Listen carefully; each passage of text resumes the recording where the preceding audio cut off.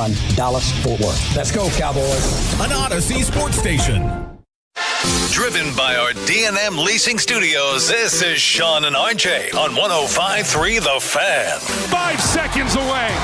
Played out, and the Carolina Hurricanes are the best team in the NHL. They won the 2026 Stanley Cup. It's yours, Carolina, and it's coming back to North Carolina. The Stanley Cup. We got a passenger on the plane tomorrow, and the Hurricanes are world champions. Voice cracks everywhere. Voice cracks. That's like Tirico with a voice crack. Yes. And then it was that... Do you think that came to him in the middle of it, or he forgot that was going to be his line about the passenger on the plane back?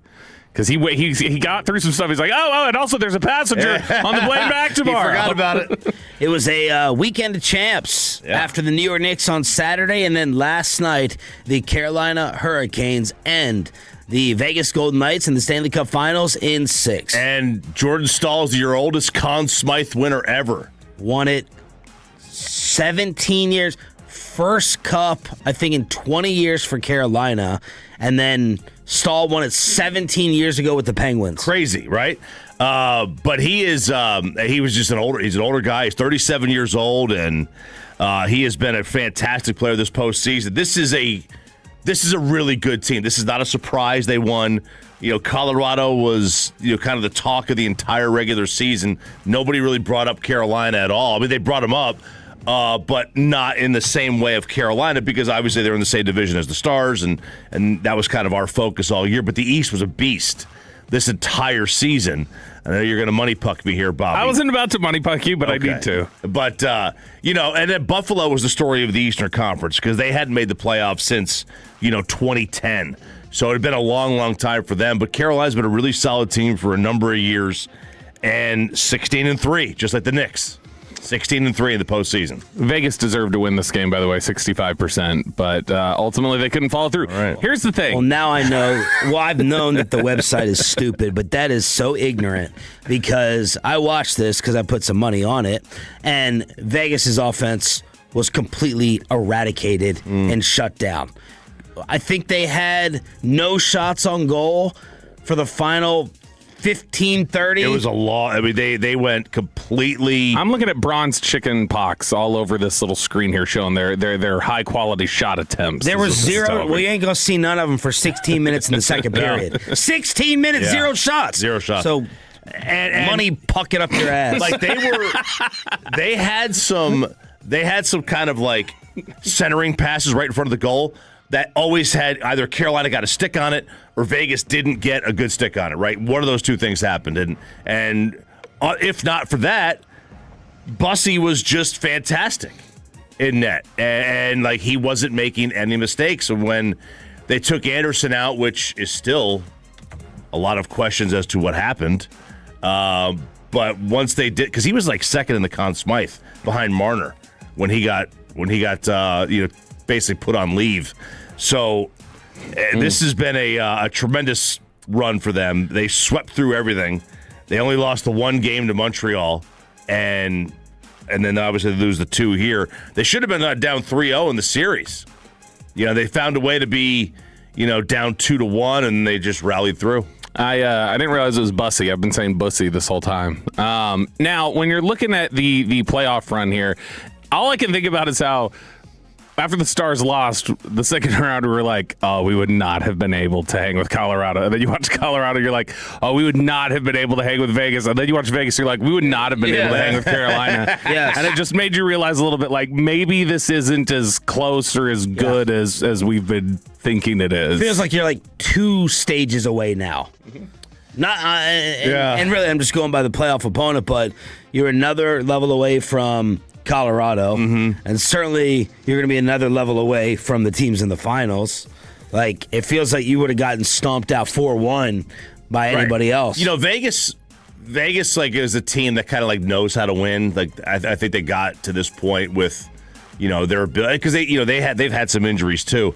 But Carolina's always there as well. They're always around. They're either in the conference finals or they'll make a Stanley Cup final run, and they've just been a really good team under Brindamore. Rod the Bod ripping his shirt off in the postgame, just showing the abs off.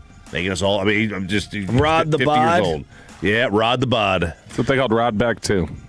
Should have gotten Right. I guess, the compliment or the niceties out of the way before the anger. Happy birthday, Bobby.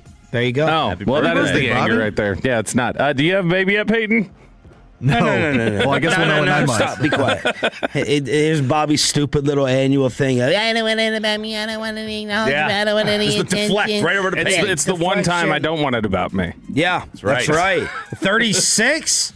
No, 37. 37. Wow, another trip around the sun. Yes. Wow, look at you. Old as hell. And the festivities? Nothing. We're not doing anything. Not even coitus. I mean, Cakes? I wouldn't stop that if it started happening, but no, I would not expect it.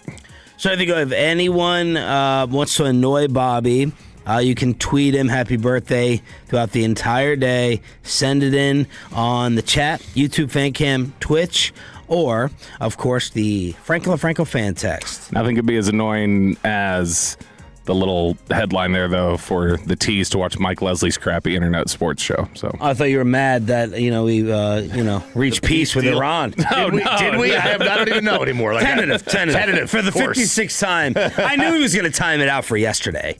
I should have gone to the polygraph or whatever it is, Kalshi or whatever, Kalshi, and said he's gonna sit there and make it on this day, birthday, UFC 250, and we're gonna reach peace with Iran. But there it is for the birthday boy Bobby Belt, number 37. We also have a champ in the NBA.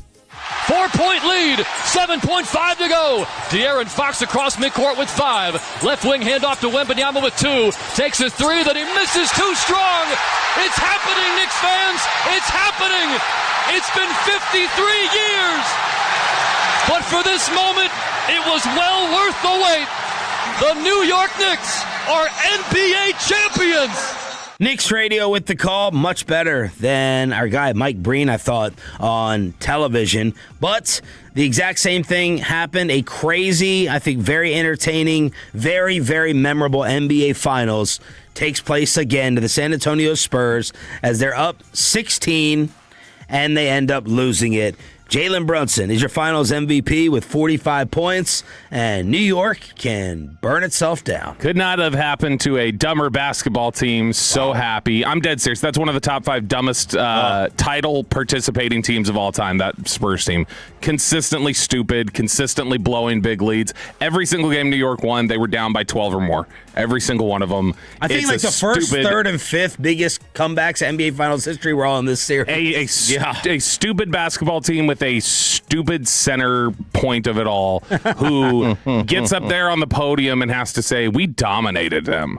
You are Kenny Atkinson. You are French Kenny Atkinson, and it's pathetic. We dominated them. And this is why your little blubber fest crying after the Western Conference Finals when you did Jack S is even more hilarious now because it showed that you didn't have your priorities in order. I can't wait to see what far east mountain you trek next year to somehow beat the actual Far East Mountain. Yeah, you conquered the Far East. You couldn't even conquer the Near East, and the Knicks are over you now. Loser. It really is freaking loser. It really is amazing how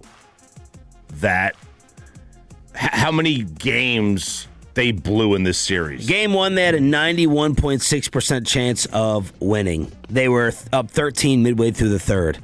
Game 2, they had a 73% chance of winning, up 2 points with 1 minute left in the fourth. Then 99.6 for Game 4, 95% chance of winning Game 5, up 10 points with 7.5 left in the fourth. It's just constant. It was constantly stupid things they were doing when they'd get up. What do you think was stupid about the clincher?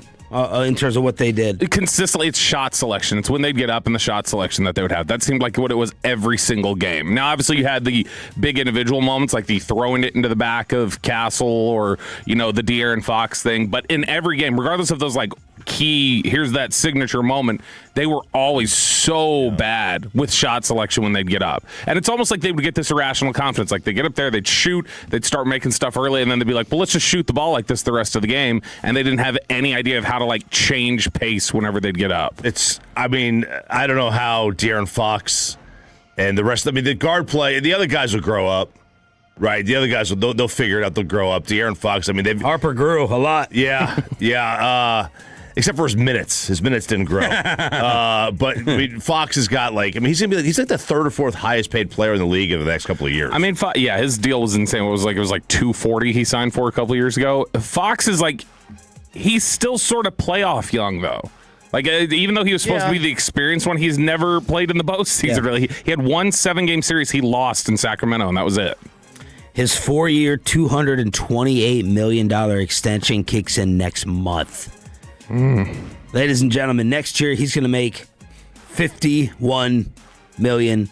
I know everyone in the NBA these days is telling you that's not a lot to live off of. It's a lot less than you think with Rich Paul and everyone else talking about their tax cuts. But 51 next year, 55 the year after, then 59, and then 63. It's about to kick in, and he, along with, I guess, the nanny from Selena back in the day, they're the two most hated individuals in San Antonio. There's been 48 total 5-game spans by teams in history where they led by 8+ points at the end of the first quarter in all 5. In 47 of the 48, the team had a winning record over the 5 games. All except the Spurs. They go 1-4. 1-4. We get two worst take nominees here out of the final game. One, you get the Victor Wembanyama saying we dominated this series and we dominated them and we should have won, just like Kenny Atkinson said.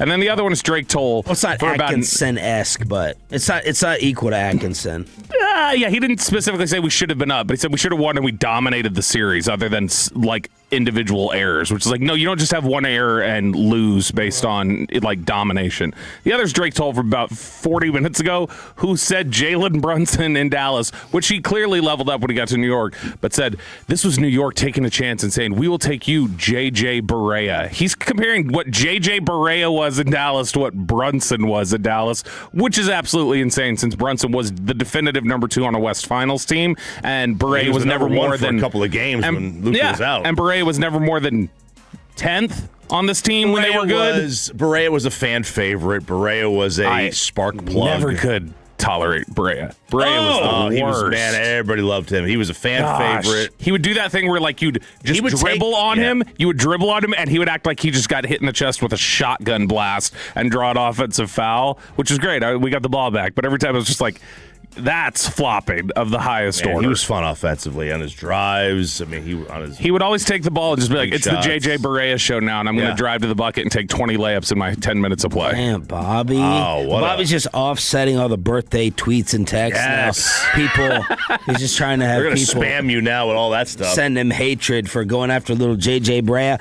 Pepe, welcome back from the Bahamas and the honeymoon. What's up, boys? How we doing? You tell us. Bahamas is the place to be, man. I tell you what. It was supposed to rain all week long. We got nothing but sunshine. We found umbrellas everywhere we went. We were never really in the sun because we just, obviously found the umbrellas. But, water was great. It did or didn't rain? It did not rain. Cloudy, but it did not rain. Why'd you find the umbrellas? Because we Mackenzie burns easily. I burn easily. I didn't want to put a lot of sunscreen on. So I was like, you know what? Let's get an umbrella. Let's just relax. I don't want to be fighting the sand or fighting the crowd or anything. So I was like, give me an umbrella with a little table at it. I'll be fine there with my pina colada. But yeah, 4 days out there. Pretty nice. All inclusive. It's how to go now. The vacation style. His honeymoon write-up is educating us on, all the drinks and all the food included. That's kind of the way to go. It's all free. You pay up front, but everything else is free. So the peens were good? Yep, peens were great. Wow. Good deal. Let's see your neck and face isn't looking too different in terms of the sun or the color. A lot of shade. You got something against a lot of umbrellas, he just said. You got something against sunscreen? What is it? No, it just, I put it on. See your arm. Hold your arm up. Oh, yeah. Because I got in the water. I was swimming around. I could see the bottom of the ocean, so that was great. Could see all the fishes and turtles and everything in there. But I was swimming around. But I was in there for 30 minutes at a time. Went back to the shade. It's just a lot better when it's 90 outside and the breeze is hitting you. You're sipping on your screwdrivers was my drink out there and pina colada. Screwdriver. Oh yeah. Ugh. So what was your ratio of pool to beach? So we only swam in the pool at the resort at night. We were ocean during the day. Because pool at night, no one's in there. So we were fine doing nice swim. The hot tub was open. So because here's the thing is What that resort did you go to? Sandals. And no one was in the pool during the day? No, they were. A lot of people were. But here's the thing is what I learned is that people go out there to claim their spot at like 6 in the morning. Yeah. They put their towels down. So we had no place to sit. No place to be. So it was like we had to go to the ocean. We had to go off the resort, basically. So, we learned that quickly, and then they upgrade our room without us even knowing. Yeah. We got like the VIP suite and everything with alcohol in it. I was like, wait a minute. Mackenzie started to pour herself a glass of wine. I was like, wait a minute. I think they're going to charge for this. They don't. Look at that. More on your vacation tutorial for the next getaway that you have from Peyton Phillip Russell. Throughout the entire morning show, we have Shakira tickets to give away, 7 o'clock and 9 o'clock hours. Bobby. We got the Texas Rangers getting 1 against the Massholes, and the World Cup off to a United States start. That's next on Sean and RJ, 105.3 The Fan. But let's switch you over to Base Power. BasePowerCompany.com/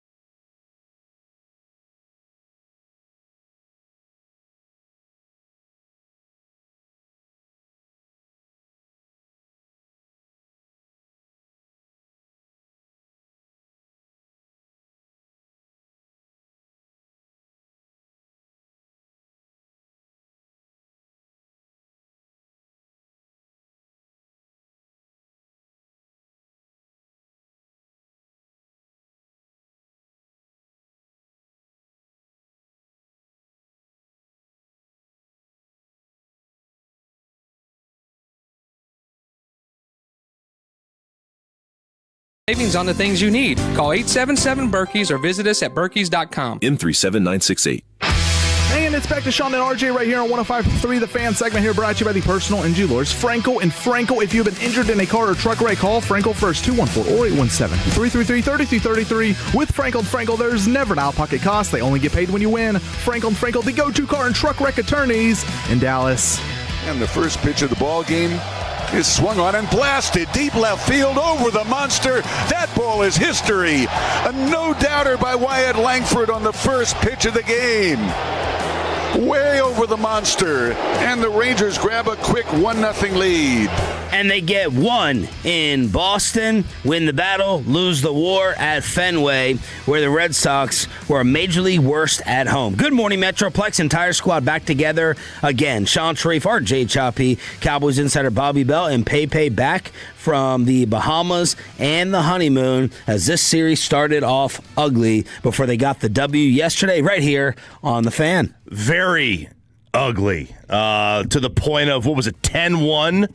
We're sitting there at cold beer and cheeseburgers like, is this thing, we thought the Red Sox sucked. Yeah, they came in losing 4 straight. We talked about this on Friday. That means they did suck, though, because the Rangers lose to all the bad teams. Right, yeah, they do. But they do salvage the final game of the series in what was probably the best atmosphere of any game in the regular season across the entire sport. And why was that? Because the Scotsmen were there. My people, my countrymen. Oh, well, I'm a lord, remember? Oh, okay. See, Lord Choppy. Yes, I have my plot of land. Dual citizenship. I have my dual citizenship. I don't have a passport. I have the U.S. passport. But, I have a plot of land, 1 foot by 1 foot. 1 square foot of land. No, everyone was talking about that being an amazing scene yesterday. Yeah, and, watching the World Cup over the weekend, you see just how different the atmospheres are. It's awesome. It's nonstop. And they were doing that yesterday. They had a lot of, because Scotland was, they played the day before against Haiti in Boston with Foxborough, and now they were there at the Sox game, and it was just really a cool scene. Really, they're singing their songs that they sing. I got to learn them. As a Scotsman, I've got to learn them. But that was awesome. And Bobby, the Rangers doing this despite injuries. Evan Carter goes down again, and Corey Seager misses his 3rd straight game because of the collision that I talked about Friday at the Firehouse in Mesquite, where I had a problem with Corey not running hard from second base. He's half-assing it, and it leads to a play at the plate. Well, the ribs and the jaw were a little bit beaten up, according to Skip Schumacher. So Seager apparently is day-to-day, missing 3 straight. Yeah, and then with Evan Carter, like you mentioned there, on top of that, that's kind of your most predictable, other than Wyatt Langford. That's your 2 of your 3 most predictable guys that are going to get banged up and get hurt. And I'm glad you said predictable, because I'm tired of, and our guy Brett Boone every other Wednesday has not. It's all of us. It's not a well for me. He has not come on and said this, but he did a lot last year. We just got to get healthy. We're just getting unfortunate. It's not unfortunate. It's expected. It's factual. You're gonna have Seager and Carter and maybe Langford miss some time. You've gotten lucky with Jacob deGrom health-wise over the past season and a half. There's no more. Chris Young cannot come on here and say, we've been bit. No, you got bit 2 or 3 years ago. You just haven't removed the tick. Yeah. The tick ain't going anywhere. You got bit because you signed guys that, or in Seager's case, you signed guys who've got injury history, and then other guys just haven't. Yeah, I was gonna say Langford and Carter. We're not necessarily it's not like, oh yeah, it's going to be a slam dunk. Those guys are going to be hurt. Until recently, it's not like they wouldn't acquire guys who are banged up. They developed guys who became banged up. But you mentioned that they were the worst team in the American League at home. That was April 8th was the last time that the Red Sox had won a series at home. It had been 9 weeks. Oh!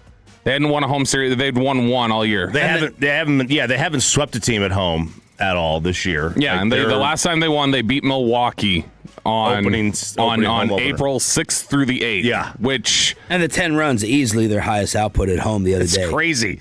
So that's the Red Sox, but the Red Sox score at home, but they have historically. That's a good note, though. That it's been since April 8th, but now you hold the distinction of being the only American League team that they have beaten at home in a series this year. So congratulations to the Texas Rangers. This is what they do for some reason. This is what they're doing, though. They're losing series to bad baseball teams. Yeah. And then it's so bizarre to see them play this way. They're back to just a game under 500. Yep.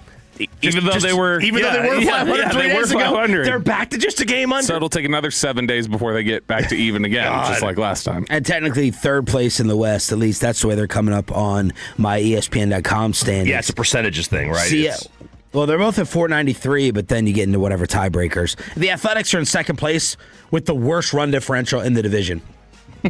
They're at minus 51. The Rangers are at plus 6. The Mariners are at plus 20. Then you got minus 39 and minus 38. The poor Angels. They have the worst run differential in the American League. Yep. In the American League. Yep. And outside of Cincinnati, San Fran, and Colorado, the worst of the sport, and they're in second place. It's a hell of a thing when you can have Nick Kurtz swinging for you and doing what he does. Supposed to be another gift tonight that they haven't been taking advantage of. It's Minnesota here on the Fan. They're minus 42 with their run differential. They're 7 games under 500 at 33 and 40. The struggling Mackenzie Gore will be out there on the mound as Nate Dogg got his win yesterday. So that'll be 2 out of 3 then that they'll drop to the Twins. Maybe a full clean sweep with as much as the Twins have struggled. Let's see. They're facing TBD tonight, right? TBD, an undecided pitcher. They struggle against TBD pretty consistently. That's a tough road to hoe. Let's get to the perfect start for Team USA. Now here they go. They try to double team the United States. Good luck with that, buddy. Now here they come. They're so close. He shoots. He scores. Paraguay is so bad. They scored on their own goalie. It's 1-0 USA early.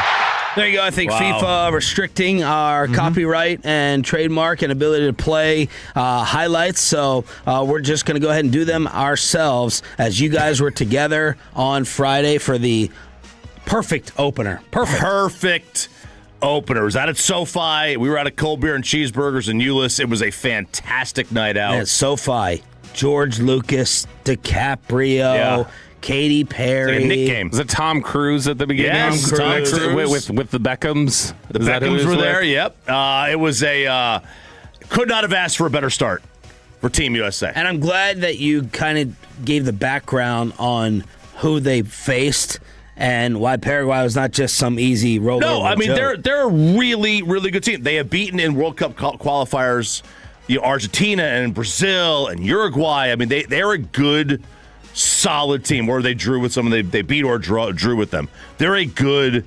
solid team. This was an eye-opening performance. Like, everyone is looking at this like, wait a second. What just happened here? Like, this was not something... Like, you could expect them to win the game 2-1, 1-0, 1-0, maybe earn a draw. Going out there and putting up a 4-1 spot could have been 5-1 if not for an offsides called back, which I'm not sure that offsides really even impacted the play. That was a really, really tremendous performance by Team USA. And not many people expected it like this. Like, I don't think anybody did. I don't even think. What a great job! I don't think Tino expected it like this. It was a great time watching the match there on the pitch, or however it's said. But I like Peyton's call. I thought Peyton's call was strong. It was obviously a great. You get the strong open with the national anthem from Dan and Shay, which was getting commentators emotional or something, I guess, that I had seen, and then of all rolling in there and dominating. To select for the opening anthem, it's Dan and Shay. Were you standing by us during the open? Yes, I was. So the anthem starts playing on TV, and Stephanie, our sales girl, walks over to Fred and Lucius, and she goes, guys, show some respect. Take your hats off. And I turned to her. I was like, Stephanie, you were literally talking to the only 2 service members at the station and telling them how they need to show respect. And was she talking to him during the anthem? Yes. During the anthem. And then we found out what it was. It was just she wanted to hear Dan and Shay sing. And so she was like, come on, take your hats off for Dan and Shay. So yeah, I think they were featured heavily in Nashville at some Christmas show we went to at the Grand Ole Opry. A lot of Dan and Shay. So I was like, oh, there they are. But I mean, everyone was caught up in this. Was the USA fever? It was, and even my neighbors. Now, my next door neighbor is a big Argentina fan. He's from Argentina. He is all in. He's obviously he's going hard for Argentina, but he's all in on this. He's like, this was a butt whooping. I mean, they trucked him, and they really did. And now they got Australia coming up next, and Australia Friday. Australia poses their own problems. They won a game over the weekend where they only possessed the ball about 20% of the time. So they play that style where they want you to they're not going to let you get anything, and then they'll just take their chances, when they can get them. It's a frustrating style. So they pose their own problems, but there's no doubt when you have +3 on the, on the points, and then you got your 3 points anyway, but you're +3 on the score differential. You should be excited after day one. 601 said nobody has scored with a bicycle kick, so I'm not impressed by the World Cup. And then 817 wants us to realize that you can't forget Mia Khalifa was also at the game. I didn't know if that was real or not. She was sitting next to supposedly Emily, is it Radikowski? I still don't know who that is, just that she's very attractive. There you go, Pepe. Her and her husband. Mia Khalifa's married? No, Amrata. Amrata. Her and her husband did not engage in relations for a year after the baby was born, and he skipped town. Whoa. Yeah. So Mia was giving her tips. Maybe. Netherlands, Japan. Netherlands living up to the fan hype with that scene yesterday in Arlington with the orange sea, the orange wave, whatever it is. That was crazy. And then Team Japan going viral for their fans with the tradition of cleaning up after the game. The exact opposite of what's taking place in New York. Yes, the exact opposite. You got Knicks fans and you got the Japanese fans waving their trash bags throughout the game in Dallas Stadium to say, we're going to clean, we're going to clean. And they did. And they did. With Jameis Winston helping. Right, and then you see Jameis Winston at the Mesquite Rodeo. And then you see a photo Tolbert. of the Japanese locker room, and they had cleaned the players had cleaned the locker room up. They had folded all the towels. They'd put them on the table, spotless. It's leave it better than you got it.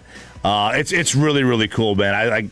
I was so glad that Fox showed that and that drew the attention, because it's something that needed to have the attention drawn. You have champions being crowned, World Cup being played, and UFC 250, along with Pepe back with his report on the Bahamas. Next on Sean and RJ, 105.3 The Fan. But I saw all the business, a lot of these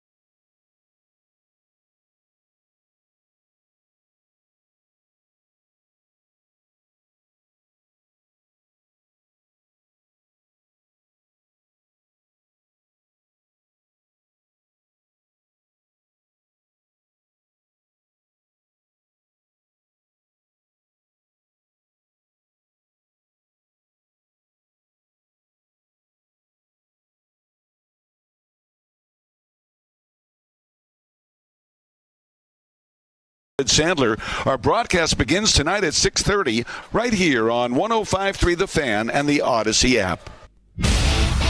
And it's back to Sean and RJ right here on 105.3 The Fan segment here, brought to you by Classic Chevrolet. If you're in the market to upgrade your vehicle, get to Classic Chevrolet in Grapevine today. The #1 Chevy dealership in the world 3 years straight. They've got more new Chevys than anyone else, all priced to sell. Visit ClassicChevrolet.com. This is Texas. This is Classic Chevrolet. Together, let's drive, relax, enjoy the difference. Based on new Chevrolet registrations 2023 through 2025. Big knee by Gates late, round 4. He's in serious pain from that shot to the body. That knee hurt him bad. And that'll do it. That's it. He's done. And new undisputed heavyweight champion. Oh, my goodness. Justin Gaethje with the ultimate career capstone at the Worlds. Paramount Plus with the call of a delayed UFC 250 taking place in front of the White House last night. Good morning, Metroplex. Sean, RJ, and Bobby with you with a Shakira ticket giveaway coming up. Listen, I would love to be able to break down the fighting, but I only watched the between fight festivities. Outside of the Derek Lewis fight, I watched that and I realized, hang on a second. So wait, you went back during the non-fight action. Yes. Okay. All right. Yes. We're going opposite here. I tried to watch the Hokit Derek Lewis fight. And when Hokit had him in the armbar and I saw his elbow, what looked to be hanging for dear life, and he somehow got out of it, I was like, God, I just can't do this. Now I realize why I just don't want it. It's just too, for me, listen, I understand if you love it, and I know plenty of people do. It's not for me. I agree. It's gruesome. It's so gruesome. You're very squeamish, though. I'm not, maybe. I've seen things. I saw a woman lose her hand. I'm sorry, I saw her lose the skin off her hand. Yeah, that's not the same. I saw her get degloved. Pretty bad. It's pretty bad. It's scarred into my memory. So I can handle it. But I was like, the scene was pretty cool. All I know is whenever I've you guys know, I like to show people videos on my phone. And so whenever I was showing Chop one time of look at this. This is an antler. Look at this lion, capture this zebra. You freaked out at that. You're like, I don't want to see that. I don't want to see a zebra get killed. And you were waving it off. And so I think there's a squeamishness. I'm okay with that. It's the other ones that where things are being forced into something. That's the one that throws me off. I do not have Paramount Plus. I do think it was a little bit ironic that the president is sitting here calling out the National Football League for making us pay for NFL games. Meanwhile, UFC 250 and all patriotism and Mr. America time, we had to pay for this. But I was not going to pay for it. But I was getting the updates through the group text, and I know we had a flyover. I was interested in the presentation of it. I wanted to see the scene of it. I was kind of lukewarm going in. I was like, all right, I wonder how this is going to be. And then once it turned nighttime and you see the lights. It's a cool backdrop. It's a very cool backdrop. It's hard to say that wasn't a cool backdrop. It was very, very. And then when they were doing the introductions, okay, they did the introductions, and then you know how they usually show the fighters walking through the tunnel to get to the arena with Morgan Wallen, right, or and Goldberg, they'd knock on the Goldberg door, and he would come out, and he would walk through the tunnel. Well, they were walking through the White House, and nobody ever gets to go in the White House. Nobody knows what it looks like in there. I was very interested as to all right, what do I get to see? And then you're seeing all kinds of different rooms, and that was very, very cool. I expected more wainscoting in the White House. I thought there was going to be a little bit higher, but that was awesome. Joe Rogan was skeptical about this event as well while previewing it on his pod. The White House thing is odd. I don't like it. I don't like the idea of fighting outside at all. Well, there's problems with it. And then done it too many times. June. Yeah. And it's D.C., and we looked it up the last time, last year, same day, it was 100 degrees. Yeah. Oh, That's hot as You add the lights. Oh, yeah. Yeah, the lights. You add the lights. Yeah, that attracts bugs. They were talking about maybe using fans. Is that enough? No, it's not enough. Bug strips everywhere? What are you going to do? How are you going to stop the bugs? I just don't think that you should compete in a world championship fight in a non-controlled environment.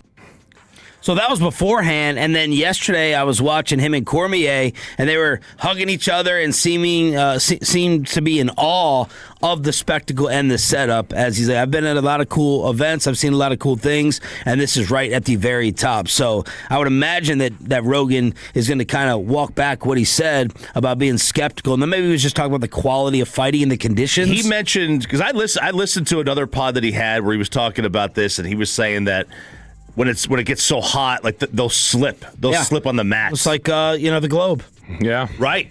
Too much humidity inside the globe. Right. And they might slip on the mats, and is that great for a world? If you get a guy who slips and falls, and all of a sudden the other fighter pounces, is that great for a non-exhibition? I understand that, but we have also seen they had the Super Bowl in New York. It could have been raining. It could have been snowing. It's the spectacle. It's like these guys want this better, and it certainly lived up to. It was cool. Once the lights went down, or the sun went down, and it was pitch black. I mean, it was pretty cool backdrop. Dana says this will be the last fight we ever do here. Quote: I can't afford it. There's no effing way we can do this again. I think I saw that they lost like $30 million doing this. Wow. Yeah, they took a bath on it. I mean, I imagine there wasn't that many fans, right? You only had a lot of them were military. They probably didn't pay, right? I doubt they sold tickets to this. Building the structure, the security. Yeah. Because they weren't allowed to dig into the White House lawn, so they had to bring all this extra weight to keep the structure down because you're not allowed to dig into it. I wonder because I tear up a lot of other things in the White House, but I guess not. I wonder can't put a cage down. I wonder what is under the White House lawn? I'm sure there's a bomb shelter under there, or some kind of a bunker. Epstein stuff. Who knows, right? You never know. Digging in. That structure was massive, though. They were building that thing. It felt like they built that for about a month. Seems like from a production and a presentation standpoint, it was very, very impressive. Those are the reviews that are coming in. Jake on the Franco LaFranco fan text. Amazing card, very patriotic. Plus, there weren't any boring fights, with most ending through knockout. The card could have been history if they paid Bones. So, Bones Jones, of course, not participating. I guess Sean Strickland got escorted out as he tried a little stunt to go ahead and show up. So that was UFC 250 last night. Give us your review at 877-881-1053. Pepe with his review of Honeymoon and the Bahamas. That's right. Me and my now wife, Mackenzie, no longer fiance. I know I got this gold ring on my finger that I got to somehow figure out how not to mess with. You've been fidgeting? I take it off and put it on every other finger, and I'm like, and that's the thing is when we went to the Bahamas, I wanted to wear my ring, and Mackenzie was like, well, I'm going to wear a fake ring. I'm not going to wear, the 3.17 karat diamond ring that I got her. She didn't want to bring it there to the Bahamas. I was like, all right, I'll wear the fake plastic one and whatnot. So, I mean, and I didn't want to lose in the ocean anyway. So we made the smart decision, just left the real rings at our home. But yeah, we were out there, the Bahamas, for 4 days. Probably should have gone an extra 5 days. I was worried because extra 5. Yeah, well, okay, to a fifth day, I guess, not extra 5. But yeah, because I didn't know with the all inclusive, people worry about maybe by day 3.5, 4, you're bored. You already did in the pool, ocean, back and forth. Yeah. The drinks aren't hitting the same. You're drunk all the time. And some people said that we were reading reviews before I booked this place because Mackenzie was like, "You're in charge of the honeymoon. I'll take care of the wedding. You're in charge of the honeymoon." I was like, "Okay, Vegas it is now." But no, she didn't want to do that. So, but yeah, the all inclusive resort was the way to go. And we were talking, Mackenzie and I, on the way back.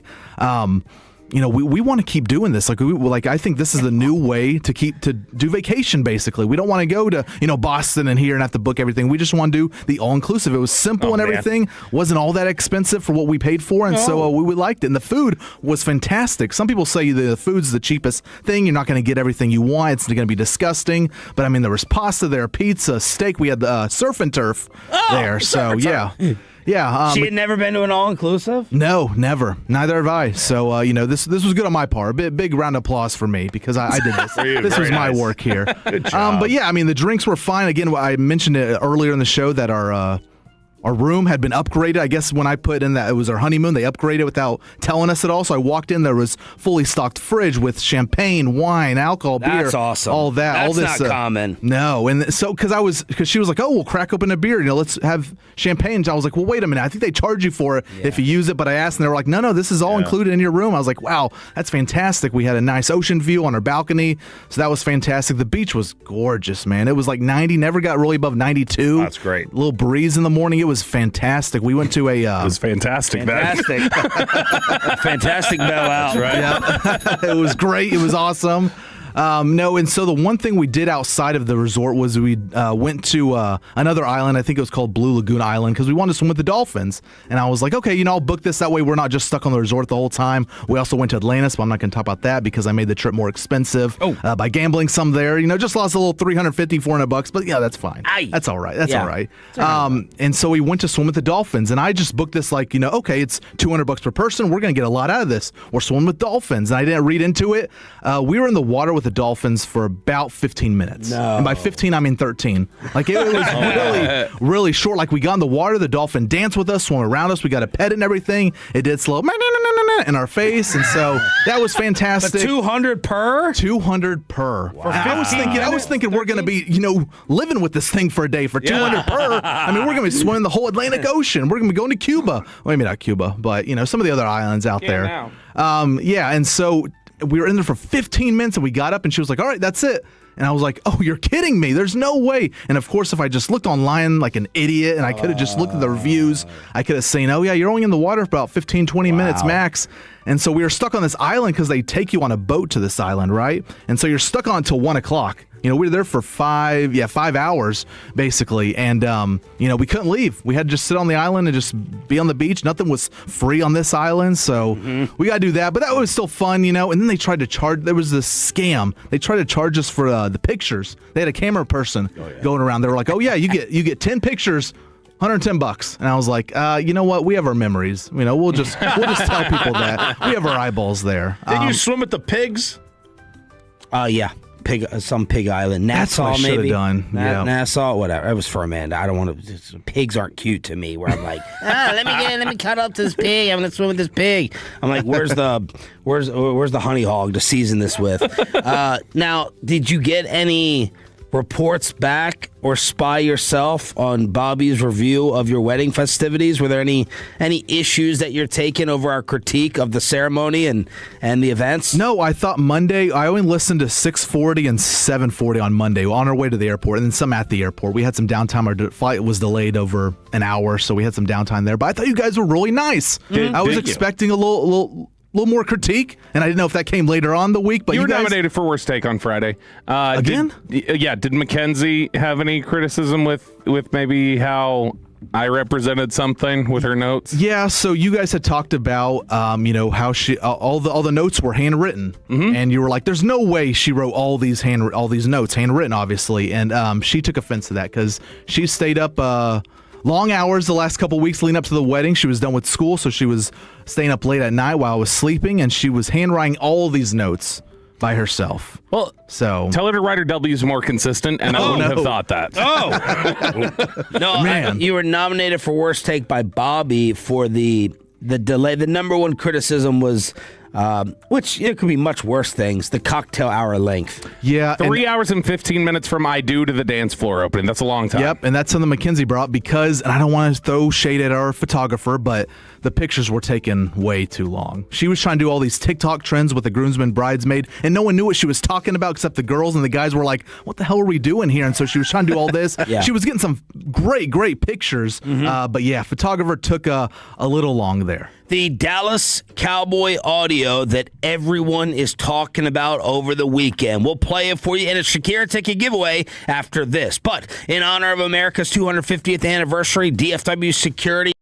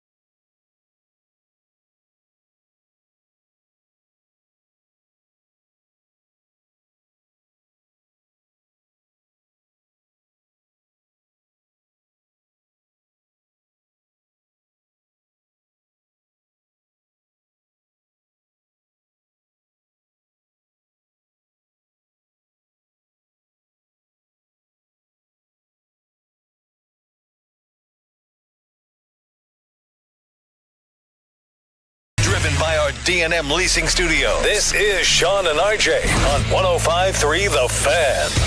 Good morning, Metroplex. Thanks for turning it on, leaving it on. In order to hook you up, we want to get you some Shakira tickets in the 7 o'clock hour and the 9 o'clock hour on the Bobby Belt birthday show, turning 37 with the headphones breaking and falling to the floor. Pepe is back with us from the Bahamas honeymoon on Sean and RJ. You think for my birthday, Spittle will allow me to go through that list of 100 women again? Oh, no.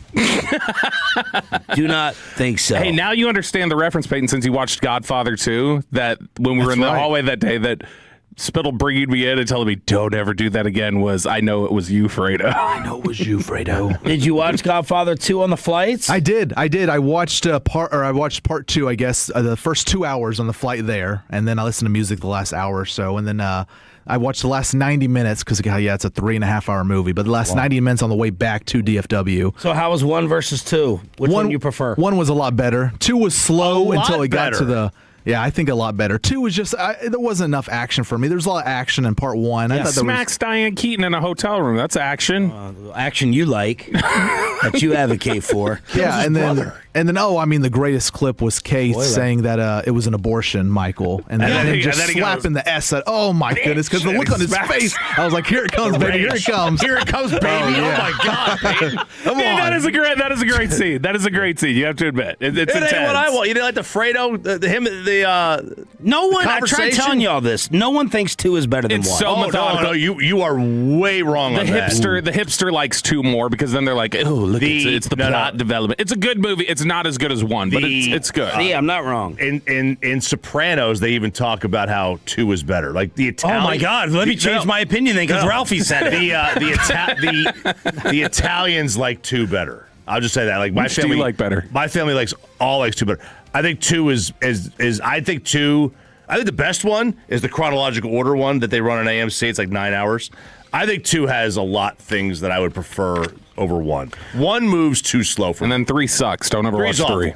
3's awful. All right, so there's Christian Parker audio that a lot of Cowboy influencers lost their minds over the weekend. DallasCowboys.com wiring him up at practice. Bobby, why all the love for this? I was looking forward to you explaining your theory as to why everyone was just going crazy. Is it just new? Is it just hope? Is it just football? Well, some of it's hope. Some of it is obviously just... people have been so psyched to get Christian Parker here and what they've made up in their mind he already is. And so I think being able to hear it mic'd up and being able to see him connecting with players, I think there's a lot of stuff in here that's really encouraging. And if you've ever been out to a practice before and seen the way coaches coach, a lot of times it can be very wooden, or it's very it's loud and it's very drill sergeant like. Yeah. And I think the reason why it excited a lot of people was seeing connection, specifically the way Downs takes to coaching, the way that he and Downs interact, the way that he's talking to other players, the way that he seems to relate to them and have that energy. I grabbed 2 clips that I wanted to get for radio purposes. It's best to watch it. Go and watch the drills and the action and the coaching and the teaching. Here's part 1. They got me wired up so I can't talk the way I want to talk to him. I'll say that for later. I was in the trenches with this guy. I was there when he got baptized the first time coming in the league. 21 draft class. Not saying you got folded. No, I'm saying getting introduced, indoctrinated. Came here was dragging. You built different, dog. Built different. We're from Carolina, man. You just speak clean and use your length. Use your length. Boom. You don't have to have, boom, boom. There you go. 34-inch arms to use your length. You just got to have timing to strike. Just like you boxing, before it gets really up here, you're going to throw that check, you're going to throw that jab to keep him off you, right? Yeah. So it's the same thing. If I'm pressed and he goes, like he starts dancing, I'm just going to throw it. If we're just trying to just mirror with our hands behind our back the whole time, we're at their mercy. You know what I'm saying? He knows where the ball's going. You got to use your feet, which you got good feet, but you don't want to have to use only that. Use your weapons. Yeah. Perfect. Exactly. That's one of those things where John Owning was in love with that in terms of you don't have to be the longest to use your length. So it's something where we're not far removed from Amari Cooper being damn near run out of town because he just asked why. Why are we doing this? Why is it this way? Why is it like... Why do I have to take this needle? Yeah, well, there's that too. Coaches don't like a lot of times being asked why. He and Sanjay Lal did not get along. That was a you need to pick somebody here, and they picked Amari Cooper, rightly so. But it was a did not like being questioned. Like, felt like, how dare you? Christian Parker is the very opposite. Christian Parker is like, I will show you the why. I'll tell you how. I'll tell you, like, more than that, you don't even have to ask. He wants to explain it to you, because everything we've learned about Christian Parker is his entire career trajectory has been the why. He wants to know why, and he wants to share with other people why, and I think that's a big thing. And I don't think that he was being composed and calm because he was mic'd up. I think this is how he coaches. I went and listened to some mic'd up audio in Denver back in the day, and it's just that calm. You know, you're not getting Greg Williams. You're not going to get the usual yelling and screaming that you're used to from your special teams coach or your defensive coach. And I really like this clip with Overshown wearing the green dot, and this is Christian Parker talking to him through the headset over and over and over again about the C word. All right, over-communicate.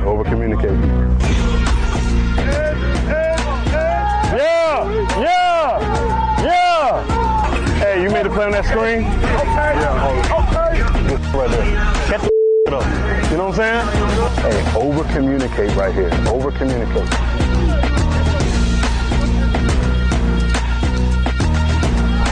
Scoop it up. Hell yeah, Demo. Yes, sir, Demo. Yeah. Hey, we got OPI. Bring them back. Bring them back. Bring them back. Scoop it up. There it is. There it is. And he just kept telling Overshown, over-communicate. Which that's what Dak was talking about that we had last week, where Dak was saying the thing that stands out is just how loud they are.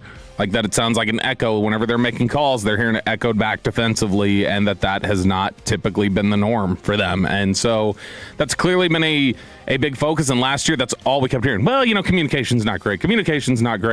And it just was unnerving and seemed impossible that professionals, on that side of the ball, however many of them were on the roster, 25 of them or whatever, couldn't figure out how to communicate with each other play to play. And I'll never forget the last game of the season when they break the huddle, or one of the last two games of the season, whatever it was, and Malik Hooker and Trayvon Diggs are talking to each other, and Malik Hooker's having to, as the huddle breaks, stop down and slap his hands together, like, dude, do you not understand what I'm saying?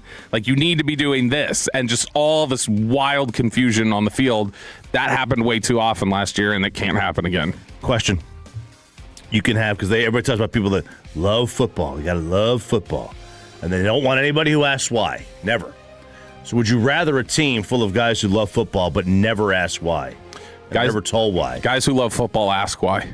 Or guys who really, really like it and always ask why. I think guys who love football ask why.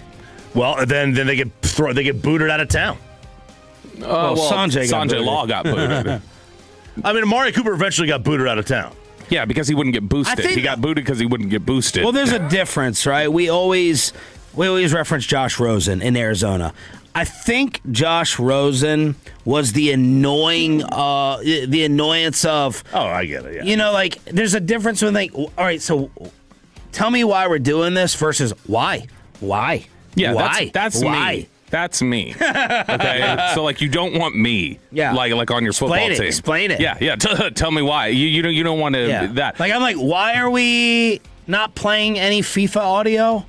Right. What? Why is that? But then if I ask 10 more questions in the hour in our post-show meeting, that's going to be annoying. And you got to say, Sean J. Law. Yeah, if you ask that question and then say, well, did you do this? Well, did you do this? Well, did you do this? Yes. I understand. That's the annoying part. And I think that's the thing. I think they feel like asking questions shows an appetite for football and a love for football. It's just, how are you doing? Are you condescending, or are you looking for information and education? Trying to be annoying or naturally inquisitive. And then you have him and Caleb Downs, which you really liked at the end of this. Before we move on, this is Christian Parker, DallasCowboys.com, mic'd up. Not the audio, Bobby. You just explained what you saw with him. When you hear them teaching, when you hear him talking to Caleb Downs and you see Caleb Downs being receptive to it, I think it shows that there's two different things here. One, it shows that Christian Parker's got a lot of skill as a teacher and somebody who, because it's them working off to the side by themselves, like at the end of practice. And I think what you see is the skills on display of Parker's ability to connect, to communicate, how he puts his ideas forward and how it's taken in and absorbed by players. And then the other is just Caleb Downs as such a high-level thinker and processor and things like that, still being willing to stand there and take teaching. And not only that, put it into practice. Jason Garrett has told the story before of when they knew they had something with Dak Prescott was they had never seen him really do anything under center. He had never really done it before. And so he was in there for rookie minicamp, and he was taking his first drop back from center, and they were having him hand off the ball.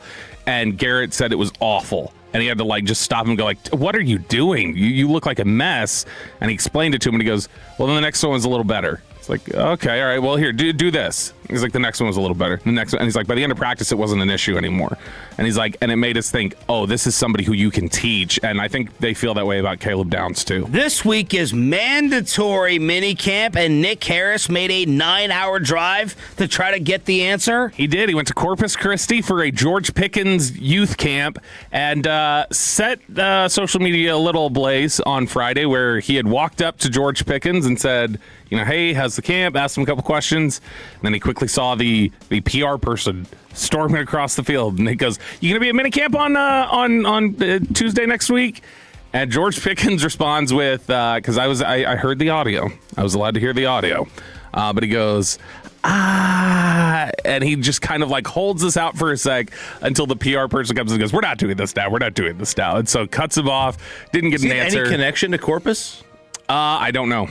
I don't know if that's just that's where pro camps wanted to send him or who he was working with or whatever, but he did it. And it was hard to tell if that was an should I answer this? Or if it was an I don't know if I'm going to be there or not. So now it's introduced. I'll tell you this. Shoddy talking about it last week compared to the week before sounded like a hedge. Yeah. It sounded like he was a little less certain that George Pickens was going to be here this week. Expects him there, but whether he's there or not. No, he's hoping. Yeah, now it's hope. That's hope. Yeah, which hope can work. It won an entire election in 2008. Yeah, but Schottenheimer tried to say that hope and expect are the same, and they are not. So that was Shoddy. They are not. That was Shoddy getting caught at his presser a little bit. They're two very wildly different explanations of expectations. And then awful story as the news came out that Alden Smith passed away at the age of 36. Yes, and the story behind it is even more crazy. So, obviously, the death is what obviously tragic, and then you go back and you look at what a great player he was and the rocket ship trajectory that he was on the first couple of years of his career. His second game ever, I had to go back and look at this. That was the Jesse Holly game, and you and I remember we were doing pregame. We were out at a bar. I can't remember what bar it was. Doing that game, and just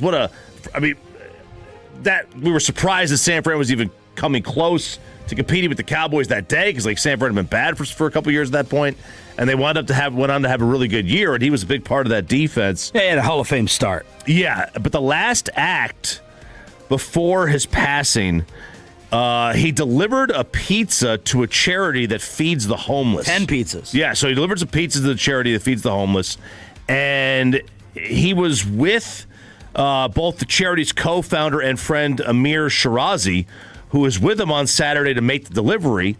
So what happened is that he went inside. So they bring Shirazi home. He steps out of the truck. He goes inside. He comes back out, and he finds him slumped over. And he does not believe that it was foul play.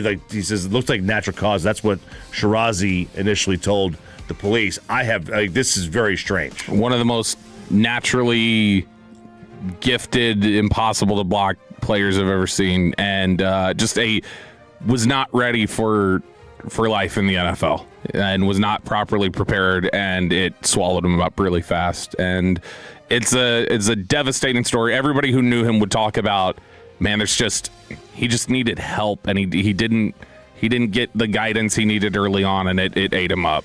Alden Smith passing away at the age of 36. There's audio from him at a barbershop a short time ago saying that it was a rough week, and he was kind of going through it. So terrible news over the weekend about the former Dallas Cowboy. Let's hook you up for turning it on, leaving it on. We have a Shakira ticket giveaway. Is Jalen Brunson the best free agent signing ever? Is he the best Knick ever? And was this the best run ever? New York wins the championship. Commercial free on the Expressway with Shakira tickets next. But let me give a big thank you and props to everyone who rolled on out to the Addison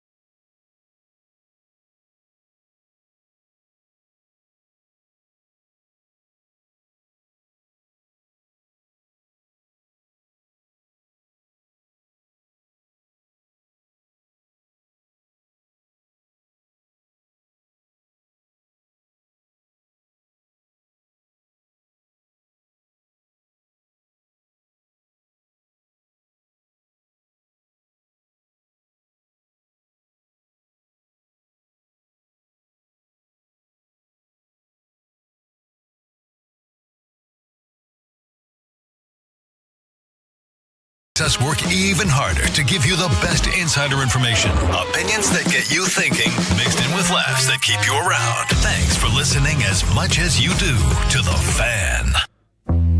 And it's back to Sean and RJ right here on 105.3 The Fan. It is the Expressway right now on The Fan, and it's brought to you by the On-Time Experts. Under 5 to play. Brunson looks, Brunson drives, Brunson shoots, ties the game. 10 straight points. Mike Breen with the call. The New York Knicks and the 53-year drought. Jalen Brunson ends all doubt as to who the finals MVP is going to be with 45 points as they overcome another double-digit deficit, down 16. There were 37 points scored in the first half. A 37-point first half, and the New York Knicks win the championship. How would you describe the team? The New York Knicks championship team is made of what? I would say tenacious. They're cockroaches, man. Just like their fans. You can't kill them. Yeah, Spoelstra had said that like during the season, earlier in the season. It's really amazing. Like they were down every game. You know, I heard an analogy, and you would remember this, probably would. When Greg Norman was leading the Masters in 96, he had like a 6-stroke lead going the final day. The only guy that really, in the whole sport, that would have been able to complete that comeback is the guy that was right behind him, Nick Faldo, because he was just like this tenacious dog. And the moment you gave him a little bit of an in, he was going to take it. And that's exactly what the Knicks were. It really is remarkable. Like, they had no business winning some of these games. Yeah. Absolutely game 4. Right. But, I mean, you're down in every game. You got a 71% chance to win every game. Yeah. 90-plus in a handful of them, and they lose them all. It's remarkable how bad. If the Spurs wound up coming back and winning this series, they would have had to win 6 games to win 4. Because they won. I mean, Kenny Atkinson said they should have won 4-1, but they won all these games. Like it's remarkable how well San Antonio played, how much they had a lead in 72% of the minutes. They led for 72% of the series. The Knicks led for 24%, and then 4% was tied. That's dominance. And you lose, and you get wiped. You get a gentleman's sweep. The storylines that go along with it are storybook. Brunson and his dad. The Villanova Knicks with all the college teammates. Mike Brown is going to get forgotten in this thing outside of New York for being. He's a retread. He's one of these recycled coaches. Oh my God, you got Mike Brown. Whoop-de-doo. Why did you fire Tom Thibodeau? How's Mike Brown going to take you to another level? So great for him. You got the dad, and you got the college teammates. So it's all there for that storyline. And of course, Jalen Brunson is going to be the star of all of it, and myself included, I had similar sentiments back when he signed, and the internet did not forget. And for what? To go all in hopes of signing Jalen Brunson? And I worry that they're gonna look at Jalen Brunson and they're like, wait, we spent $27 million a year on this? And by the way, he's not a 1. I'm not even sure he's a real 2.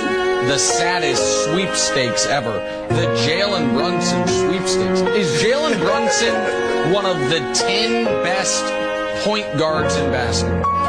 Maybe he's 10. I don't think he's top 10. I mean, he might not be top 14. I don't think this is a move that puts them into playoff contention. It's got to be something in addition to Jalen Brunson. It is not going to be the type of player that elevates them into contender status. But, I mean, do we think Brunson is a guy that is going to bring them to a second-round playoff series? He's not. I don't love the Jalen Brunson signing. I think it's too much money. And I think if anybody screams potential bust in this class, to me, it's Jalen Brunson going to the Knicks. So that was the local and national media, and I was questioning it. I was like, this guy won't be in an all-star game, and it was too late to go back and delete that tweet. But one of my top 5 worst takes, and you think about this rise along with like a Sam Darnold. We're getting some surprising breakout champions here in the last couple of years. Yeah, I mean, Darnold's more surprising from that standpoint, like, because... Yeah, Darnold's also less sustainable or less real, I feel like. Yeah. Like, Brunson's a better player at what he does than Darnold, but Sam wasn't Trent Dilfer totally along for the ride. No, not at all. Sam was discarded. Sam was where Zach Wilson is. Yeah. He was just like now going to be a career backup that would bounce around. I think this is going a bit far, but a lot of this is interpretation and subjectivity. Charles Barkley had been saying it. If it happens, then we now have to say this, and Shaquille O'Neal on ESPN agreed. Charles, I owe you an apology.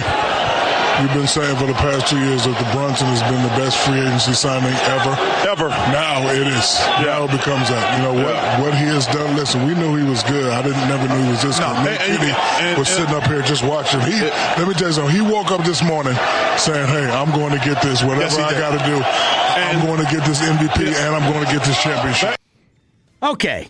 How are we defining this? Because Brunson's dad, he was actually giving the best takes on ESPN after they won the championship because he goes, by the way, I know you guys are doing this best free agent signing stuff. It's kind of like Barry Sanders' father sitting there with Barry and going, you're not the best running back. Jim Brown's the best running back of all time. You're not the greatest New York Knicks ever. Patrick Ewing is. And you're not the greatest free agent signing ever either because that's the big fella right there, Shaquille O'Neal. So however you want to define it, in my definition, no Jalen Brunson. You could say the most surprising outcome and breakthrough of a free agent signing ever, but you're not a better free agent signing than Shaq, LeBron going to Miami. LeBron go to Cleveland.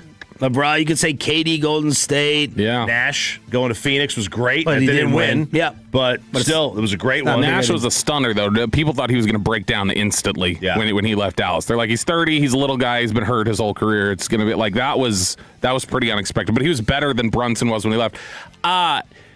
It's surprising, like him becoming what he became, because universally, that's why I don't think I'd love to jump and say this is just an awful take by you, but I can't do it. I have to be able to say I got to be FAF just like you, okay? Uh-huh. And the reality is that when it's universally about Brunson going to the Knicks and how he wasn't going to break out like that, like it was an overvalued player. It was universally thought that way. When someone overcomes universal analysis that this is a bad signing, that means you just defied everything and you rose up above something. That means that all the information we had at the time said he wasn't going to be this. Yeah. And so he's basically reversed fortune and changed everything in terms of how everyone agreed he was capable of. Casual fan, really in-depth, and analyst, whoever else, players, coaches, they all thought this was a ridiculous signing, that it was too much money, and he proved them wrong. Yeah. And then he rose above it. And I'm just trying to think who else has done that in sports history. Like, if you go back and watch a Shaq Orlando 30 for 30, whatever that was called, I think Orlando didn't offer him the max. They were insulting him in the local papers. Like, that is stupid management. I don't think the Mavs were stupid. Now, maybe, they didn't go back to the table in time because, and I don't want to relive all this again because I know everyone has put up the tweet, same draft class, drafted same time. Blah, blah. I know. They fumbled it. They lost the bag. They fumbled the bag. But Jalen, despite what you may think, that he was inevitably going to New York, was like, no, I said I'd take this.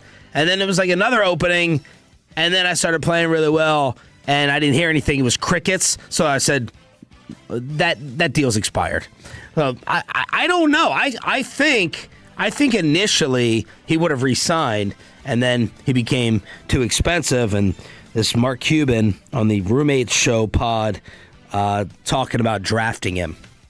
Mark, why'd you guys draft JB? Oh, Lord. Just like the little fat-headed kid from Villanova with good, I'll tell you the whole war room story, man. It was great. So we picked Luka, traded up to get Luka, and we get to 31, and there's all the scouts that were like, JB. He's a winner, yada, yada. A little bit chubby, not quite as fast, not super athletic. He's a winner, he's a champion, and you can't put a value on that. That's our guy. And then we had Yogi Ferrell, who was from Indiana. Yogi. Right? And Yogi had just come in and tore it up. So there was a faction in the room that also was like, no, man, if we draft JB, what are we going to do with Yogi? Well, we went back and forth, and the scouts won, and the decision was made to draft JB. And then Yogi took a deal with the Sacramento Kings. So you got to remember that he was a second rounder as well. Yeah. He was a second rounder who now becomes the king of New York. And he really is like, people say he's a winner. I mean, he really is. He won in high school. He won in college. He won in the pros. I don't know how many guys have that on their resume. They were the state champ in high school, NCAA champ in college, and the NBA as the number one. Like, you see a lot of guys who do it, who the win a title in college will be like the number 3 or a bench guy. I don't know how many guys have that on their resume as the number one. But he's not the best free agent signing ever. We agree on that? Yes. Yeah, of course. He's not. I mean, again, you want to go down to all sports, but like in the NBA, it's like Shaq. I mean, it's a dynasty. Yeah. LeBron at 2 different places. I can't get it past those two. If you want to talk about when it's like signings that people were like, that's not going to work, that like blew up. Yeah. The only one I can think of when I'm just looking over lists of free agents and stuff, Billups. Like when Chauncey Billups went to Detroit, and even he didn't sign for that much. He didn't sign for as much as Brunson did, and he never reached the levels Brunson did. He never became like the guy like that. But Billups is the only one that I can think of that was like, all right, that dude became the guy for a champion. And when I was asking Friday where this would rank on the Dirk scale of titles, a guy hit me up and he goes, "This is Chauncey Billups-esque with Detroit." And I was like, ooh, is that the comparison? Because he's like, Brunson isn't Giannis, Brunson isn't Kawhi, Brunson isn't Dirk. I think of Brunson as better than Billups. I think Brunson to me is way better. I think Billups has been overhyped and remembered too kindly. Did he make the Hall? I mean, I'm sure he did. I think that's what may have really set me over the edge. If I remembering him or him, did he make it? Yeah, Bob? no, he did. That's crazy. That is crazy. That's crazy. They may take him out now, but that really set me over the edge. But I was like, no, I think comparing it to Chauncey is too disrespectful. There's a face of the Knicks. There's not a face of that Pistons team. Mason. No, yeah, they were Mason. The PA voice. Yeah. Because you could throw out Ben Wallace. You could throw out, you wouldn't say Prince, Rashid and Rip, Tayshaun and Billups. Yeah, to me, they didn't have a face of the team. organization. They had a mask. It was everybody just thinks of the Rip Hamilton mask. To me, the face of that team was defense. Like, it was just defense. It was Larry Brown. I always thought of Larry Brown as that team. Okay. What percent do you put them on that they run it back, that they get another one? Well, let's talk about that later. Long off season to fill. Yeah, what do you do? We got 6 weeks to training camp. Come on, we got to fill time somewhere. And then, all right, so that's topic number 1, and now Kendrick Perkins is trying to spark up topic number 2. This man has become the greatest Knick of all time. Yes, I said it. He has become the greatest Knick of all time. He would never spend another dime on another meal, another drink. I don't know if he's even going to have to pay his mortgage in the city of New York. This is Mr. New York. He is the new Derek Jeter of this generation. All-time great run. Jalen Brunson's father sat down on the Inside the NBA postgame show with Jalen there, of course, and said false. I say Shaq was the greatest free agent signing. He was. Yeah, but he was the number 1 pick in the draft, but still, and you expected him to be. Still, he left. He was. I'm going to stop the argument too. Yeah. I love my son. Patrick Ewing, the best Knick that I've ever witnessed. So we down to a 2-horse race here, really. I think Shaq and Barkley were Team Patrick. Choppy, you grew up there during the Ewing era. How are you voting and deciding on this? That look, I think as a player, Ewing. Well, what else are we talking about? That city will never allow somebody who's not won a title to be the best in that for that team. That's just the reality of it. Like they would never allow to say A-Rod is better than Jeter. They would never, even though they knew it. A-Rod won a title though. He didn't win 5. That's the thing. That they are mindless. They're just like Philadelphia, right? It's just about it's the emotion of what. It's he's not the greatest ever. I think it's Patrick Ewing, but I think that fan base would put Brunson ahead of him. Yeah, I mean, the meatball's already throwing Patrick under the bus. So overrated. He was overrated. So they're jumping on. No, Ewing's the best Nick of all time. But if you want to talk about like accomplishments and what he did, like if that's what your standard is, instead of just who is the best player, and instead you're trying to talk about like, well, who accomplished the most or who did this or that, then yeah, okay, like Brunson has accomplished something Ewing never got to. Ewing's going to be remembered as one of the all-time great players who never won, but I mean, no, to me it's just a player. Patrick Ewing is definitely the greatest Nick of all time. Agreed. 877-881-1053 to hit us up with your vote on the Franklin Franco Injury Attorney text line. Let's hook you up. This is going to be all week long, 7 o'clock and 9 o'clock hours with Bobby's favorite. Oh, baby, when you talk like that, you make a woman go mad. All right, Tolos, that's right now. Caller number 10 at 877-881-1053 wins a pair of tickets to see Shakira at the American Airlines Center in Dallas on Tuesday, June 23rd. That's caller number 10 at 877-881-1053. Minka Kelly. Who else are we going to pick? Alexandra Daddario. Daddario's hot. Yeah, Yep, Jennifer no doubt. Aniston. Hot. Courtney Cox. Pepe is back I'm from Shakira over the last two. Pepe is back from the Bahamas and the wedding festivities. Let's get to best and worst of your weekends. Ladies and gentlemen, the weekend. I'm having a bad fucking weekend. Hit us up. Franklin Franco Injury Attorney text line 877-881-1053, 877-881-1053 to let us know what or who you got into. Pepe, are you gonna take a Shakira winner, or you want to start us off? Yeah, let me put caller number 10 on hold real quick. I'll be right back. Okay. Caller number 10. Make sure to follow through with the radio station rules. Chop, start us off. Best of their top tier steak. Fantastic. Another top tier. I thought you overcooked your last one. Well, according to the thermometer, I did. No, I'm sorry. According to the thermometer, I did not. But you did. I did, and I didn't care for the reading. Now it was still very good, but this one was back on point. Back on point. As my son Julian said, that was some Gucci steak. You know, I don't know that that's a good thing or not. I assume it is. I think that's retired slang. Gucci? Are they still using Gucci? I mean, I don't know. Maybe he heard it on TikTok, and if it isn't on TikTok, it hasn't happened yet. What kind of steak? How'd you cook it? Well, on the Blackstone. On the Blackstone. Took it off at 113. Whoa. Oh, yeah. Nice and jelly. That's right. Nice jelly. And what type of steak was it? It was a prime sirloin. Okay. Prime. That's what the kids like. They like the sirloin. Like sirloin. Yeah, they like the sirloin, which I like it too. Mm-hmm. So it's a leaner one. I got enough fat in my body. I don't need any more. But outside of that one little, is it a tendon? Like the gristly part, right in the middle. Yeah. Which I found two of them that didn't have it.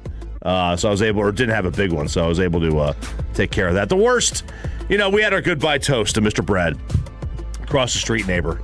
The cat guy, he moves out on Wednesday, and we get the PABs back together. A lot of these guys have given up on drinking as we get into our late 40s. They're quitters, as I call them. But not drinking as much or straight? At all. Wow. At all. But I'm going to miss this guy, man. His ability to save me money fixing things around the house, and I know what's going to happen. The day he moves out, my disposal's going to break. That's exactly what's going to happen, and I'm going to do it myself. I have to YouTube it. So I'm going to miss Mr. Brad, but so we had a goodbye toast for him. It was good to get the gang back together. Did he drink for the goodbye toast? Yeah, he did. He did have a toast. Yep, he absolutely did. And I had beer over the weekend. I don't drink beer normally, but I switched it up a little bit. Went for a little Modelo. Pepe, best and worst? I'll get to that in a second. I do have one more wedding question for you guys. I want to hear your opinion on this. The entrance, the groomsmen, bridesmaid entrance. Did you like that? Because that was my one contribution to the entire wedding. The waving the napkins in the air and everything with the music and the Mamma Mia music. Did you like that? Did you not like that? I was fine with it. I expected you to do some like. Did you not hear Aiden's intro of it? Yeah, he said I like men. So that was great. He just said you like groomsmen. He was surprised by that. I honestly expected you were going to come in and do like one of those like rehearsed dance routine kind of things. I thought that would be very you to like lean into the bit, but no, it was cool. Okay, good. I was worried about it, but it seemed like a lot of people liked it. But yeah, my best and worst, I mean, the best is I was able to get drunk Friday and Saturday. Was drunk all week, continue to get drunk because I have so much alcohol. Please, if anyone out there, any Tolos have a wedding or just get together, please hit me up. I have so much alcohol to just give away. Seriously. Give away? Just give away. I won't even charge you guys for it. What? I won't even charge you. Yeah, I mean, it's... bring it here. Because I remember talking about this on air whenever me and Mackenzie went to buy the alcohol, and you guys were like, that's way too much, and I even thought it was way too much, but, we were like, man, for 120, 130 people, I didn't want to run out. That would be the worst thing, I think, to run out. So I wanted to have more. You ain't getting none out there where you were. But, but man, I mean, we still have like 6 bottles of tequila, 6 of vodka. I mean, it's insane, man. We have a lot to give away, a lot to drink. Just keep it. You're going to use it. Yeah, it's liquor. It lasts you for 4 years. It's not going to expire next year. Well, I was just being nice. I wanted to say, if you guys want any free alcohol, free liquor, I'd give you some. My mom has liquor from the 80s in her cabinet. I'm not joking. It's from the 80s. Would you drink it? Has she drank it? The cork is falling off. The cork is like in the liquor, which I would drink it. Okay. I would drink it.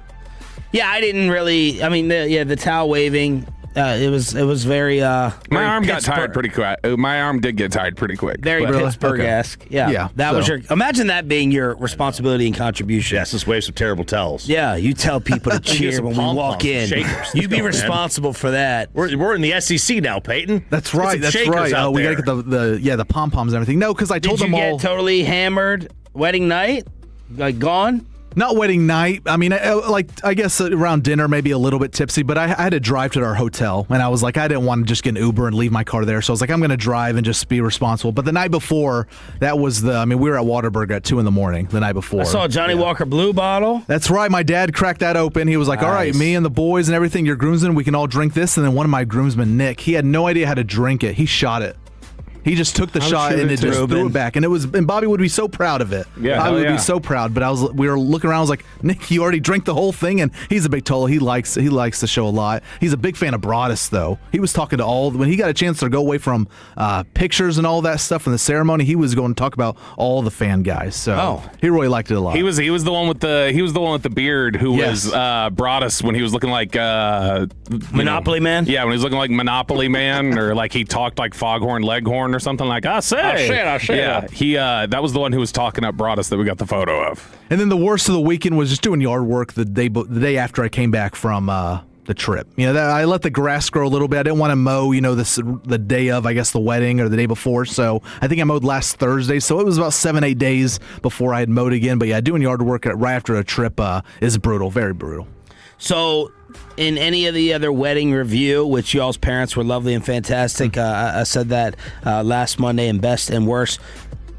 Bobby thought that you were a little concerned. Like, did you think that someone was going to cause a scene or that someone was going to act a fool amongst the radio people? And no one did, right? No, everyone's fine. A little bit on the wall, Chuck. I told him, and he had texted me, I think it was last Friday. He was like, you have nothing to worry about, man. And then he was late. Oh, yeah, that's right. Him and Eric, man. Late. Yeah. He was nervous. You can tell just by the way he reacted. You asked it. He was nervous Zach, about it. Everyone should be nervous. Well, when I was walking down the aisle, I knew to look left and right, but I knew I was going to look at you guys, and I heard, beep, beep, beep, beep, beep, beep, and I just started laughing. I was like, man, they're already getting to me a little bit. But and you know that they were playing 82-0 during your ceremony. I did hear that. The gaps in the seating, which brought us said I have a skin disease. I can't move up here with the sun. Everything was pretty prompt and quick, except for cocktail hour. But again, there was drinks there. But your ceremony was quick. Mm-hmm. That was good. The speeches, very fast, quick, and prompt. Did you know the minister? Because she seemed very emotional during the nuptials. God, this is a big Bobby Chiafalo. What was it wrong with the prayers? What, we got women praying? Is that a problem? No. I said she seemed emotional. I was wondering if you knew her because she seemed to get choked up during y'all's I do's. The ceremony. Yeah. I knew her a little bit, but not a ton. She knew Mackenzie more than me. Oh, okay. So it's just an emotional thing for the minister. Okay. Best and worst of the weekend. The best was clearly cold beers and cheeseburgers on Friday night. Which, did you want to get into any of this audio now, or do you want to save it for later? I don't think the audio is that great. That's why I didn't retweet it. Oh man. You didn't retweet it because you weren't there. You were too scared to get all the way I retweet everything else you do. You're the one who doesn't retweet anything the show does. I'm not going to retweet Josh Clark tagging David Mulugeta in an attack clip. That's wonderful. Attack clip. 7 clips a day that no one touches except for Choppy and Pepe. But we'll play a little bit at 8 o'clock with some of the play-by-play. We need play-by-play audio. So it was. Maybe 26. It was a great time at Cold Beer and Cheeseburgers, and we had a Choppy showed up out there. That was great. Kiddos. We had Jacob Aiden came out even. Aiden was out there, all gratis, all free, was just showed up to give himself to the world and to the Tolos. And so it was a good time talking to everybody. We had great representation across all day parts and enjoyed that very much. Worst of the weekend was the fact that I think I'm sick or dying or something because I slept for 15 hours on Sunday, and that doesn't seem like it's normal. So definitely not. I slept for like 6 hours, woke up at like 6 a.m. thinking I was late. I woke up in a panic. I thought it was Monday and that I was late, and I was freaking out for a second. And then I realized it wasn't, so then I laid back down on the couch and I slept until like noon, and then woke up at noon, ate a bowl of cereal, not like that, just genuinely for nourishment. Hung out there watching TikToks with the girls for like 30 minutes, and then I was like, I'm still tired. And then I went back into the bedroom and I laid down again and woke up again at 4:30 in the afternoon. And so it makes me think that I've got something that's just depleting my immune system or killing me, slowly. And my body was saying, we need to rest up and fight this thing, young buck. Yeah, he texted at like 4:30, good morning. Yeah, and I wasn't sure if he was like... Yeah, I wasn't sure. Yeah, if he had just woken up or he like had been busy all day and was like, that was the first time he was able to... Yeah. I had actually scrolled back up. I was like, has Bobby not texted us all day? I had not. No, I slept through all of it. And I woke up and I was like, oh, there's 50 messages here. Let me reply to the most recent one to participate. What about your possible Karen moment in Worst of the Weekend? Okay, so I didn't end up following through on it. But I wondered, I had texted you guys right after we left the firehouse, which was a great time in Mesquite. And then the girls went off and swam at your house and viciously mocked you for being a tennis player. But I was sitting there and I'd gone to the Quick Trip right around the corner because remember, I barely had any gas left by the time I got to the firehouse. Yeah. So I stopped at the Quick Trip. And as I'm walking out, there's just some dude in a huff behind me. Like I sense, when you're walking, you can like sense when somebody's behind you, like, oh, I should open the door for him or hold the door. So I feel this guy like really close. And then he ends up like stepping on my heel and doesn't say a word and doesn't back up, like stays on me that much. I'm like, what the hell is this guy's problem? So I like open the door and I still hold it for him, but I didn't need to hold it because he was past me before. Like I was letting go of the door. I was like, oh, he's already past me. He's like running out of here. And he's like just grumbling the whole way. And he goes to cross the street. And as he's crossing, there's this car that's pulling up and sees him and stops. But I guess he doesn't like how aggressively they pulled up.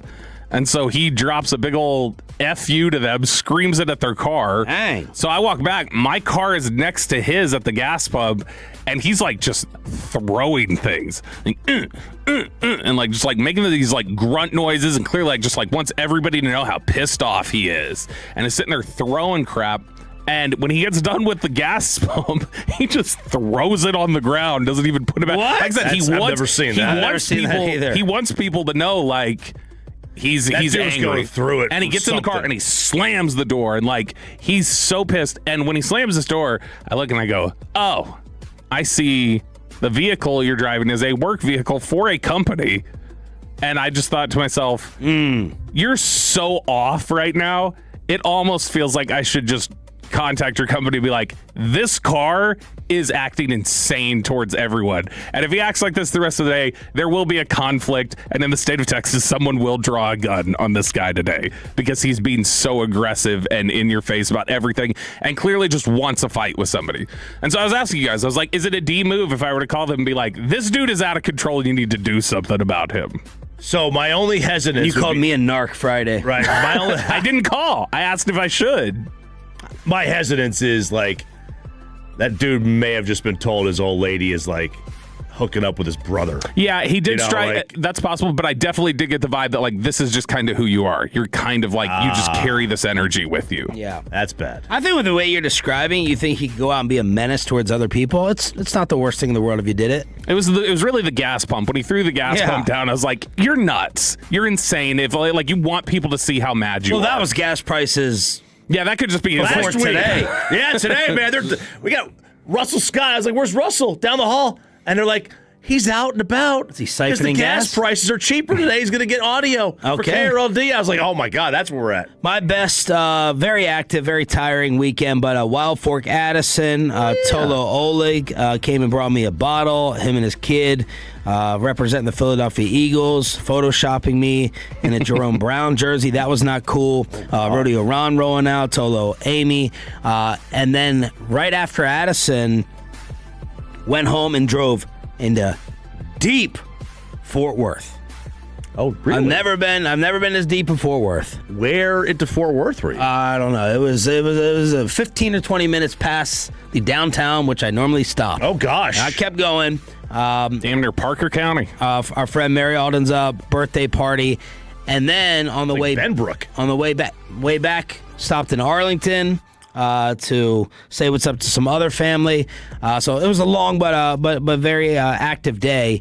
The worst is the sweating that is taking place with me and this heat, this humidity. As I was outside of this birthday party and it was miserable. And there's a little bit of a breeze, but this is, I don't even know how much you sweat playing golf on Friday. So that was the nominee. I was going to say that was worse, but no, the worst is actually Bobby's children, his daughters, as they were just harassing me nonstop and mocking the masculinity of male tennis players. And it was both of them, and I expect more out of the older one. And she, they are like, we'll never date a tennis player. I don't care how good looking they are. And telling Oliver, you cannot ever play tennis. It's soft. I mean, I should say the words that get them in trouble and suspended. But no, it was a relentless attack from both of them. See, after letting these fools come and swim in my pool. Before letting them. Laura came home and said she's like, I asked him, I was like, you wear those little shorts? You wear those frilly shorts? Yeah, she was ruthless with me. Tell them that the Wimbledon winner gets about $5 million. Don't date a tennis player. I know, but no, it was nonstop. I think she was saying that the tennis player wouldn't be interested. Oh, I see what you're saying there, but pretty sure Pete Sampras did well. Hey, and he had Pete Sampras cried on the court. What are you talking about? RJ Choppy's weekend World Cup report. Oh baby! After this, after we get you over to Zerez and get that carpet.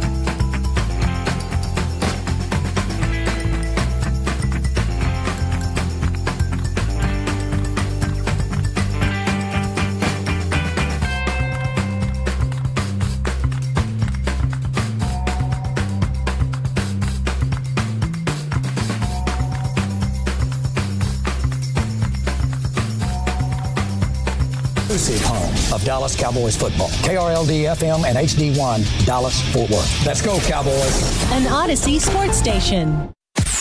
Driven by our D&M Leasing Studios. This is Sean and RJ on 105.3 The Fan.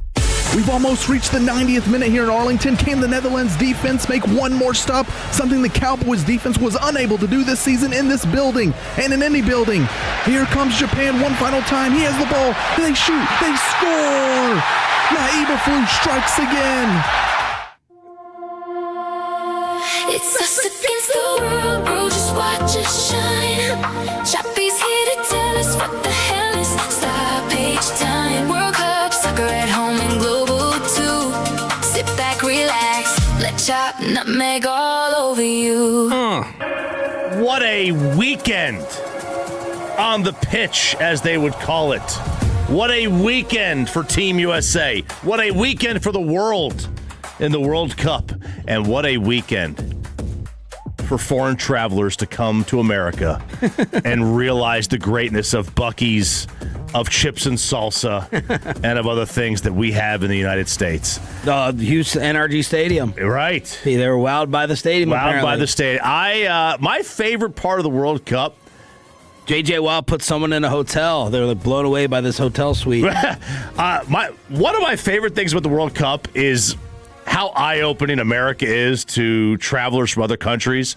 It's all over TikTok. It's all that's there out is. there now. They're like, wait, we were told, like they were told, like the Americans are very rude, and they're saying everybody's been awesome, that it's very unsafe, that it's been very, very safe. There was a guy from South Africa who was posted on social media the other day. He's like, look at me, I'm walking at midnight, and no one's bothering me, and no one's trying to kill me.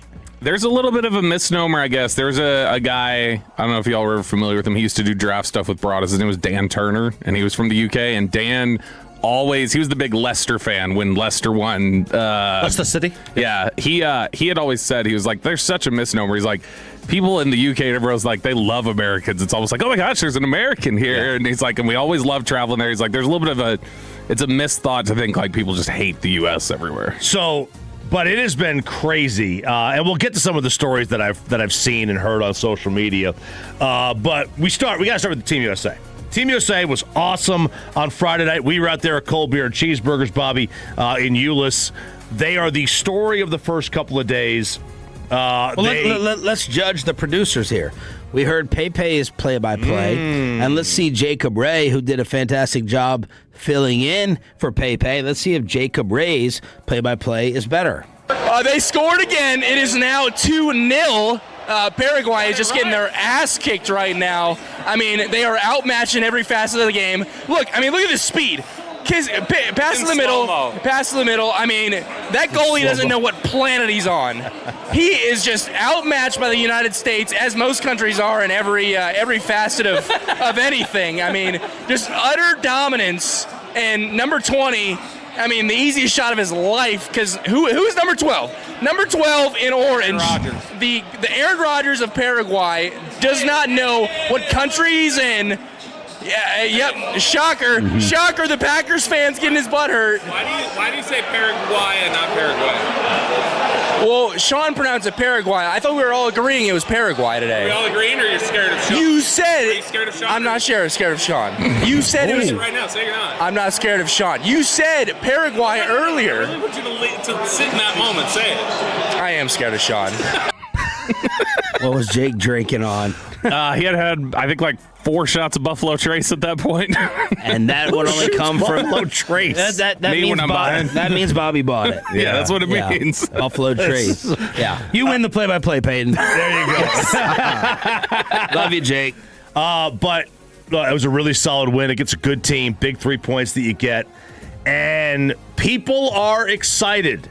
And at halftime of this, Zlatan Ibrahimovic, who is, I think he's from Sweden, but he doesn't sound like he's from Sweden. He sounds like he's got a good Eastern Bloc, Soviet boot accent to him. Zlatan says you better believe. We were speaking before the game about believing. My message to the American people is, if you didn't believe before the game, the performance in the first half, start believing. Because if they can bring this performance in the upcoming game, this American team can do something big.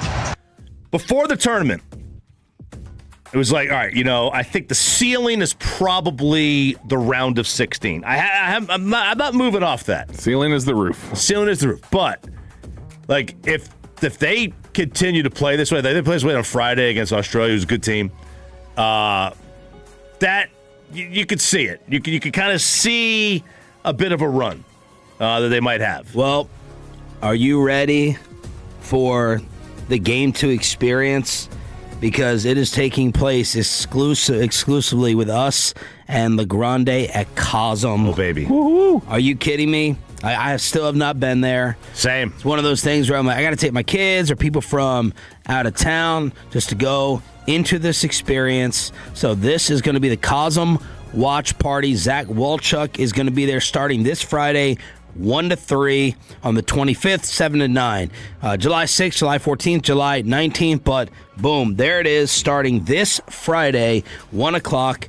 Cosm. Let's go. That's great. Yeah, and it's like that'll be a mega scene. Oh, scene for this game. Both there. Obviously be one in the stadium, but if you can't be in the stadium, that's the next best place that you're going to get to be able to be.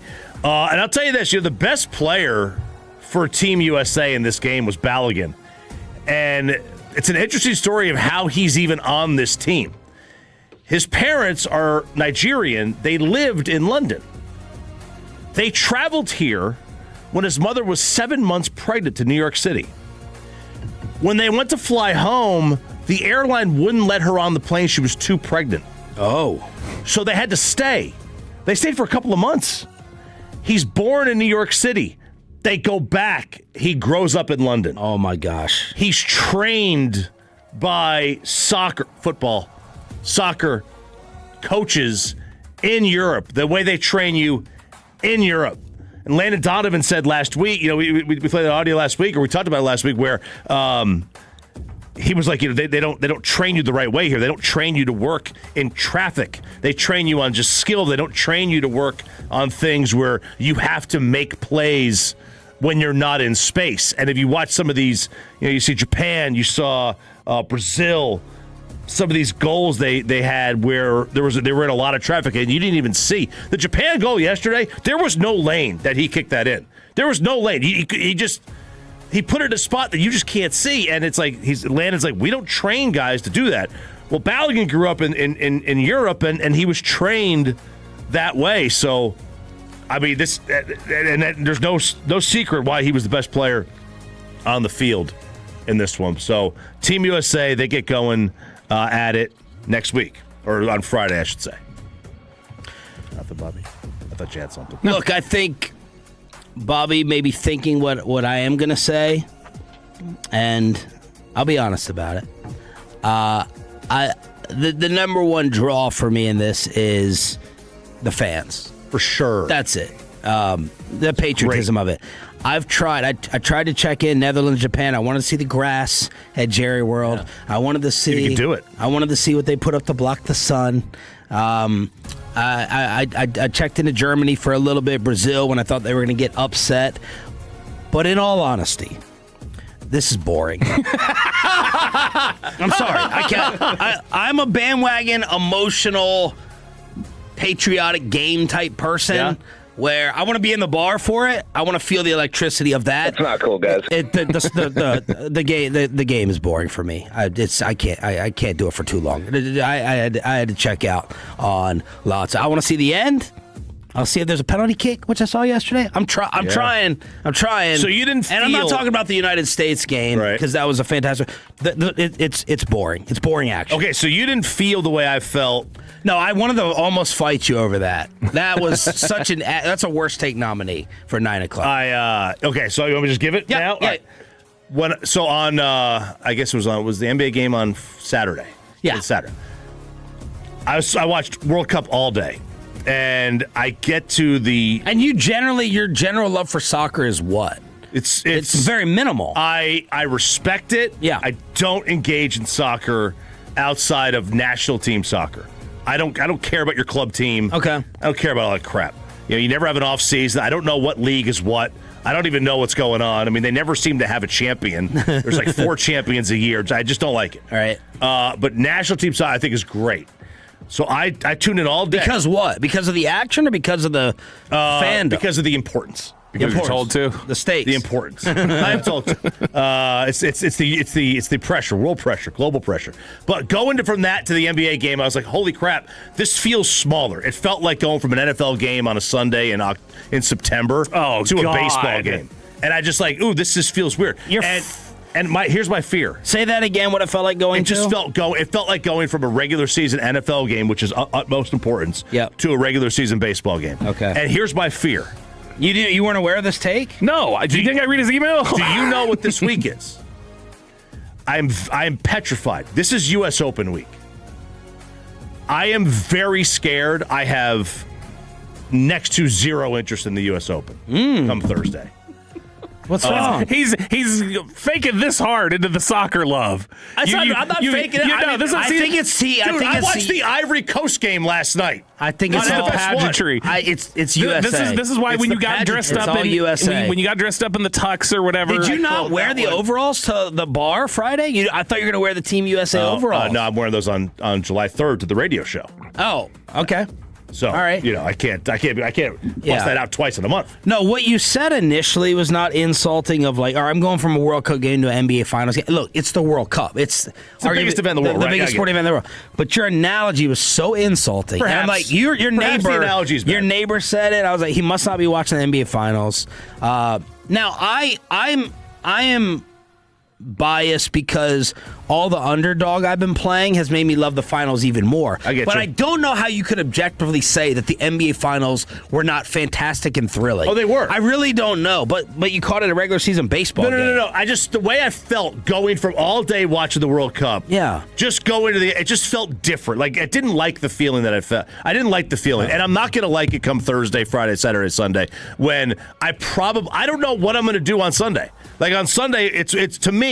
I don't even do it. It's Father's Day. My Father's Day present to me, I want to watch the U.S. Open. I hate that it's on the same day as the World Cup. Marketing works, man. Marketing works is what I'm learning here because they haven't even marketed it enough. It hasn't been advertised or promoted enough. He loves the country. Well, I mean, like even if the U.S. was out of it, it sounds like you'd be like super locked in. I would. I mean, look, I was watching. I mean, I watched every game. He loves the Olympics, though. He loves the Olympics more than anyone in the building. It's not even close. See, and that's the thing. He gets all dressed up in his suit, and we were just like commentate the first dance for Peyton. He like leaned into that so much, like it was Miss America, and he's like, "There they go," there she is. And he's just like, so like I guess he is a pageantry guy over everything else. Are you agreeing with me on the game action? Oh yeah, that it's boring. Yeah, 100%. All right, so Sunday, MoneyPitch.com did say the U.S. should have won though. So, well, I'm good. Hang on. No way. Is there a money pitch? Okay. Somebody on the fan check suggested that bit. I liked it. Shout out to you. How long are the games generally? That's one of the things I remember from the last one. They're flat 2 hours, almost on the dot. All right, so, Bobby, you have to watch on Sunday, 2 hours World Cup, 2 hours ending of the U.S. Open. U.S. Open, it's not even a thought. Really? Yeah, and I'm watching the U.S. Open, and I am locked in. If you tell me I have to watch the two of those, I will. Over the U.S., if it was the U.S. game? I will watch the U.S. Open. Wow. 100% Pepe, are you swept up into it? I mean, I'll watch the United States play, but I'm not watching these other countries play. I will watch the final, though. I think the final, I mean, it's like Game 7, basically. I'll watch that. Last 4 years ago, Argentina-France was phenomenal. But you're not loving the game action. No. Okay. You got to score more than a couple goals a game for me to get into it. Well, Germany did. Oh, they did. I've tried, they did. Because I'm trying to get my son hooked a little bit or to watch. It's not happening so far. I need to get rid of Minecraft on the iPad. Good news is there probably isn't any great games on Sunday. Did you see us getting trashed on social media, by the way? Who? For that, somehow we got caught up into European soccer Twitter Dan Hunt? with the Dan Hunt clip. And there were all these Europeans who were you just think football players could get on there and start playing this great game? No. What was the clip they were reacting to from Dan? It was Dan just saying that like his dad had always said if you took the cornerbacks and you put them on the soccer field, they'd be some of the best in the world. And they got testy about that overseas. Sensi, baby. RJ, back-to-back with your World Cup and Ranger report. Diamond Cavs with some guys banged up. They get one against the Massholes. We have it for you next on your home of the Rangers with Sean and RJ. But let me go ahead and give the props.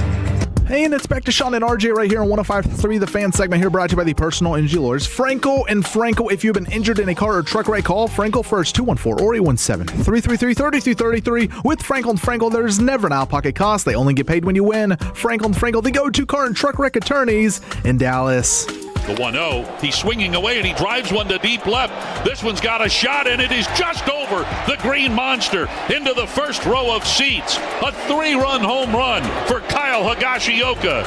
Enjoy that jog. It's 4-0 Texas. You're an idiot and you don't know baseball. Ranger fans, you're not dreaming. How can you not be romantic about baseball? How can you not be romantic about bunting for a home run? 7. Thank you. The Bassick said in the game, oh, nice bunt there. 6 then. You stole. That's right. Absolutely. Very nice. The Rangers get a 6-4 victory, avoiding the sweep at the hands of the Boston Red Sox in front of, I don't think it was a sold-out crowd. Definitely didn't look sold out to me when they showed the overhead. But I'm going to say it is the best regular season crowd of the year across the sport. Thanks to Scotland fans that showed up at this game because they were already in town. They were doing their chants, their cheers. They even, they were talking about it in the broadcast, which, by the way, what NBC, and I think this was the first actual, Sunday night game they've had.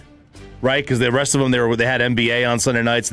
Mike was on nationally throughout the country. Country. Wow, and good job. I think it was really awesome what NBC is doing, where they take the color analysts from both teams, and they're doing this all year.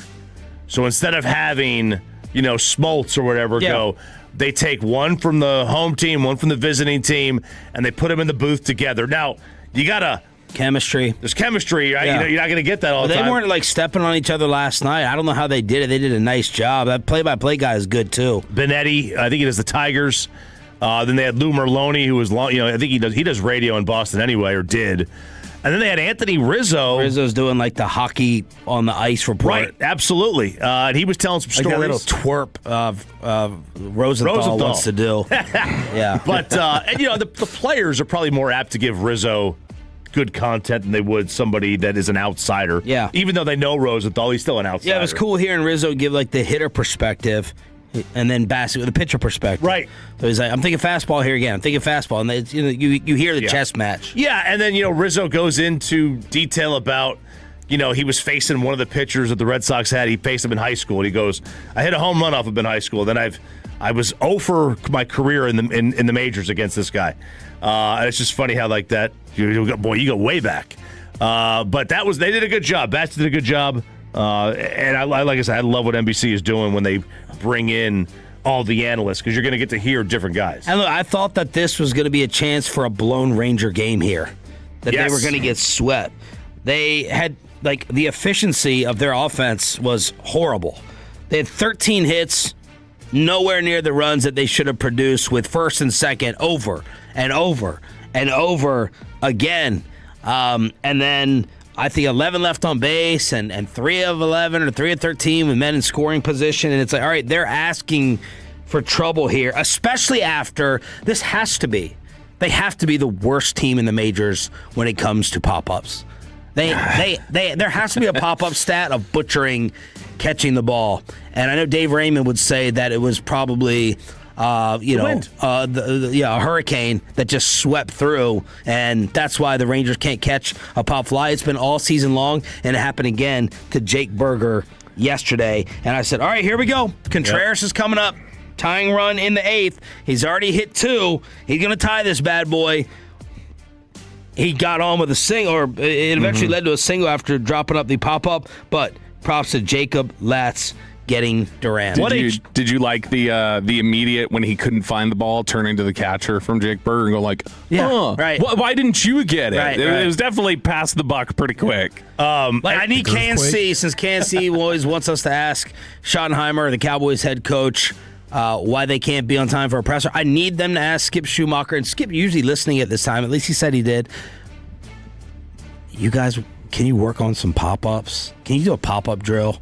Seriously. Yeah. Skip, bad. If you're listening, come on, Skip. We are the KNC Masterpiece. We interview you every week. Just remember next time we talk to you, it's a joke how you've got this team playing defense on pop-ups, Skip, and it's really embarrassing. And we need him to come on and say, I heard you guys criticizing earlier. I heard what you said, because he probably thinks we're on for 12 hours a day like Schottenheimer did. So last night, when that burger thing happened, you texted in the group, I think it was, I can't remember what exactly you said. You can't read it on air. No, there was an expletive in there. Yeah, but I was like, all right, so what is he talking about here? Because there's the burger catch, the Stanley Cup Finals now, it's like 2-0. There was just a goal. You got the UFC 250 Freedom, which is happening. All right, maybe it's something about that. Rain delay. Surely he's not watching Ivory Coast soccer. Mm-hmm. Which one is he? And then you explain it. Because what a sports night, by the way. I mean, you could have gone in 4 different directions during this.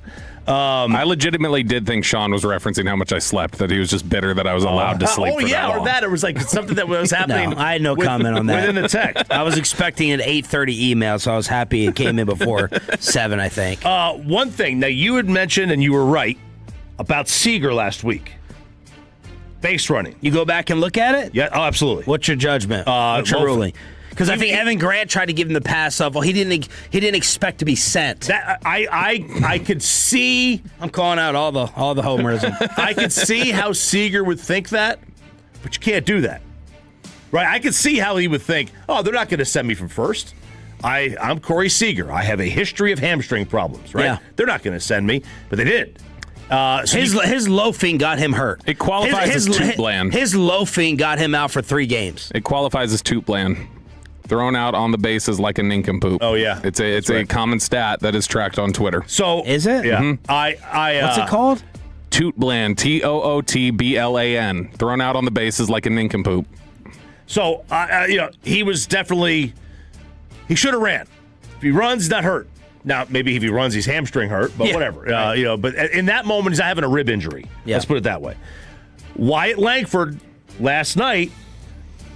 Fly ball to left field. Not the home run one. No, not the home. That was a shot. That left Fenway. Yeah, it did. It went over the monster. Out of here. Fly ball to left field. Osuna's on third. 1 out. Langford is like, you don't tag from second base on 1 out, right? We're going halfway. And he is 3/4 of the way down. He read that ball really, really well off the bat, which is not something that's easy to do for a road team, apparently, at Fenway because of that wall. They talked about that in the broadcast. Maloney's like, yeah, man, that's one of the things that we have as a benefit to us. We know the wall. Yeah. We know the bounces. We know what we know what looks like. We know what looks like it's going to be an out. We know what looks like it's going to be one that hits the wall. So Wyatt did a really nice job, and they needed 7, and they got it from Eovaldi. And he wasn't electric, but he was good enough to get through 7 innings. And they flashed a stat up here. I took a photo of it. Well. And it was early in the game. It wasn't like it was like late in the game. But it was in the 4th inning. Did you notice this? Did you see the stat on his pitches? The types of pitches? Did you notice this one? Pitches be crazy. 4th inning, Bobby. Bottom 4. So there was nobody on. It was Bobby's birthday, so I'm letting him throw in a couple, 2, 3 stupid. That is not a bad one. Pitches be crazy is good. Yeah, it is. Lame. Let us know on the fan text. So, all right. So he had gone through 3 innings. How many 4-seam fastballs did he throw through 3 innings?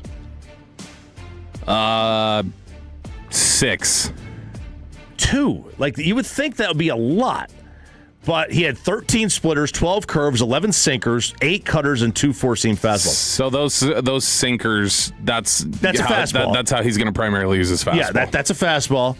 A cutter is a fastball, right? It's a cut fastball. But and they were talking about early in his career, he was going to lean on that 4-seamer, and he's just not doing that anymore.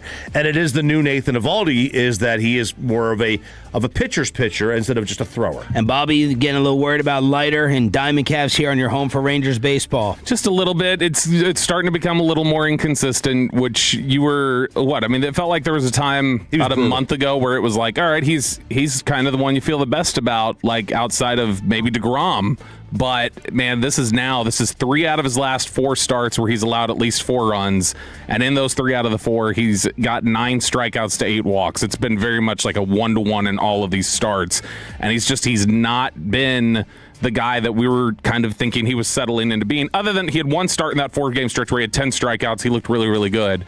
But this is another start this weekend that just did not look sharp. And, when you have Rocker on, Thursday – not going deep in the game, and then you have Leiter on Friday not going deep in the game, you could look at it and say, all right, was that part of the reason why DeGrom left the game in a position to win, not to get the win, but for the team to win, and then the bullpen just blows it up?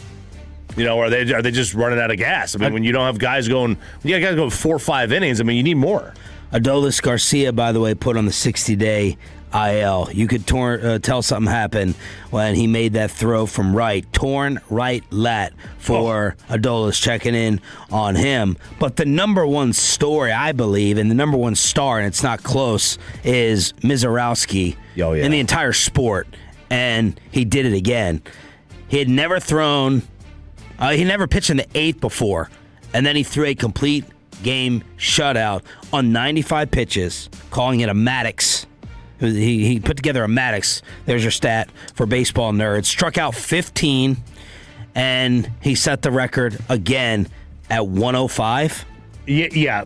Hang on a second. 105 miles per hour. I didn't see the pitch count. He has a .17 ERA in his last 8 starts. Is that good? That's the lowest ERA in an 8-start span since earned runs were official in 1913. Enjoy it while it lasts. Shut up. Did you say... It's the reality. Did you say... He threw a 95-pitch complete game with 15 strikeouts? I didn't see the pitch count. Yeah, he faced the minimum.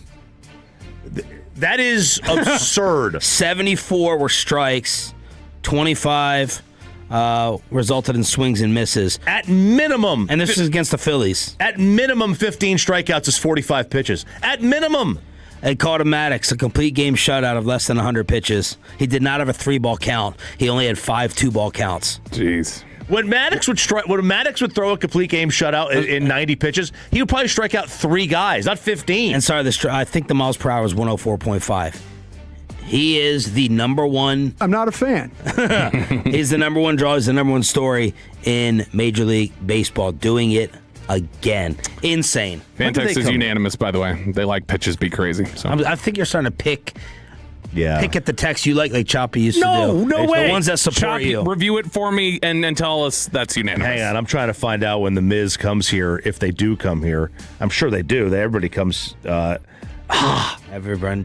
Yeah. Not all the time. Oh, we go there? Oh, they were already here, weren't they? You know what? Do that in the break. Dang it. We are your home for Rangers baseball. I don't care, Bobby. I can't see from you don't care close. when you lose. Here on DFW Sports Station. Everyone text and tweet Bobby happy birthday. He can't stand it. Jaden Blue admits what happened last year. Next, and below the belt. Next on your home of the Cowboys, 105.3 The Fan. But let's save you some money.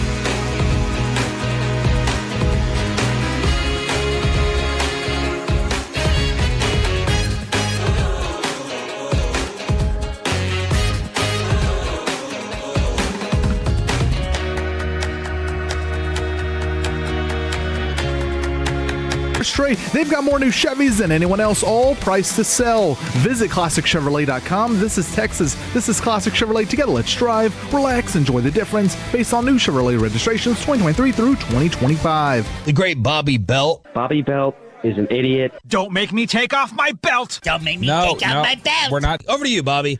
Not feeling so blue anymore. Let's talk about it here in Below the Belt, which is brought to you by Window Nation. Does that pun get a... I usually grade your... 9.5. 9.5, okay. That's good. What's it get? 8.9. Oh. Guys, look at that. This is birthday generous. 8 to 9. See, this is what I hate. What would you grade it? Say it again. I said not feeling so blue anymore. I mean, that's in the 6s. Okay, thank you. See, this is what I want. I don't want phony birthday interaction. Well, you know what? I'll tell you what. I don't We're going to want, give you phony birthday interaction because you don't want it. I don't want birthday glazing. That's not what I want out of this. If you were just open to it, I would have said my real thoughts. Take shots at me on a normal day. He's generally nicer, though. He's generally nicer. He is. Even as I sit here and say his are like 7s or whatever. He's still. I can't remember the last time you gave him an 8. He's like 8.9. I gave him an 8 on Friday, I think, at the Firehouse. So he's had some good ones. All right, Jaden Blue has talked with DallasCowboys.com, and this was something last year where, would you say this is the question that we asked Jerry the most last year? No. Where's Jaden Blue? No. Like as a repeat question. I think as a repeat question to Maven, because we had to ask it every single week. We had to ask about Eberflus, defense. We had to get creative and find different ways. Jaden Blue's not even close. I think Diggs and Blue, as players, if we're just talking about players, I think where are Diggs and Blue were 1 and 2 last year of the most frequent questions we asked him, because Jaden Blue just could never get on the field. And the thing that was weird about him getting on the field was Shoddy and Jerry kept answering it differently, it seemed like. Same thing with Diggs, where it's like, he's ready. No, he's not. Yes, he is. No, he's not. Like, that was the inconsistency there. Look, we're only asking about Jaden Blue this much because he's a Longhorn. That's it. That's the only reason. Oh, man. Ooh. That's the truth. You might be onto something there. That's the reason I bring it up, is to get the Texas Longhorn interaction with it. That's the reason he gets talked about as much as he does. I think that's maybe part of it, but I don't think there's like a big Longhorn obsession with it. Like, I think that Cowboys fans have more of an obsession with him than Longhorns fans did. And it's just because I think it's so unusual for this football team to have 4.2 speed. And so they're just like obsessed with the idea of how fast can he be? Can he like just outrun everybody? Like, they don't see that kind of speed. Dallas has never been a super like let's invest in burners kind of team. And so I think that it's always drawn attention from that perspective, just people who think they've got a trait that is so rare and we don't normally have here that they want to see it explored. Well, Jaden Blue has settled for us whether he was ready or not. And he's going to side with Brian Schottenheimer and say he was not ready. This is from Tommy Arish. He said, Blue struggled to remain consistent in how he practiced. Head coach Brian Schottenheimer made it clear on multiple occasions that the 22-year-old would not be gifted game reps. He'd have to earn them by living in his playbook and practicing to the standard. 1 year later, a more mature and aware Blue spoke during OTAs about his mindset going into year 2 and the lessons he learned from year 1 that fuel it. Blue said, quote, I didn't start off like I should have. Whether it was not practicing the right way or on a maturity level, I think I wasn't really there. But now, learning from all the vets and having the offseason that I've had, I think I'm ready to go. I want to make sure that this year and in upcoming years that it's not a problem for me. He said, I'm a completely different person than I was this time last year. I think I made a whole 180 from where I was last year. I've gotten a lot better. I'm ready to go. And this is something that it's nice to hear the accountability, and it's nice to hear the awareness of, hey, was I doing everything that I should have done or whatever else? It's a little concerning that it took basically a slap in the face for you to go, oh, I should practice normally, or I should get into my playbook the way I need to. It's a double-sided argument. It's like, apologies to Glenn Stretch Smith, by the way, for last year calling this and me saying he was wrong. Whoa! That's the development of the day. I'm 37 now. I'm a different person. My gosh. I'm grown. Wow. I'm stunned. I'm taken aback. So it's like, all right, you're not going to go into your brand new job rookie year trying your absolute hardest and then kind of back down after you've proven yourself, or you're going brand new and you had to learn the way it's done and you had to adjust towards the standards. So there's two ways to look at it. Obviously, we all would have preferred him go in and act like the utmost professional and try the hardest and not have these issues hold him back.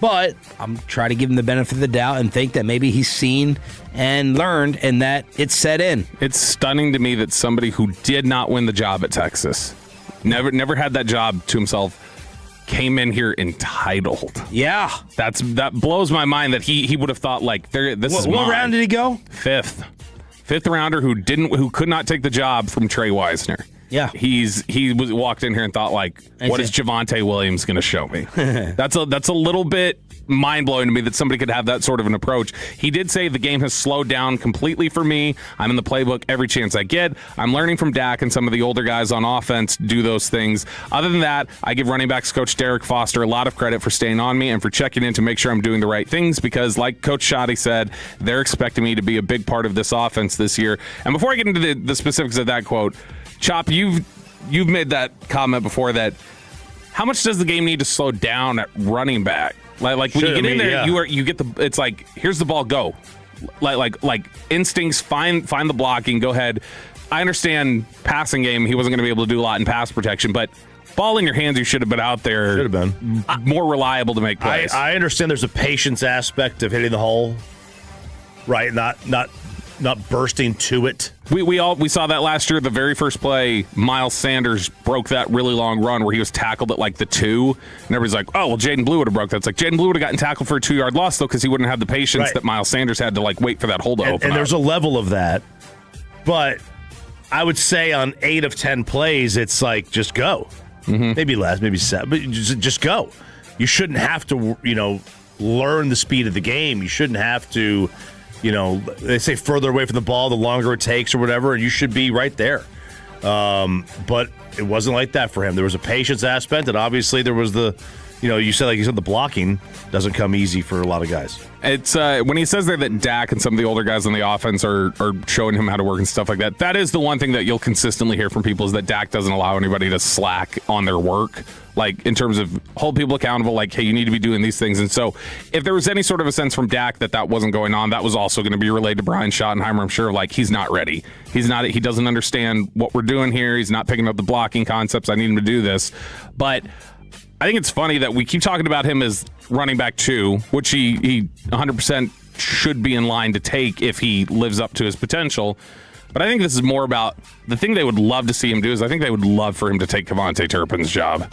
And I think they think he can do all of that. That kind of gadget player that, all right, you can be in the backfield, you can stand in the slot, because he was a pass catcher at Texas. Like that was something that he did that was kind of a difference maker. Did he return kicks as well? He returned some kicks, and he did a little bit of that last year where he was playing with it, where I think they look at him and go, man, if you could just live up to this, you could be a cheaper solution for all. He doesn't really return punts very much, but shoot, if Caleb Downs is going to sit there and keep trying to glean all the information he can, I think they would love to see him not just take hold of running back 2. I think what they would like to see him do is take the spot that Kevontae Turpin has and be able to get that for cheaper. So we talked about Nick Harris driving 9 hours to try to get George Pickens to admit that he was going to show up to mandatory minicamp this week. Well, Clarence Hill is reporting that Pickens plans to be there. So got a lot of Tolos sending us that story, but that's Clarence saying he plans to be there. Which we were talking during the break, and I showed you the audio clip. When you heard it, did that sound to you like Pickens was just like, am I supposed to answer this? Or do you think he sounded like hesitant? I don't know. He says so many times before giving an answer. There's way too much gray area.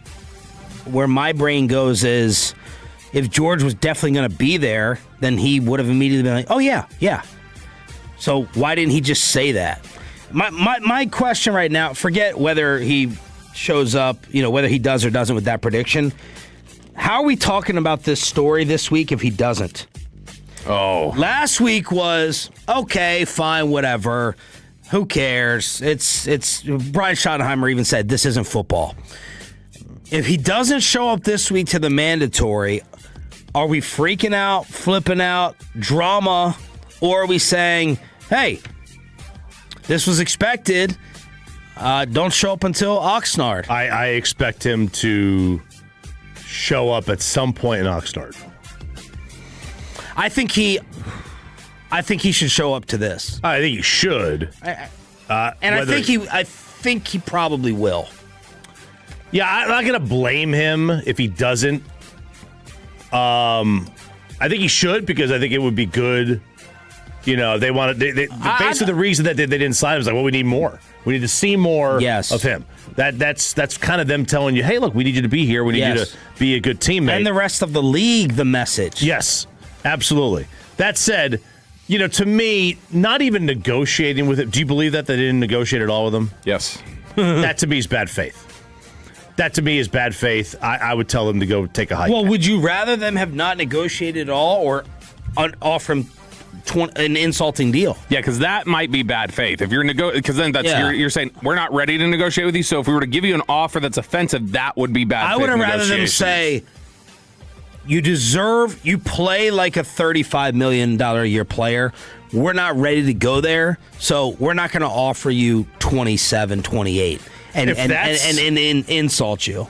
I'd rather them not negotiate than insult. If that's that was their true stance, and that's what they said, I'm okay with that. Yeah. You could justify this.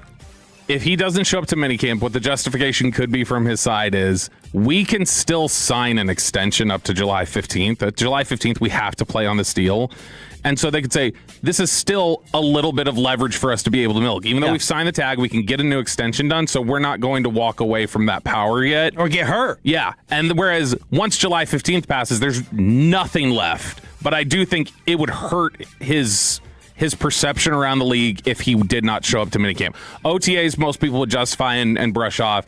If he doesn't show up to minicamp and he starts incurring fines, then teams around the league maybe are starting to go, this is kind of what we're worried about. Is he fully committed? Whether that's fair or not, that's what people are going to start thinking about and talking about. B-Belt, every day at this time when you're home of the Cowboys and Rangers. It's Sean, RJ, and Bobby back together with Pepe and Aiden here on DFW Sports Station. Have we really this quickly turned Wemby into a villain? Next, we'll see how much Bobby's really grown in this next segment. After this,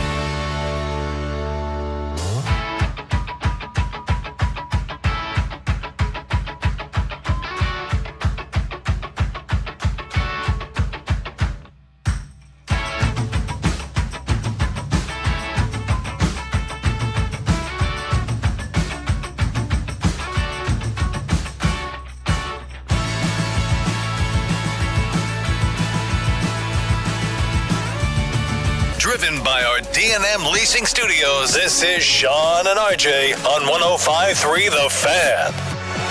4-point lead, 7.5 to go. De'Aaron Fox across midcourt with 5. Left wing handoff to Wembanyama with 2. Takes a 3 that he misses too strong. It's happening, Knicks fans. It's happening. It's been 53 years. But for this moment, it was well worth the wait.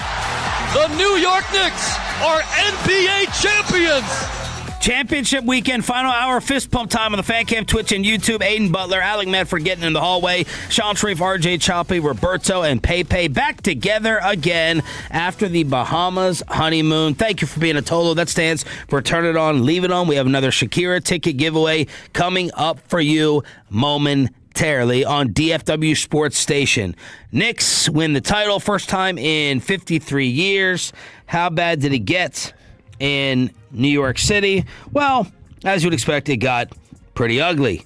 The arrest numbers were pretty high. I think we had some stabbings as well. Nice little mix there in New York. 63 people arrested, So that's improvement. 4 stabbings and 1 shooting, according to the New York Post. I mean, the Spurs would love to have scored 63 points in the second half of these games. That would have been great. Wemby's got to put up shots to make that happen. You know, I've said people from Mississippi are barely people. Knicks fans are barely people. That is, I mean, they burned a World Cup tourist bus. That's what that bus was. It was a World Cup tourist. Why are you burning things? I never understood this. When Lane Kiffin left Tennessee, why did they burn mattresses? What was the point of that? I know most of the mattresses in Knoxville have urine on them, but that's okay. Mine did. I know that. I don't know why you got to burn them. Jalen Brunson is your finals MVP.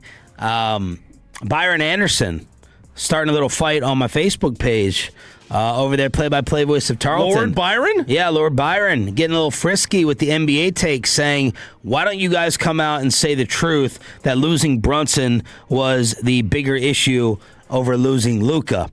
Then it had another person chime in. They're not ready for that conversation. They're not ready to admit it that yes, losing Brunson will ultimately hurt more than losing Luka, as Jalen Brunson scores 45 points and wins NBA Finals MVP.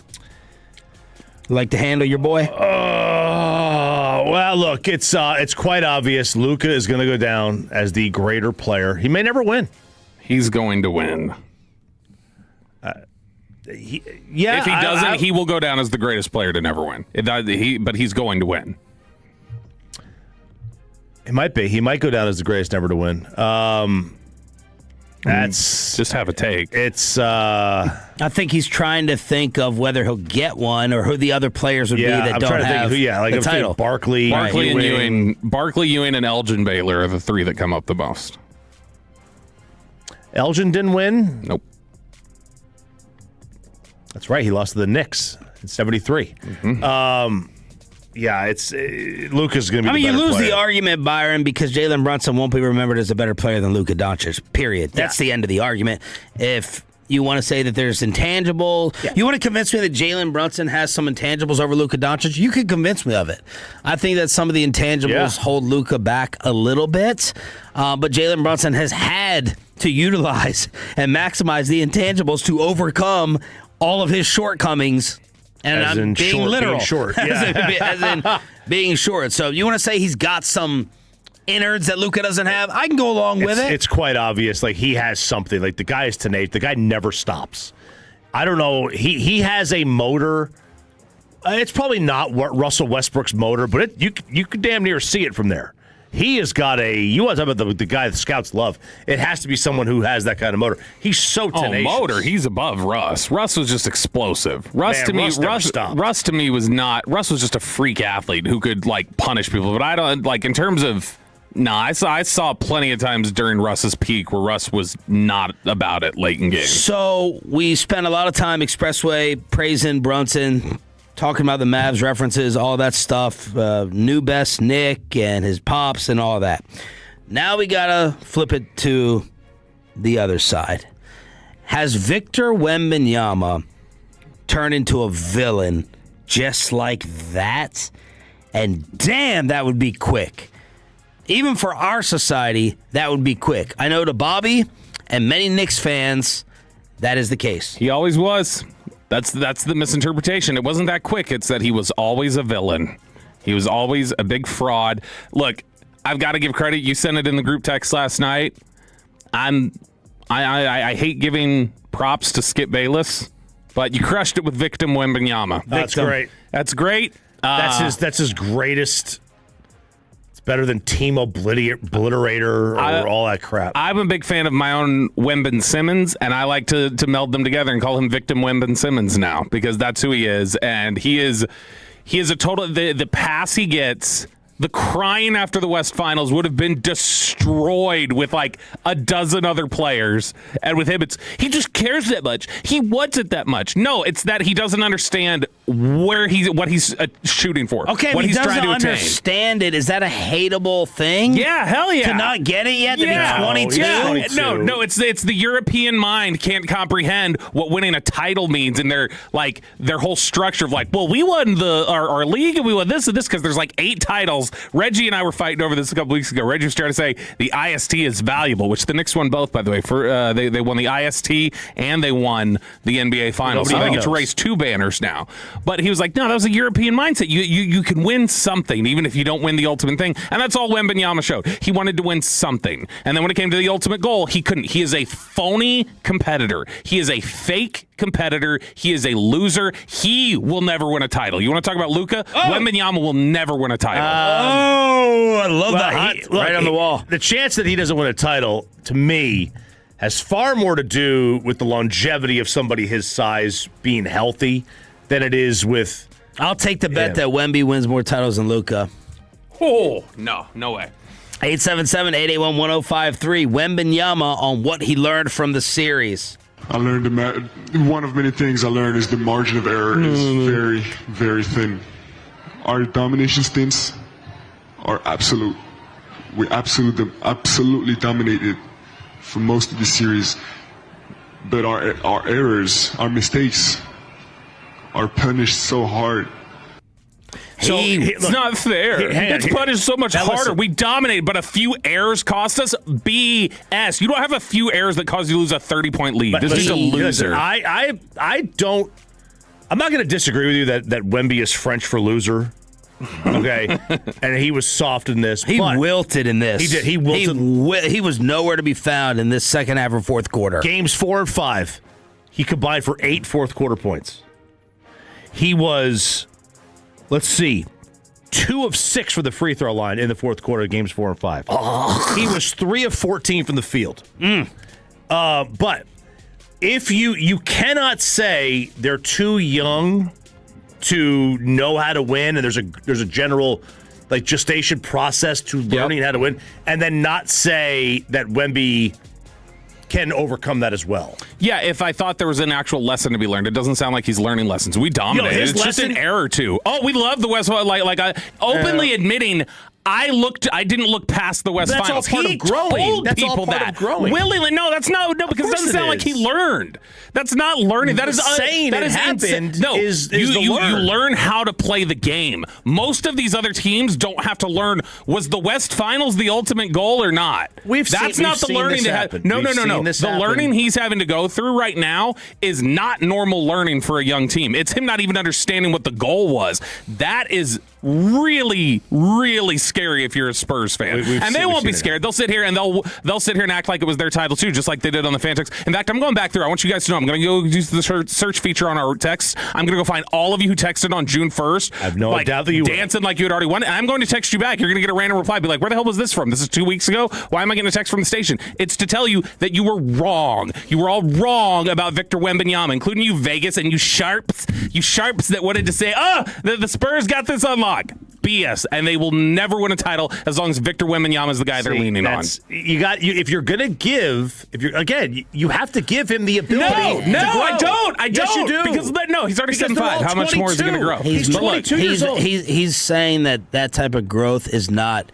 It's not applying to what Wemby showed. It's negligence. It is negligence. It's different. Did he not recognize that when Jordan had to learn how to lose against the Pistons, he knew what the ultimate goal was. When all these other teams knew, they knew what the ultimate goal was. When he doesn't know the goals to win the championship. He legitimately said, "I didn't look past the West Finals." He told everybody that. He over-celebrated. Shaq over-celebrated after they won the East Finals before getting swept by Hakeem. He admitted to partying with Dennis Scott way too much. But he didn't realize. But he didn't think this is it. Wemby basically thought this is it. You think that Wemby thought he won the championship? I don't think he legitimately. That's the way you're saying.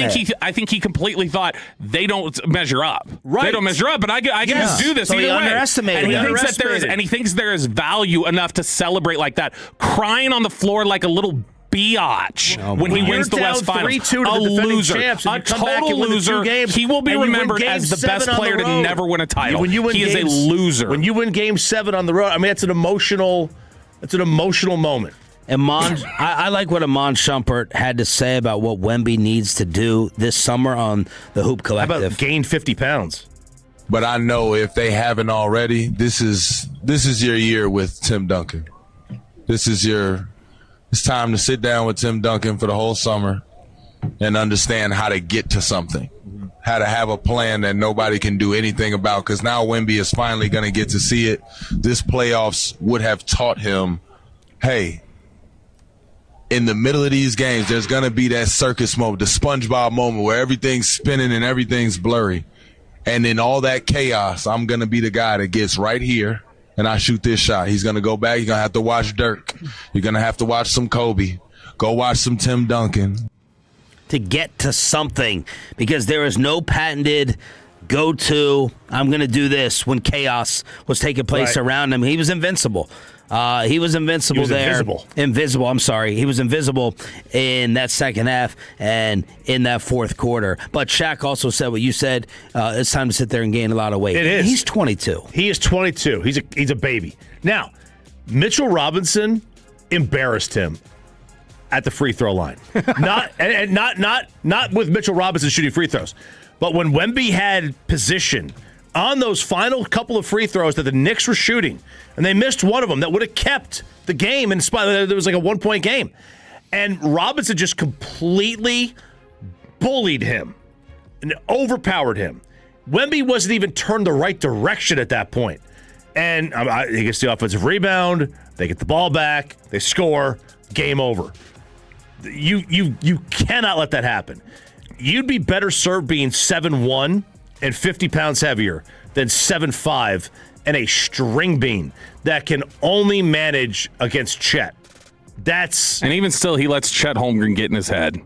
He's got so many massive concerns and problems for the long term. Chet Holmgren was an embarrassment after that series. I know, but like that's what I'm saying. He was like obsessed with him. All the chatter was that he was obsessed and focused on Chet. It's like he's got such bad priorities. He has some of the worst priorities of any player in basketball. He should not have been focused. He's 22. He should not have been focused. He is 22, but that doesn't change the fact that his like entire priorities are messed up. I know, but it also doesn't mean that there's a cap on him figuring it out over the next 10 years. But when we think about players who come over here or who are like played over here or whatever else, who all went through the losing process, they didn't have like systemic issues with priorities. Most of them, they had to learn, but they didn't have priority problems. What you don't think his priority is the NBA championship? It's not going to be the I NBA don't think that there's enough of a buy-in. I don't think there's enough of a buy-in. I think that he's content to just be priority who he is an NBA champion. I think it's buying horses in Croatia. I mean, Luka's wasn't, but you're giving him a title. He don't like him. No, he didn't prioritize it enough to be in the best shape. No, he should have been. People learning the process, right? They learn the process to get there, but they all have their eyes on this. He has his eyes on Chet Holmgren. He has his eyes on the media members who didn't vote for him as MVP over SGA. No, I'm not. Go look. That was a dead serious focus for him. Was the SGA MVP crap? Everybody talked about it. The Chet thing was a focus. We praised Michael Jordan for these petty vendettas. No, this isn't petty. It's fake. It's a fake priority. Who cares? Who cares? To the discussion of if he's going to win a title. Who cares what he says publicly? I care if it's fake or not. You can see absolutely what it is. All right.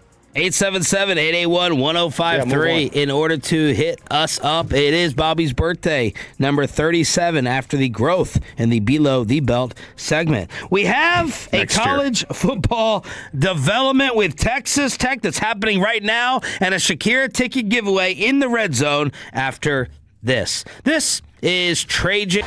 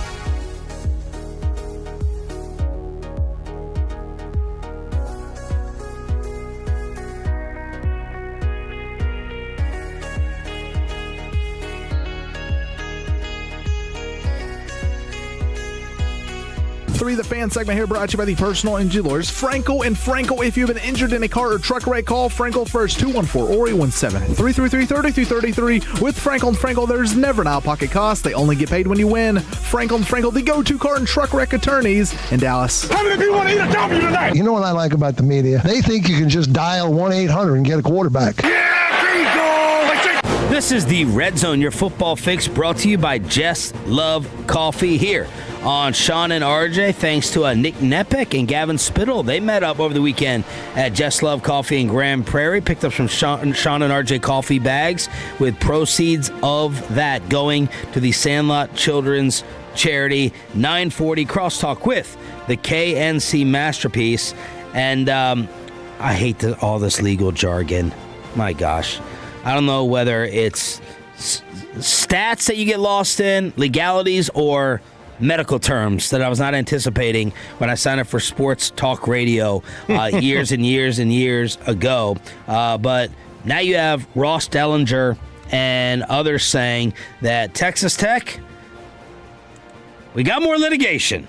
The Big 12 has filed a legal complaint in court against Texas Tech and the Texas AG, seeking declaratory judgment and a preliminary injunction to enforce their bylaws and potentially sanction the school for their plans to play Sorsby. Of course, original follow-up ruling on this was supposed to be in February, which is perfect for Texas Tech because the season would be over. So this is the Big 12 now trying to fight back. Yeah, because according to what I saw last week, the Big 12 and their bylaws or whatever are not required to adhere to the judge's ruling for whatever reason. I have no idea why. The NCAA is not allowed to act. That doesn't mean the conference can't. That's the conference's position. And I think what they're doing is, with this, is they're trying to gain that clarity before they go and do something. I think they're trying to gain clarity to say, hey, do we have the authority to act? So I was driving to Wild Fork and Addison Saturday. And I was very happy that I was catching the segment with Fred, Will Chambers, and Brennan, where Brennan Baxter was going to cover his tweet that absolutely blew up and drew your ire as well, Ralph. Well, it did because, Brennan, he chirped at me a little bit too, and I was thinking about having him on. But after hearing the explanation, don't need to. But when I put out the roundtable video, I was like, "How's this gonna end?" And I think he chirped back. He said, "It's gonna end well. It's gonna go good." And Brennan, as you know, I would hope the entire world said you were wrong and disagreed with you. But I was driving, and I did want to hear his explanation for the tweet, basically saying, it says it's becoming clear that any school other than Texas Tech couldn't care less about the mental health of their student athletes. And basically, he also... What are the retweets on it? What was the activity? Let's see, 534,000 views. Good for you. He should have tweeted it in all caps. 808 likes. 334 retweets. Here comes the ratio. What's the replies? 1,300 replies. That's not I've seen worse. Yeah, but on an account with 200 followers? 1,300. And how much of those retweets were quote tweets? I bet more than half of them. I don't know. I don't see it. So if you get more replies than the retweets and likes, you're being ratioed? Or quote tweets, too. Yeah. Okay. Yeah. And that means people are disagreeing with you. It means people are wanting to talk about what you said. Nobody's wanting to be associated with liking or retweeting. But if you look at the likes and the retweets, it's like 1,100 to 1,300. That's to me, a ratio is like 3 to 1. That's what I look at a ratio. Okay. Maybe 2 to 1. But that is a absurd take. It's a ridiculous take. And he also is like saying like every other school would have done the exact same thing in Tech's position. No one's really arguing that. Yeah. That's the problem. Right. No one's, and this is where Red Raider fans are missing the point. No one is saying that they wouldn't have done the same thing. Right. They're just saying that it's garbage. Which underlines that Texas Tech isn't about mental health either. They're just doing what they're doing in their position because they want the quarterback. Like, if you were really about mental health, you would say, we're going to pay you, you're not going to play, and you're going to get the help you need. Yeah, like that's what they would do if they really cared about his mental health. The Cowboys, for all the kicks they get at times for not caring about this or that, and they're just bottom line, there are several instances of players who have been taken care of by the Cowboys who are in bad positions, who are like there was a player a couple years ago, longer than that now, probably like 10 years ago now, who was not doing so well, and the Cowboys made sure that he was still getting like all of his insurance and different things like that to take care of him.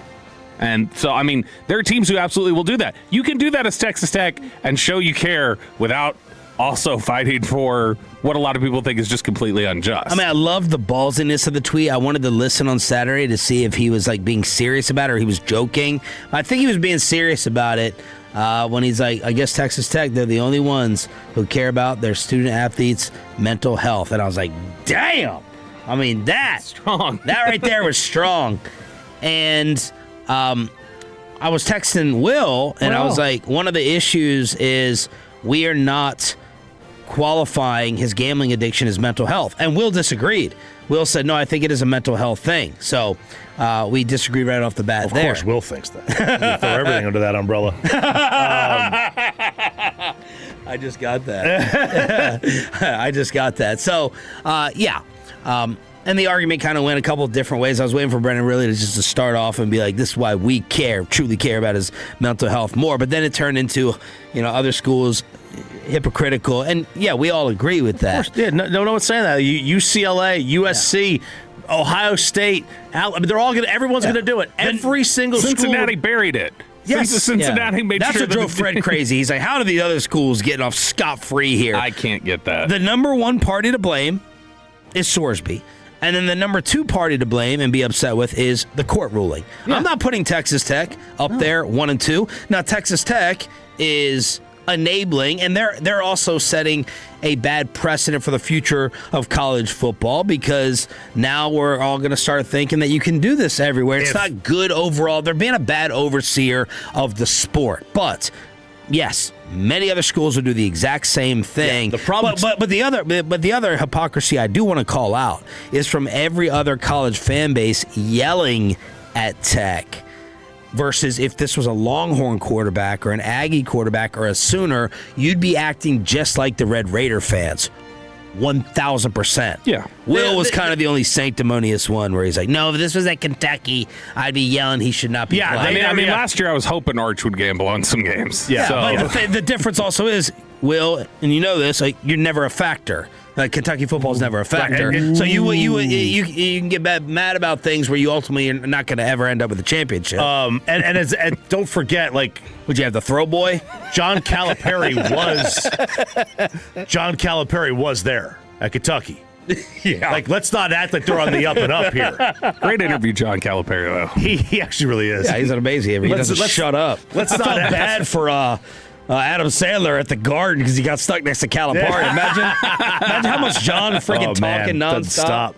So yeah, I'm not upset with Tech. I mean, they all would have done it. But you got to get made fun of. You got to be in the spotlight, and you got to get made fun of for it. You got to own it, and you also got to tell. And I know it's hard. And then you're coming out with your joke of a PR. That's where Tech playing him is one thing. And tell Cody Campbell to stop doing. Don't talk. Yeah, get off Twitter, man. Ooh, Cody Campbell likes being the villain. It feels like he does. He really loves this. You've got it. And look, I love what he is. I love what he does. I love what he's doing for the sport. I think it's great. He is a billionaire Bond villain a little bit, but you can't be. You got to stop. Needs a deeper voice for that. You don't need to talk. Yeah. You don't need to tweet. You don't need to go on Dan Dockett's show. Just let Kirby Hockett put out his statement and let the courts take the blame, right? Because the moment Tech started talking, they became even more of a target. Just let the courts be the target. Yeah, right. But no, that was a tweet from Brennan. I guess we're the only ones who care about our students' mental health. What a joke. What a joke. But it was good for his interactions and good for the Saturday show. Yeah, I mean, I followed him over it, so why not? You weren't following him before. 877-881-1053. It is Football and Football, brought to you by Just Love Coffee, as we're going to have a little fun play on words here to squeeze in another World Cup update. All right. We'll play on words. Football. Yeah. I like it. Let's get some food talk, though. One of my... President Trump would say no. Get that out of there. That's right. We need to go ahead and have one football, the American one. And I love some of the posts that were said. The USA dominated Paraguay so badly, the rest of the world is now going to call it soccer. Oh, right. Like, okay. they were that good. Not bad. But one of the things that I've really loved about this is the other countries that have discovered America, except for Norway. Norway has shipped their own food to the World Cup. They didn't trust American cuisine. Now, they're using North Carolina as their home base for this. But they have shipped 1,000 pounds of traditional food from their country to avoid a potential tummy ache. Now, this guy has worked with the team for 35 years. Him and his two sons are chefs. They're in charge of every meal. The Viking Kitchen brought 660 pounds of Atlantic salmon and whitefish, 255 pounds of brunost, which is like a brown cheese, 6,000 oranges. They don't trust our cuties? Our mandarin oranges? This is a genius move, and also at the same time, it's dumb.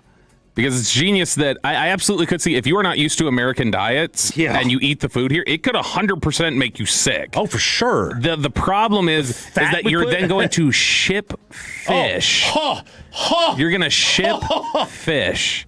That's what's stunning to me is that you're willing to eat fish that was it's on ice. But that's still a risk. To me, the fish is a bigger risk if it's not totally fresh. It's well, we counted on the staying at the right temperature the whole way. They're looking at RFK and hearing all the stuff they were putting on all of our food. Yeah, we're contaminating it. They're full on Maha. They're only taking ibuprofen, no Tylenol. And listen, Maha. Make America healthy again? Oh, healthy again. Okay. I thought you were going to have a joke there. No. I noticed, when I went to, Italy, I noticed, we could eat a bowl of pasta, and I didn't feel disgusting. Yeah. Right? Because it's made differently. It's not sitting on a shelf. But then you get to one of my new favorite accounts, at Japan_Nobunaga. This guy has discovered Mexican restaurants, Sean. This was a great, amazing post. And I don't know that I have time to go through the whole thing. Maybe I do. A USA, a Mexican restaurant. We had not yet ordered anything, and the food was already arriving. Chips, salsa, unrequested, free. I stopped the waiter. We had not earned these. I love that. We have not earned this. They just come with the table, man. They come with the table. In my land, hospitality is a debt. I don't even care if this is fake and not even real. Right. Every gift creates an obligation, weighed carefully, returned in the proper season with interest of feeling. Here, the gift arrives before you have proven you could pay for dinner. This is not an appetizer. This is a declaration. We trust you. Eat. I ate with the gravity the moment deserved, and then I must report and calmly the basket emptied and a new one appear. Did we? Refill. It's bottomless. Bottomless. They have wells of salsa. The supply lines of this nation are beyond anything my ancestors imagined. My friend warned me, don't fill up on chips, dude. Too late. I had accepted 3 baskets. Honor demanded each one be finished. An unfinished gift is an insult. By the time my actual food arrived, I was a ruined man.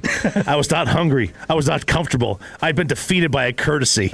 Generosity that arrives before the request cannot be repaid. It can only be survived. I know the rule now. I have made my peace with this basket. 1 basket, 2 at the most. Who am I deceiving?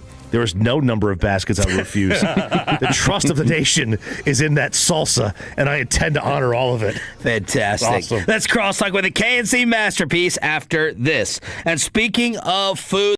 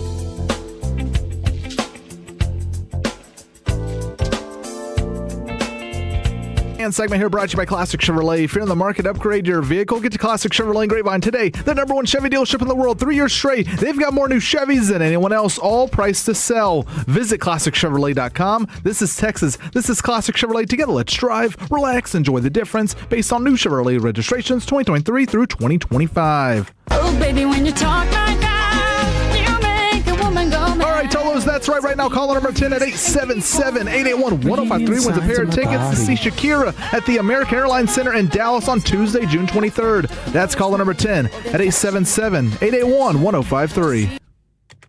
5 seconds away. Played out, and the Carolina Hurricanes are the best team in the NHL.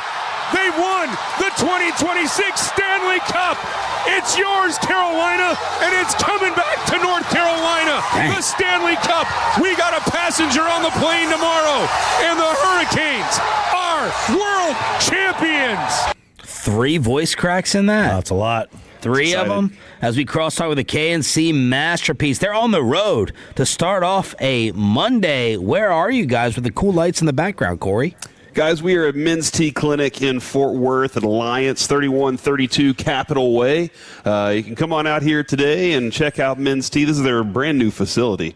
It looks very new. Yeah, this is actually, I was just telling them I'm considering driving here from Plano instead from now on because it's so nice. It is awesome. So come on out here today. Say hi to us. Got a limited number of Tolo stickers and so much more at Men's Tea Clinic in Fort Worth. Would you encourage people to storm Capitol Way to come see you guys? Okay.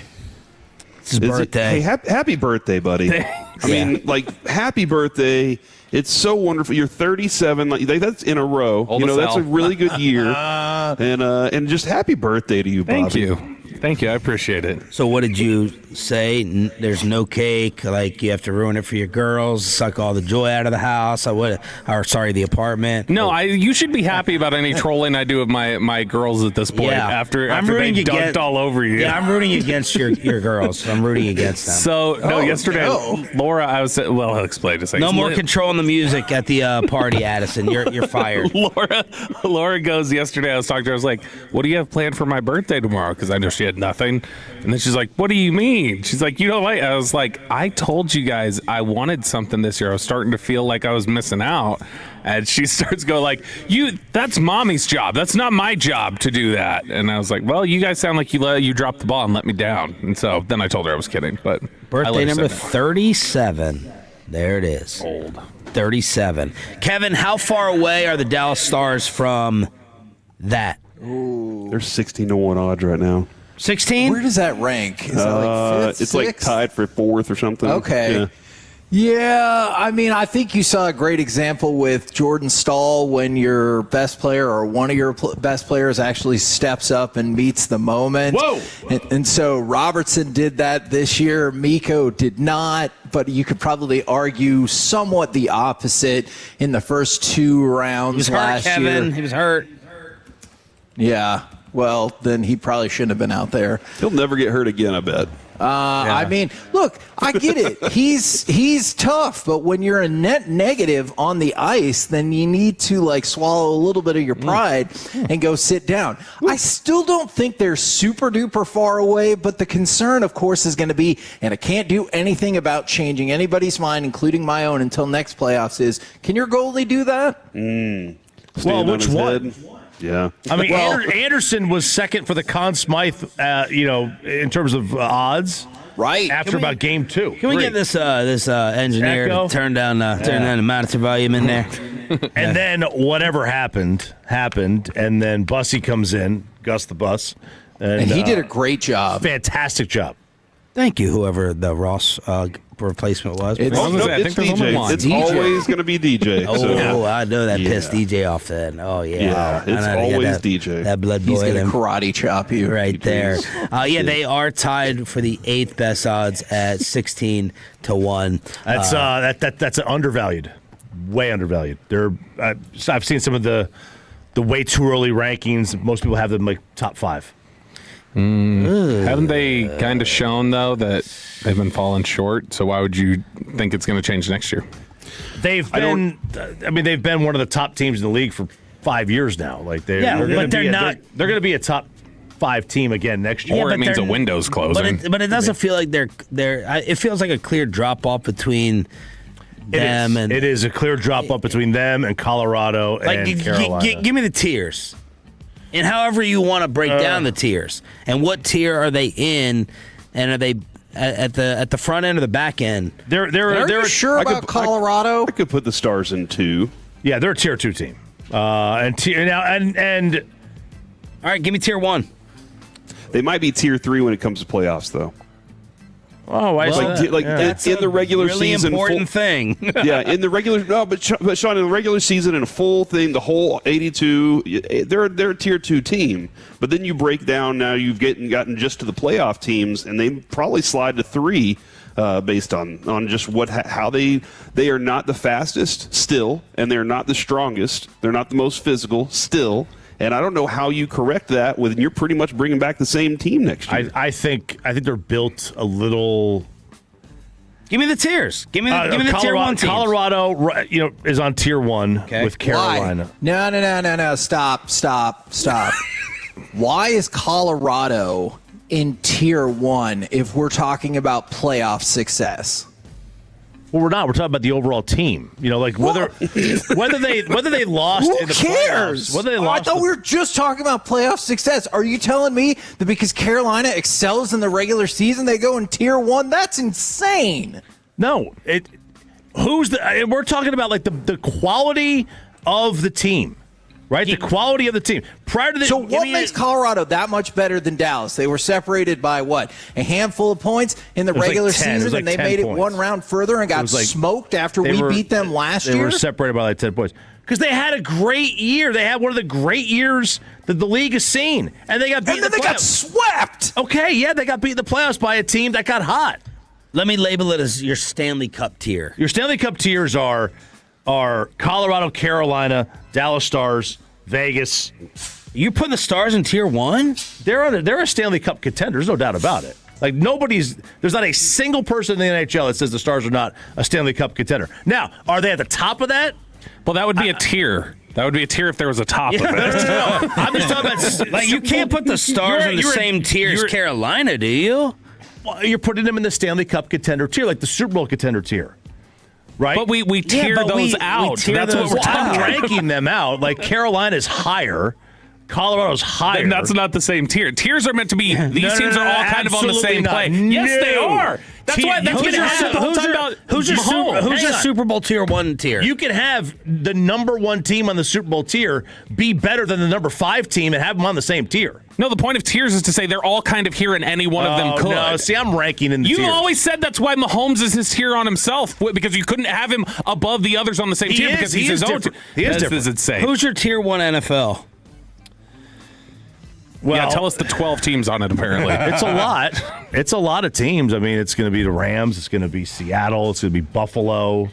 You said Josh is a loser. He is. Okay. It's this year it's probably, I don't know, Baltimore. Excuse me. Yeah, he's still on tier 1. Who else? I usually use just 2. Like my rule of thumb is 2 on tier 1. You put 2? All right, I'll have more. Here's what my hockey's so fickle, though. But my thinking of it is, the Stars. We've been coming in here in the final rounds for years now saying they're not close to that. And the farthest they have you're right, gotten when we're like, all right, they ended up getting stomped. So it feels like they're not close to the 2 teams at least who end up playing. They're going to have top 4 in points next year. Just like they kind of always do. Yeah. They're like the Josh Allen Bills. Right. And now my issue with the Stars is, and I hate to say it, I am not enamored. They got too many Scandinavians in their team. I'm just going to say they don't have enough Canadians. They don't have enough Americans. Lord. I am not a fan of Finnish hockey. Okay, I'm sorry. That's why you love the Stars. They don't finish. It's just a little soft. They need to get more Canadian. They need to get more American. I'm just going to say it. You want to have it. You got to have a little bit more nasty in you, and you don't get nasty by Baltic. All right, you got to get a little more nasty. Did the Chubby watch UFC 250 last night? Yeah. Stay away from the North Sea. You Stay away. get very skilled. You get very skilled players. Cool. But, I don't want skill. Right. I want guys who will take a knee out. Did either of you watch? Take a knee out, not take a knee. Truck you. Did you guys watch UFC last night? I was almost really surprised by that take from Choppy. Yes. I was going to, and then the rain delay, and I was like, all right, never mind. Okay, there wasn't a real rain delay. It was a rain delay, So- like the Rangers in Kansas City the other day. Much like all UFC pay-per-views, the pacing was awful. But at least I didn't see a preview for the new Jason Statham movie, which is what they used to always do before they got on Paramount. But you know what I think they could have done a better job of is making Dana White and the president walk for longer at the beginning of it. They walk like a mile and a half, and you're like, this is the longest shot I've ever seen in my life. hallways in that What are they, building. Scorsese and Goodfellas? Let's go. Got to really show off. Did you think? But yeah, were you impressed by the presentation of it? I thought the presentation was great outside of the pacing. The pacing, as is frequently the case with the UFC event, was terrible. I thought the fights were super fun. Obviously, everyone was fired up because of all those bonuses. And then, holy freaking moly, did Justin Gaethje smash in Topuria's face last night. My favorite question that I've been asking today is, what is the show or reason that you actually had Paramount Plus? It would have been the Yellowstone series. Yellowstone, okay. Yeah. Kevin? What's Landman on? South Park. Paramount Plus. They don't show it enough on Comedy Central to not buy the app or buy the subscription? Edited? Yeah, you want it just full open. You have Paramount Plus? Yep. For what? Now Landman, and then also we're doing Tulsa King now, and then I just South finished Park. Tulsa King. It's good, right? It was good. It was. I haven't seen all of it yet. The writing was better than the acting. I'll say that. But well, it's Stallone, but I did say this though. This third season was my favorite out of all of them so far. So Did you know that if you do Walmart Plus, you can get Paramount Plus for free? I know that now. Walmart Plus is a thing? I love all the soccer man. fans, the picture of them walking past the Walmart on Random Mill yesterday. at Arlington, yeah. Did they know not to park there? That's a good question. Park at that Walmart. You see how empty the parking lots were? Unbelievable how empty. Like saying that people are they all like got on buses, or They either took buses a lack or of they attendance. they Ubered, they walked from DFW Airport just down 360. I don't know what they were doing, but Which you did predict, RJ. maybe walking from downtown Dallas. But the amount of lack of cars that were in these parking lots astounded me. Corey, one more time, where you at? We are, gentlemen, at Men's Tea Clinic in Fort Worth, 3132 Capitol Way. Come see the show today. We're here from 10 to 2, and we got Tolo stickers, and we got so much more going on. Come hang out. A fiery Monday continues with a KNC masterpiece next.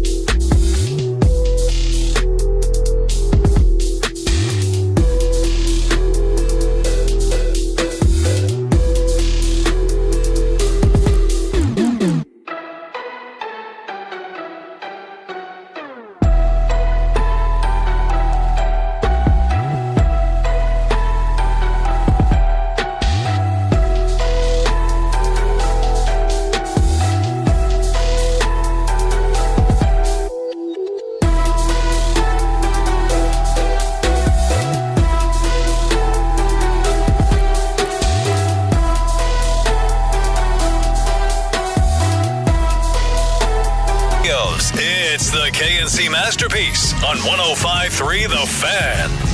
KNC Masterpiece right here on 105.3 The Fan. You got me, Kevin Hagelin. You got, Corey Majors. Oh, man. And, of course, the famous Alec Medford back in the studio holding it down for us. And we are live from Men's Tea Clinic in Fort Worth. If you want to go ahead and come out and see us today at the Alliance location, 3132 Capitol Way. Kevin, a couple things. One, Choppy is getting torched right now for the tier things. I just want to give him some credit. When you get asked on the fly, what are your tiers for hockey? And you're like, let me start doing it. And then everybody's like, you're wrong. It's like, okay, it was on the fly. But I understand the star. I don't believe the stars are there either. But that's a different thing. I just want to know what puts Colorado up in that tier. I think because it's the.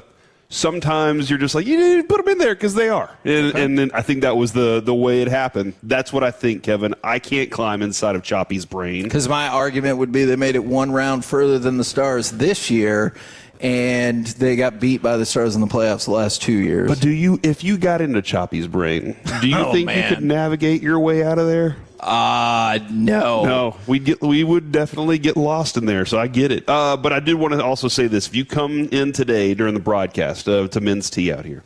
I'm already here. But you too can enjoy this. This is a great thing. You can enjoy a complimentary body composition analysis. Gives you a great baseline read on your muscle mass and other key body composition markers. And I've used this throughout my my journey here with Men's Tea. They're also going to let you get dialed into a performance injection of your choice, including lipo amino, the metabolism igniter, and B12 for cellular energy. Or Devin, Men's Tea's Alliance director, can set you up with a customized recommendation. They got some creatine they're going to sample out here today, as well as some other things. So come on out here today, get checked out, figure everything out, and check out some free stuff. That's a good thing, too. And plus, I got some Tolo stickers. Ooh, I like it. So, yeah, I'm doing good today, Kevin, if you asked. I didn't, just because I was so excited to tell everybody where we were. But you know what? Now's the opportunity. How the heck you guys doing? How the heck is everybody out there in radio land? 877-881-1053. Franklin Injury Attorney text line, or the Twitch, or the YouTube. Corey already told us. Mr. Medford, how about you? I'm doing great, guys, and I can speak to the creatine thing, Corey. I know you can as well. That is what helped catapult me from a twig when I started working here at 18 to about $1.65 now. So if you want to put on that muscle mass, Men's Tea is the place to go. But my favorite thing that happened over the weekend, fellas, was around the time that the game ended at Dallas Stadium yesterday. I went up to Cidercade over off of Division in Arlington, I love that place. And I purposely planned that because I wanted to see what the aftermath and what the crowd was like around Dallas Stadium. And I saw fans of the Japanese national team walking down 360 to their hotel. Like actually walking down the highway. Because they got a late equalizer. They were, lifted up by that. If they would have lost, Alec, they would have needed a car. But they were lifted up by that draw that they were like, I walk. I'm watching a video right now. Japanese fans ran into the middle of the street after that draw, and then the traffic light turned green, and everyone left the middle of the street and went back to the sidewalks because they're polite. And that is nice. And then they cleaned up afterwards. So I saw that. It's because they dunk on people, dude. And they're like, yeah, this is the way we respect the place we were just in. Look, I appreciate that. I just don't know if America is the place where I would say we're going to dunk on you and clean up after ourselves. I just don't know. I don't know about all the other countries and their cleanliness. I clean up after myself, but I don't know if the rest of the country is going to be like, oh, you really showed me. Or they could just be like, hey, we're respectful, and that's for their own. That's what I assume. That's what I assume. They're not trying to. Just they do dunk on you. Oh well. Have American fans cleaned up after themselves? There is no freaking way. There is no way. Okay, let me ask you a question. All right. You're going to go to a game or you're going to go to a movie. All right. Now, you would pour Coke on a child. That happened one time. But it did. It did happen, though. That is true. So, you go to the movie theater. Do you pick up the things when you leave? I do. You do not. I can tell. I can tell by the 877-881-1053. look on your face. And that being said, most of the time I'm in like a studio movie grill now. Sure. And so that I feel like I'm like, where do I put the plates? You know, when I'm done. So I don't know. I think they have people that come by and pick those. All right, up. so like that's you don't kind have of to, like put them under your. But now chair. they've spoiled me. You know, now if I go Okay. to a regular theater that doesn't have that kind of service, I forget. So I'm going to blame Studio Movie Grill. Okay. For being awesome. All right. Alec, can you go ahead and give me cut number 3? Because somehow I think the biggest sports weekend of the year surpassed the hype. Under 5 to play. Brunson looks, Brunson drives, Brunson shoots, ties the game. 10 straight points. Now, you might have thought this was a controversial choice, but I'm about to say another controversial thing. I think maybe for the first time ever, I was underwhelmed by Mike Breen. Now, is it because he just straight up ripped off Eric Nadel, or maybe it was an homage because he loves Eric Nadel? Maybe so, but go ahead and give me cut number 4 and the underwhelming final call from Mike Breen. Fox to Wemby. Wemby tries a 3, puts it up, off the mark. Anunoby the rebound. It's over. It's over. Knicks fans, this is not a dream. Your long, long wait has ended. Go ahead and cry. After 53 years, the Knicks are finally NBA champions once again. And I want to make this clear. I think Mike Breen is just about as good as it gets, and almost everything he does is pretty much perfect. I thought that was meh. Because we'd already heard it from Eric Nadel. Exactly. Eric, and it meant so much more to us, obviously, too, than this Knicks win. Yeah, he didn't say bang your dream or something like that, you know? Or a double bang. Or dream your bang. Yeah, exactly. So, like, that was something, he could have done that. He definitely could have used his own words. That would have been nice. That was very underwhelming. But also, I do kind of wonder if there was this, it was just kind of this natural, you just got to understand this Knicks thing is happening. Right. Like it overcame the Spurs very easily. They actually made it look easy while working hard. See, and I thought that game was incredible. I mistakenly, I don't know if other people did this, I thought most of the night, looks like we're going to go to a game 6. But and then, of course... You remembered what the Knicks do, right? Being down by 10-plus points has the Knicks exactly where they want to be. I thought Jalen Brunson in the postgame gave an amazing answer, and he goes, we just been showing up about 30 minutes late. The game started at 8:30, and we've been showing up about 9. Obviously, he's talking in Eastern time, but I thought that was hilarious, given their problems in the first quarter. Do you remember the Mavs run, Kevin? Yes, I do. It wasn't that long ago. It was a long time ago. But not as long as the Knicks, you know what I'm saying? Until this weekend. True. But that run... That was 15 years ago, though. Hey, why are you doing this right now? Okay. I was trying to point out something. Okay, sorry. Go ahead. They came back in a lot of those games.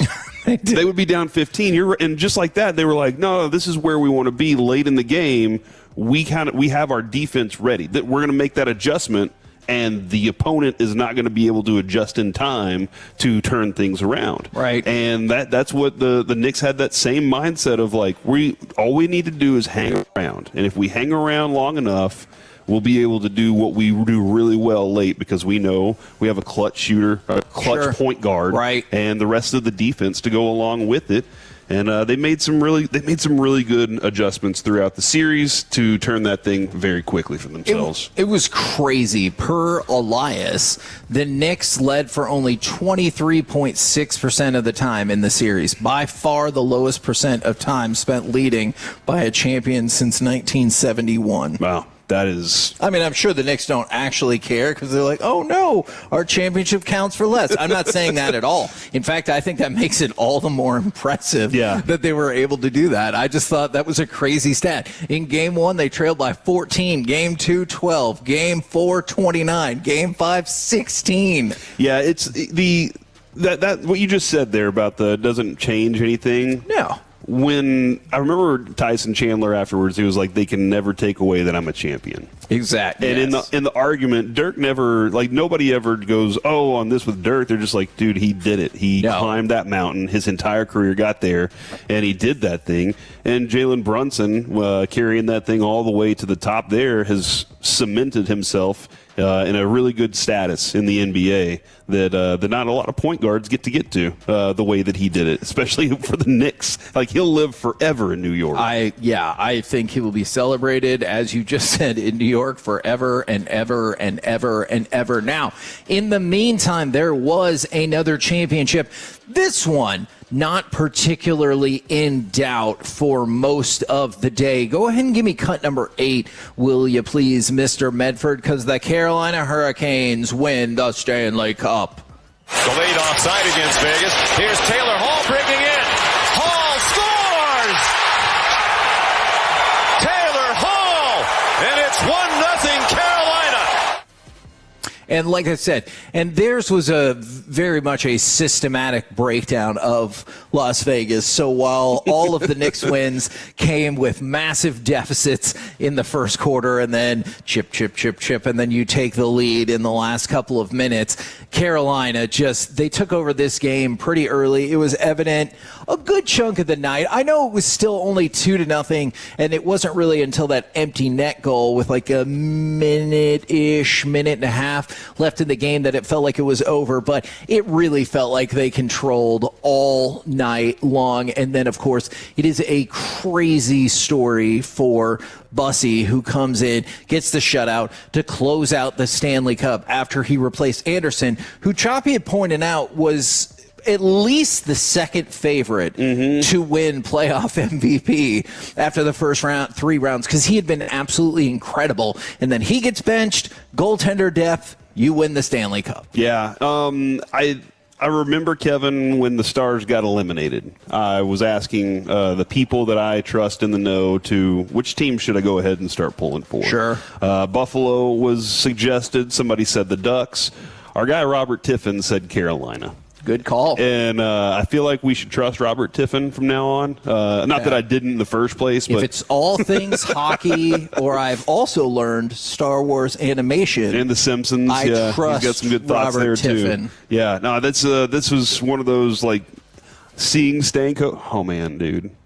That's another conversation we're going to have. Tough. From Brunson to Stankoven, if you want to go back to where, I understand all of those concerns. It was a tough weekend for the player. I mean, a great weekend for the players we moved on from. But tough for us as fans to be like, well, we want what could have been. Although, at some point, I don't know if this is a full-blown conversation or just something to point out. There's a whole lot of revisionist history happening with Jalen Brunson and Mavs fandom. There are so many and look, I'll point out, there's a section of Mavs fans, I feel like I was in that group, who was like, no, you cannot let Jalen Brunson go. But, man, I've seen all kinds of social media posts from just like the general Mavs public or very specific people that I was like, I know for a fact you didn't give a damn that Jalen Brunson walked out the door. And because he has succeeded to an unbelievable level, part of one of the greatest postseason runs we've ever seen, everyone's like, I can't believe the Mavs did that. And I was like, you thought the same thing back at the time. You know, I remember when it happened, I think you can go back and look at all of my tweets there, and they all are in the mindset of the Mavericks thought this about him. Yes. And I was like, I'd love to still have this guy. For some reason, the Mavs don't think this about him. And that was a superior fumble on their part. An absolute we'll call that a Wemby Castle moment where the ball just went out of bounds because you weren't anything De'Aaron Fox. Yeah, anything. It's a De'Aaron. They foxed it. If you will. They foxed it up. How many times in Stanley Cup history has a player also won as a coach for the team that they won with? I need to double check. I've got that stat written down somewhere. Thing, dude. There's only a handful of them. Yeah, man, that's just a really cool opportunity because you're like, man, I am connected to this team in a way that is superior to anything else. Now, apparently, we are still not allowed to play World Cup highlights, but a couple things about that, and we'll get more in-depth into the World Cup later. But did you see Mexico's 2-0 win over South Africa worldwide drew approximately 1.2 billion viewers? So there's that. Billion across the world. The Super Bowl, does it ever get to 1 billion? It does not. And so you can just imagine what the World Cup final is going to look like. So let's start with that. And then more specifically in this country, the United States' decimation of Paraguay. I won't use the term that was in our group chat on Friday night because I think that would get us all kicked out of Men's Tea and radio. My bad. Really, really quickly. But it averaged about 16 million viewers across American broadcasts. And then the Telemundo and Peacock Spanish version added another about 9 million viewers, which leads to approximately 25 million viewers. And the 16 for just the English language stations, that was up 106% from the last group stage for the United States, group stage opener. I heard Zlatan. Did you hear what he said about this? I did. He said, time to believe. Well, no. It was whenever he found out the numbers. He found out the 16 million number. And he goes, were they all watching the U.S. or were they all watching Zlatan? And I was just like, that dude right there cracks me up every single time. That's a good bit. It might have been the second best U.S. soccer men's match. Jamie Watson told us that morning they need to be fun. Oh my God, they were so fun. And that was about as fun as it could possibly get. You know what I mean? Like that, it was an absolute blast to watch that team play the aggressive way that they played. The only one I could think of offhand that I enjoyed more was, I think it was 2002, the round of 16 win over Mexico. Oh, yeah, that was a blast. To get you into the quarterfinals. But, like, this is right up there. Especially with the amount of pressure that was built, you know, like, as we were discussing, the anticipation we've been having for the years for it and being like, we don't really know what this team is. And then they went out there and they were like, we'll show you what we think we are right now. And then to top off the entire weekend, like almost simultaneously, although I guess the event ran longer, right after the Hurricanes win the Stanley Cup. Can you go ahead and give me cut number 11? You got UFC Freedom 250, and those last two fights were freaking wild. Oh, he's on wobbly legs. Sergino want to stop the fight. Oh! He's that's it. Zero gone! Now the two-time UFC heavyweight champion. Just think about how dumb that is for just a second, though. He's the two-time UFC interim heavyweight champion. And like he's filling in, huh? Yeah, and they've had times where interim champions have defended the belt, and I'm like, well, that just means you're the actual champion. And then if you go to the main event, which we'll talk about more, they called Topuria the undisputed champion, and I was like, well, the other guy's the interim champion, so it's at least somewhat disputed. And I know people are gonna be like, don't get in on the semantics, but I did. But that event ended past midnight because they decided to jam it full of fights, and there was a lot of finishes. I can't imagine if you got more decisions. That show might have ended at 2 a.m, but I thought the atmosphere for it was amazing. I am interested to see what kind of viewership they got for it, but I thought that card was super fun. We're the KNC Masterpiece right here on 105.3 The Fan. Coming up next, Dallas Cowboys news of the day ahead of mandatory minicamp. We'll do that next, live from Men's Tea in Fort Worth, the Alliance location right here at 105.3 The Fan.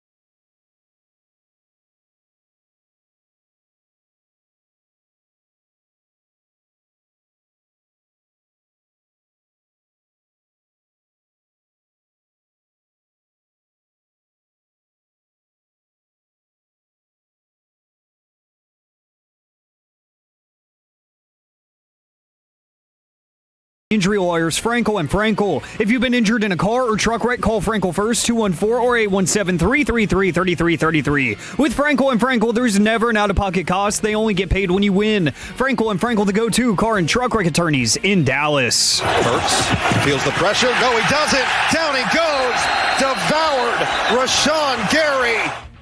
KNC Masterpiece right here on 105.3 The Fan. We are live from Men's Tea Clinic in Fort Worth, 3132 Capitol Way. If you want to come out and see us, and really, why would you not? We'll be here rocking along until 2 o'clock, although as Corey mentioned in the opening segment, they got sweet deals for you all day long. And right now, it's time for the Dallas Cowboys news of the day ahead of mandatory minicamp. And as you guys all know, this will be the most vital 3-day span maybe of the entire Cowboys This could be the pivotal moment in the season for the Cowboys. So pivotal. And I believe it was Clarence Hill this morning who was reporting that George Pickens is going to show up for mandatory minicamp. Is he going to do anything? Don't know. And as Dak Prescott already pointed out, he was like, this is per John Machota, you should probably temper your expectations because they don't want him to do too much. And all of a sudden he suffers a setback or some type of an injury. And then all of a sudden he's going to go into training camp with some type of an issue. So just remember that when everyone tells you how vital this mandatory minicamp is. Well, and also, Kevin, this is a vital season for George Pickens again, right? And true. He sure has shown it so far. But at the same time, an injury can ruin the entire season for him. And so, right now, he's like, I have to weigh my options of, do I want to go out there and be a leader or risk the injury? Right. And I just that's the balance that he's trying to, that him and his crew, his agency are all doing the same thing of, we can't risk this. It's less for that. So do you think that the Cowboys do themselves a continual disservice by just expecting someone to become a leader when they pay him? Let's say that this season goes well, and George Pickens turns out to just be awesome at football yet again. Does not particularly show a whole lot of leadership skills. Right. The Cowboys are going to, assuming the Cowboys paid him a lot of money, then they'll be like, well, we expect you to be a leader. But why? What has led you to believe that just because you pay him a lot of money to be awesome at football, that they'll naturally become a leader? Oh, I mean, that's the same thing happened with Elvis, right? Yes. He got paid, and then this came into spring training, and everybody was like, oh, he looks different right now. Yeah. And Ian Kinsler, he was like, I don't want to lead. I just want to play baseball. Even though he had kind of this natural thing about him that people gravitated to, he didn't want to. That is part of the thing, Kevin. When I look at how captains are named in soccer sometime, I'm like, that's not the best player on the team that's the captain. What is it that he did? He works a certain way. And the manager recognizes it, the team recognizes it, right? I think the leadership part of it, that makes itself. The whole team knows who is doing it. The owner doesn't have to say, I'm paying you and now you have to do that. But I do think that there are definite expectations of when you're getting this money, you do need to meet these criteria. I don't think that the leadership part of it is necessarily the thing. Michael was a different story, though. Right, Michael was the guy that was like, I'm going to be. I want to be. Right. But then you traditionally would look and be like, is he doing the things that he says he wants to do? But I do hope Pickens gets there, does his stuff, and they feel comfortable that this is a non-issue for the season or training camp. Yeah, I just hope I don't actually really care if he's at mandatory minicamp or not. I hope he stays healthy, like you said, and then balls out during the season, and that's good enough for me. Yeah, that's all I'm asking. I mean, hey, remember, he doesn't even need to be a leader. Yes, agree. Dak's the leader on both sides of the ball. I don't remember if you remember that or not. Jerry told us last year, he's the leader. Man, that was a fun thing when we asked who are the defensive leaders, and he goes, well, Dak's a heck of a leader. And I was like, what is this, Jackson Smith and Jigma deal where you get sent the Defensive Player of the Year award? Come on. Now, a couple of things, and I saw this, and I didn't realize maybe that the number was this high. Dallas has 15 new faces on their defense. 8 free agent signings, 2 trades, and 5 draft picks. So they've added 15 players to the defense. Some of them, obviously, we have significantly higher expectations than others. So that's always going to lead to somewhat of a learning curve. But I will say this, while I'm jokingly taking shots and sometimes not so jokingly at OTAs and mandatory minicamp, is Christian Parker said, I think we've got a very urgent group, and a group that's hungry for knowledge and hungry for getting pushed, and we want them to have that collective success. So it seems like an awesome combination for the Cowboys to have this many new players, and one of the things that Christian Parker immediately says is, it seems like they are very urgent and want to get stuff done really quickly. That is no doubt a positive. I loved this quote from Tommy Yarish regarding Christian Parker. We're still in the undergraduate phase.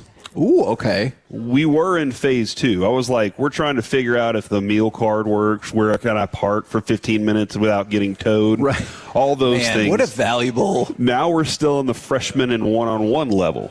We're starting to get to sophomore year, if you will, and then during training camp, we need to quickly be able to graduate with a master's degree in a 5-year program. That's how we see the urgency. Right. So to go along with that urgency, that's a good quote. This is what the rookie mini camps, the OTAs, all these things, the mandatory, the non-mandatory, leading to when we get to training camp, we need to be, once that's done, season starts, we need to be at our best. We can't be saying from week 1 on we'll still continue to do this. We need to be say we're masters of this thing altogether. Now, I want to take just a step back, because a couple of people threw out a couple of like Pickens-esque thoughts from the 903. And I actually think this is maybe more about the Cowboys than Pickens. I think there's a difference between the leader and example. I think after you pay people, you should at least expect them to be a good example. So a couple of different things at play here. George Pickens believes, and his camp believes, he has not gotten paid. Now, I know us regular folks will be like, you're getting $27.3 million. In what universe are you not getting paid? In the universe in which you can easily pick up $150 million at that position.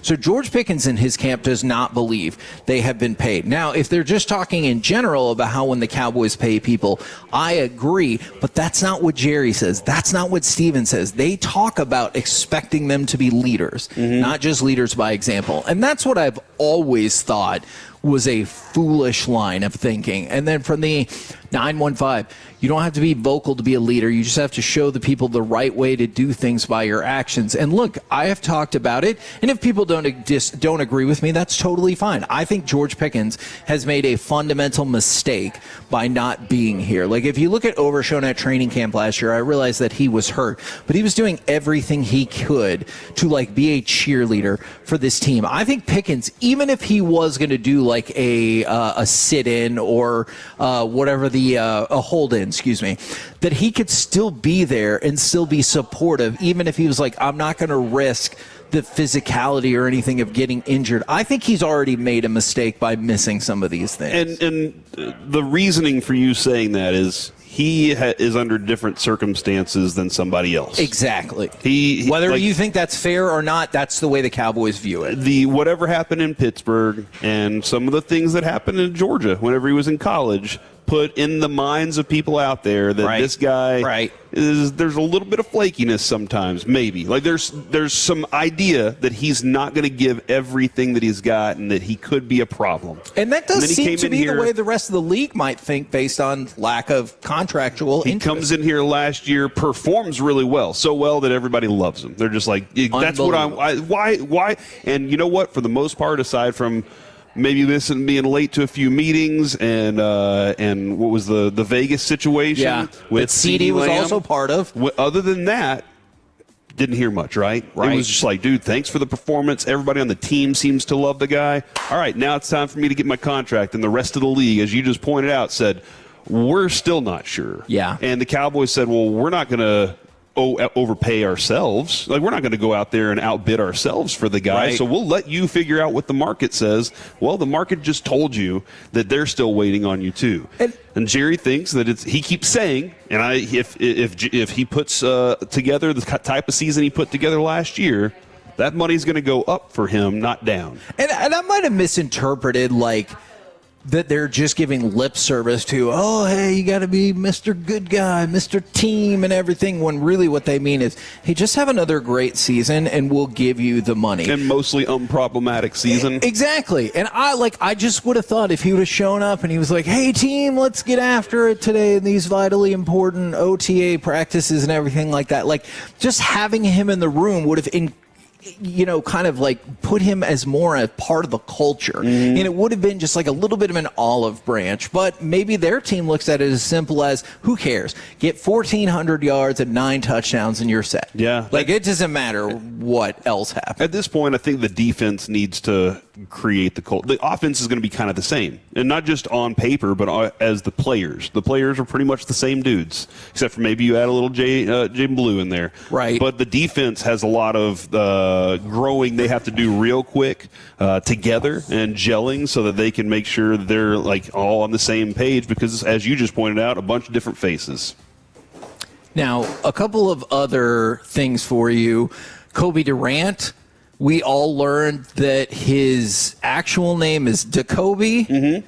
It's on his nameplate, yeah. Yeah, and no, I'm fine, thank you. And growing up, his parents called him Kobe. It just kind of stuck into adulthood, but I like that he said that. But he has talked about early on the challenges and I think enjoyable role of playing the nickel. Yes, being in the nickel, being in the slot, and I think that's positive. And then one more thing to take a look at, if you care about such things, and why the heck would you not, is with Matt Hennessy suffering the neck injury, is TJ Bass back to backup center in addition to other spots that he can fill. I do think that's another thing that you've kind of see in some of these OTAs, and like, see if that continues going forward. Yeah, you take for granted sometimes the consistency that you're kind of getting at your center spot whenever you have it. You kind of forget about it, and then all of a sudden you're like, what is our backup situation? And if you don't address it, and if you don't make sure you're on top of it, it can be a problem real fast for you. And mandatory minicamp begins tomorrow, and it will go through Thursday. We'll also hear from Dallas Cowboys head coach Brian Schottenheimer tomorrow at about 11:35 a.m. right here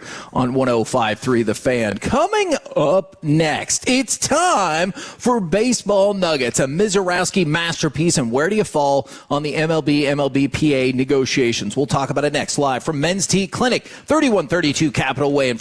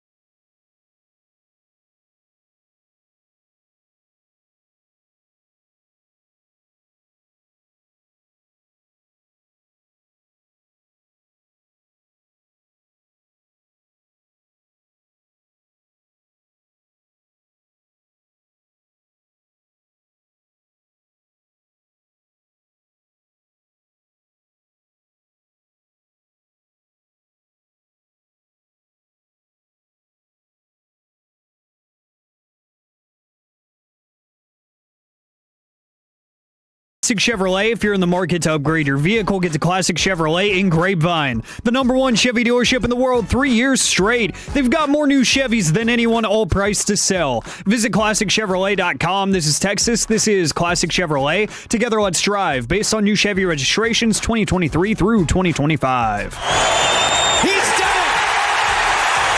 A complete game shutout for Jacob Mizorowski, and he strikes out 15.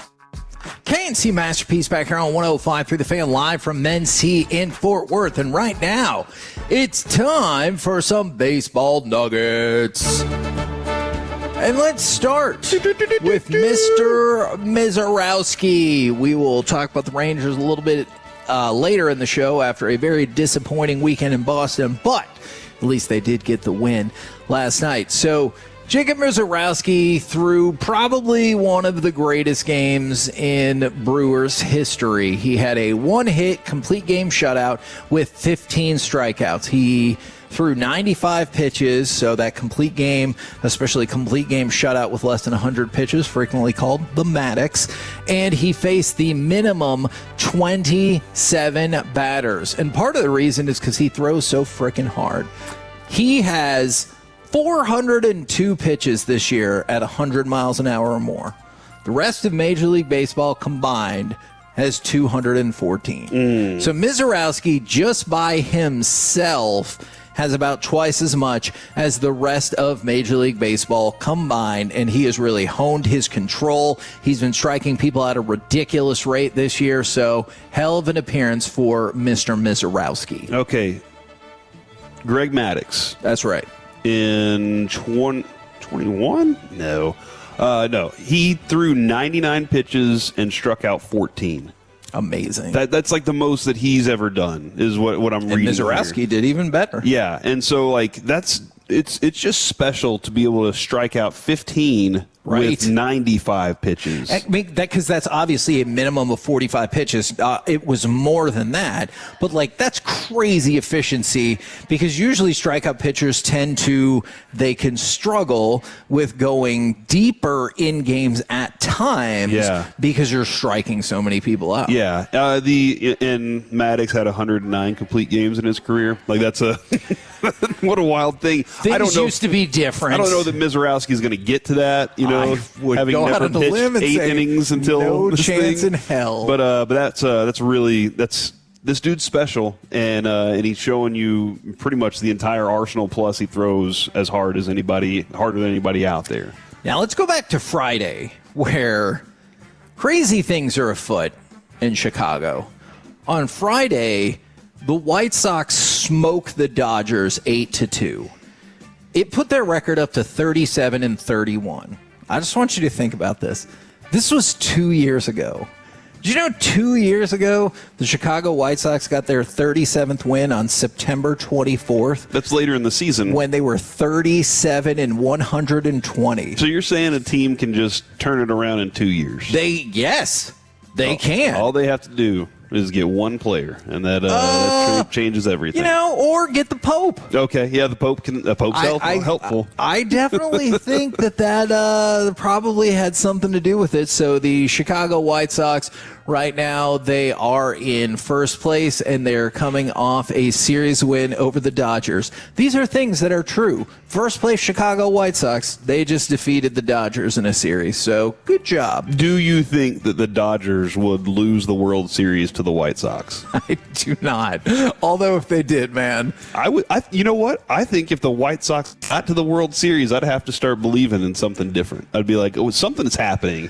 This is not just because they're a good team. It would have to have after the United States men were in the World Cup final, and Brunson wins his NBA championship. And then I would clearly think that the Cowboys are going to win the Super Bowl. The Cowboys are off to a hot start. If all of these things fell in line, I would be inclined to believe that. Yeah, and then there's the Pope. He's just hanging out with them. We don't have the Pope, so we can get a Pope.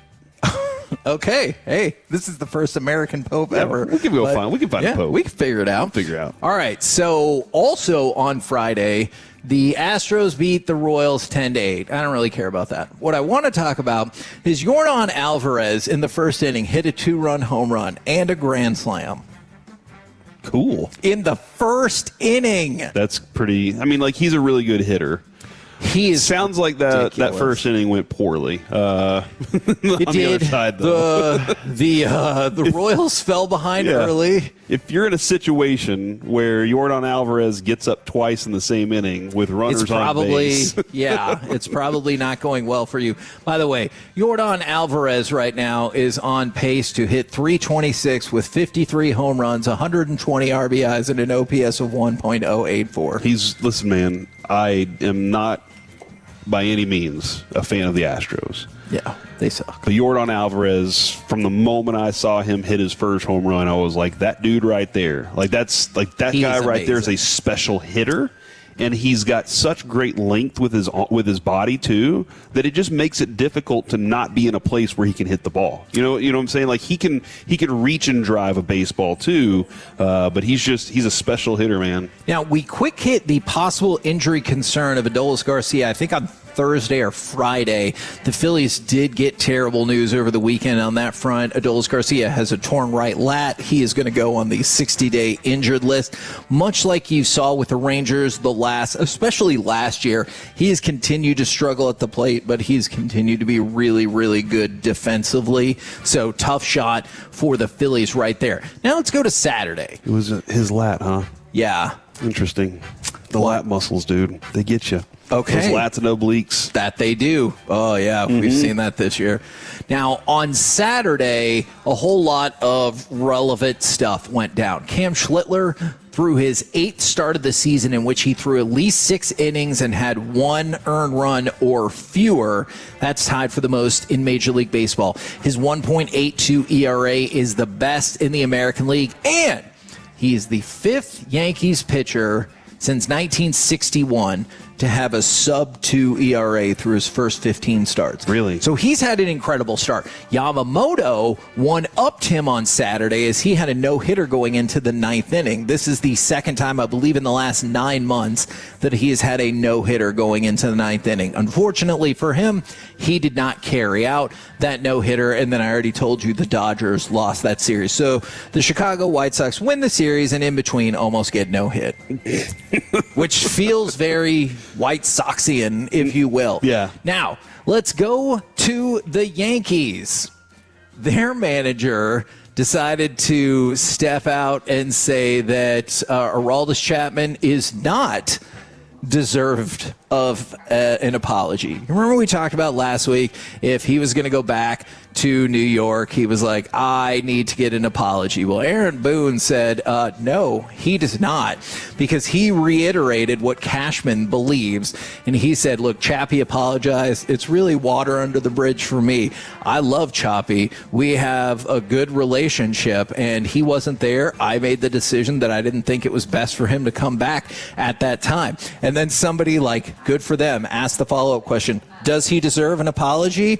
And Brett Boone said no. Or excuse me, Aaron Boone said no. Yeah, Brett Boone sometimes hops on with Sean and RJ. I understand. And he's always top of mind. But yeah, Aaron Boone said no. He does not deserve an apology. Well, there you go. Everybody can just move on then, right? Yeah, I'm sure that won't come up again. I just don't know if that would like change the Yankees' perspective of if they were going to make a trade. They were like, we should probably not trade for him because he's expecting an apology, and our manager's like, no apology. And then also wanted to throw this out there. This could be of very big importance going forward. For Cleveland, Jose Ramirez broke a bone in his left hand during a swing on Saturday. He is going to be up next. Let's talk more about future Basketball Hall of Famer Jalen Brunson in our NBA and NHL Finals Super segment right here on The Fan.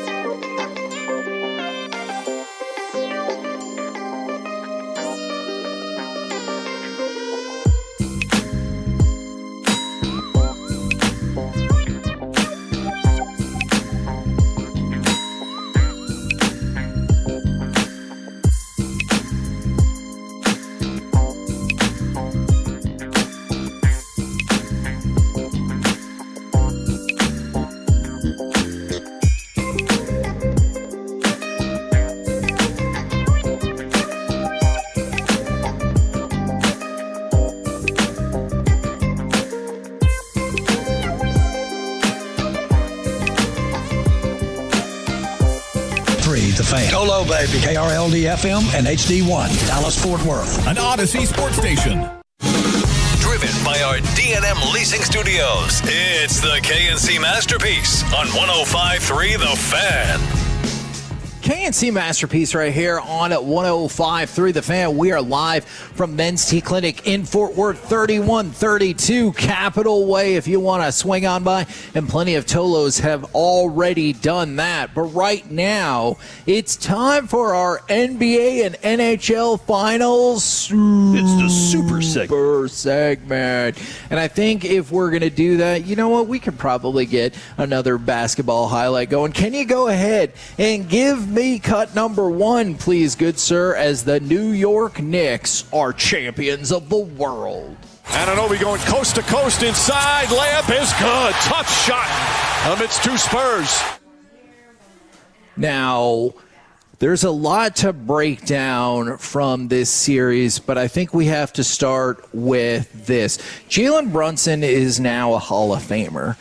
Now, that's not an opinion. No, that's a fact. That's a fact. Yeah. Yes. Thank you for saying that. Whether winning at the collegiate level or now winning an NBA title, and as you've already kind of made reference to, he'll be a Hall of Famer in New York until the end of time. Yeah, and I mean, obviously, being in New York helps, like with the NBA part of it. But the Basketball Hall of Fame is a unique thing, and that, as you were pointing out, the Villanova part.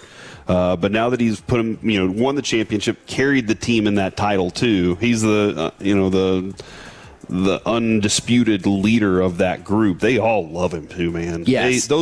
That team loves their leader. Yes. I just saw an interview they were having, and the OG Anunoby's not smiling, and everybody on the team's trying to get him to smile, and like they're a group, dude. They just have fun together, and that's a good thing from what he's done and established himself there. How much was that one better put at ease by the fact that Jalen Brunson started scoring nonstop points? Because remember, we talked about the dude who bet like $400K to win $8,000 that OG Anunoby would not be the Finals MVP. Yeah. But like if he would have had the Brunson game, I think he would have won MVP. The OG moment with the tip in, like that's going to live in history also as well. Yeah. That'll be a highlight from now on. It'll be the Jalen Brunson shot and then the Anunoby tip in, right? And we'll remember that again because it's in 4K.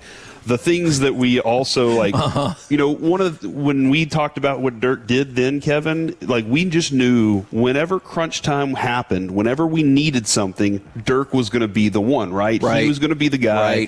Right. He went too soon with his left hand, like everything about it, the most memorable moments.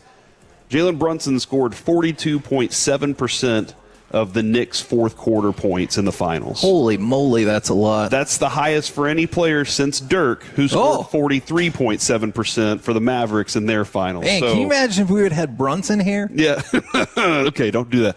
But like we talk about Michael Jordan fourth quarter, and we talk about Kyrie fourth quarter, and when it was the fourth quarter, everybody on the team knew we're going to let that dude do his thing, and we're going to be ready for if it comes to us. But our job is to make sure that the guy who is the most efficient in these moments gets those opportunities. It's interesting when you make the comparisons to Jordan. I know some people might think like theoretically that could be hyperbolic, but it's really not. So you're going to come in with the highest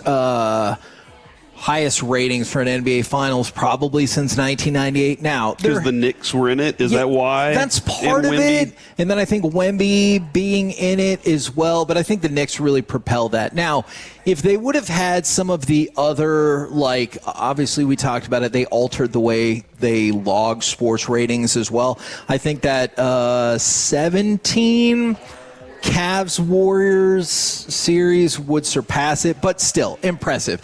And then for Jalen Brunson, he scored 15 points in the fourth quarter on Saturday. That's the most points in the fourth quarter of a finals-clinching win since Michael Jordan in 1998 with the last shot. Also, Jalen Brunson is the second player in NBA history to score 45-plus points on the road in a title-clinching victory, along with Jordan in 98. And so if you wanted to throw one more thing out there, this was also the most points ever scored by Nick in an NBA final game. So, like, Two comps Patrick Ewing, huh? Yeah. I mean, did you see that Rick Brunson, though, was like, I'm going to end this debate. Patrick Ewing is the greatest Knick of all time. And I was like, well, since they won the championship, it's probably okay to have some fun with that. I mean, Jalen does love Patrick Ewing. Sure. Patrick Ewing's like, I've known him since he was 2. And they're like pictures of him as a kid hanging out with Patrick Ewing's daughter. Like those, yeah. And then like when he was a teenager, he's hanging out with Patrick. He's always wanted to be where he was. Sure. Like that's another factor is he always wanted to be right there in that heart of the. I think Kevin, I know we would have loved to have had him and loved to have overpaid him. I think there was also something that was just calling Jalen back to New York anyway. Sure. And you would have had to pretty much have maxed him out essentially, and he would have had to stay. And at some point he would have been like, okay, now that I've gotten this contract, you should trade me. Right. and it is an amazing story for him and his dad, for the Brunson family. But a couple more things, and I love this quote from Jalen Brunson in the postgame presser, is he became the 4th player listed at 6'2" or shorter to win NBA Finals MVP. He joins Steph Curry, Tony Parker, and Isaiah Thomas. So that's a heck of a class.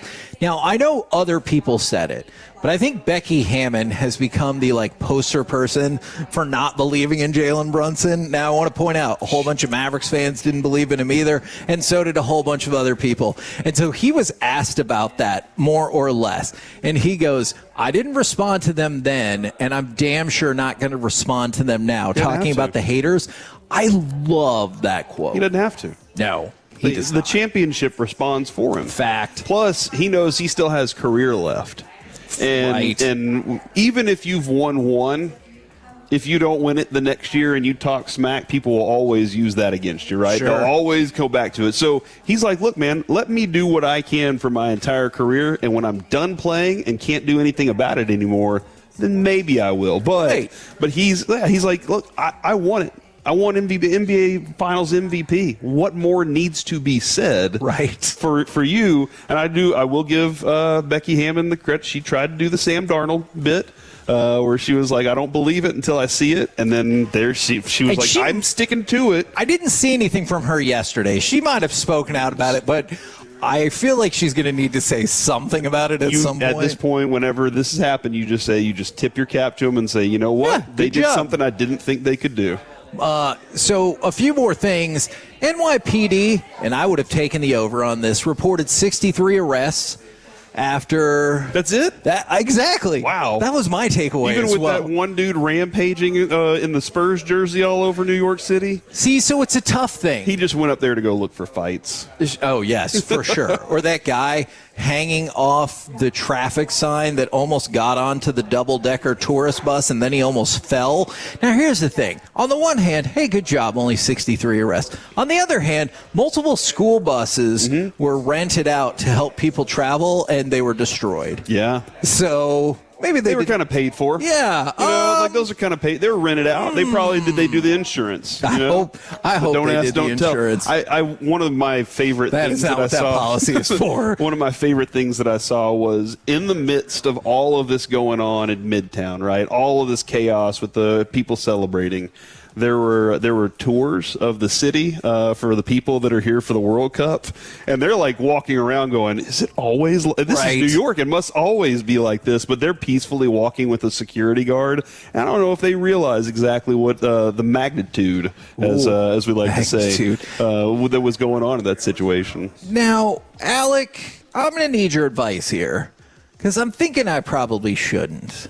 But Elmo had sent out a tweet. Oh, gosh, dude. Oh, wow. Where he said that he just hoped that both teams had fun.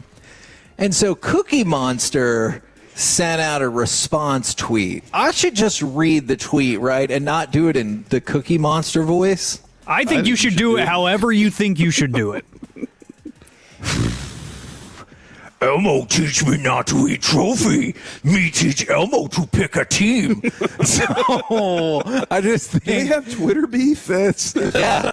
That's right. Cookie Monster. Hey, you do not want to know the lengths Elmo will go these I know. days. I showed everybody that video. At one point, I was showing that video to Adrian. It was on The Daily Show, and they were making Elmo essentially a degenerate gambler. Yes. All right. They were saying he's got problems. And so I showed the video to Adrian, and she was like, This obviously connects to you more because I'm not sure what Josh Hart averaging 12 points a game and I was like, okay, I understand that. Come on, but Adrian. that thing definitely connected. So yeah, the Elmo Cookie Monster beef on Twitter, which you didn't know would potentially rise from the NBA Finals. So good for them. By the way, their parade is set for Thursday. I don't know if I already said that out loud or just thought it in my head, but their parade is set for Thursday. In the meantime, can you give me cut number 10 and let's make this a super segment. They're going to clinch it appropriately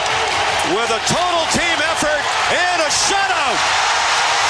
The Carolina Hurricanes have won the Stanley Cup for the second time. Now, if you're a fan of trends, you knew this is what was going to happen after they scored first. Teams with the opportunity to clinch the Stanley Cup since 1988, when they score first, were 34-0. Really? So now go ahead and put that up at 35-0. That's actually really impressive. I wonder what it is about that. And I'm sure Vegas didn't hear that stat, and they're like, we should probably quit. But it did feel like a game that, especially once Carolina put the second goal on the board, it felt like a game that was out of their reach, even though it was still like reasonably close. Yeah, and I think you can also establish that they are going to ultimately win and be the best team, right? Right. And maybe that's just what it is in that series, in that moment to close out. You just score first. You're the better team, Sure. And that's just kind of where that stands. Brandon Bussey, by the way, he's the first goalie to record a road shutout in the Stanley Cup Final clinching game since Matt Murray did so for the Penguins back in 2017. And, of course, the Conn Smythe Trophy goes to Jordan Stahl. So congratulations to him on that. I believe he is the oldest Conn Smythe Trophy winner ever. So Florida won 15 in a row, right, over Edmonton, basically. Right. There's parity in the NBA, right? Sure. It's the most parity in the history of the NBA. And then there's now, some multiple winners, but the Eastern Conference has been coming out pretty strong in the NHL for the Stanley Cup. Why? What are we missing there that we look at our Western Conference so much and we keep thinking, oh yeah, they're the dominant one, and then whenever we hit that the playoffs and we get to the final, the Eastern Conference dominates. I don't know what we're missing there. I'm always so conflicted on this because on the one hand, I want to say it's because the teams are better and they all beat up on each other.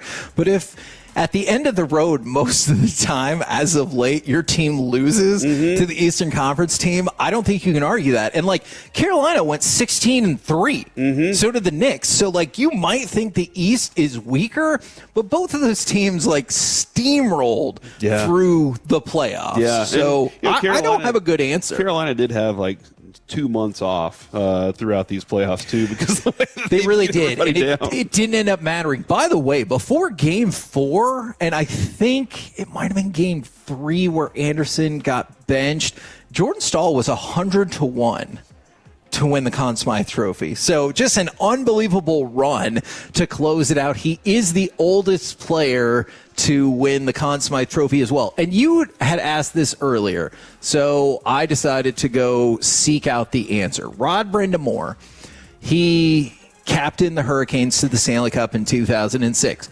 Now, yesterday, he won it as their head coach. He is the seventh person in NHL history to win as a coach and a player with the same franchise, but the first since 1956. Really? So it's been 70 years since you've seen somebody win the Cup as a player and then win the Cup again as the head coach of that team. 70 years. Yeah, that's back when Rube Waddell was still pitching. Man, and that's when they didn't have so many teams, and Canadian teams actually won the Stanley Cup. So obviously things have changed a whole lot. They no longer get a chance either. Is it? Yeah, I mean, they get a chance. It just doesn't make a difference. Is it safe to assume that the parade for Carolina will result in less arrests or whatever, maybe be calmer than the Knicks parade. Because you think that they're animals up in New York, or because you think they're just less they've been people? waiting for way longer, and I don't feel like frequently we hear the stories of all of that from Carolina. You think they do the thing that they did in Tampa, and everybody just rides their boats or their jet skis out there at Myrtle Beach? They just go out and that just.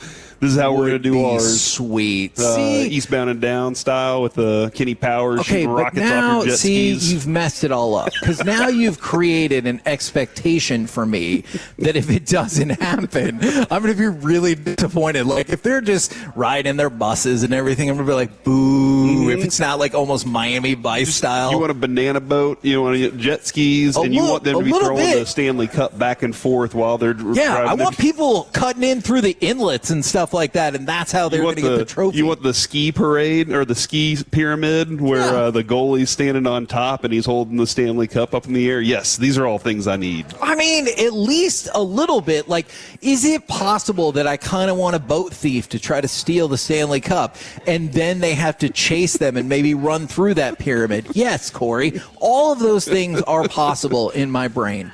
We're the KNC Masterpiece right here on 105.3 The Fan. We are live from Men's Tea Clinic in Fort Worth off of Capitol Way. And coming up next, it's time for AM on the FM. We got the question of the day and more coming up next here on The Fan.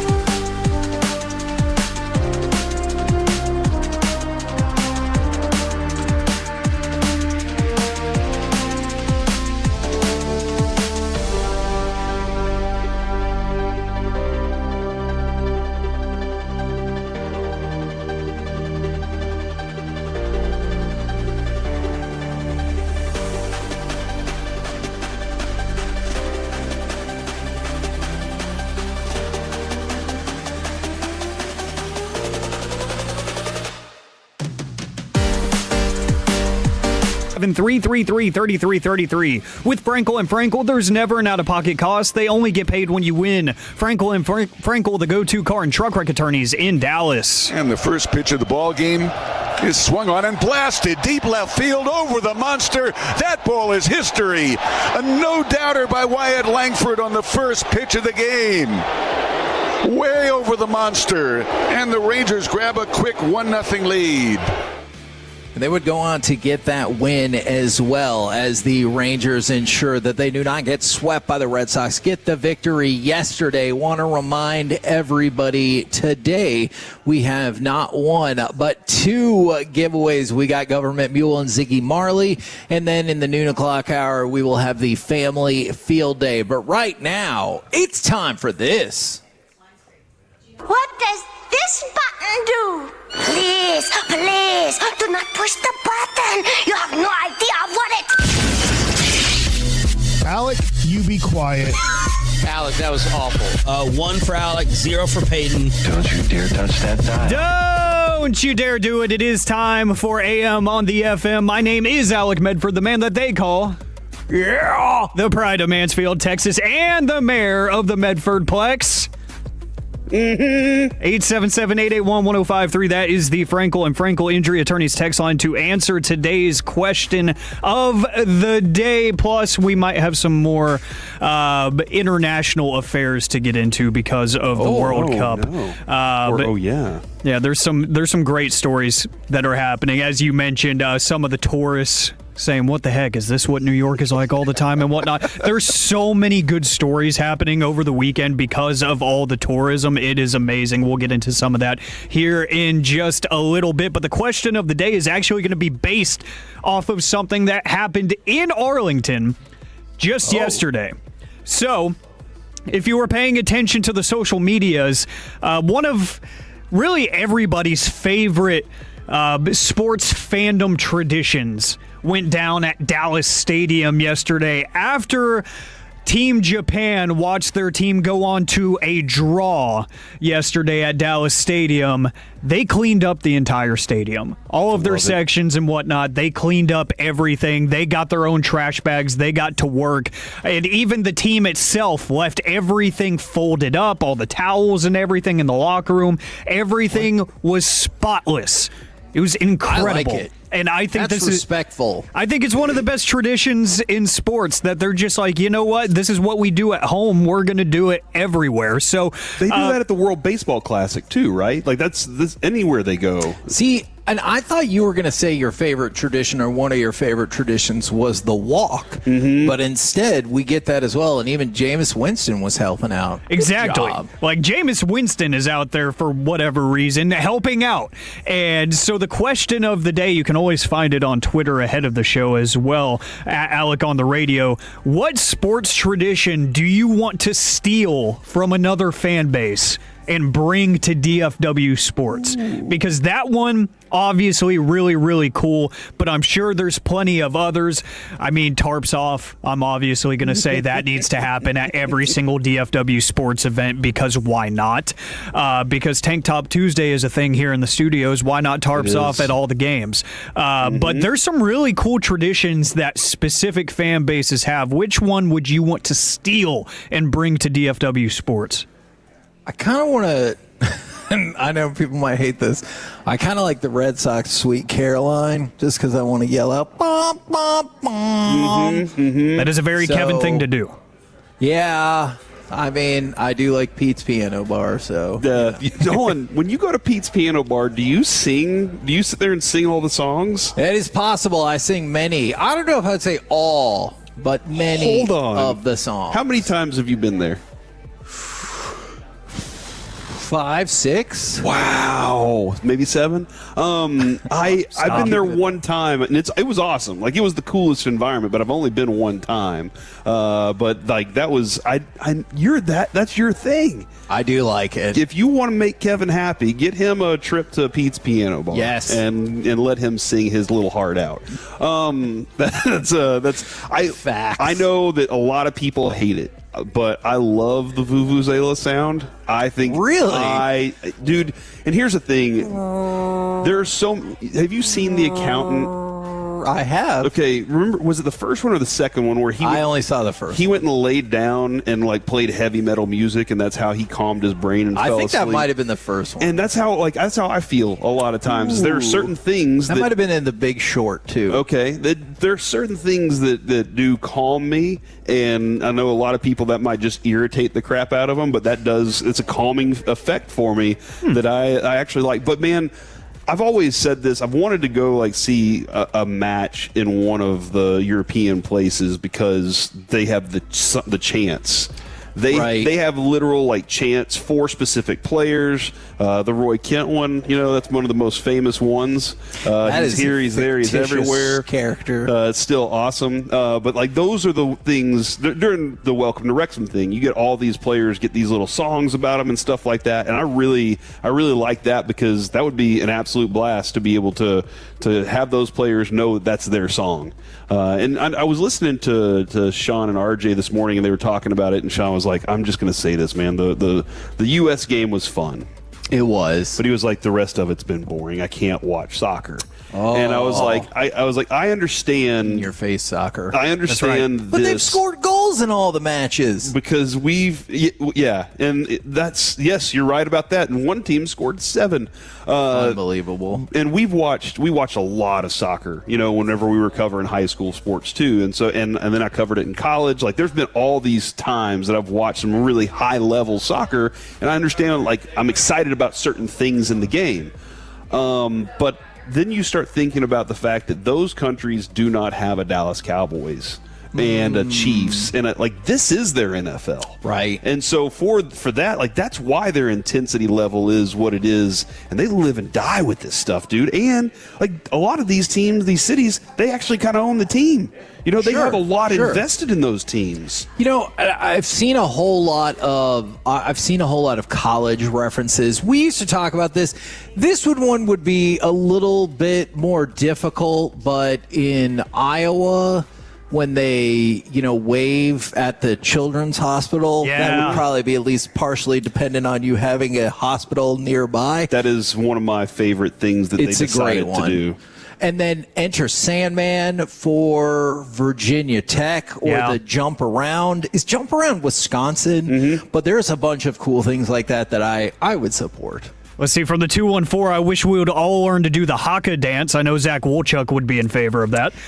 Dude, have you ever seen it live? Yes, many times. Yeah, we got to go to the old Texas Stadium. We got to see it there. That was, everybody kept telling me, dude, you're going to make sure you're there for it. And we were covering the game, and they did that, and I was like, that was a really cool experience. And I know it's because they were also good at football, but every time I saw it, I was like, oh yeah, they're going to win. Mm-hmm. Just because of the intimidation factor. But I realized they had many, many good football players too. Mm-hmm. Let's see, from another 214, the 2 shots echo the Spurs fan base does for free throws. That's a fun one. Dude, I do miss, because it seemed like we didn't get Who Cares as much this year from the Stars, and I really liked that. I thought that was a really cool thing because I don't care who scored a goal against my team. I really hate that. I don't want to see them, especially if they get called out a couple times that night. Let's see. And somebody for the 806, they said they went and did the Orange Walk with the Dutch on Sunday, and it was one of the best experiences. That is tremendous. A couple of my friends from college went and were posting all kinds of videos on Instagram, and I had major FOMO. I was like, that looks incredible. It was sea of people. It was just insane to see that amount of people, all wearing the same color, too. It was like a bunch of Loraxes walking around. It was beautiful.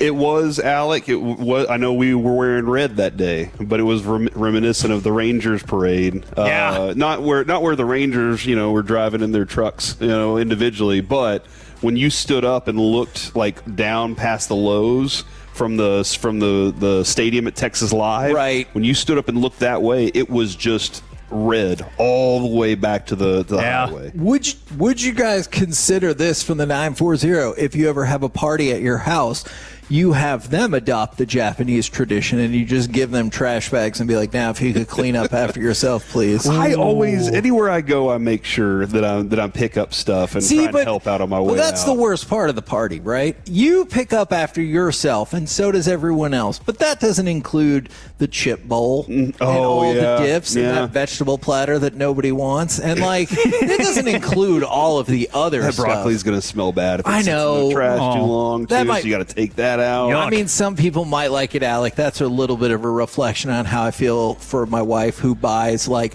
she buys food for a party like she thinks it's the 1800s and 2 infantry units are going to come stay at our house for the party. I was like, we're having 8 people over. Like, what is all this for? Adrian always has the charcuterie board like maxed out. I'm like, well, and then you can't have any of it until she says it's open because it's displayed in a certain manner. Let's see, another one that I see. I got a tweet from Firebird about this as well. I believe this is, from the 903. I want to steal a rowdy fan base like the Bills Mafia, bring them here and call them the Cowboy Cartel. Ooh. That would be cool. We do have, it is very quiet. Yeah. Cowboys fans are very quiet. They're casual. Corporate Cowboys fans. It feels like there was a time where we were rowdy, that feels like back in the day we had something, but then we started expecting the wins, and now we're just angry a lot of the times instead of getting there, being involved with it, we're just mad. Well, the Jones family can fix that. Can they? That's a good point. Maybe. Hey, with these OTAs, I bet they could. Just do these OTAs the right way. Make the fans are there for. That's a message to George Pickens from Corey Majors. There. No, right there. I'm sure he's fine. David Mulligetta, you can reach Corey Majors, corey.majors@odyssey.com for all questions. If he wants to jump on the show with us, that would be great. Oh, that would be awesome. To get it done. I think he doesn't answer my text. He still won't. Yeah. So. Yeah, just like Bobby, David Mulligetta does not answer my texts. But let's see. A tradition that I do not want to change. But you saw a little bit of the Scottish experience in the Rangers game over the weekend, right? But one thing that you didn't see or hear on the broadcast was around the city of Boston, Scottish fans are going around placing traffic cones on top of all the statues in the city, which is just amazing. Like a hat? Yeah, just like giving them a hat. But they're placing orange traffic cones all over the different statues. And there's a backstory about how in the late 80s, students in Glasgow used to do that with the Duke of Wellington statue as a joke. And it just kind of turned into a tradition. So they're doing that all over the city of Boston. And then a tradition that we can hate on. Because I bet this is going to be Duke of Beef Wellington. Mm-hmm. Yeah, pretty much. It's the tenderloin. Okay, that is or the steak that's wrapped up in pastry. Should that not be a title you can win in a beef cooking competition? The Duke of Beef Wellington. Dude, Ted Nichols Payne told me, he was like, "Look, you cook a great steak, Corey. The one thing I know I can do is a beef Wellington." He said, "I can't cook anything else, but I can nail a beef Wellington." Okay. I was like, all right, man, try it. And then perhaps the tradition, I think, I can imagine this is going to be a trend going forward in future World Cups that we can all hate on because this is weak. The Norwegian soccer team, they have shipped its own food to the United States and to their World Cup site because they do not trust American cuisine. They were scared that their players were going to get stomach aches from trying to adapt to American cuisine. So they shipped their own food and brought a personal team chef to the United States to make all of their meals for their players, to which I say, weak. If Freddie can try Waffle House at 2 a.m. and all the food in the city of Houston in the world, our new friend Freddie on Twitter, if he can do all of that, he had Taco Bell for the first time in his life. He's fine. I think your most premier athletes in the country can handle a little bit American cuisine. That's all I'm saying. Do you think if they would have eaten American food, they wouldn't have given up that late equalizer? Probably. 100%. Just eat a steak, man. Come on. We're the KNC masterpiece right here. Eat a Buc-ee sandwich. Fair. Or that giant meat stick. Mm-hmm. Yeah, I mean, maybe you wouldn't have given up that goal in the 89th minute. Coming up next, live from Men's Tea Clinic in Fort Worth, 3132 Capitol Way. It's time for Gridiron Gravy. Which NFL star do you think is most likely to fade this season? Next on the Fan.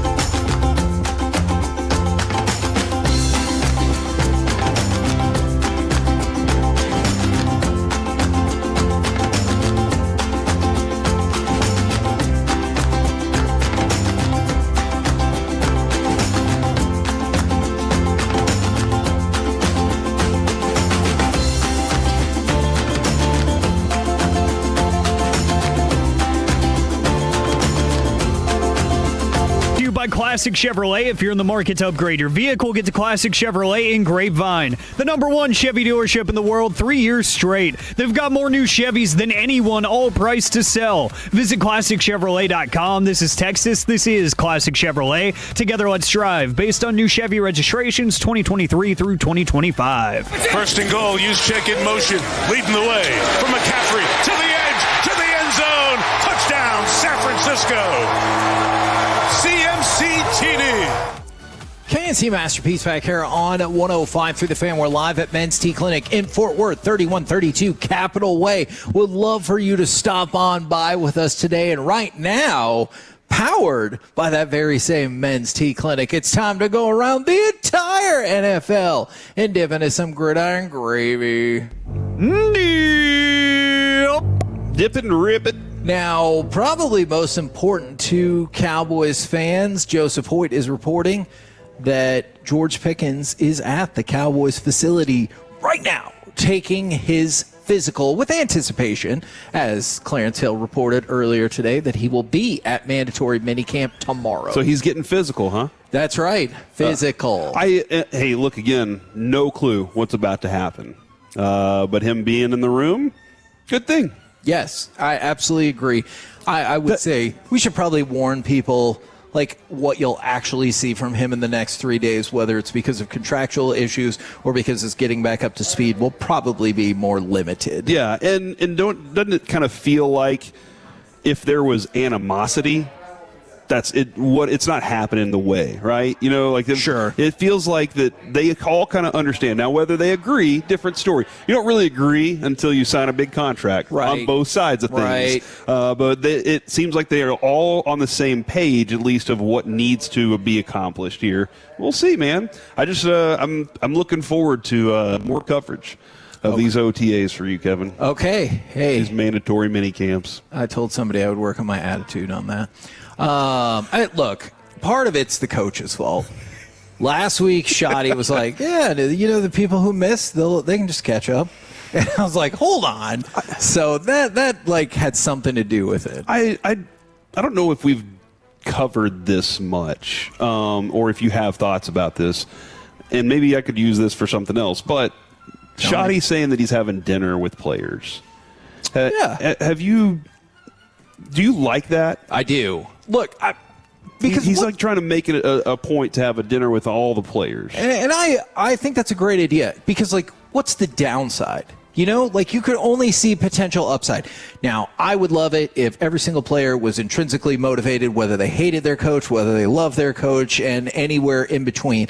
But I have no doubt that there's people out there in the world that, like, you might get that little extra something when you think that you didn't have anything left because you're like, I got to do it for Shoddy. Well, and I think there's a natural hormone probably in your system that benefits from it, and it is kind of the idea of, like you just said, you want them to all kind of be motivated in a certain, like, whatever way it is that motivates them. He's got to get to know them. Sure. You know, he can't get to know every one of those dudes just by watching them in practice. Yeah. Sometimes he's got to tap in. And this is the way that it appears he wants to do it. You know, he knows that some of these guys are going to be with him for 5 years. Some of them are going to be with him for 3 weeks. And they might go on and do other things and be with other teams. But it's the way that he wants to build this team. And so, like, I do admire his approach to this because I think the line was, you know, show him my scars, show him my story. Yeah. And also learn theirs, too, because I want to know these players and what makes them tick. I do not see a downside in this, and I appreciate the commitment and time. Would you go to dinner with Shoddy? For sure. I appreciate the time that he's putting into this, Yeah. of course. Like outside of just regular football stuffs. Now, we do have to move to a sad topic. Oh, no. Aldon Smith, we found out over the weekend, he passed away, I believe, at the age of 36. He had last played for the Cowboys in 2020, though I believe he might have been on a practice squad in 2021. And, you know, I don't want to say especially sad. It's sad either way. But then when you found out that he was delivering pizzas to a charity for the homeless, when he was discovered being unresponsive, like it's nice to see that he was doing something very uplifting and helpful. But I realize for people and his friends, family, loved ones, that doesn't change the fact that he is gone so young at the age of 36. Yeah, man, that's a very tough story to hear on his part. The report is that he had suffered a seizure or a heart attack. I'm sure in the ensuing days we'll get more information about that. Now, this question is, I've been thinking about this for a few days. Is there an NFL star that you think is most likely to fade this season? Now, my hand was probably tipped off by the fact that we played a Christian McCaffrey highlight there. Mm-hmm. So we can start with him if you want. Or I had another question for both of y'all. Devontae Adams, or is he already faded? Like, not to say that he's not still a good football player, but is he faded away from the star category? Because Christian McCaffrey obviously has not. Devontae Adams, I could see kind of fading, but he is with Matt Stafford, and that's right. They see the game. They both see the game very cerebrally. Yes. And that's something that they're good thinkers of the game as much as they are physical in it. But they are good thinkers. For some reason, Puka's name popped up to me, but then I'm making the same argument about, well, he's with Matthew Stafford. But Puka's got this situation where he has a team that's like, we will go get Myles Garrett, but we're not going to pay you. Right. Even though you have given your body and you're battling out there. And the dude's an amazing receiver, one of the most physical receivers. Sure. It's tough to put your body through that all the time, especially if there's a possibility that your motivation might lack a little bit. You know, it's interesting timing, right? When you were saying that from the 2 and 4, somebody said Matthew Stafford. So, like, while we're talking about the pass catchers... I mean, let's look at Matthew Stafford, just won MVP. Right. DeGrom had an amazing year last year, and Evaldi had an amazing year last year. What happened? The next year, it's a hard standard to live up to. For sure. So, yeah, going from that down, it might be Sam Darnold. It might be too much to try and replicate the Super Bowl season. Is he season. star now? Is that what you're conceding? Look, Seattle had not ever had a team up until last year. And, they won a Super Bowl. You saw it. You were the one that informed us Seattle had a team. And they famously should have won the one right after that as well. From the 901, Drake May. From the 214, Matthew Stafford. From the 817, Saquon Barkley. From the 601, CD Lamb. Ooh, I got a question about Drake May. Sure. Does he need to answer questions about his coach?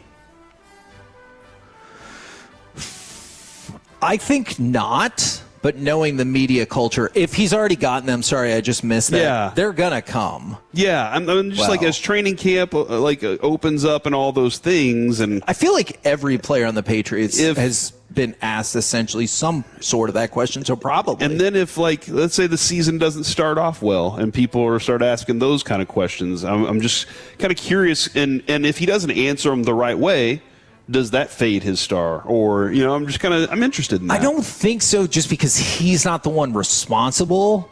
But look, the Patriots are really high at my list of curiosities going into this season, where they were just in the Super Bowl. They have a young quarterback. They look like they should be primed to kick ass for a long time. But then there are other people who think they're going to regress with their schedule. And then obviously all the Rossini stuff. So I don't know. Somebody said Stephon Diggs. So Stephon Diggs is a great example of kind of like with Devontae Adams. There was absolutely a time where he was that still exists, or he's just like, he could be a good football player. Didn't you say his catch percentage number was like 83 or something like that? You were like, we were looking at his numbers one day, and there was something about his numbers that we were like, that's just nuts that he's still doing it at that level.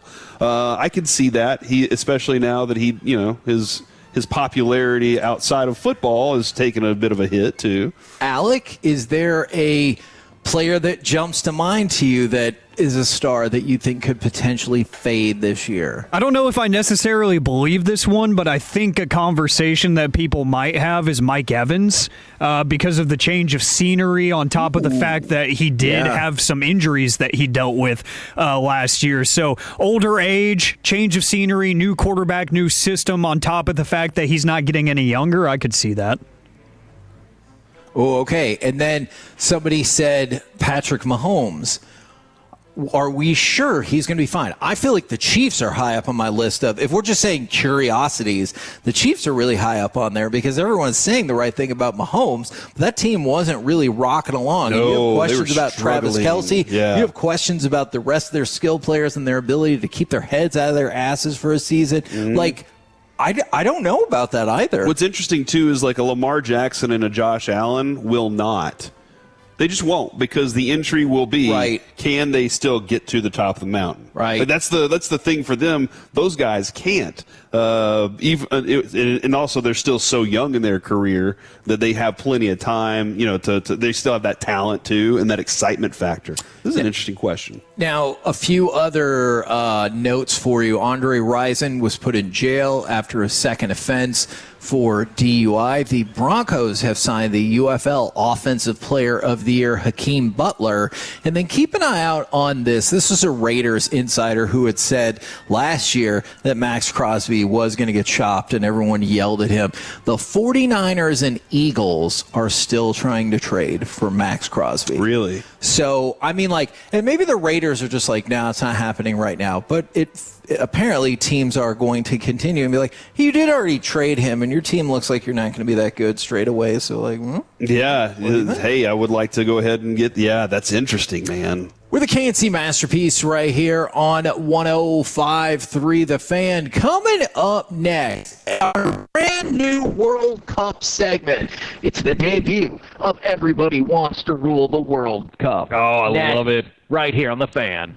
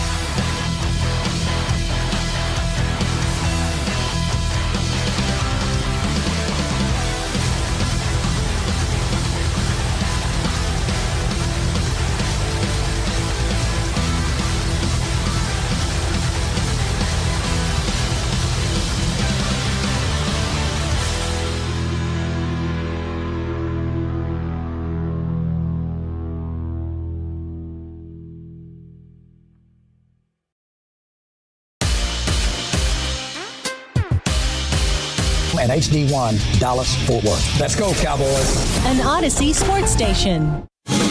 Driven by our D&M Leasing Studios, it's the KNC Masterpiece on 105.3 The Fan. KNC Masterpiece right here on 105.3 The Fan. We are live from Men's Tea Clinic, where it's just nothing but scandalousness here. 3132 Capitol Way in Fort Worth. But right now, it is time for the debut of our brand new World Cup segment. Everybody wants to rule the World Cup. I like 877-881-1053 if you want to get involved in the conversation, or the Twitch, or the YouTube. Also, question. 214, good job, Kevin. Clutch Tears for Fears reference. All right. See, but you have to be careful with the encouragement, because I have a whole list of World Cup things that I kind of want to trot out and see if people like. Okay. I'm going to just ask you a couple of them. Specifically, yeah, because we're going to use them. Okay, well, this is the one that Reggie hated. Okay. What do you think about a World Cup segment called Bangers and Match? I like it. Okay. I don't know why Reggie would hate something like that. He hated it. What about, Alec, what about this one? FIFA Faux Foam. Yeah. Oh, no. Alex, not a fan of that one. FIFA. So FIFA is what you're like. Yeah, okay, I wasn't you're making sure a play if off that would words. play better in print. What about One Kick Wonders? Okay, that's good. I feel like that could a whole new World Cup. Okay, now we're going Disney. I like that. And I really like No Goals Barred. Okay. I do. I think this is good. A little bit in honor of that American match against Paraguay to start it off. What about A League of Their Own Goals? Okay. Okay, now your favorite. That's very specific. That's fine, that's a very specific one. Oh, don't worry. There is When the Pitch Hits the Fan. That's good. That is quality. That is quality right there. And then the one I was kind of thinking of for tomorrow, Whoop That Hat Trick. Okay. Yes. Hold on, that's the one Alec likes. Yeah, because it has a wrestling tie-in, too. That's right. It has a hustle and flow tie-in as well. I understand that. But, yeah, Alec, maybe you can fire that song up for me tomorrow. We can get a little something going. 951 says nutmegs and bangers.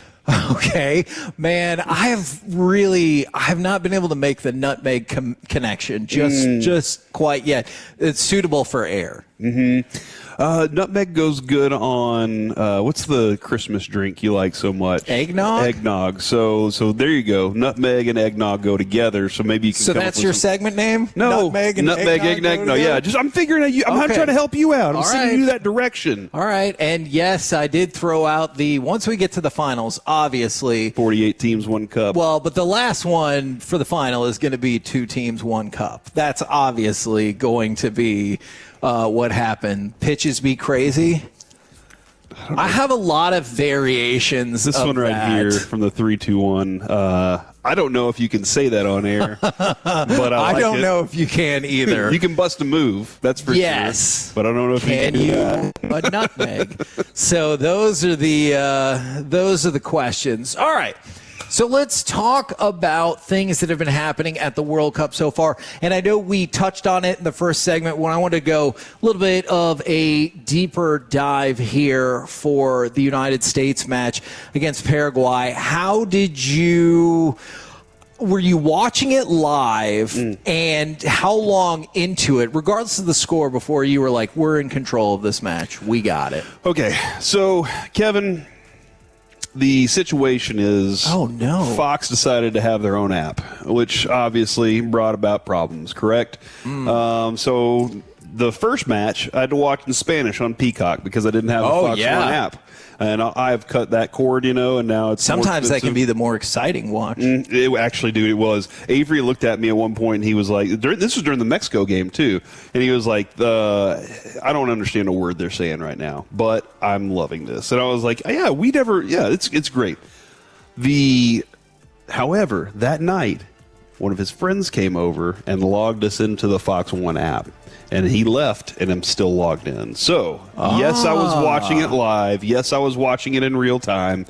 And I just kind of kept going back to our Jamie Watson interview that we had on Friday. He was awesome, and I hope that we could have him back on the show soon because he was an absolute joy to talk to. If we have him on, could I ask him if he would like D's nutmegs? Yes. As a segment? That's a good one right there. I think that's actually very good. All right. And so I just kept going back to things that he had said. Obviously, when he was like, hey, you're dead on with your thoughts on that, and you're absolutely correct. Like, those things made me feel good about what we do. But it was also when he was like, they just need to be exciting. They need to be a fun watch. And from the moment, like, the pageantry in the World Cup is always one of the best things. When they get out there with the big flags and everybody's out there singing their national anthems. By the way, I did go look. I'm going to have to look again. I did find out who has the longest national anthem. I think it's Portugal. But I was trying to, that's fun. But then I started getting nervous as the anticipation started to build for that match to start.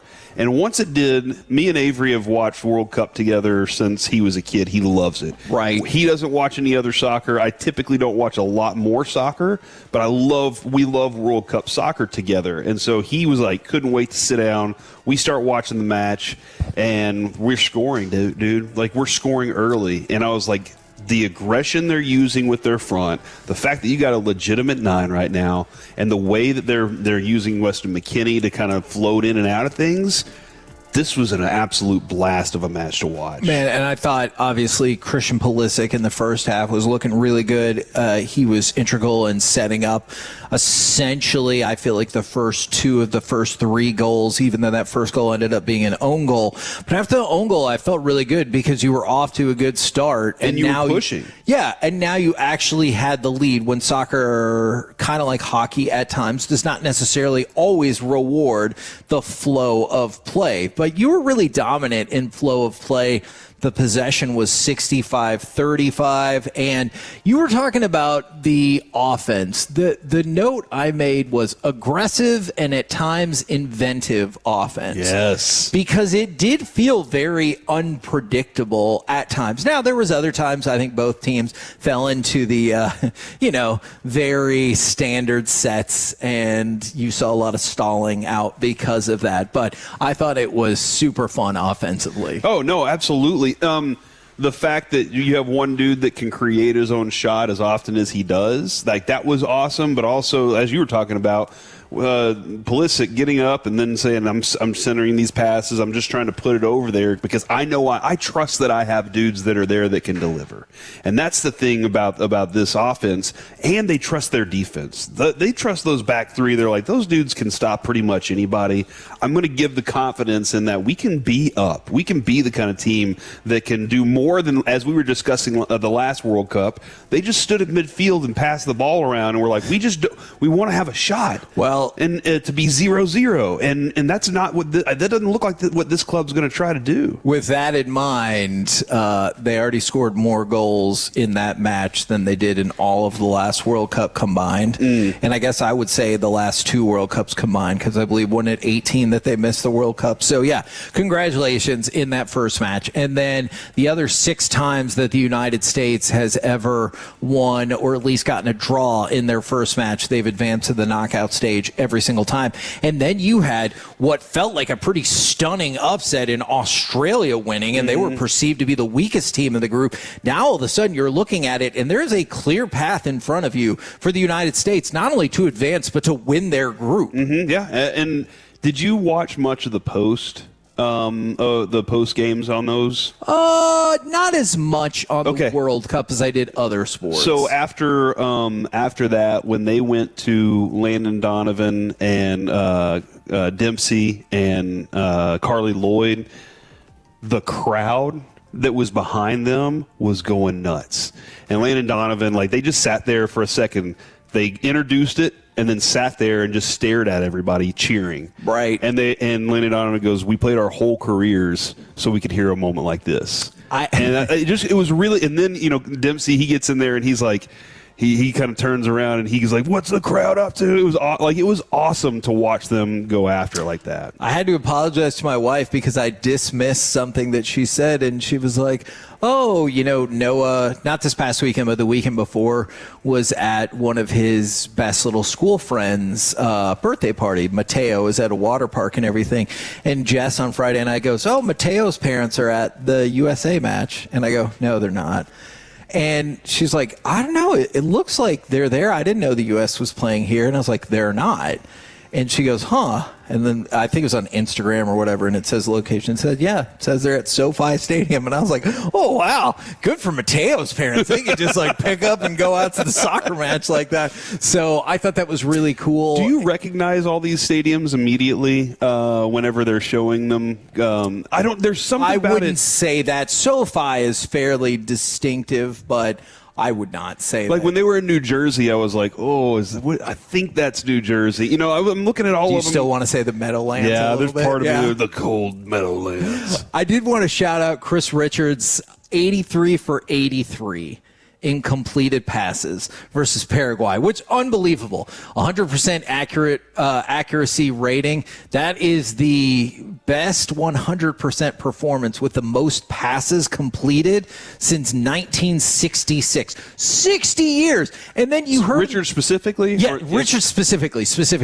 And so you go back to the post game and they're like, "Oh yeah, this is the most goals or tie for the most goals the U.S. has ever scored in a match, and it's tied for the biggest margin of victory." And I thought, well, that makes sense, because if 4 is the most, then it would have just had to be 3-0 games. And so I could not imagine a better start for the United States. I thought Gavin Dawson, I believe on Friday, predicted 3-1, and it looked like he was going to be spot on there, but the U.S. kept the pressure up and then scored that last goal at the very end of the game. Hey, the last goal was kind of set up too. If you go back and watch one of the other players that crossed in front of him and took the defender along with him and opened up that window on that left side or the right side of the goal if you're the goalie.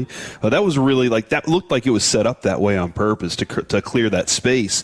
But then, yeah, you're talking about was it 28 straight passes that they made on their way, in the backfield, and then worked their way up the field straight? Is that right? Something like 28, 28. I did not know Somebody give me the number out there, and then they deliver a goal. But that's the thing too. You're watching dudes. They're not playing selfish soccer. They're playing.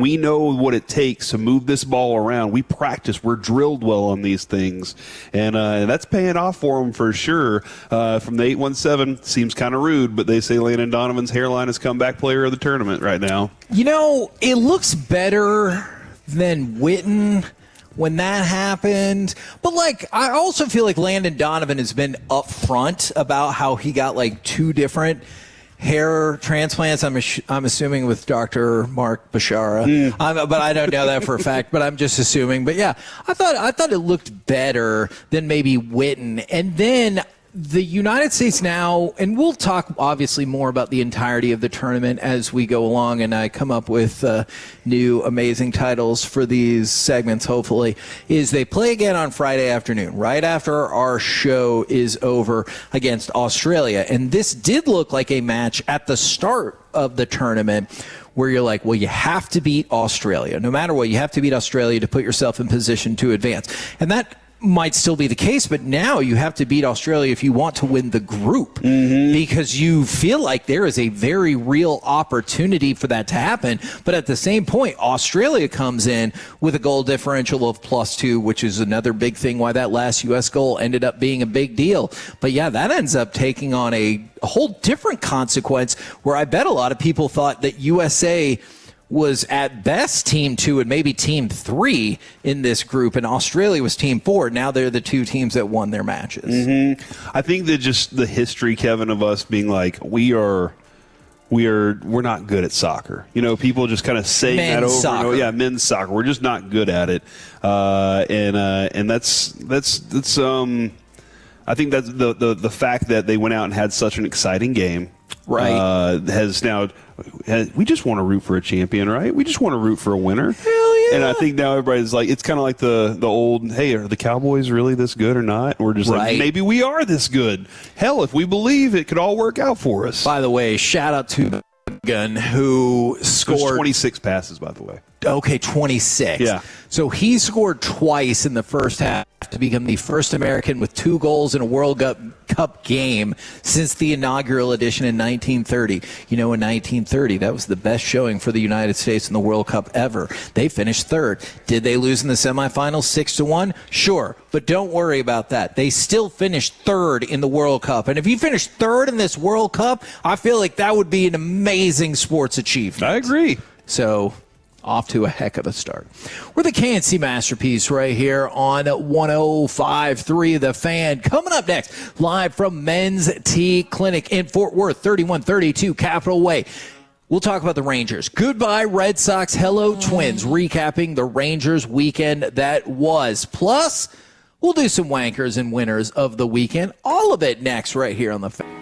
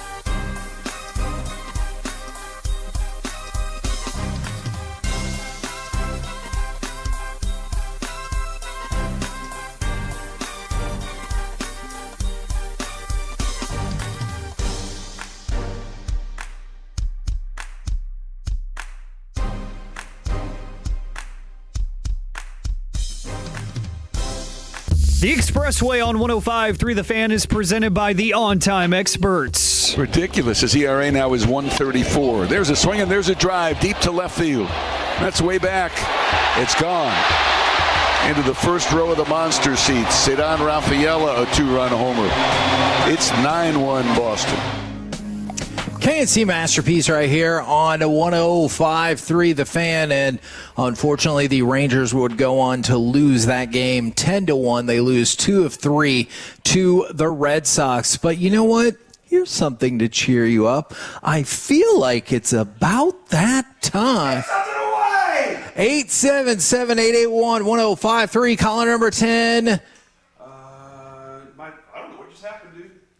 My headphones turned off. Now we'll win a pair of tickets to go see Government Mule and Ziggy Marley at the Pavilion at Toyota Music Factory on October 17th. You can buy those tickets from Live Nation, or you can win them for free right now. 877-881-1053. And that is one of 2 giveaways that we will have throughout the day and throughout the entire week. We have 2 at a time? We do. Now, we've got a whole bunch of moving and a shaking on the Rangers injury front. Now, on Friday, Evan Carter, who had been healthy this year, he dove for a ball the inning before, I believe, and then he ended up needing to leave the game. He goes on the injured list. Now, all the moving and the shaking to kind of correspond with that. Joe Ross was picked up from AAA. Cody Freeman was recalled from AAA. Luis Carvello was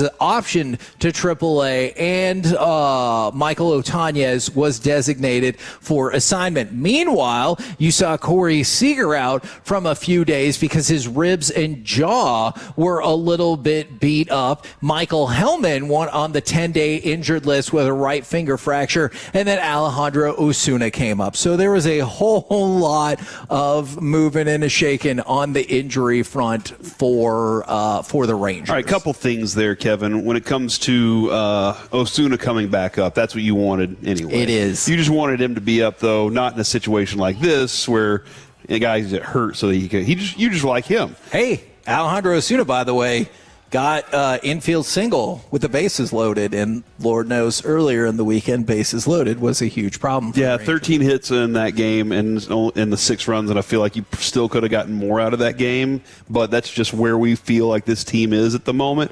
I was kind of looking at this going, why are we're starting to kind of feel like we're developing some good, and now the injuries are hitting us. And by the way, Corey Seager is being evaluated for concussion. Yeah, dude, I hate that part of it. And with Seager, there's a lot that can go into that for sure. And, I mean, that has been and was the one thing that when he came here we were always going to be concerned with. Yes. Was that it just seems like this. But whenever you see him not running as hard as he can. Seager? Yeah. And then maybe he gets hurt and you're like, what?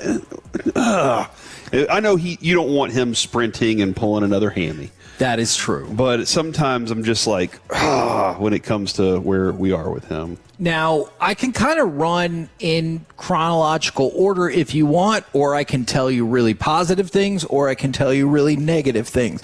Those are your 3 options. Chronological, positive, negative.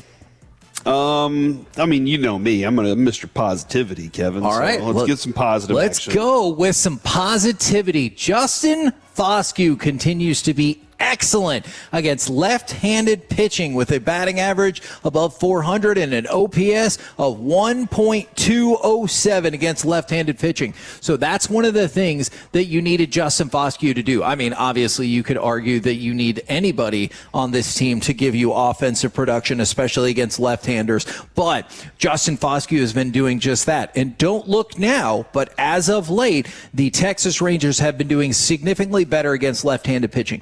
And I don't mean significantly better where you're like, well, they were the worst, and so now are they the 5th worst? Like, they have been putting up very acceptable numbers against left-handed pitching as of late.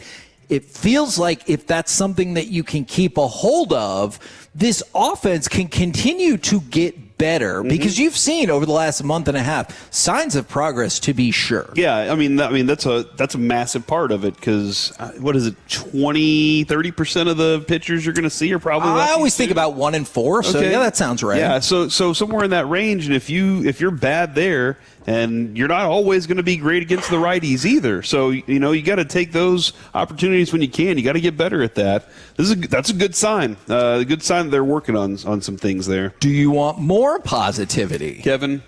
I want nothing but positivity. Oh, well, I don't know if you can get through a segment in which you lost a series to one of the worst teams in baseball with nothing but positivity, but I'll do my best to give you... You are not one of the best teams in baseball. That's true. And at this point, you're right. Like that's one of the things is like you can still lose to one of the worst teams in baseball because you're not one of the best. No, you're right about that. I think the thing that really was kind of pissing me off after Saturday's game. Okay, let's go with some negativity. Yeah, okay. I have positive stuff too, but this is just jarring to me. The Red Sox had scored the fewest runs in the American League this season. In the first 16 innings against you, they scored 16 runs. Yeah, they got you. Like, that's just infuriating. Yeah. But I don't feel like Skip was very excited about that either. I mean, look, you pointed it out. On Saturday, the Rangers were 1 for 10 with runners in, let's try that again. The Rangers were 1 for 10 as of Saturday's game with the bases loaded, including 0 for 4 on Saturday. And that's just not acceptable. And you weren't even able to sacrifice people home. Yeah. And so that part was infuriating. But when you combine that with the fact that the Red Sox for, the first time all year were showing out offensively, you're like, well, that's an S sandwich right there. Yeah, I do need to check the best hitters and worst hitters with runners in scoring position on this team and see how often the best guys are coming up whenever these things are happening. I want to look at those numbers a little deeper. I know Jake Berger was getting pummeled on social media. And that's for the his thing too, Kevin, there. is when it comes to this is part of what Skip's working on with these guys, I hope. And that is whenever you do have a bases loaded situation, a grand slam would be awesome. Sure. Yes. But the most unselfish thing on this team is to figure out how to get a run home. Sure. That's the most important thing is how are you going to put the ball in play? And a double can clear the bases just as quick, man. That is something that this team struggles with so much is they've been working on knocking a home run over the fence for years. And I think the mindset still, when you get in that moment, because you're like, I have dudes on, I could change the entire game right now. You can also do that with a single through the infield. Yeah, man. Okay, so I'm glad that you said that because this is the most valuable time for a single. Outside of, hey, the game's tied in the bottom of the ninth. Yes. But if you hit that grand slam, that's 4 runs. If you hit a single, you should hopefully come away with 2 runs. Especially with some of the dudes we have running on this team. Absolutely. Now, Josh Young at second base, maybe not. But he can hustle. He can hustle around those bases. But we have some dudes. Osuna, Langford, Carter, you feel like, hopefully. If I got Evan Carter on first base in a situation like that and I get one through there, I think I might have a chance for him to score from first. So you would have loved it then because you followed it up with bases loaded. We talked about the Osuna infield single. Wyatt Langford, Josh Young, they both worked the count and got their walk. So significantly different for that last game as opposed to Saturday. But you want more positive news, yes? Hey, let's keep rocking it out there, dude. All right, positive news. This from Sean McFarland. Jacob Latz, he got 4 outs last night. By the way, also positive reviews for Mike Bassick, who continues to be incredible on the TV broadcast, whether you put him on streaming, whether you put him over the air. He is outstanding. Dude, one of these days, I am convinced that whoever's running the biggest baseball is just going to be like, Mike Bassick's our guy. That would be awesome. And that he's going to be famous. He is very famous, but he's having. Nobody loves baseball in the area, I think, as much as Mike Bassick, and he makes it fun. He makes it fun, and I think that's what is the enjoyable thing is you can hear how much he cares about the game. You're right. When he's talking about scouting reports, how he would pitch this moment. I think he loves the game so much, and it comes through on the TV. I hope that big entity picks him up and he has an agent that puts no language control clause in his contract when he's like, oh, bases loaded, where should you throw the ball? Middle, good job. Or he's like, hey, fart head, why don't you catch the ball? There's a dink fart out there. Yeah. That's the next level. But for Jacob Latz, he goes out there, closes out the 8th, shuts it down in the 9th, 2 strikeouts. That is his 5th multi-inning save this season. That is tied with Mason Miller for the most in baseball. And obviously, we've talked about it. Mason Miller has put up these absurd, even better than video game statistics. I realize that it's probably a stretch for a team that's still a game below 500 to say you're going to get 3 All-Stars. But I think Jacob Latz might now be at the top of my All-Star list. Oh, really? Of Rangers. I think it goes Latz, Duran, Josh Young. I think they all have viable candidacies, but like I said, it's probably going to be tough to convince them to convince 3 Rangers with a losing team. You loved Jacob Latz before the season. That's true. You were already you wanted him to be the starter over Rocker, and now he's provided himself this really good opportunity to be a 2-inning closer, which he's too good in this role. Yeah, and again, this is exactly what he's built for. He's built for something for 2 innings like this. How valuable is his ability to do that to this team specifically, knowing not everybody has something like that, right? But this team specifically, the value of being able to go, we're putting our lefty 2-inning closer out there. There was one game, Kevin, where we saw him; he just didn't have it. Sure. We saw him go to the mound, and we were both I came in the next morning, I was like, dude, you could kind of see he didn't have that swagger to go along with it. Yes, if you come out to men's tee, we have some comfortable chairs for you to hang out. Oh, man. That's the reason, that's why I'm not leaning back. It's because then I'll be like, hey, man, win, lose, whatever. But this is one of those where I do love what he's providing for us. Now, can we agree? I gave you a lot of positive news. A lot of positive. Man, that was great. Okay, I have one bit of negative news to bring back up again. We talked about this before his last start.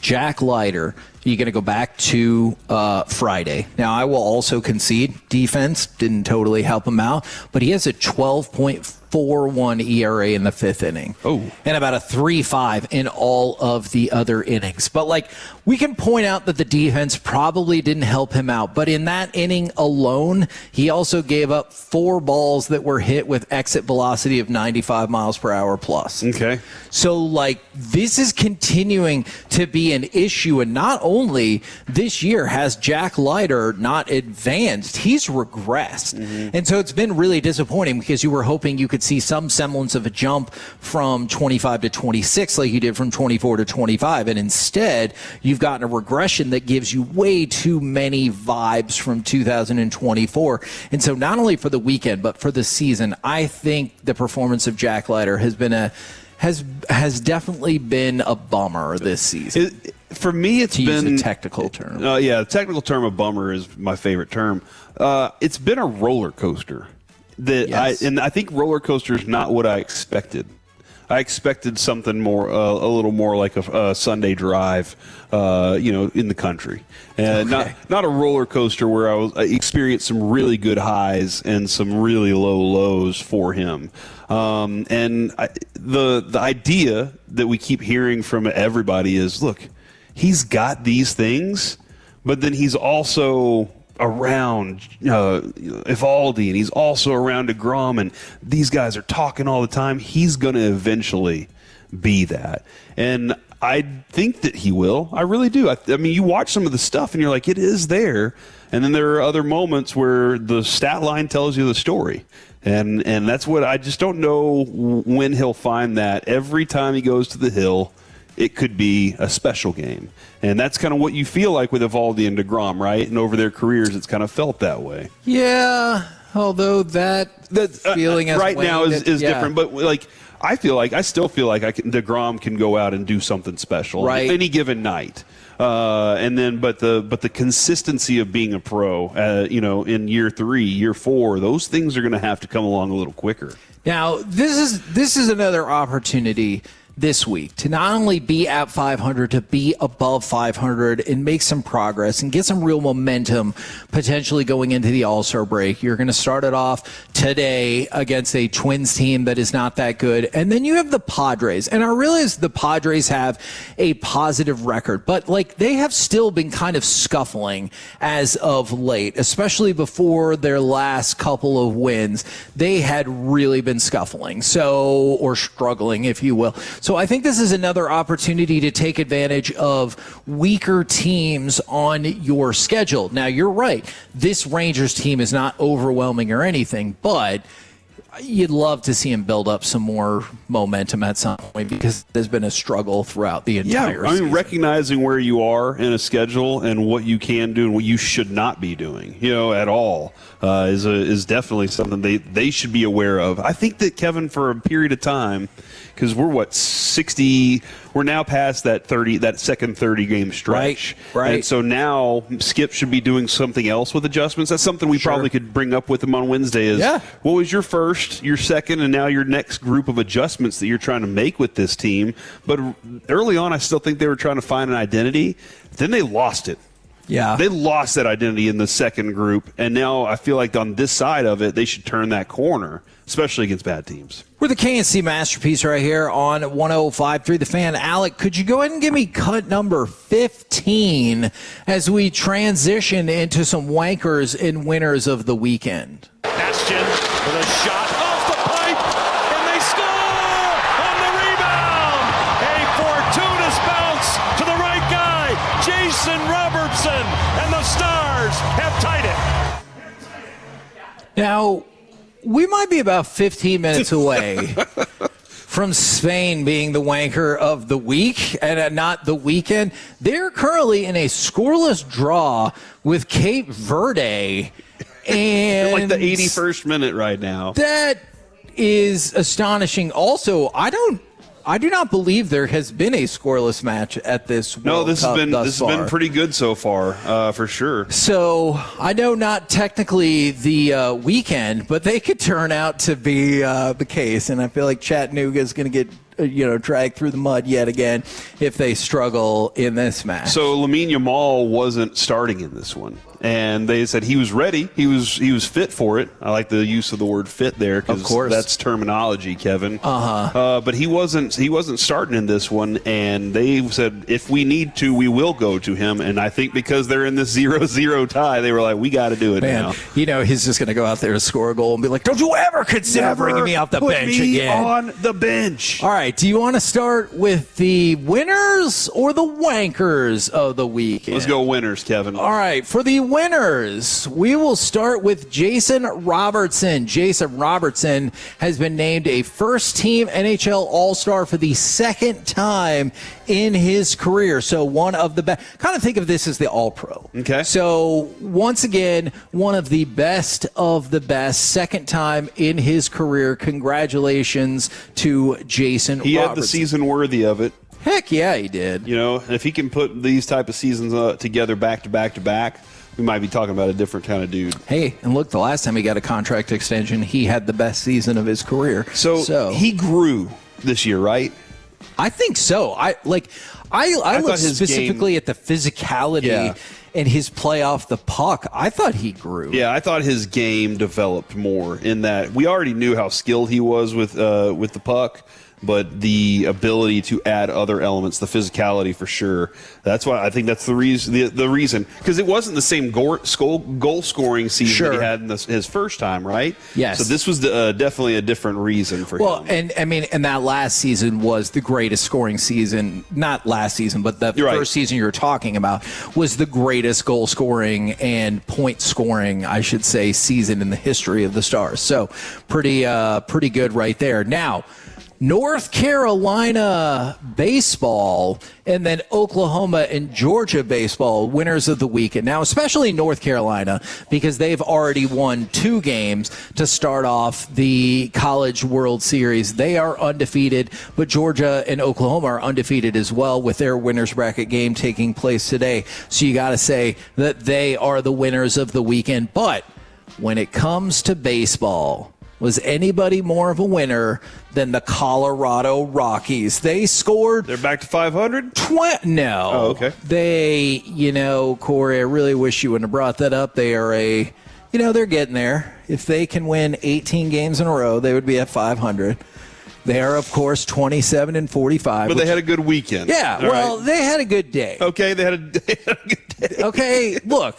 Your expectations are too high for the Colorado Rockies. Did they lose that series to the A's? Yes. Yes, they did. But you don't need to rain on their parade, because if we went with soccer-style composite scoring, they would have won the series, because they won yesterday 23-9. Okay. 23-9. They had not 1, not 2, not 3, not 4, not 5, but 6 home runs in the winning effort, which of course broke a losing streak. They had lost 3 in a row. Okay, so maybe the A's took them a little lightly, coming into this one.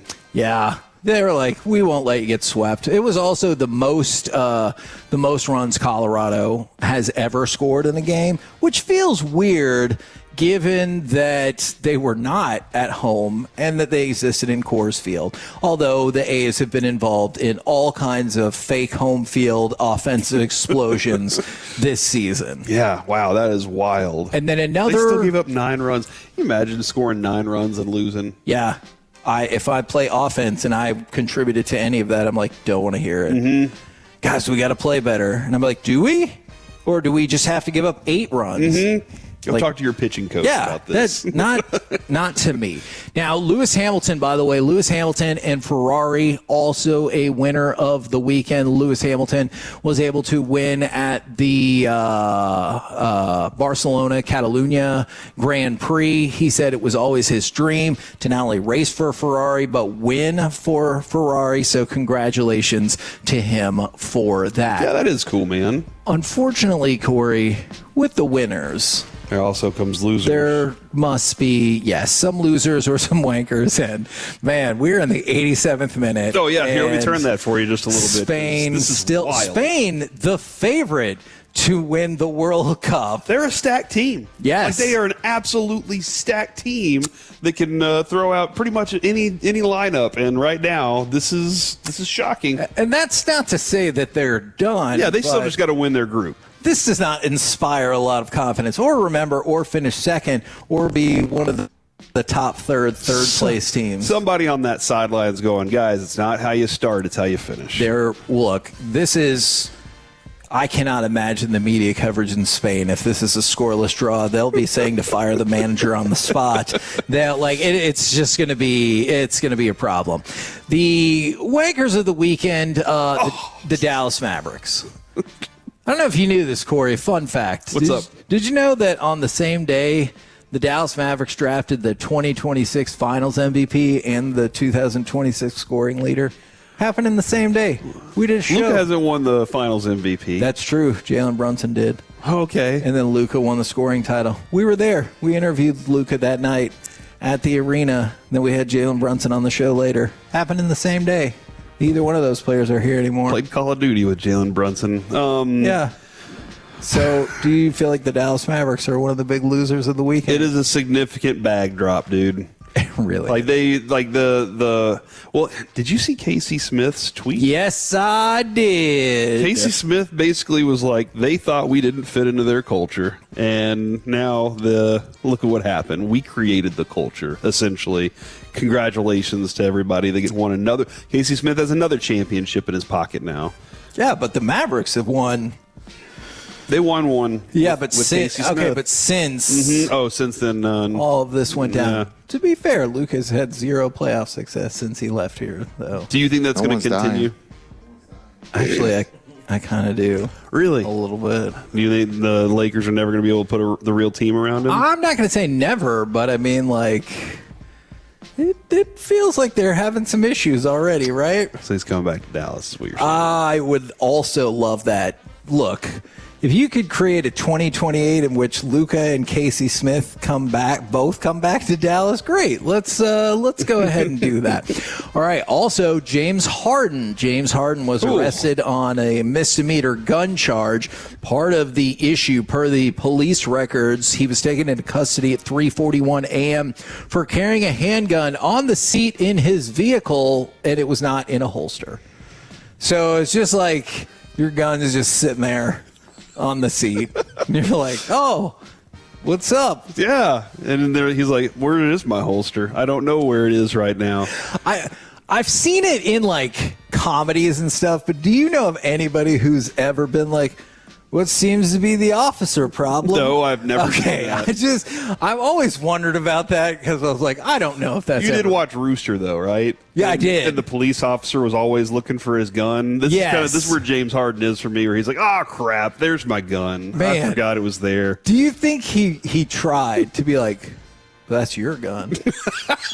He's like, wait, what? No, you. He's like, yeah, officer, that's your gun. Yeah, you were sitting in my car just a second ago. It fell out of your holster. Yeah. Would you like it? That's worth it to give away a gun, right? So you don't get arrested if you're a high-profile athlete? Probably so. Okay. Probably so. Now, I think winners, Kevin, right now are Cape Verde, as they're missing goals and they don't care. Their fans are going nuts that they're just like doing what they're doing right now. you know what I really like? I saw Nick Harris do this. There's been many other people, folks that are trolling soccer people by being like, man, it's going to be an important fourth quarter. Because with the two hydration breaks, it's set up exactly in the fourth quarter. So, like, if you go to a game at Dallas Stadium, go ahead and hold up a 4. When they do that second hydration break, hold up a 4 and be like, we got to dominate this fourth quarter. And that's the other thing. So every time you're like, oh, 90 minutes, how many minutes of injury time? Well, it's going to be at least 3. Because they didn't stop the clock for the hydration break, which is stupid. Stop the clock. Go ahead and figure it out from there. All right. Ole Miss baseball. We talked about the teams that were undefeated. Ole Miss baseball, they lost twice. They were the first team eliminated at the College World Series. Man, not Ole Miss. Yeah, I know you're really broken up about. I bet the Jello shot people are most broken up about that. Now, then there's Mike Yastrzemski. Oh, I am not aware if he's related to Carl, if that is going to be your question. So this was in the first inning. The Mets ended up beating the Braves 8-1. So they were probably going to lose anyway. But the Braves outfielder, he committed an error when he threw the ball and it hit like essentially a post, you can call it a stanchion, that was holding up the protective netting. Because he was like kind of stumbling and moving all the way to the wall when he threw the ball, and then he threw it and it hit the thing that holds up the netting. Giancarlo Stanchion? No, not... Okay, that's pretty funny. No, not Giancarlo Stanchion. Goodness. But yeah, so he hit that down the left field line, and obviously it just kind of bounced back out, and it was just a comedy of errors, and then they got destroyed 8-1. Oh, no. Yeah. Whoops. Yeah. Could have done a little bit better right there. Yeah, losing that bad and having more errors happen. Not good. What do you think is worse, that or that we get about 2.5 minutes to go and Spain has not scored? Spain, they're not even getting close right now, Yeah, dude. Their heads are down. Their body language says that they are toast in this one. And again, I realize that does not mean the end of their World Cup, but can you call a team meeting after the first game? You have to. I feel like you're probably right. You just come, and you know it's one of those where you have everybody in that room and you just stare at them. Okay. And you just look at them, and they know. You don't even have to say anything. It's a team meeting where you don't have to even say a word. Oh. You just stand there and look them all in the eyes. Actually, probably the tops of their heads because their heads are hung so low. Cape Verde to win this was between 25 and 33-1. Even a draw was 11 or 12 to 1. Spain was between a minus 1,000 and 1,400. So essentially, you'd have to bet $1,400 to win 100 that Spain would win this match, and they're on the brink of a draw. Spain was trading at 92% today on Kalshi. $100 trade would have paid out at 107. All right. Yeah, you got $7. It was 6% for Cape Verde. 6%. That $100 would have paid out at $1,563. So pull the match back up so I can see if we end up getting a draw or not. Also, Corey, I feel like it's about that time again. 877-881-1053. Caller number 10 again will win a 4-pack of tickets to experience the family field day at Globe Life Field on Sunday, June the 28th, courtesy of Rev Entertainment. You can buy tickets from them or you can win them for free right now. 877-881-1053. And coming up next, it's time for the C Block. You know what? We might have to talk a little bit about this one. Plus, we got some more from Men's Tea Club next on The Fan. Sean and RJ, the KNC Masterpiece, G-Mag Nation, and...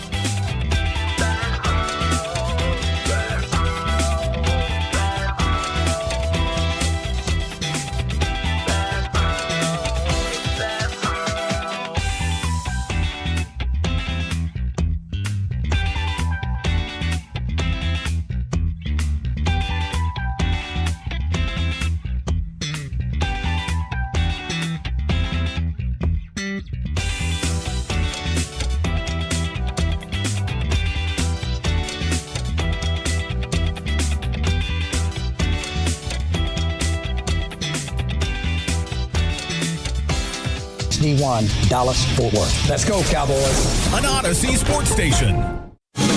Driven by our D&M Leasing Studios, it's the KNC Masterpiece on 105.3 The Fan.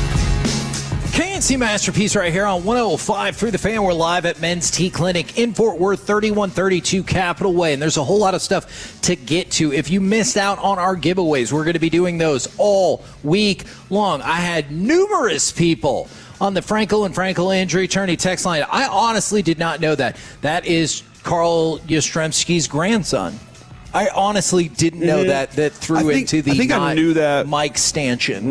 When we were talking with when Bassick was on with us, we had kind of looked that up. I guess I just forgot about that. And then, of course, Cape Verde, Spain, scoreless draw, which is shocking enough, but also I believe it is the first scoreless game of the tournament. I would not have guessed Spain would have been in the first scoreless. And you saw I'm going to say Cape Verdeans, they were all going wild at a draw. And how could you not? Yeah, no, I mean, you're right. Whenever you're up against the biggest juggernaut in the group, let alone the World Cup, like they're the biggest favorite to win the entire thing. I'm fascinated now, and I can't wait to actually go look at Kalshi now and see how much the odds have changed, or the market's changed on those guys, because I bet it takes a bit of a dip on the long play for them to win the entire thing. Well, I mean, because you said it, 92%. I had it at 91 to 92% for Spain to win.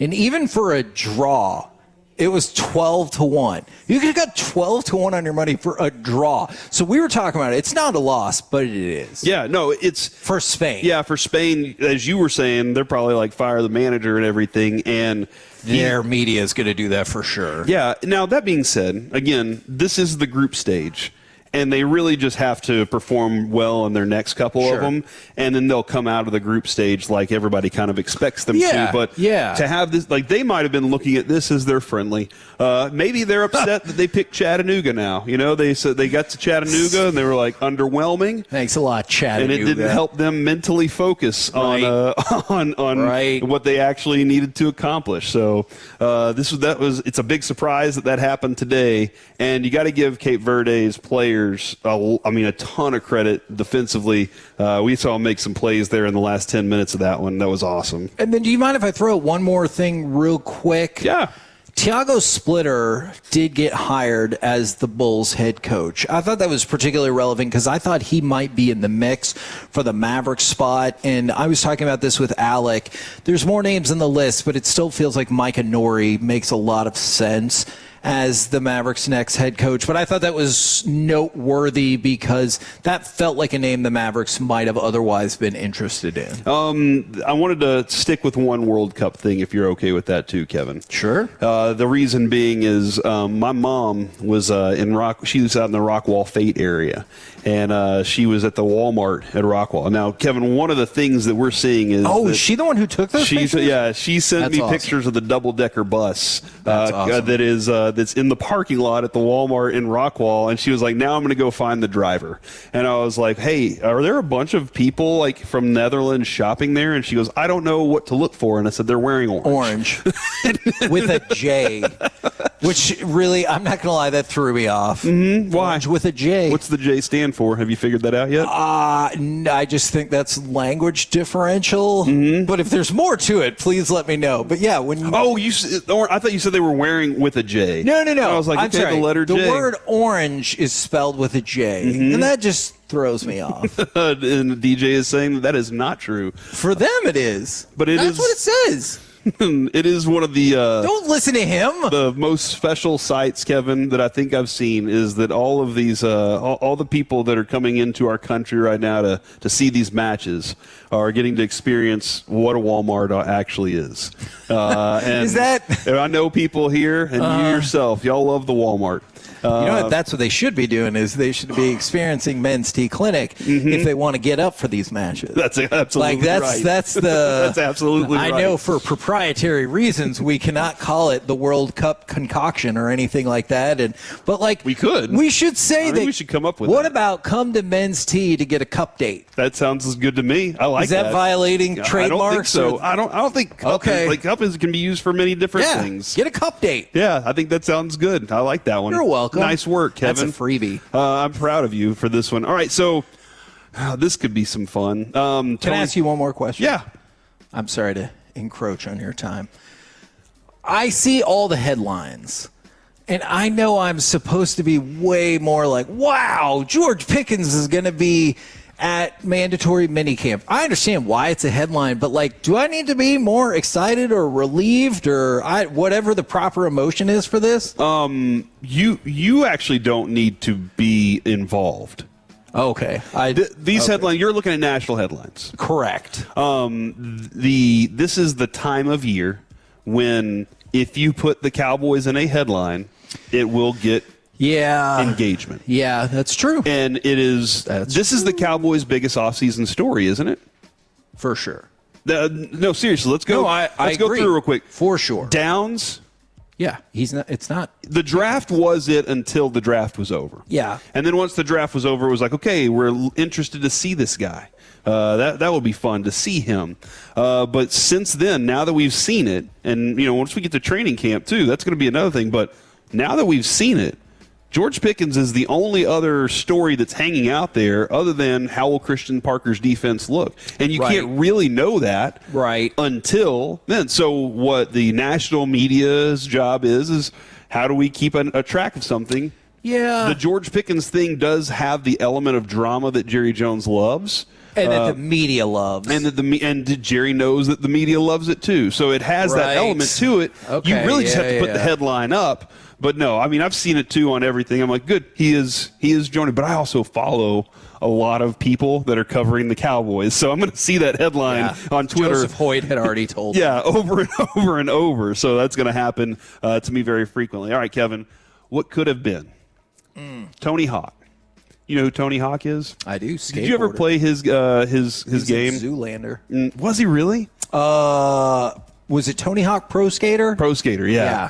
Tony Hawk Pro Skater, which came out, I think, after he pulled the first off, 900. He did the first ever 900 at the X Games. I'm going to warn you as we tread into this. I definitely know who Tony Hawk is. I am not the most learned skateboarding enthusiast. Don't worry about that. Okay.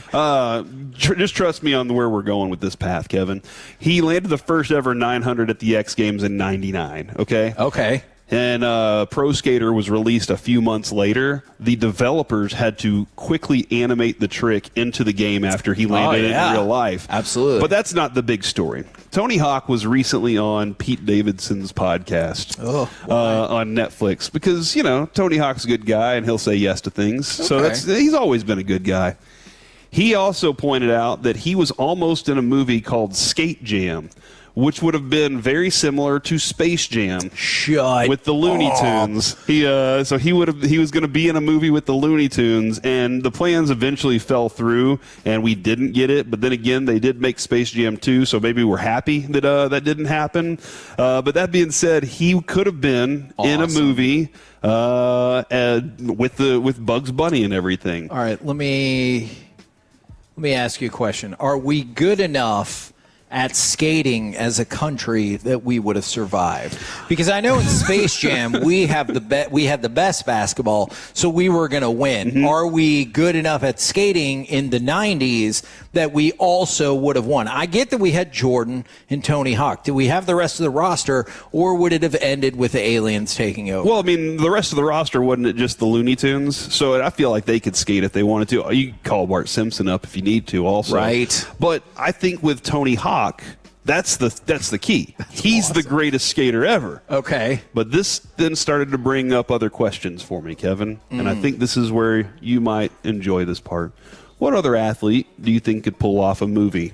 And could we have Spieth Jam? Or could we have Jack Jams with Jack Hughes? I would have said Yamal till about 15 minutes ago. So he probably needs to focus more on the pitch right now. We could have Stank Jam with Logan Stankoven, and he's playing hockey. But to they win don't it all. all have to be jam movies, Or right? what about Page Jam? Okay, but again, can they have different titles? If it's just which athlete can be in a jam movie? Yeah, exactly. Well, that's probably not the way I wanted to phrase it. But No, I was starting to I was really seriously going through all these younger, talented athletes, and we have a plenty of them. Paige, I think, could pull off a movie. I really think she could. She's just got a personality that I like about her. Weston McKennie. I've watched some more like his stuff off the field, off the pitch, if you will, Kevin. And he's a very entertaining, energetic dude. And so I was like, what if we did a soccer one? Would that be the player? And you just throw out Lamal. So that was a fun one. do our future wing segments need to be called "Are You Beckers"? Are You Beckers is exactly what we should be doing with them. Okay, just something to think about. Yeah. Okay. And I mean, it make sense too. If you have Paige, you could have Fudd. Sure. With the Looney Tunes. Right. Elmer. I mean, LeBron pulled it off. Like, I know people are people upset. hate that because it's LeBron too? Well, because it was a Jordan movie. Mm-hmm. Like, he should have been like an overworked single dad or something in that movie, and like something totally different. Yeah. We got a few minutes to get Devin over here. He looks like he's working right now. He looks like he's very busy. There's too many people. Yeah, come on over here. Come on over here, man. Let's get this headset on. This is Kevin. This is Devin. I have met. I want you to say hello to Devin. He's the clinical director at the new place here, out in Fort Worth. Devin, welcome to the KNC Masterpiece. How's it going, man? Thanks for having me. I started with men's tee about a little over a year ago. Okay. The experience has been awesome, and you too have experienced men's tee. Can you kind of tell me your story about how you got involved? Absolutely, yeah. So this is not just something I do for work. This is my passion, my hobby. I started off 214 pounds, all fat, no muscle, probably about 40+% body fat. Started off getting the weight down, and then from there I got down to about 150 with, again, no muscle mass. That was about maybe shortly after I had my daughter. And then I got my testosterone levels checked. I was feeling tired, thought I was just, having a new child. No, my testosterone came back pretty dang low. Got on testosterone and started, living the lifestyle, getting my protein in, hitting the gym, and now I'm up to about 17% body fat and about 92 pounds of muscle. And Kevin, you can attest, he is a handsome man too. I agree. That's also. I hope that's not weird for me to say, but I do think you're a handsome man. Well, I appreciate that. and having kids too, like that changes everything on your motivations, what you think you can do, what you actually can. I got 3, and they're all in their teenage years. One just graduated high school. Go all their schedule. There's a lot to keep up with, and Absolutely. I feel like physically I can keep up with it now. But there was a time before that I did not have that feeling. And absolutely, that's my goal here. I just want to improve not just the quantity of life, but the quality of life. I want you to be there for the moments that matter with your family. How many guys do you see that walk through that door initially? They walk in and they just have that look about them. Almost all of them. Yeah, that's one of my favorite things about doing this is seeing that transformation. Even as early as 3 to 6 months, just seeing them as a totally different person. Yeah, there's something about whenever I go to the North Plano location. Whenever I walk in and out of that place, I know who's new.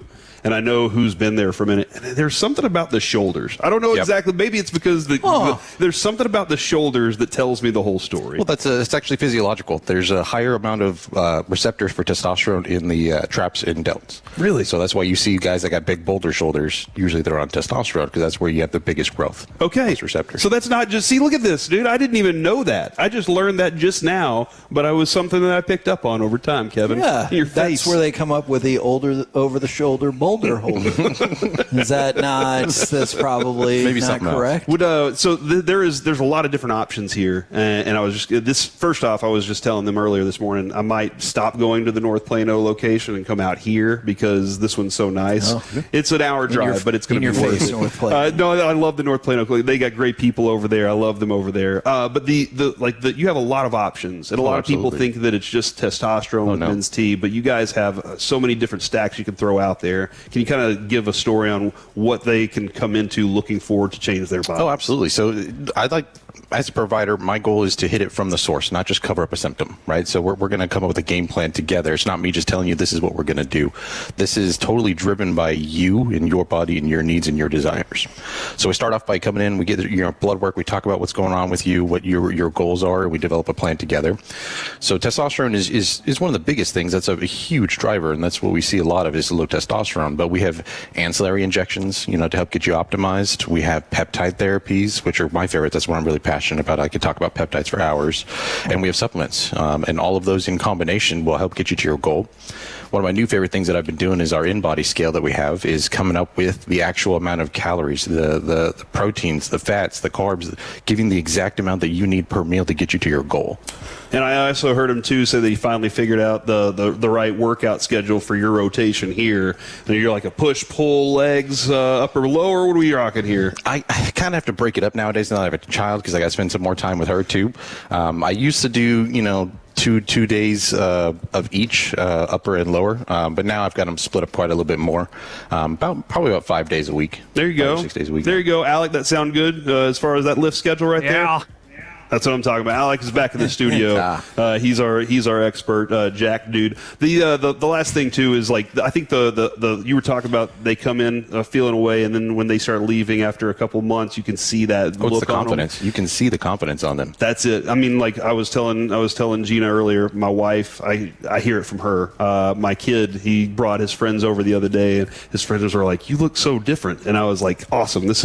I put in the work, but Men's Tea helped me the entire way. Thank you so much for everything you guys do, and I hope more Tolos come out here to check out the new facility. Yeah, and get thanks to know for having us out here. Yeah. Come on down and see me. Let's get you taken care of. Thank you very much. Kevin, that's the C Block, sir. I love it. We're the KNC Masterpiece right here on 105 through the Fan. Coming up next, new options for the Mavs in the NBA draft, especially if they were to make a trade. We'll do that next, live from Men's Tea right here on 105 through the Fan.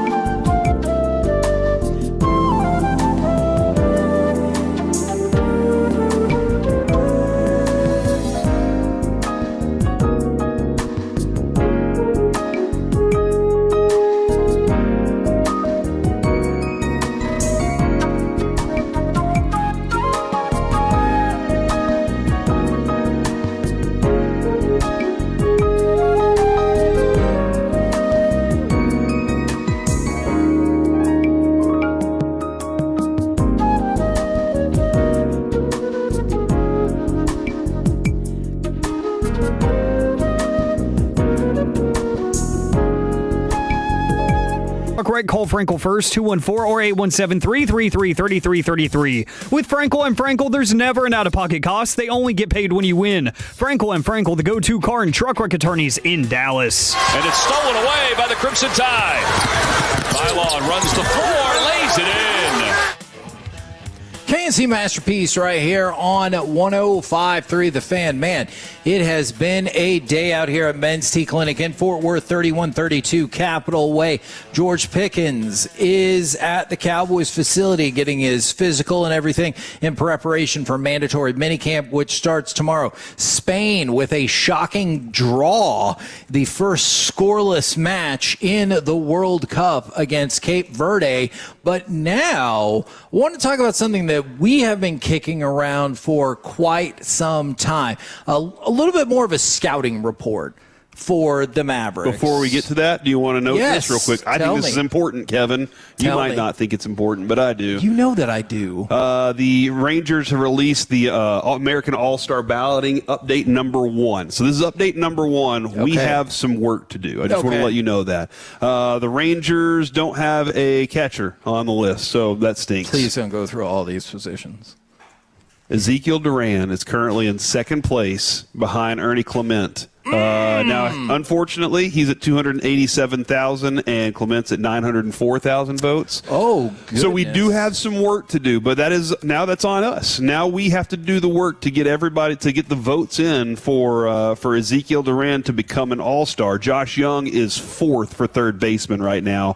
Junior Caminero is at the top of that list. So, yeah, that makes sense. And Corey Seager's 7th. But yeah, we got some work to do. Even Jock Peterson's on the list, Kevin. So here we go. Let's get ourselves an Ezekiel Duran into the All-Star game. I would love that. I think he deserves it, not only from the offense that he has provided, but also his defensive prowess this year, I think, has been tremendously impressive, and that versatility, the solution, if you will, which could be another good name for Men's T Clinic.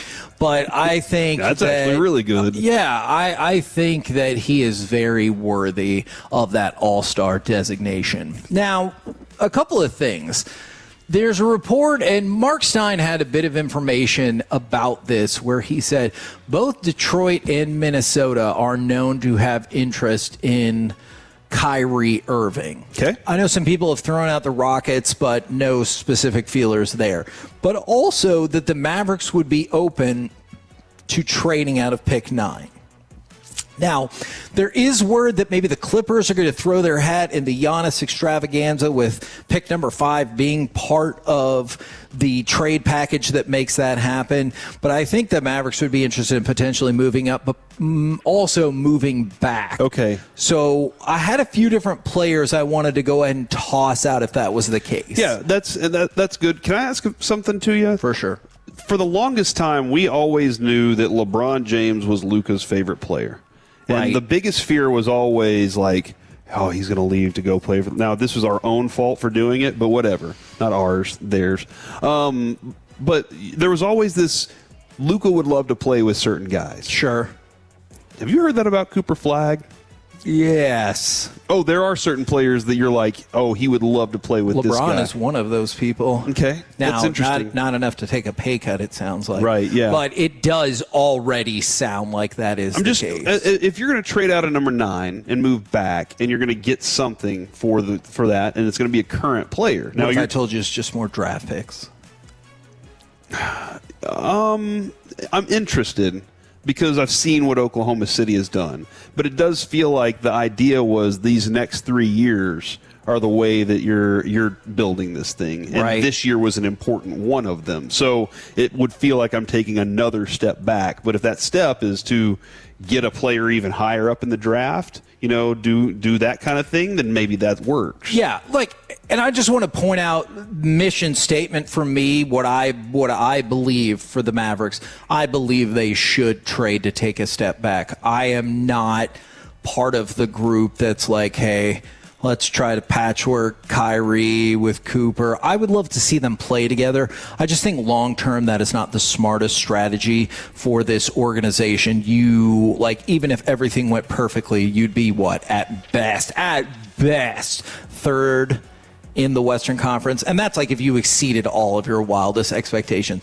So I am fine with taking a step back and building Team Cooper to go forward. And Team Cooper is a young team through the draft, not young players also. I mean, look, I'm fine with that. If you have and I know that he has struggled, but that's why even when the Hawks with the Anthony Davis discussion were interested in throwing Risa Shea in there, I was like, okay, fine.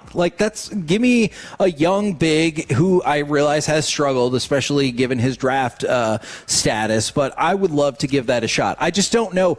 Going into the draft, I feel like teams might be more looking to package draft picks.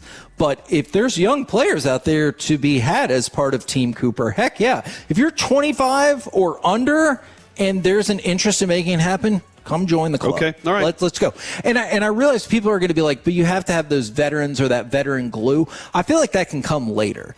Once I realize that we're actually moving in the right direction, then I need the veteran Right glue. now you feel like you're just kind of spinning your wheels in a no man's land. Exactly. But I understand the people who want to keep Kyrie because the idea of Kyrie and Cooper together is amazing. But I just think it's not going to work the way we all want, hope, and dream. So if you were... And right now he's more valuable than if he was to get hurt again in season. Exactly. But Charlotte's a great example. Would the Mavericks be interested in taking 14 and 18 for pick number 9?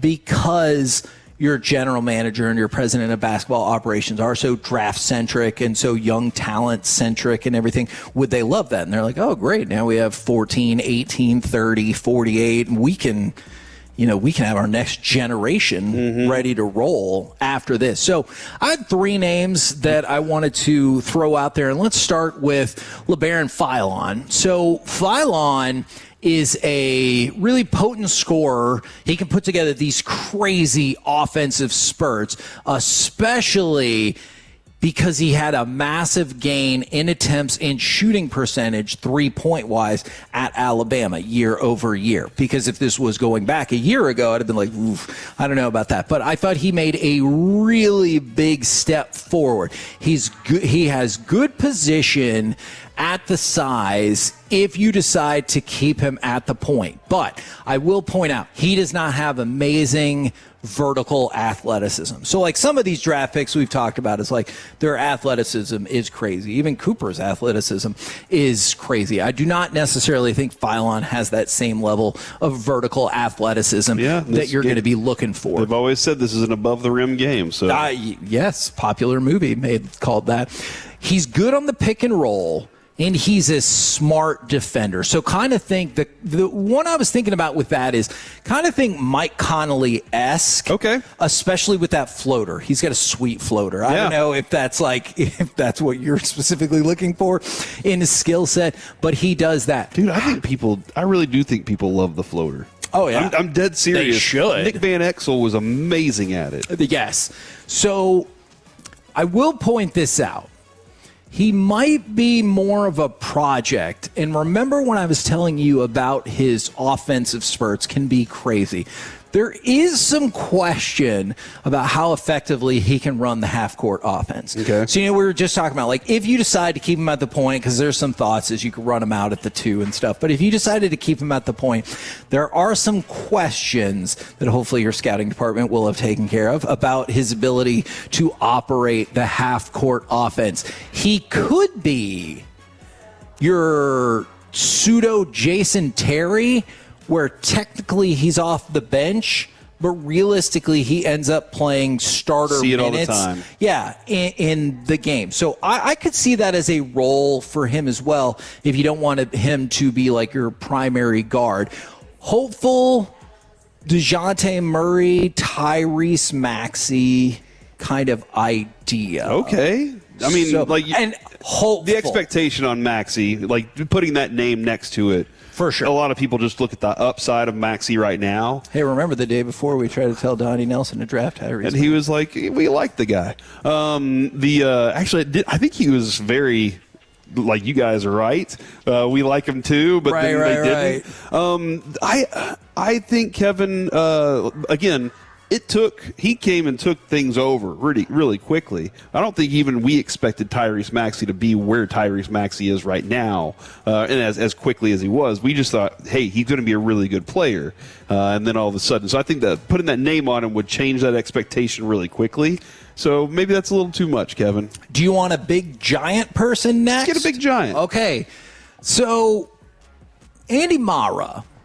Andy Mara is 7'3", so he is enormous. Still shorter than Wemby, right? That is true. Man, that's weird, but yes, that is true. He has a really versatile skill set for somebody that big, especially his passing. He's a really strong rim protector. He's a tremendous shot blocker. He's a good, though not great rebounder for his size. How? That's a fair critique. He is a great finisher for simple offensive plays. So I just told you a whole bunch of positive stuff, right? Now. Oh, no. I mean, you knew. Look, if I just told you if you trade back, here's some people you can get. They're probably not going to be, at the top of the list. But he needs to develop a reliable jumper and extend his offensive zone. His offensive zone is very, very limited right now. Also, and you just saw, I mean, even though they lost, Wemby got them there because of the fact that he can move people all over the court. Now, he also is not the fleetest of foot or great at lateral quickness, as is probably not that surprising for most 7'3" people. To the example you just used, Wemby has probably ruined that for a whole lot of people. But yeah, he's not super fast. So the question is, hopeful-wise, is he going to be Andrew Bogut or somebody like Zydrunas Ilgauskas with that like awkward but effective movement? But then there are other people who are like, he's a bench player. So there does seem to be quite a bit of like gap in between people's evaluation. So I wanted to throw him out there. Real quick, can I give you one more player? Yeah, absolutely. All right, Isaiah Evans. So Isaiah Evans fits the number one need for this team in that he went to Duke. All right, obviously they've been stockpiling Duke players, so that makes a lot of sense right there. We need him. But Evans has the makings of catch them all. Yeah, that's right. Evans has the makings of a quality wing shooter. He's got really good positional size, and his ability to hit shots off of movement is top notch. He is the prettiest shooting motion too. I don't know how much you factor that in, because like I just said with the last one with like Ilgauskas or Mara, you might be like, well, that looked ugly as hell, but it went in. But Isaiah Evans has the prettiest shooting motion, and it was a great thing that he went back to school, because a year ago he would have just been like, he can shoot the three, and then I don't really know what else he can do. Okay. Now, this year at Duke, it was huge for him because he went from a guy who's mostly just a three-point shooter to someone who can consistently get to the basket as well. Although I will point out, he took a higher number of threes, and that dropped his efficiency. So that is something to keep your eye on. He has really deep range. He has outstanding three-point range, but he is also a streaky shooter. If you get the game where Isaiah Evans is on, you're going to win. Because he'll just start dropping shots from everywhere, and you're like, it's unbelievable. And he's gotten a lot better defensively, and he has the length to theoretically be a good defender. But I say theoretically because he still has a ways to go. I would say is he like A-cuff defensively or no. Okay. No. He's not at that level. But then again, he's not a cone. Wouldn't you argue at one point, like to the news of the day, didn't people think that was what Jalen Brunson was? Oh yeah. And so he showed some evolution on there. I would say his hopeful outcome would be similar to Brandon Ingram, both in terms of his game and the fact that he's super lean and went to Duke. So, like, there's a lot of similarities there. But those are three players I wanted to throw out there is Mara, Evans, and Phylon, because these are all players that, while I think would be a reach at 9, if you ended up making a move back, I wonder if any or all of these players could be in play. Nathan Phylon. No, it's LeBaron. By the way, I just want to tell every Tolo out there that was listening to that just now, I've been listening to Kevin give breakdowns on these college players, on basketball players, on young players for a long time. Like I like college basketball. You and I have been we've been together for a long time, but I've been listening to you talk this for a long time. I've gotten better because of it. I know what I'm talking about because I've listened to you talk about these guys. And as we get closer to the draft, like, this is Kevin's NFL draft. I know you do really good with the NFL draft stuff, but you love this stuff. And, like, I always point out to the Tolos out there, you should be listening to what he's saying if you want to have a clue when it comes to draft time. I probably watch every game Isaiah Evans played this year, too. But that's more of my, like, personal fandom as well. We're the KNC Masterpiece right here on 105.3 The Fan. Coming up next, let's chit-chat with those fellas from the G-Bag Nation right here on 105.3 The Fan. Coming up Tuesday morning on Sean and RJ, is George Pickens going to show? We'll ask Reddit.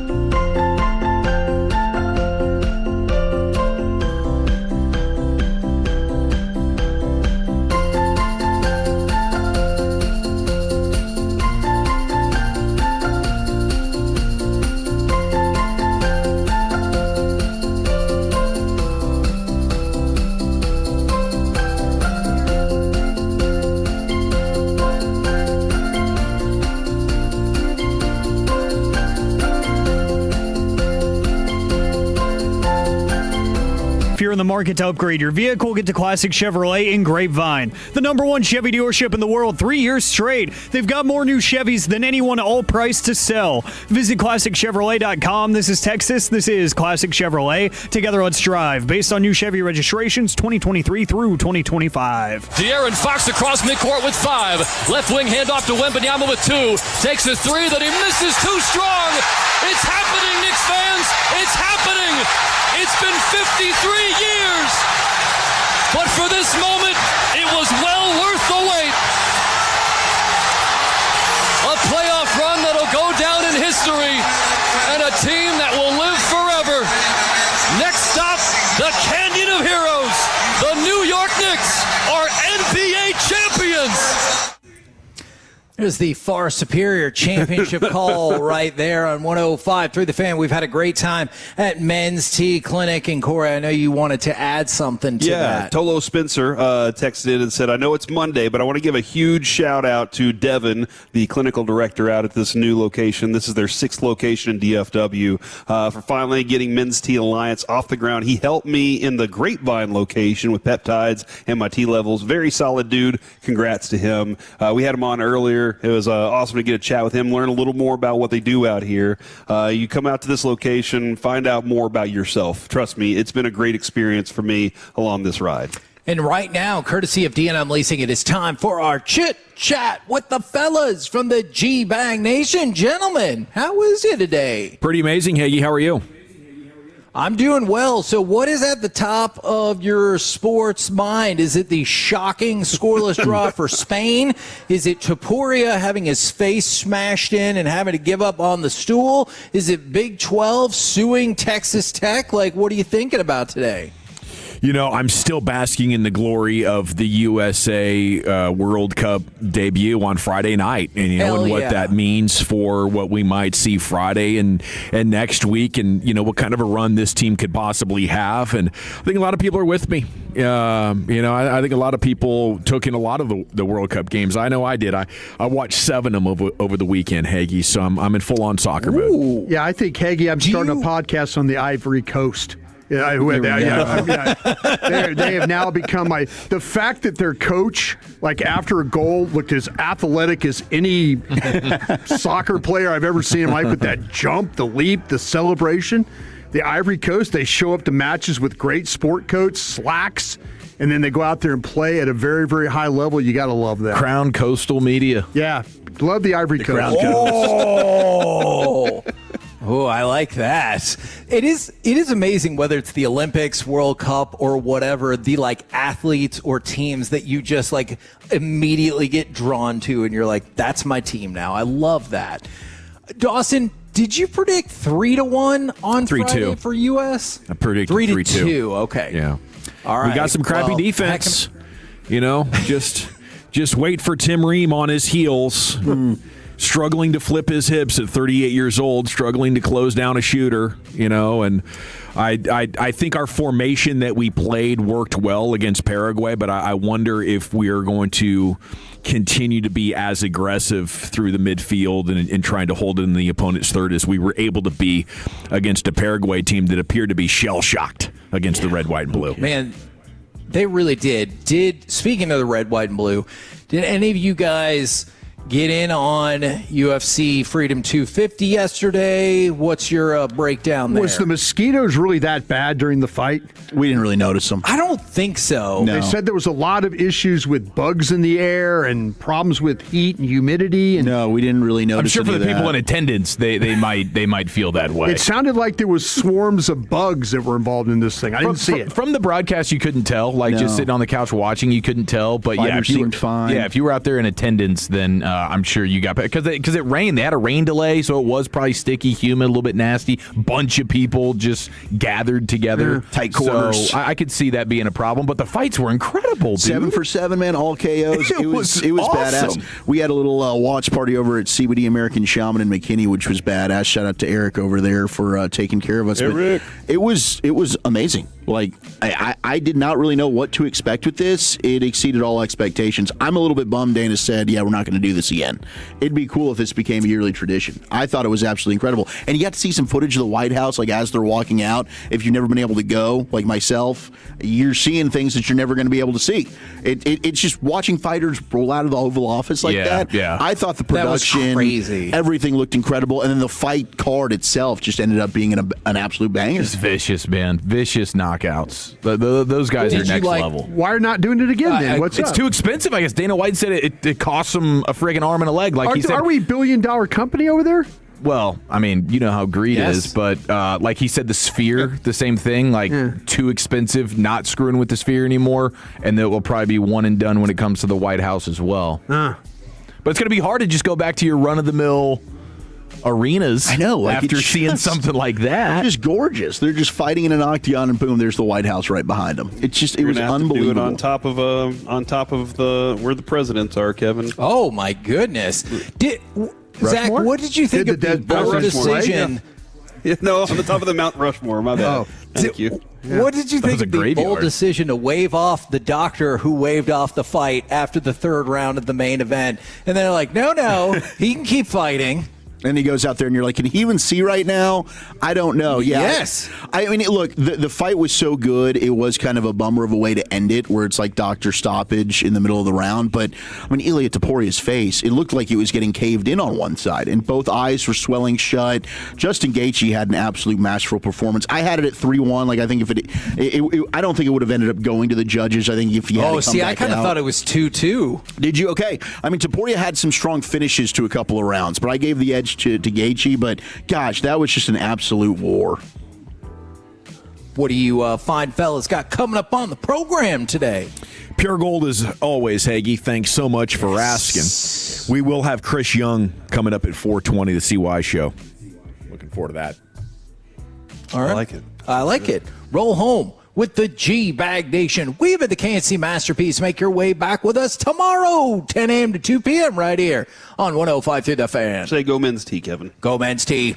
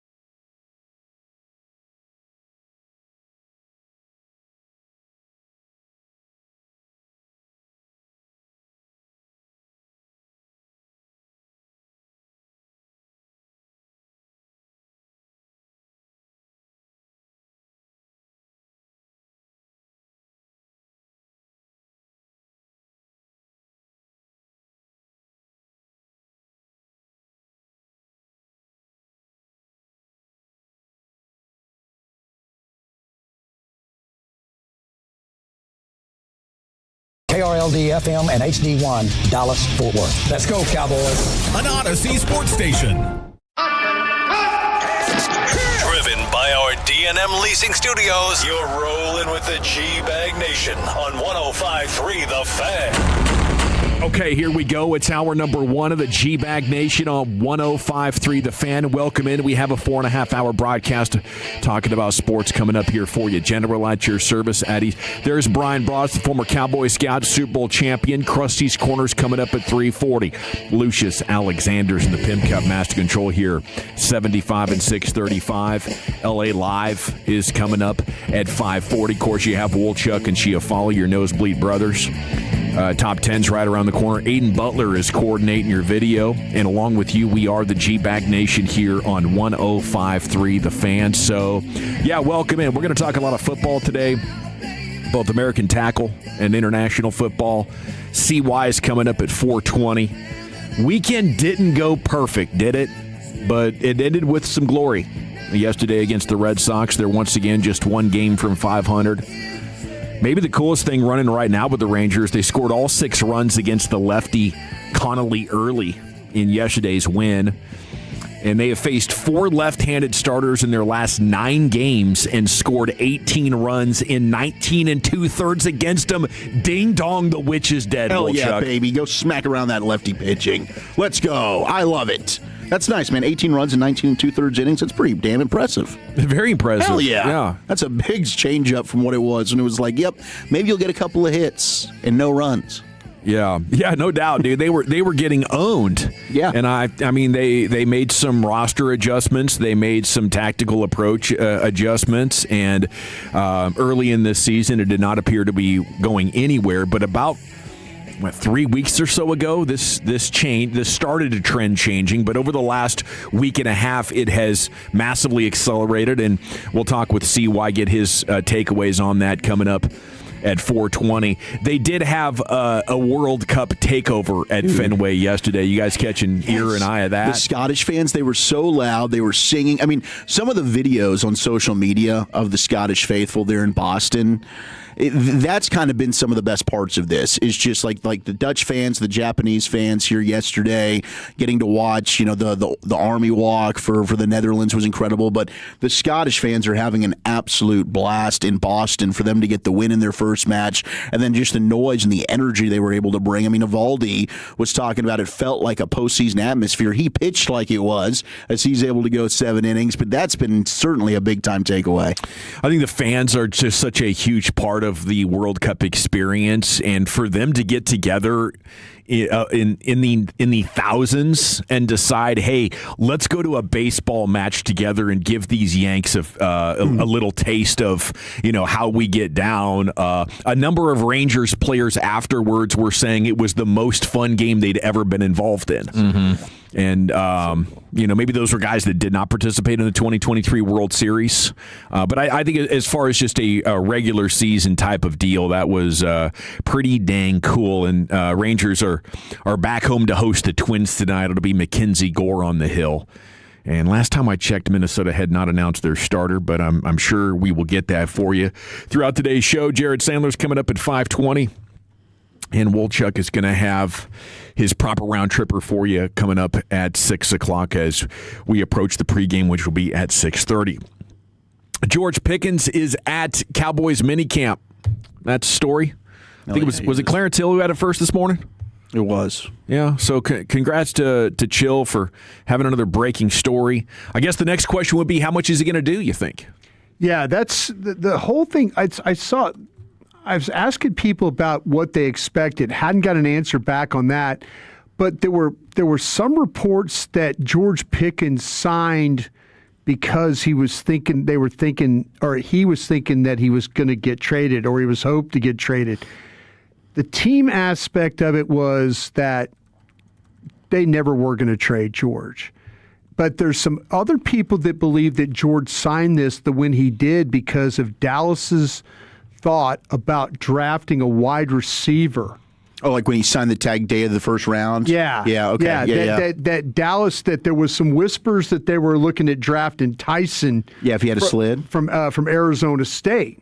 And so there was there was thought that maybe George was trying to get ahead of that, and that's why he signed the tag, because there was whisperings that Dallas was going to draft a wide receiver and then maybe move on from him, kind of a thing. So that's why he signed the tag. That's just some thought. Yeah. But talking to people in the organization, because there's been some reports that like he signed it because he thought there was he was a lot of reporting traded. that week. Yeah. Remember, we were at Pluckers, and you guys got in the vehicles, and you're heading up to Frisco, and Chief and I were reacting to an Adam Schefter report. Yeah. Yeah, that was saying that Pickens plans to sign his tag, but then it was like all weekend of the draft where the reports were like he hadn't done it yet. It was kind of just like a verbal thing. Yeah, a verbal agreement. This is what he is planning on doing, but it wasn't until, I guess, later or earlier in the week after the draft weekend where he actually signed it, and by then you would have known they didn't go get the wide receiver to replace But remember, you. there was like a trade buzz component of it. Somebody had a report that Schefter. George could get dealt, or was it Ocho? Ocho had the early one in the day, and then there was an insider component to it that like George is going to be a happy man tonight, and then we were thinking that maybe he could get traded. So, and that's I think that's an important thing to circle back on, because it would significantly complicate things if we found out George Pickens is just waiting to be traded. Yeah. Well, I think his agency kind of floated it out there. Nobody bid on it. So I think now it's, they tried, but nobody's wanting to. That's kind of the big thing of why I just didn't see what is the benefit of you missing mandatory minicamp. The rest of the league basically told you, like, hey, we're not interested right now. We're not going to give you at least the extension that you want to get, at least now. We need to see it another year. But it's also all the other stuff. Like, can you prove that if we're going to give you this kind of money, you're going to be doing all the little behind-the-scenes stuff? It's not just showing up and playing on game day. It's being where you need to be, when you need to be there, and not just going by, the beat of your own drum type of thing. Couldn't he and his agency be thinking, we just need to manage this to make the Cowboys trade us eventually? And if they can't get us to play the way that they want us to play along and match up with everything that Shoddy wants, then eventually they'll be willing to take whatever the best offer is. I just can't rule out that the Cowboys won't massively mismanage this. Yeah, and end up trying to move on from him, kind of thing. Well, are you saying very similar to what the things that Micah was doing in order to get Jerry upset enough to trade him? Is that what you think? I mean, I'm asking, is that how you would look at this? I think, I think George Pickens is going to be here but not do anything. Okay. Yeah, he's going to be like, I'm getting side work, I'm watching film, I'm trying to shake hands and talk to guys, but I'm not risking injury at all. All throughout training camp kind of thing? Yeah. And at that point, you have to wonder, is he going to be making business decisions during the regular season? Well, yeah, that's the interesting thing that you have to try and figure out. It's like, do you want to play it safe and then risk that hurting you in free agency? Hey, I'm healthy, but I didn't play the way I usually play, so I left some production on the field because of it, and now I'm walking into free agency healthy, but not the same type of productive player that I was. I'm not jumping over guys. Yeah, Yeah, I'm not the wrecking ball man. Yeah, is crazy to watch. I just wonder like what George Pickens is thinking, and hopefully at this mini camp he can talk to reporters or go participate in everything and sort of alleviate my concerns.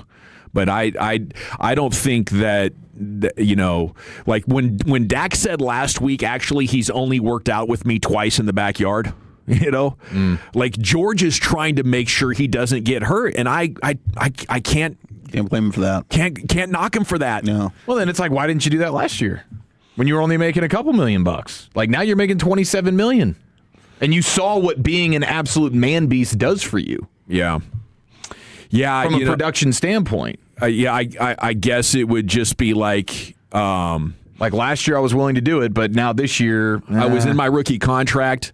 I hadn't blown up yet. I hadn't had a great year in the NFL yet. Then I went out there and did it. I've proven it. And I feel like now I'm worth significantly more than this. So if that's the situation and the Cowboys screw this thing up and take away what is an incredible offensive potential, it might be a bigger opportunity fumble than anything we've seen from them in a long time. Maybe not on the level of a Jalen Brunson or Luka, But you've lined up, you've spent all these resources on the defensive side of the ball to try to fix your defense, to take advantage of this offense with Dak Prescott in his mid-30s. Yeah. You don't know how many more good years you have of Dak Prescott left. If you would do something in the way you negotiate contracts to alienate George Pickens so thoroughly that he's playing super hardball with you, I don't know if I could take that anymore. You know, I think there's a couple of things we need to think about here. I think that George Pickens will be there. I don't think George Pickens will practice. Mm-hmm. And I say that I don't know if the team is going to let him practice. Why not? He hasn't been around the whole time. Maybe they're worried about an injury with him. Maybe they're worried about him practicing these 3 days, running around, running routes.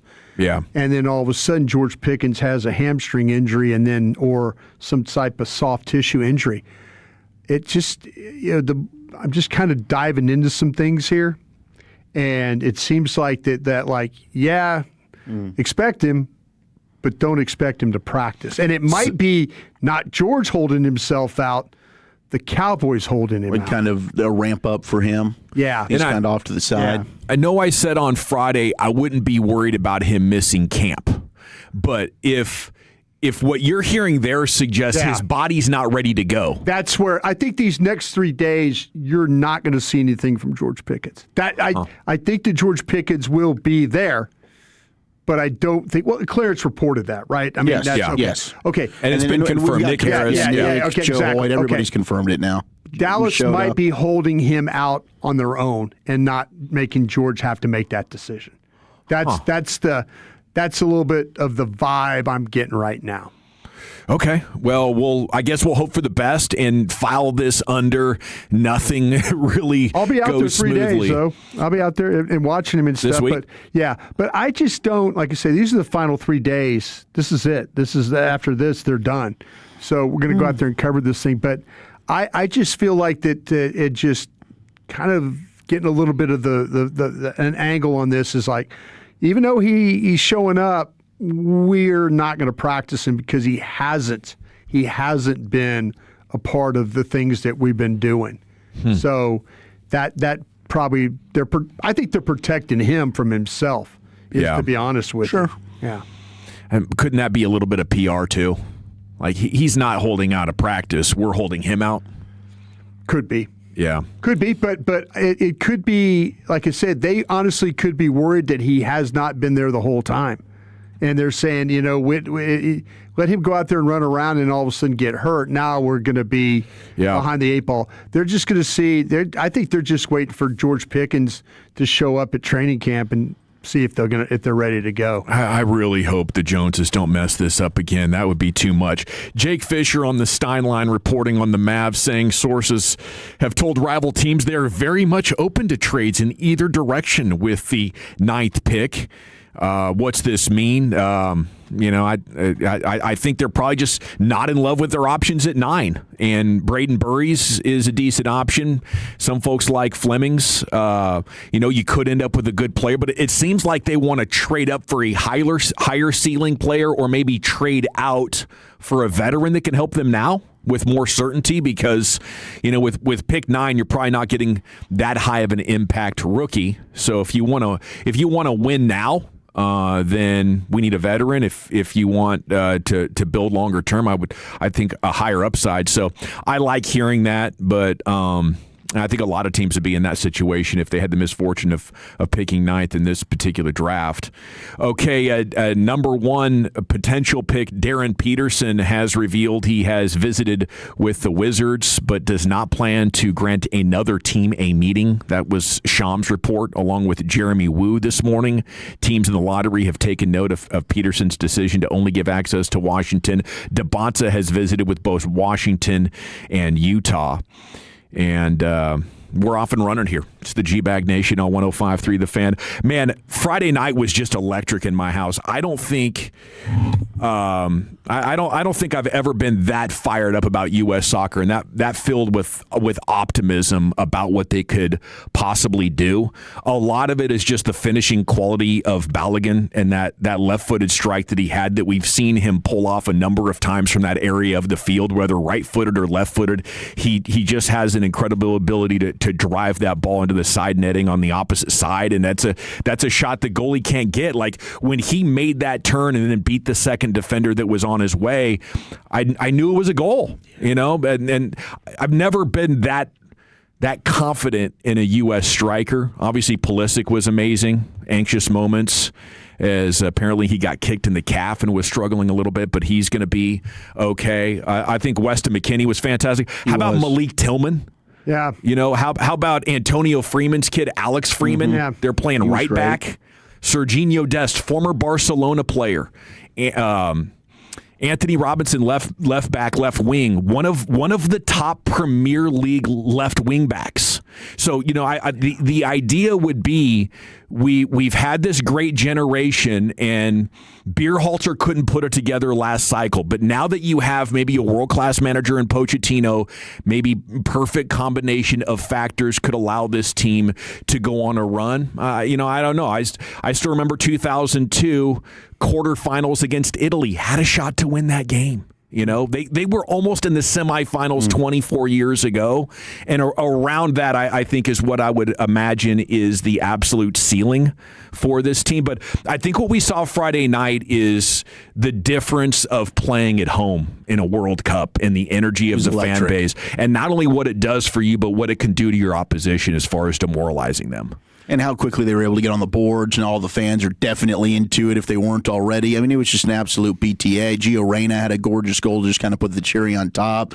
Offensively, man, I think they can compete with anybody. I do agree with you, though. That back line defensively, I thought they held up well against Paraguay, but Paraguay just might not be a great test as an offensive club. So Australia looked great against Turkey. Well, I don't think Paraguay has given up many goals at all. Like maybe 6 in their last 9. They were very stingy. They had been tough to score on, but the USA absolutely looked world class in their ability to control their first touch, their passing accuracy.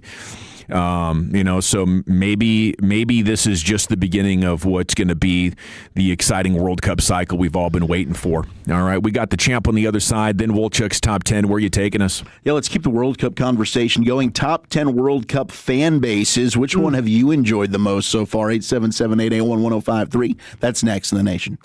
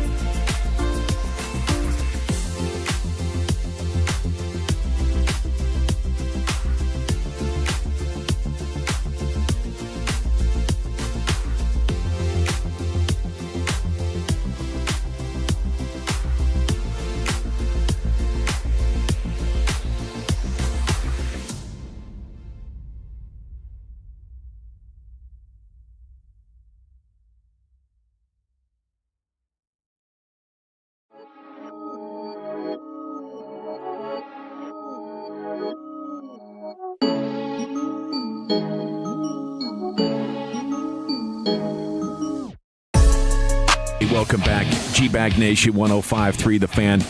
Segments brought to you by the Frankels. If you've been injured in a car or truck wreck, call the Frankels first, 214 or 817-333-3333. There's never an out-of-pocket cost. They only get paid when you win. The Frankels are the go-to car and truck wreck attorneys in Dallas.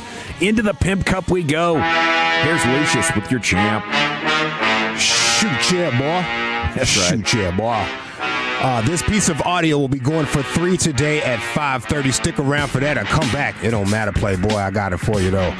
It is Coach Steve Spurrier's favorite little rapper, Lil Boosie out of Baton Rouge, Louisiana. He's not a fan of the new Madden cover with Caleb Williams on there, the Bears quarterback. He paints his nails and whatnot. They were showing off those nails on the cover. And Boosie thinks it's the end of society. I come up under Tecmo Bowl. I never thought in a million years that I would see a Madden cover with one of the best players with his fingernails painted. A game that sold to billions of little boys. What kind of message are they sending to these little boys? I never thought in a million years I would see this. Next is gonna be lipstick on the covers, thongs. Man hiking the ball with a thong in his ass.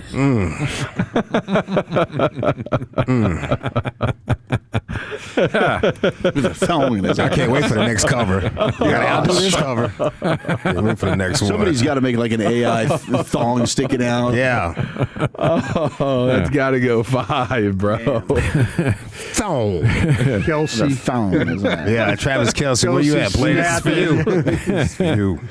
Tune in tonight, 5:30. Here's Wolchuk with his top 10. Well, congratulations to Logan Stankoven as he was able to raise Lord Stanley's Cup as the Carolina Hurricanes. And they've had a path very similar to the Stars, where they've been like Eastern Conference Final. The Panthers have been in their way. Florida doesn't qualify this year. They had a bunch of injuries. They basically waved the white flag, said, all right, we're going to try and regroup, get healthy for next year. Carolina, clearly the class of the Eastern Conference. They're able to take on the Golden Knights, knock them out in a shutout fashion in Game 6 in Vegas.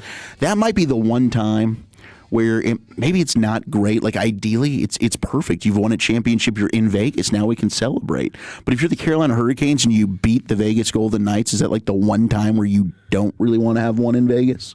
Because now maybe you're going out there and you've got Vegas Golden Knight fans that are serving you. Oh, and they don't know who you "Screw are. You. They don't know who you. Those are mostly tourists. Yeah, I think the fans are probably in their homes in the suburbs. Yeah, because they do love their VGK, man. That is a hell of a home crowd. The plane flight home is the fun part because it turns into nobody's in their seats. Like, it's just like a walking, just a party. A flying bar is what it is. So yeah, that and a cross country flight like that. Oh yeah, that'd be a lot of fun. You're going to be able to enjoy that. I mean, it was the championship weekend, really, with the Canes winning yesterday, the Knicks winning. The World Cup's been absolutely fantastic. The UFC fights last night were amazing. It lived up to the hype for the sports weekend that we didn't really know that we were going to have just absolute incredible sports. But man, for Dallas, it's like, all right, here's Logan Stankoven. He's a champion. Jalen Brunson, he's a champion. Casey Smith, hey, congratulations. We had DeMarcus Lawrence leave, go win a Super Bowl. It's like a lot of our old friends are just champions, and we're sitting here like, oh, gosh, dang it.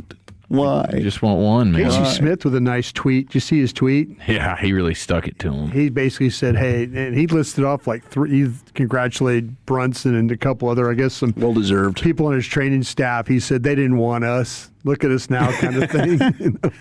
But I was blown. I mean, yesterday, you knew it was going to be cool, but I thought, shout out to Dallas Stadium. I mean, the pitch looked incredible. First off, the grass was like, can we not have this? Can we get this for Cowboy games? They got the lights hooked up now. Oh my goodness. It looked absolutely gorgeous. Just ask FIFA to leave those lights. I think they crushed it. I mean, as a host stadium, it looked absolutely beautiful. The match couldn't have been any better. You got something on that glass, too. No glare. The tint on the glass. No glare. Absolutely. I mean, that looked great. And then the crowd pops in there with Japan and the Netherlands, like back and forth. The game ended up being brilliant. Blue and orange is good in the crowd anyway. It was, dude.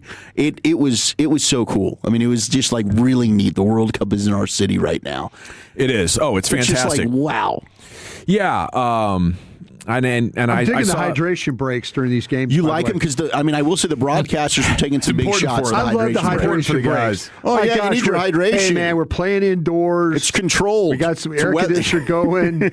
Let's have a hydration break. I'm digging it. It's actually a chilly 72. I'm sure Jerry Jones loves the idea of a hydration break, more commercials, but he shot down the idea of leaving the regular grass down. No evidence that there's. It's just so much better looking. It looks so really is. I don't know how you could watch these artificial turf stadiums and think that looks cool.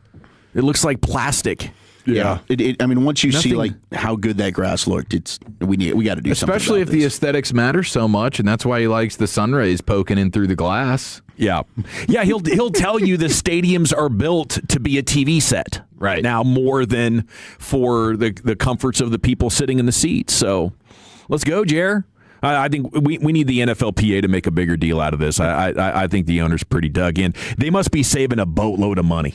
For sure. Yeah, that's probably a big reason. Well, they also, if you notice, when they have high school games come in or college games, they completely roll in and out turf. And they've got it already stitched, already marked, and all they do is roll it out. So something's going on that way, too. When they do the grass. You have to repaint it all. Yeah, the grass, they can't have all the events that they probably want to have. It's really easy for them to roll up that turf, throw down some dirt, and all of a sudden we've got a rodeo. Or we're riding motorcycles, or we're having cars ram into each other and stuff like that. So I think the turf, grass, having great grass. If that's the only thing you did in that stadium, have grass. But I think they're looking at it as we can't have grass because we got to pay for this place. That's a good point. Top 10 World Cup fan bases, and this is courtesy of one AI. Okay, AI has put this together. We've got it into tiers as they have ranked the World Cup fans, and USA is 29th among the 48 nations. Host boost plus improving organized numbers is what they say for the USA. We're terrible, because we don't have songs that everybody knows. That's the biggest problem. The chants are great. Yeah. We all got to get like 3 songs. Do we sing like when Johnny comes marching home again? What songs do we sing? He's got the ball. We want the ball. He's got the ball. We want the ball. But it's only like the ultras, only the fans that are living it, that know, and they're only doing what they can. Yeah. But, the best countries can sort of serenade the entire stadium. This has been some of the coolest part of it, though. It's just, yesterday, obviously, we had the great fans. We mentioned Scotland, the Open, but then also them trying all the American foods. It's like the greatest thing they've ever, the simplest breakfast that we have. It's like, oh my gosh, this is unbelievable. You ever had haggis? No. Then that's I don't know that I will. That's why they enjoy this meal so much. You're probably right. You're probably right there. They're surprised that we're nice. Yeah. Oh wow. You get ice with your beverages. They're surprised that all of our cities aren't violent crimes happening. Hope they weren't in New York over the weekend. Like, wait, where's the violence and the mean people? Outside of the top 10, we've got France at 15, growing passionate core with strong vocal elements in big tournaments. The Netherlands not cracking the top 10, I think, is why this is, you can't always trust AI. Orange Army, color, numbers, and flair. I don't know how the Netherlands is in the top 10 fan base. They looked incredible. We've got Egypt up right now, 1-0 over Belgium in the 32nd minute. Egypt comes in at number 12. Deep emotional investment and a massive following.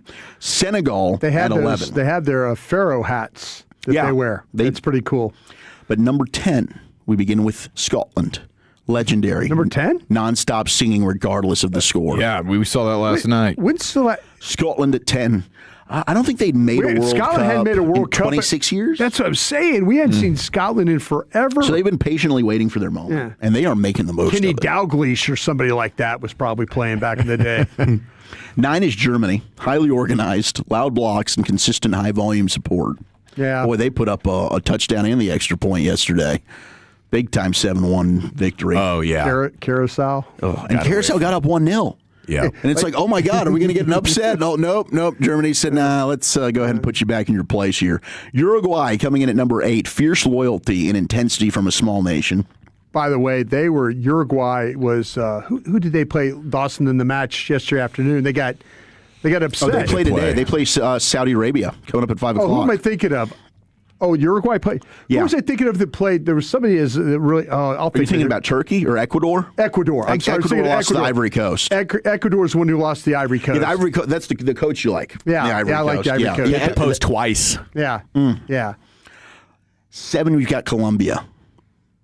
Very chanty, vibrant, colorful, and party-focused travelers. Very party-focused, yeah. Mexico comes in at 6. They got the host advantage plus massive El Tri crowds and rhythmic chants. And boy, they showed up for Fan Fest last Thursday. That was huge. El Tri. Is it Trey? I've heard Tree. T-R-I. Tree. Tree? Yeah. Gotcha. Yeah. Top 5 World Cup fans ranked. Number 5, Morocco. Outstanding organization, energy, and huge backing. 4, England. Massive away support, iconic chants, and growing scene when it comes to organization. I don't know how they can be that hammered and still be organized. Like the English fans and the Scottish fans. The Scottish fans will drink out of beer now. You better make sure you are fully stocked at whatever stadium is going to host a Scottish match. I think they have some non-drinkers who are pretty serious about it. And we're just... And all the drunks know to follow his lead. Yeah. Follow me! It's part of the culture. We have designated cheers. We do. 3 is Turkey. It's a bit of a surprise that they're this high. I haven't seen a whole lot of Turkey hype lately. And that was, man, a bit of a abysmal performance against Australia. It made me feel like the U.S. can run away with this group. If they can find a way to beat Australia, I feel good about it. Unless it was just a stinker for Turkey. Maybe that was a wake-up call for them. Speaking of Turkey, did you see Landon Donovan's new hair? Oh, yes. so much better. What a comeback, bro. My gosh. What happened to him the first time? Well, he didn't go to advanced hair. He didn't go to advanced hair, and it's one of the biggest on-screen television mistakes. What was his we've excuse? ever. Didn't he have like a weird excuse about it? Look that up. Look that up for me. 2 is Brazil. Samba energy. Massive, colorful contingents. Very juggy. Tremendous butts. Number 1. Did it say that? It did. Argentina is voted as the World Cup best fan base. And I get it. I one time sat in 1994, I sat in the Argentine section. How was it? And it's wild. You have to jump the whole game. You have to bounce the whole game if you want to talk to somebody. Because everybody around you is bouncing, so you have to bounce with them to talk with them. That's when Maradona got suspended for drugs. Wow. And Bulgaria beat him in a match. I thought the Argentine fans were going onto the pitch. I thought they were about to cause some problems. They're storming the field. I mean, it's crazy. But yeah, sitting in their section was a lot of fun. All right, Landon Donovan had a screenshot where he was getting roasted by his buddies in the text. This was a couple years ago when he had the worst hair situation in television history. And he says, had a hair transplant procedure 2 weeks ago and was told it wouldn't show up on camera. Yeah. That's right. It's like, dude, how is that not going to show up? You're like, fine, buddy. Like, what? $5 grand. The mirror's not going to be too different than what the camera's going to tell. Stop it. So is all this growth a result of that hair operation? Yeah, like he's teamed up. Like now he's been damn good. Like a hair transplant advocate. He's partnered with different companies in different countries, and people are wondering whether or not he will be cheering for Turkey He still or looks the goofy as USA. hell in this Raising Cane's commercial he's doing right now. Looks nuts. And Japan did get shorted on this list, I will say. The text coming in, shout to Japan, and they cleaned the whole stadium afterwards. The Japan fans were brilliant. It's incredible. They're swinging around trash bags like rally towels. Yes, and then afterwards they're just ready to clean up after themselves. Terrible trash bag towels. It's all about respect. Was that AI or was Jameis Winston really amongst them? Yeah, he really was. That was real. Yep, he was out there living his best life yesterday. Alvin Kamara, his former teammate with the Saints, was like, yeah, people think Jameis is just doing this for television. Like, no, he's just a genuinely stand-up guy. That's awesome. We got Mixed Bag coming up at 3. What are we doing next, Chief? Hodgepodge, you get your choice for today's stat of the day, plus the 2 best words in sports, biscuits and gravy. But the biggest sporting event in the world is going on right now. Gosh, we've been talking about it. It's been amazing. And you can drink a delicious Superior Light beer to match it. Michelob Ultra for every match, every goal, every Superior play on the world's biggest stage, because from the pitch to the pour, Superior is worth playing for. Michelob Ultra, official beer sponsor of the FIFA World Cup 2026. Enjoy responsibly. 2026 Anheuser-Busch Michelob Ultra Light Brewery, St. Louis, Missouri. Coming up Tuesday morning on Sean and RJ, is George Pickens going to show? We'll ask Reddit at 7:40, and 2 more Shakira ticket giveaways in the 7 and 9 o'clock hours. It's a Tolo Tuesday on The Fan. Injured in an accident? Call now! Oh, look, if you've been hurt, the last thing you need is another high-stress situation. At Branch & Dillon, our goal is to remove that stress and let you focus on recovery while we focus on protecting your interests. Established right here in Dallas-Fort Worth. When you work with us, you're a fellow Texan, not a number. No yelling, no gimmicks. Visit us at crashhelpfast.com. You focus on recovery. We'll handle the rest. Crash Help.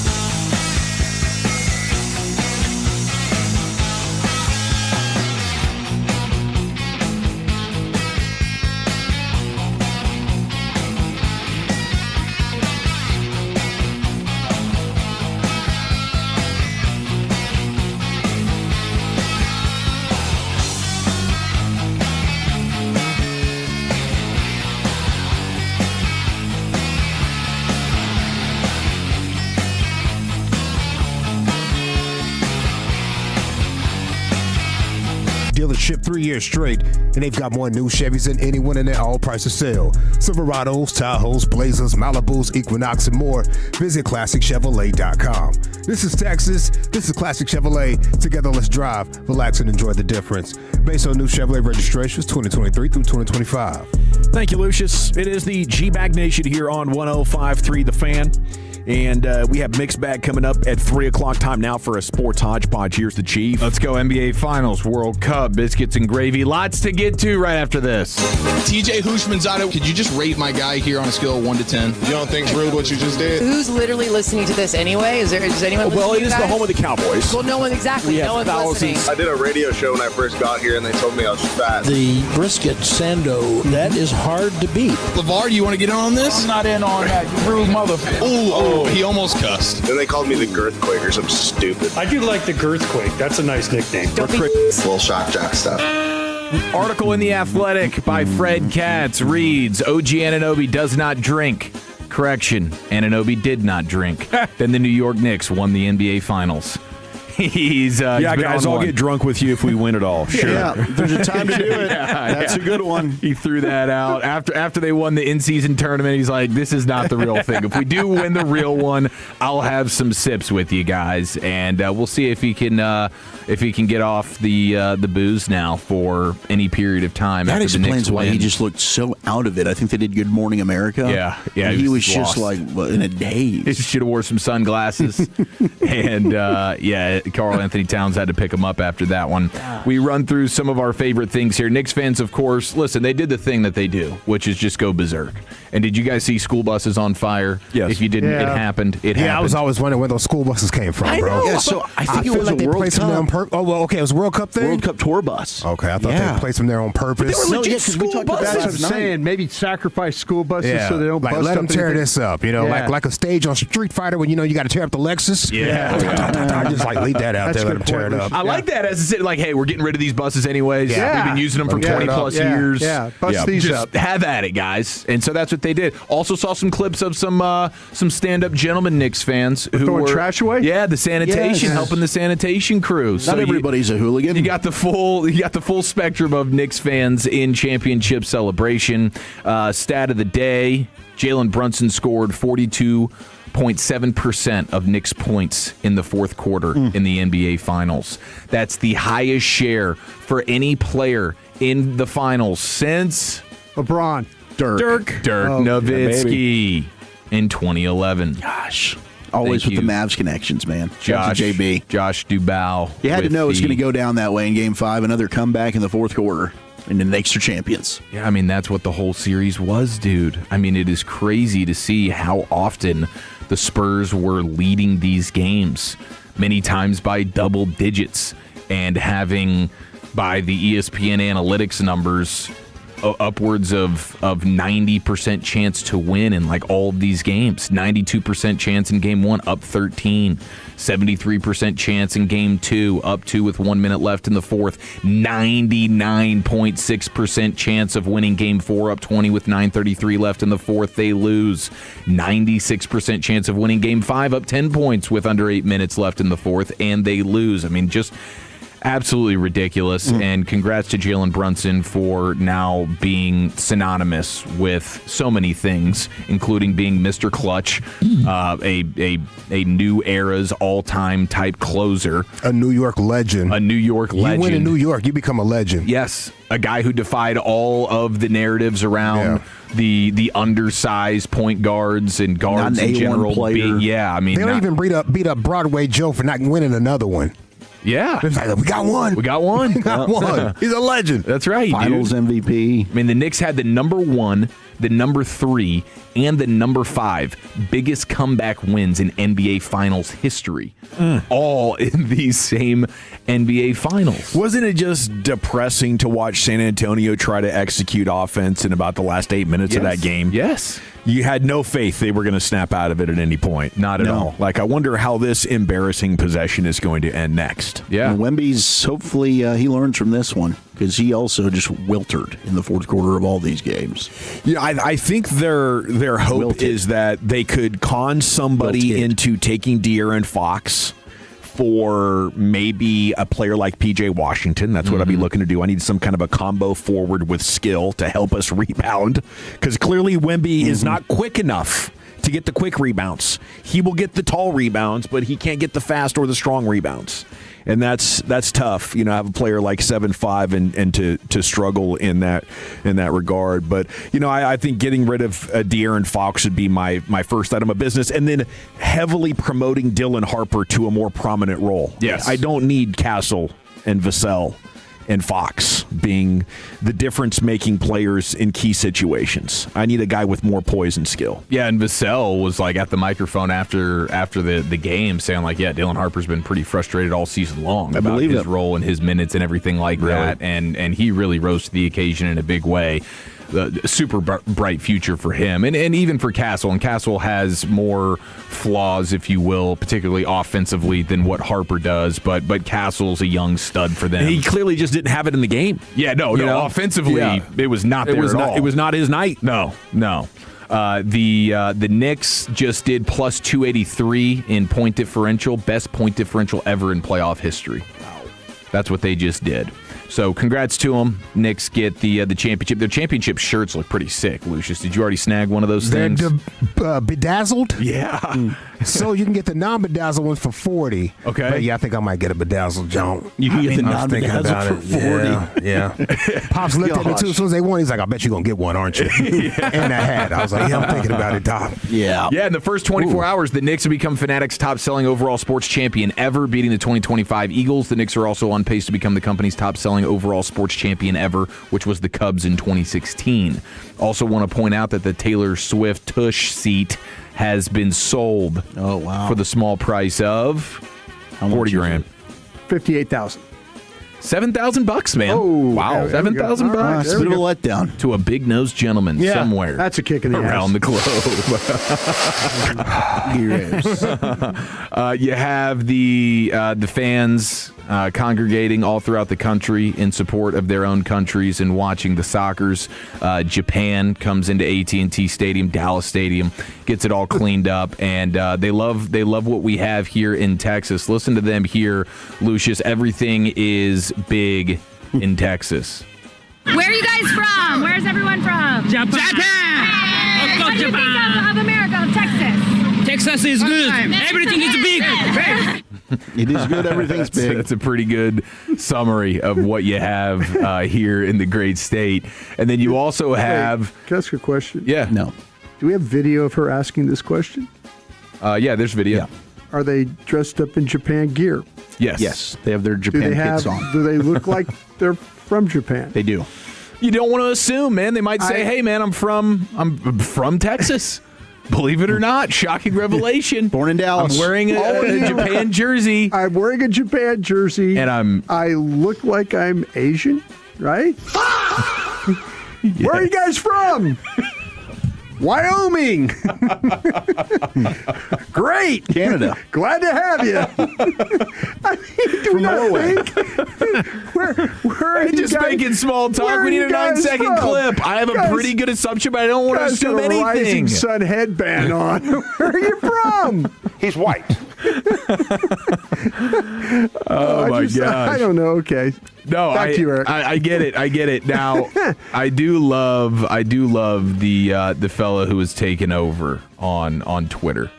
There's been a handful of them. Who is it? No, not Freddie. Freddie's living his best life. JJ Watt just hooked him up in Houston. Yeah, he is living his best life. But there's this guy that is writing like some of the best writing you've ever read is on Twitter right now. This guy just experiencing America. He's from Japan, and he's in town, and he's eating at different places, and he's just blown away. Listen to this write-up, okay? This is incredible storytelling. Jack in the Box? USA, a breakfast counter. The waitress recommended the biscuits and gravy, and when the plate arrived, I thought something had gone wrong in the kitchen.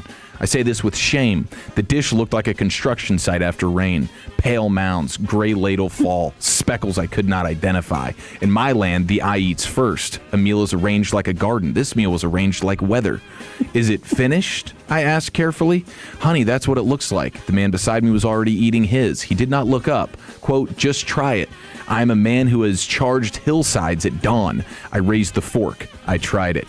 I must now formally apologize to the biscuits, the gravy, the waitress, the kitchen, and the entire breakfast tradition of the American South. It was magnificent, warm, peppered. The biscuit drank the gravy the way a field drinks rain. That is why it is shaped like that, you fool. And every mound I had insulted was a soft fold of comfort that my homeland in 800 years never once thought to invent. Well, the waitress asked. I judged it. I confessed. By its appearance, I am ashamed. Everybody does, hun, she says. Everybody does. A national dish that forgives you for doubting it. It expects the doubt. It waits for you on the other side of it. Do not judge the gravy by its face. Judge yourself for hesitating. I order it every Saturday now. I no longer see the construction site. I see only the garden. It was a garden the whole time. The eye must be trained. That's tremendous. That's brilliant. Welcome to That is America, brilliant. my man. That is brilliant. Where you from?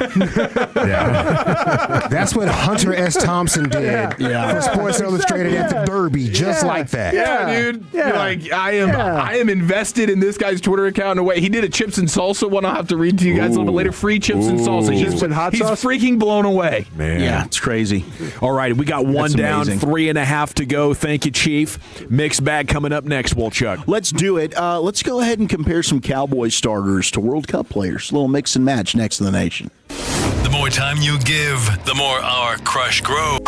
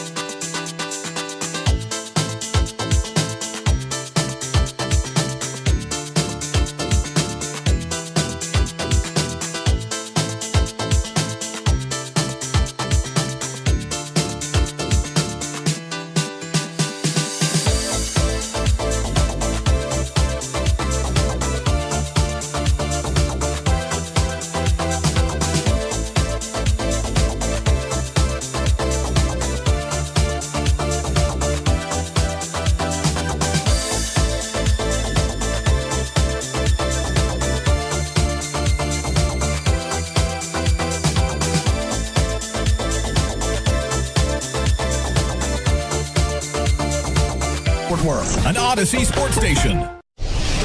Driven by our D&M Leasing Studios, you're rolling with the G-Bag Nation on 105.3 The Fan. Welcome to the nation. Hour 2 of the G-Bag Nation on 105.3 The Fan. Thanks for making us part of your day. We got 3.5 hours of sports remaining. CY is coming up in an hour and 20 minutes. We'll talk with the Rangers president of baseball operations as they salvaged one in Boston yesterday and have a big series against the Twins coming up. Interesting, Wednesday is off, the rare Wednesday off. Were you looking at the schedule? In the middle of the series. Well, it's got a because, soccer match, right? We got a soccer match. we got England, England, Croatia, so they're trying not to overlap the traffic there. Right on. Well, hopefully it helps everything flow smoothly. I hope it does. All the England and Croatian fans can move about. It is unfortunate that all of our games, I was looking at all of our games, I was trying to figure out why are all of our games so much more expensive than a lot of the other parts of the country. They all involve like a premium international team coming in here, whether it's England, Portugal, Argentina, or even Japan, who is a very good program and obviously very wealthy nation, and their fans are very passionate. So they're all buying up the tickets. If you want to drive down to Houston, you can actually get in cheaper. Or, go road trip style, you can get in significantly cheaper. But watching the better teams, being in the better environments, you kind of get what you pay for there. I tell you what, I did do the Houston when it was a friendly. It was U.S. versus Argentina, and I went down there. Houston's not a bad place to watch a soccer match. I bet it really is. I mean, it was, and it was, it was a friendly. The Argentine fans are really into it and stuff. USA, I mean. They beat up on the U.S., but still, Houston, that stadium, not bad for soccer. Yeah, and I sat behind the goal is where I sat. AT&T looks great how they have it decked out there. Behind the goal is an incredible experience, especially for a World Cup game. Yeah, it's a lifetime experience. Well, it's a bucket list type of deal, so I know a lot of people are willing to swipe that credit card. I reached out to my ticket guy in Dallas here, who I do a lot of work with. And I said, hey, if these tickets come down, let me know. So right on. I said, if anything comes down, if it comes down for you, just let me know, and hopefully I get you a couple of tickets there. I mean, that was one of the headlines over the weekend. Like, you heard in the entire build up to this tournament how there were problems and the demand and the travel and the hotel rooms and all of that, but the demand has exceeded the supply significantly. It's time now for Zach Wolchuk's. Oh, hey. Mixed bag. All right, let's do it. Let's go ahead and shake it up and hit the mixed bag next. You want a chocolate? Mama. Leave the gut. Mama. Take the cannoli. Mama always said life was like a box of chocolates. How do they get them back? Just throw it in the bag. You never know what you're going to get. All right, we're at half right now. Belgium and Egypt. Egypt holding a 1-0 lead at the break. So we'll keep you updated on that. But as we were in our commercial break, I stumbled across Liam, one of our Scottish fans who's in Boston. Is this a stat of the day? This might be a stat of the day. And look, we had the biscuits and gravy, which you said was the best 2 words in all of sports. The Japanese faithful were loving that. The chips and salsa, the Tex-Mex, the barbecue, the burgers, everything's been great. But the Cheesecake Factory has been a home run as well, and the Cheesecake Factory won, Scotland 0. As the Scots got defeated by the portion sizes at Cheesecake Factory. And I have to assume also the tremendous brown bread that they serve. All of it, yeah, from top to bottom. I mean, just opening up that menu was probably an out-of-body That's daunting right there. Yeah. Holy crap, this thing's a book. This is a 100%. novel that I'm reading right now.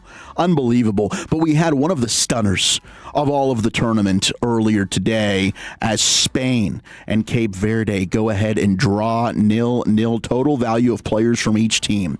You had $1.2 billion on the Spanish squad compared to just $55 million for Cape Verde. World Cup ranking 64th. They're the smallest country by land area to ever qualify. They've got a 40-year-old goalkeeper who plays in the Portuguese second division, and their central defenders who play in League of Ireland and UAE Pro League. They've got guys that really aren't even in the biggest clubs in all of the world right now, but they go ahead and shut out minus 1,500 favorite Spain with 7 massive saves as their 40-year-old goaltender now has over 1 million followers on social media. He might be the biggest winner of this entire World Cup. I mean, this dude's going to go back and be a king. For sure. This is unbelievable. That's a huge come up. Hell yes. And a lot of money. Like, if anybody faded Spain, on Kalshi, or wherever you're going ahead and playing right now. I mean, I saw some guy put $400K down on Spain to not win at 9% odds.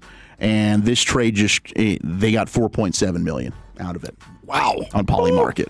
That is unbelievable. So quarterbacking at Tech next week. People are making some big money. Maybe. That might have been Sorsby. Could it have been? Live from his dorm room. Okay, speaking of college football. I don't like Spain right now. And I need to ask out to my Texas people about this, but there's some buzz here. Sark is not ruling out the possibility that Arch Manning could even play past this season at Texas. He said, quote, we haven't had the discussion, but I will tell you, I wouldn't be surprised. I think Arch really loves college football. I think he loves the University of Texas. He does pretty good through NIL. He's got some pretty good endorsements going right now, which is a credit to him.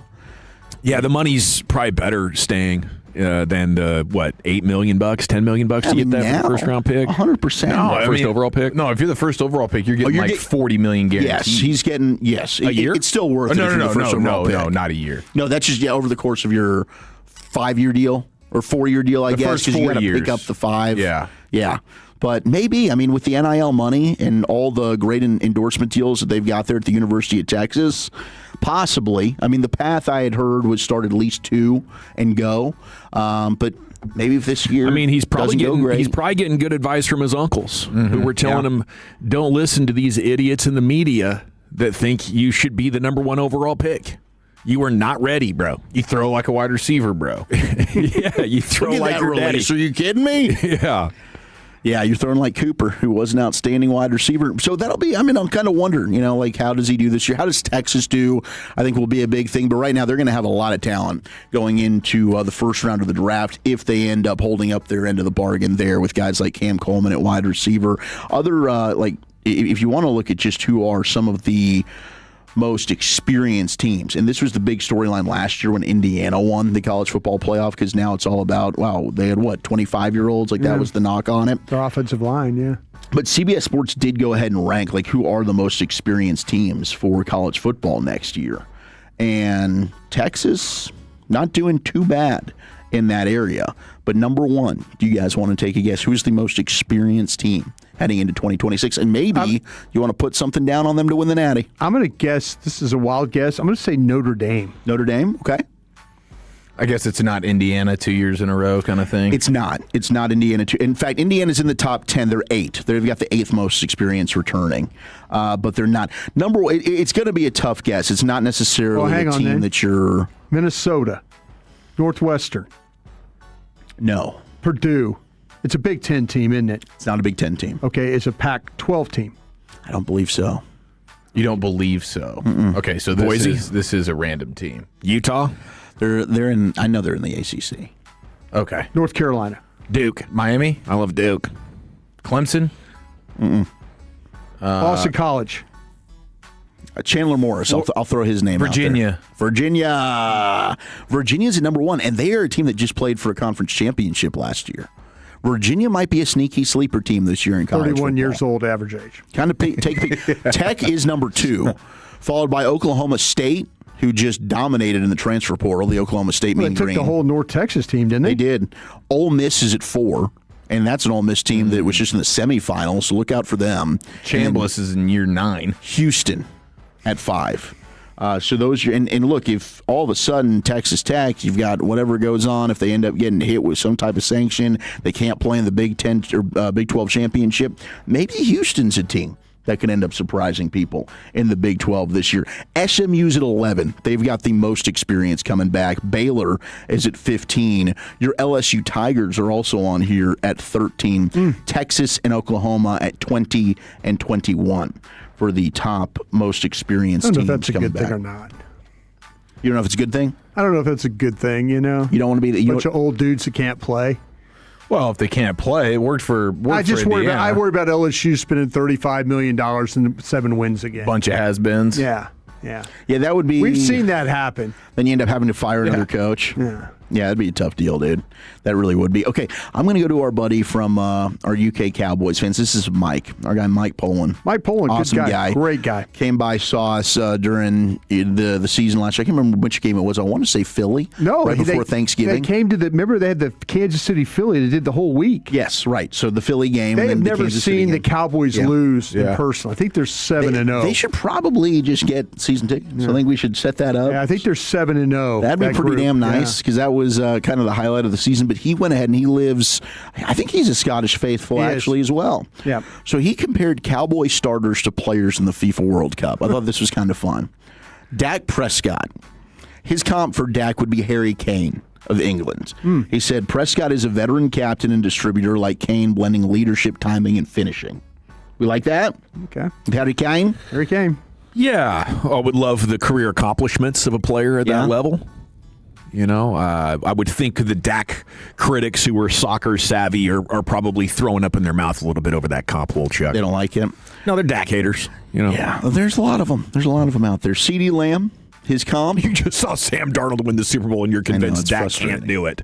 There's just something magical about Dak, not the fact that he's never had a defense close to as good as what they had, or running game. CD. Kylian Mbappe, yeah. of France. Lamb is Dallas's primary coverage bending superstar, just as Mbappe is France's defensive game plan breaker. Jake Ferguson, our weekly player show guest, his comp's Chris Wood of New Zealand. I don't know who the hell Chris Wood is, but he writes Ferguson's big frame physical strength, contested area toughness, and dependable short area finishing best match Wood's classic target man style. And let's go to Tyler Smith. Virgil van Dijk of the Netherlands, the Dutch. Smith's massive frame, reliable week-to-week dominance, balance, and usage and technical control best match Van Dijk's size, composure, elite positioning, and dependable command on the back line. He's a scorer, too. I believe he scored yesterday against Japan. Well, and how about John McGinn? The great John McGinn, who had the one goal for Scotland to put them ahead. The comp for John McGinn is D. Winters. Winters' compact linebacker build, urgency, pursuit, range, toughness, and contact-heavy disruption. Best matches McGinn's stocky but powerful, intelligent midfield style and relentless ball-winning work. So there's just a couple of your comps. I mean, he's got the whole damn roster. He's got Aubrey comping with Cristiano Ronaldo. He goes down there. Aubrey is Dallas's dead ball weapon, much like Ronaldo, who remains a set piece and clutch shot. That's pretty good. Yeah, clutch. Yeah, I like that. I like that too. Going with Ronaldo, solid comps there. Still waiting on the Rangers lineup. We don't have that yet here in the mixed bag. We do have the Twins lineup is out, but I'm waiting to see, do we get Corey Seager back? Now, he's had mild concussion symptoms after that home plate collision. He did not play at all against Boston, and we will have CY coming up, as Gavin mentioned a little bit earlier. But the first All-Star voting, we got an update on that. Ezekiel Durant's second place right now among second basemen. Josh Young is fourth among third basemen. So go vote for Durant and Young. I think they're both very deserving. Jock Peterson is fifth in DH. Corey Seager seventh in shortstop. You've got nobody right now in the top 10 at catcher or first base. Nobody in the top 20 in center field. And now that's going to be quite a musical chairs going on there in the outfield for the Rangers, with Evan Carter now down with his oblique injury that he's got. But we really enjoyed the White House card. Shout out to Allen's own Bo Nickel. He was absolutely dominant at the UFC Freedom 250 event at the White House. But as we mentioned, this is a one and done. Dana White said it's just too damn expensive. I'm never doing this again. But goodness gracious. Sounds like you need to get some sponsorship money involved, because the fans loved it. It was incredible. I mean, for the production element of it, it was greater than I could have ever expected. I was like, this whole idea, like, it sounds really cool. Can you make it work? Well, boy, did they make it work. Now, it started off on like, wow, you're in a rain delay right now. It's just really happening. Yeah. But it was pretty quick. It was like a 30-minute deal, and then we got the fights going. The one thing, and the UFC does have an issue with this in general, the pacing. We got to do a better job of this. That's the most brutal part of it all. Waiting for the next fight. Yes. Yeah. And I know they've got packages and stuff ready to roll and put out there, but we really just, like, it was a 7-fight card. But for this thing to end, I think it was like 12:20 when it actually got done, which means like you're pushing close to 1:30 East Coast, and it started at 7 Central. We gotta do a better job of tightening that up a little bit. That was my only complaint. Otherwise, I thought the production was sensational. Every fight ended up topping the previous one. All knockouts. There was not a single judge's decision. Home run performance by the UFC, I thought, yesterday. Well, thank you, Wolchuk. Thank you. There you have a mixed bag. We got C-Note coming up next, Cowboys news of the evening, and everything happening with the Cowboys as they launch minicamp and the big arrival and more next on The Fan. Let's get you that brand new vehicle, though, Tolos, courtesy of the all-new Alliance Hyundai, conveniently located right in Fort Worth, I-35 and Golden Triangle. It's right in my backyard, and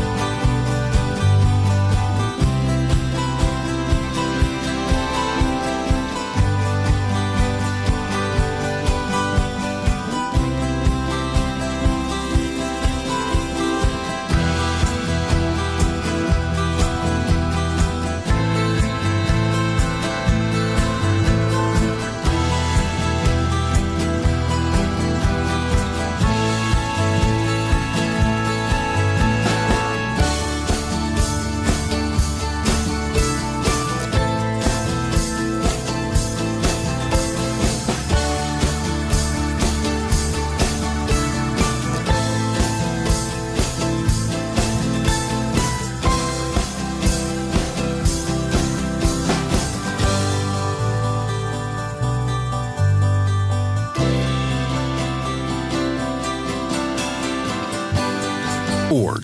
1-877 Cars for Kids. Donate your car today. Did you know you can donate real estate too? Hey, Tolos, RJ Chop. We hear from my good friends over at QC Kinetics. You know, it happens. You can't raise your arms. You can't climb stairs. You can't kneel down. It means you can't play with the kids. You can't golf with the boys. You can't get through a workday without pain. I'm here to celebrate what you can do. And that's exactly what QC Kinetics patients do, just like myself. Let's go back to 2021. I had right elbow, right shoulder. I had left elbow, left shoulder pain. Debilitating. Couldn't grip a water bottle. Couldn't play golf with my friends. Couldn't throw the baseball with the kids. Couldn't do anything that I wanted to do. I finally went to QC Kinetics. This is after I had gone through surgery chatter. This is after I had gone through steroid injections. I went to QC Kinetics, and I got healthy. Game-changing regenerative treatments done the right way, right in the office. You're in and out of there in like 45 minutes. 972-972-8610. 972-972-8610. Dallas, Fort Worth, Plano, Grapevine. QC Kinetics. 972-972-8610. When shopping for a new auto insurance policy, AAA could help you customize your coverage to fit your unique needs and budget. Trust AAA Auto Insurance to help you find the balance that works for you. See how a simple switch could make a big difference. AAA, we're always with you. Visit AAA.com/insurance. Insurance provided to qualified AAA members by Auto Club County Mutual Insurance Company. Membership requires a separate payment. Summer in Texas means the AC is running and your energy bill goes up. And while we can't control the weather, we can choose our energy plan. Base Power found that 7 in 10 Texans are overpaying for electricity. That's why we built Base Energy. One low, fixed rate, built to save Texans money. Switch to Base and we'll cover up to $150 in cancellation fees. See how much you could save at basepowercompany.com/thefan. That's basepowercompany.com/thefan. Each weekday at 5:30, Gavin, Lucius, and the guys bring you the G-Bag of the day. The craziest audio sent in from you and all of the Tolos. That's every day at 5:30 and replayed the next day at 2:30. Driven by EastDallasDiesel.com. If you own a small business, the pressure never lets up. Something's always coming at you. That's why business owners turn to LendSeek for funding. I don't need promises. I need options. LendSeek's AI platform showed me real funding choices. Now I can cover payroll, handle taxes, and go after growth opportunities without the daily stress. Up to $5 million with funding in as fast as 24 hours. No upfront costs. No prepayment penalties. Start ready, stay ready. LendSeek.com. LendSeek.com. Solo celebrate America's 250th anniversary with Starter Pro Painters and get $250 off projects of $2,500 or more. Schedule by July 10th and let freedom and fresh paint ring. You can schedule your free estimate online at CertaPro.com. That's Certa with a C, and you can trust Certa Pro to get the job done right because they take pride in what they do. The process is worry-free. Free estimates, reliable communication, and professional painting, all at the right price. They took care of me. They will take care of you as well. So schedule that free estimate online at CertaPro.com. That's Certa with a C, CertaPro.com. Each Certa Pro Painters business is independently owned and operated. This segment of The Fan is brought to you by Berkey's AC Plumbing and Electrical. Need a new AC system? Call Berkey's to get up to $4,000 off select Lennox HVAC systems with combined discounts. And 0% financing for 12 months with approved credit. Call 877-BERKEYS or visit Berkeys.com. Yeah, buddy, welcome back. It's time now for the C-Note. Cowboys news of the evening. Christian Parker media session gave a progress report on how things are going with the Cowboys defense going into minicamp. Cowboys defensive coordinator, first year on the job, first minicamp underway today, so we'll get you that and more. Segment is brought to you by the Frankels. If you've been injured in a car or truck wreck, call the Frankels first, 214 or 817-333-3333. There is never an out-of-pocket cost. They only get paid when you win. The Frankels are the go-to car and truck wreck attorneys in Dallas. Chris Young is coming up in an hour. We'll talk with the Rangers president of baseball operations. Okay. No Seager lineup just dropped, and he is not in tonight either. Minor concussion, 4 days, huh? Played the rest of that game, hit a dong. That's tough, man. I guess, those concussions can be kind of sneaky, and you don't want to be playing with any concussion-like symptoms. You can throw off your equilibrium. It's uncomfortable. Sensitivity to light. All of it, man. So it's no fun, and hopefully Corey Seager can progress in his recovery pretty quick. But, that's amongst the questions we'll have for Chris Young here coming up at 4:20. You also have two outfielders, Hellman and our guy Carter, injured over the weekend. So how do they plan on rolling with those punches? Osuna is back up. Could they move Langford to center field? Take a good look at that. Amongst the topics we'll be addressing with CY here coming up in now less than an hour, and then your Rangers pregame tonight at 6:30.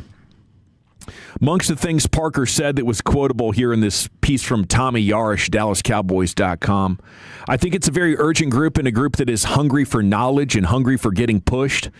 They want to have collective success. We don't have any selfish guys. We have a bunch of guys who want to do it together. They want to learn. He was asked for more about the urgency and the timeline of the installs and everything. He said, we're still in the undergraduate phase. We were in phase 2. We're trying to figure out if the meal card works. Where can I park for 15 minutes without getting towed? All those things. Now we're still in the freshman and one-on-one level. We're starting to get to sophomore year, if you will. And then during training camp, we need to quickly be able to graduate with a master's degree in a 5-year program. That's how we see the urgency. That's kind of like what Kobe Durant was talking about last week. But I think this is cool if it's still in its early days, because last week Dak Prescott talked about how the defensive complexity has already been giving him some issues in their walkthroughs and their OTA practices. So if there is even more in store, that's pretty exciting. He talked about being deliberate about how they do everything. He says it's simple. He says, if it's simple, it's important. That's what he said. He says, so how are we tackling? How are we getting off blocks? How are we breaking the huddle? What is our sideline etiquette to get back and get subs in and out of the game? And then what is the foundation of how we want to kill blocks, tackle the football, play with great eyes and great communication? The attention to detail stuff with Christian Parker just continues to be very impressive. Kind of reminds me of listening to Mike Tomlin talk when he starts talking about the collective and all the attention to detail stuff. So hopefully these guys can grasp it. I think it's a massive ask for the most talented and smartest football players in the game to be able to put something like this together and excel in a short period of time. And I will not be surprised if it doesn't come together well immediately. I'm willing to deal with some growing pains here. Is that fair? How much patience should we have with this group? Yeah, I mean, I do expect them to be getting better as the season goes on. I don't know how much you can really hit the ground running. I mean, you get the Giants in week 1. You get is it the Commanders in week 2? Commanders in 2, yeah. Baltimore in 3. Okay, so by the time you get to week 3, all of a sudden you're like, we're gonna have a serious offense on our hands, very likely. And so you just don't want it to be. You don't want the lows to be anywhere close to what the lows were last year, right? Yeah. But you want to see competence very early, but then also understand that you have a rookie defensive coordinator and everybody playing in a new defense, tons of new faces. My expectation would be by the time you get into mid to late October, you're starting to see, okay, the vision is really starting to come into focus. Yeah, and then we'll find out if they have enough of the right players. We'll talk more about some of those guys here coming up in just a second. I wanted to talk Ravens with you briefly, though, because I think one of the great boom or bust hires of all the coaching staffs in the NFL is Declan Doyle. Yeah. And when they hired him, I thought, okay, comes from Ben Johnson, worked there for a year. He'd worked with Sean Payton with the Saints and Broncos. That's a pretty good background. But 29 years old with no play calling experience, I think that could go incredibly bad for him. But after the OTAs and mini camps in Baltimore, you have their defensive coordinator, Anthony, what's his name? Anthony Weaver. Anthony Weaver, and Zay Flowers, the wide receiver, both quoted in their media heavily saying, this guy is a genius. Yeah. They're already blown away. And if Declan Doyle gets the most out of Lamar Jackson and can install a Ben Johnson, Shanahan coaching tree offense with Lamar Jackson, that could be devastating. I feel like they're probably primed for a bounce back. I mean, Baltimore's a good team. I think that they hired a coach that seems like, the coaching staff he put together, much like we lauded Shoddy for what he did. I mean, Baltimore, it's all about Lamar Jackson's health, right? Like, if he's healthy, they should be a team that should be able to compete. Their defense has just been surprisingly so poor the last few years because their roster, like on paper, the roster is pretty good. I don't understand why the defense has struggled so much. Yeah, and maybe that was coaching. To hear the Ravens owner Biscotti talk about it in the week after letting John Harbaugh go, it didn't seem like he had a ton of respect. Now you're bringing in Jesse Minter, a guy who revolutionized the Chargers defense and turned that thing around very quickly and used Derwin James in some ways that were trend-setting. Now you give him Kyle Hamilton and Roquan Smith and Matabike and Trey Hendrickson. I definitely think Baltimore Week 3 is a massive litmus test game for the Cowboys, and hopefully this defense is ready to slow them down. Okay, George Pickens is at mandatory minicamp. The question becomes, how ready is he? How much explosive work and how much catching are you doing on your own to stay ready? When Dak talked last week, about the Dak yard workouts, had been a couple, but they were like back in March. So I think it's a great opportunity for the team to get George Pickens in as they continue on this negotiation and see where he's at. I hope, that by the time we get to training camp, there's a date where it's like, okay, you want to negotiate through training camp. We get that. That's a standard veteran move. You're not under a contract. You don't want to risk injury. At what point do we need to make sure you're at practice to be ready for week 1? That's the only thing I'd care about if I'm shoddy. And if you can't give a certainty that you're going to be practicing, let's call it 3 weeks out from week 1 to make sure the body and the legs and the quick twitch and all that is good to go, then I want to consider the possibility that maybe we should be talking with the Jones family about making a trade. And that's when you get to the next topic here in the C-Note, like where are we with Max Crosby? And the Landry Hat wrote about it today and said you should only revisit this under one condition, and the condition would be Ezeraku and Lawrence kind of fail to launch into good young edge rusher standards, right? You're not feeling like you're going to be able to put together 10 or 12 sacks between those two guys. I would add to that, and I get that. If Ezeraku and Lawrence aren't good enough in the summer or in the early preseason and you can go trade for Max Crosby, yes. But if we're in training camp, one preseason game down, and there's not a clear end to where we're going with George Pickens, let's move for Max Crosby. You in on that? Because the Raiders still don't have a wide receiver 1.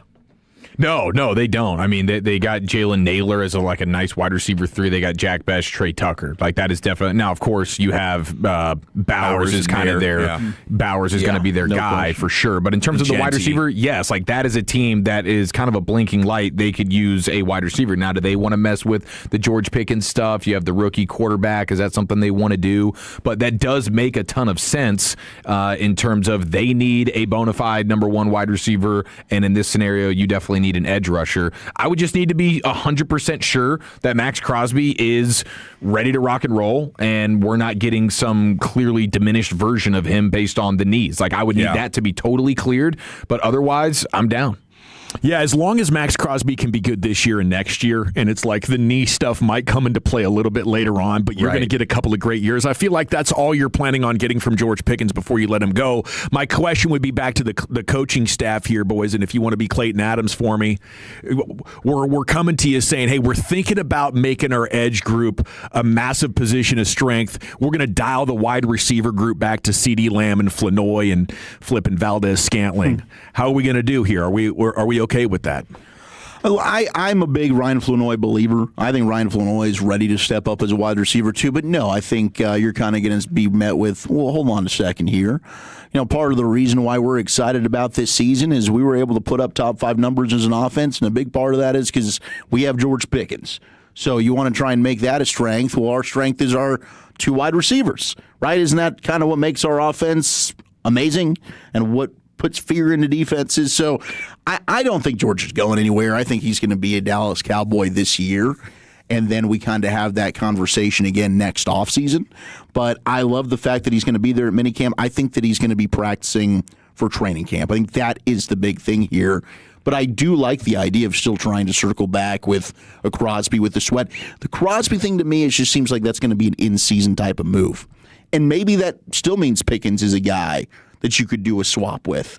Who knows? I mean, I don't think you could necessarily say, like, we're not going to be interested in trading George come week 6 or closer to the trade deadline if we don't think we're going to get a long-term deal done with him, if that makes the team better, especially if Ryan Flanoy does prove to you, hey, I'm your wide receiver 2, guys. You're okay here. You can do without George. You guys ever get a scab on your lip? I told you about that pizza pocket situation I had, that pizza roll. Oh, yeah, the pizza roll herpes. It dropped cheese lava on my lip. Yeah. Is it still hurting? Right as it was about to heal, there was a scab on it that I accidentally peeled live skin from my lip. This was like last Thursday. I was in a drive-thru at In-N-Out, and all of a sudden it looked like I had just been slugged in the lip because it was bleeding so bad. So I've been dealing with that all weekend. And I think I might have just ripped it back open.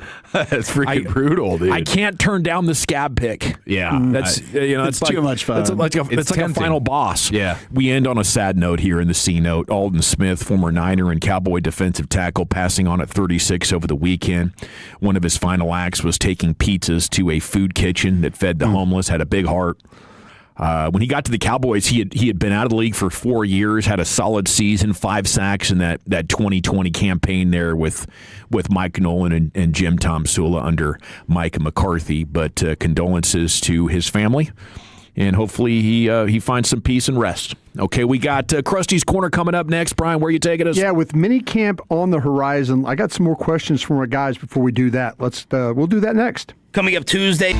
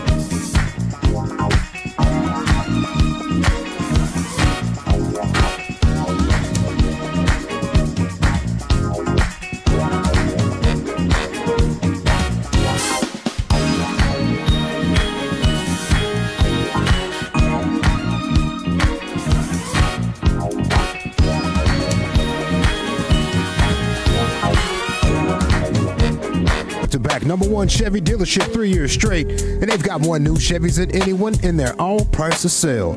Silverados, Tahoes, Blazers, Malibus, Equinox, and more. Visit ClassicChevrolet.com. This is Texas. This is Classic Chevrolet. Together, let's drive, relax, and enjoy the difference. Based on new Chevrolet registrations 2023 through 2025. Thank you very much, Lucius. It is the G-Bag Nation here on 105 through the Fans. It's time for Krusty's Corner, brought to you by Greystone Roofing. Go to greystone-roofing.com. Here's the king. Hey, kids! Your old pal Krusty's gonna teach you 5 new words. You're not wrong about that. From Dallas, Texas, number 55, Brian Brothers. Thank you very much, Lucius. I appreciate you playing that. And thank you to Greystone for being a part of this one as well. 3 days of mini camps coming up. All 3 days we get to go watch. Hell yeah. So excited about that. This is the final 3 practices that we get to watch before training camp. I've kind of gone on record here saying I think that they're going to make a move when this thing's all said and done. Going to get a linebacker, huh? I don't know anything, okay? I'm one of those. I'm not saying that anybody... I don't know anything. I'm not saying anybody in the organization walked up to me and said, Brosh, you're onto something about getting a linebacker, going to get some, another player and all that. I just think they're going to look at their group, and I think some of these guys, these veteran guys, are going to want to go ahead and get into a camp because everybody in the league is getting ready to go on vacation for the next 4 weeks. And I don't think some of these guys want to be sitting out waiting until a training camp to get a job. Yeah, if you're not getting signed this week, you're probably not getting signed till August. Is that kind of the deal? That's what I kind of feel like. So just a gut feeling that Alex Loomis and those guys, Terry Gray on the pro side over there, are probably lining this thing up to say, hey, listen, let's maybe take about an opportunity. We don't want to wait around, right, guys? Let's not wait till training camp to go get one of these guys. So and my apologies. I was just dealing with my dad this morning on some stuff. So everything all right? Yeah, everything's cool. Yeah, he went to another doctor's appointment, and it was amazing how these doctors work with him. But more Cialis. That's always the answer. Yeah, exactly. More Cialis. But did Christian Parker say anything about the way his Mike linebackers? Did anybody ask that question? Like how he expects the Mike linebackers to play? I mean, or how he is going to use his Mike linebackers? I know he's talked about things where we're not, playing in coverage and stuff like that, but I didn't know if anybody's really expanded on that. Did he? So when he was doing his, I think the most authoritative word we have on that so far is from Winchie. Mm-hmm. Yeah. Okay. Ross Winchie, Crown Global Media interview last week. That's the interview that we had with Ross. I didn't know if there was. I didn't know it. Listen, if I had the opportunity, I'd sure like to know from Christian Parker. Could you tell me how do you envision your linebackers playing? How do you? Is there a team that we can look at? Is someplace that you've been? Is there something that you have in mind? Because if there's a position that I feel like that we're missing on the evaluation, that the fan base is really not too sure about how this is going to work, I think they're missing the Mike linebacker stuff. And everybody's like, well, Broadus, you're like this old guy. The way you envision linebackers that's old man way. Old man way doesn't cover. Old man way plays downhill. Old man way. It's playing with the neck roll out there. Your old boxy looking. It didn't seem like they're that worried about the guy covering. Because they feel like the safeties are gonna come into that area and defend the pass. I'm dealing with a lot of back and forth with people about, Broadus, you're just too old. Your way of linebacker is not the way that linebackers. And I'm like, guys, I'm not getting the impression that this guy wants to play with a cover linebacker. No, I think it's hybrid linebackers.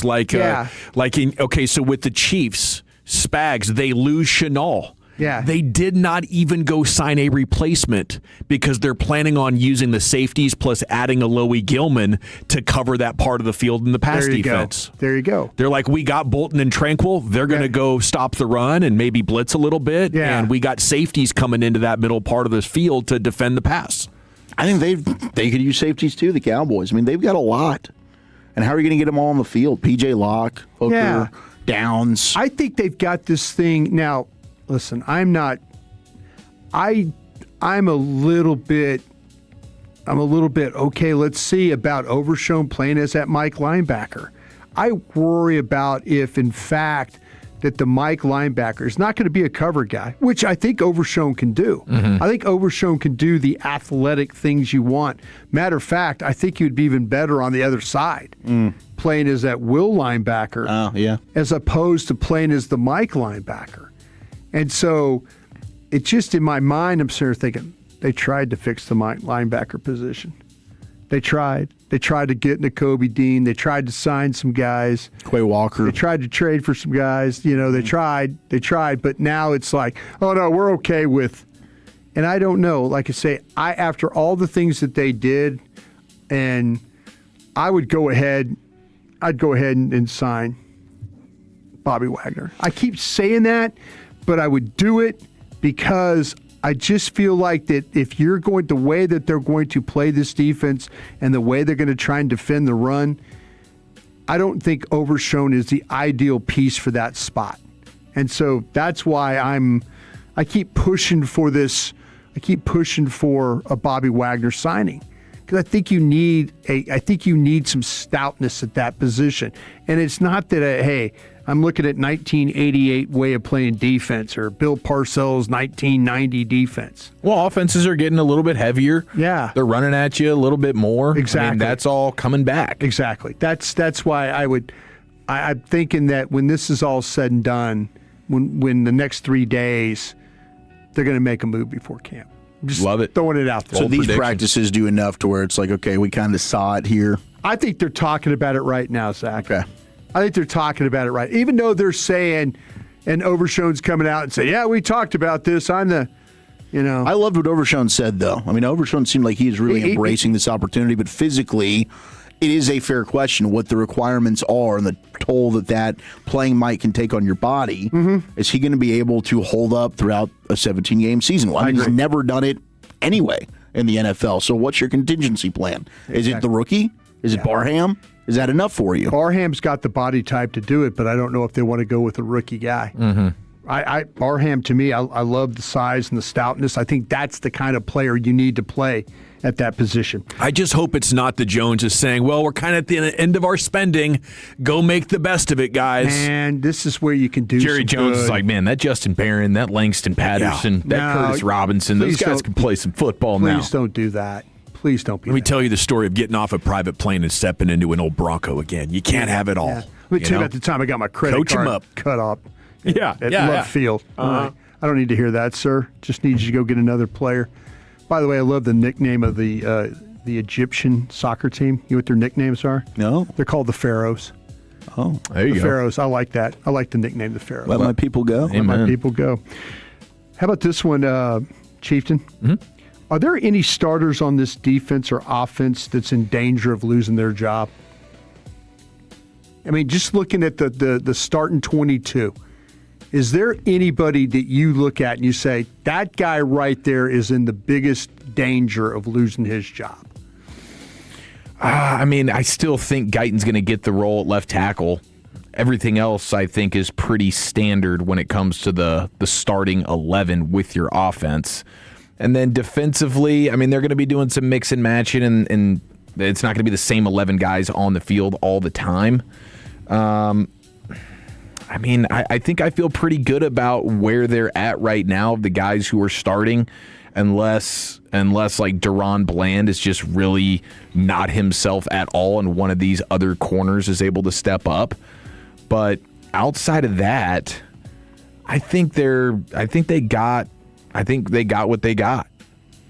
You're looking at a young guy at the cornerback position that could maybe sneak into a starting role. Is Durant going to be the starting outside corner, or is Revel going to pop the way that they thought he could when they drafted him?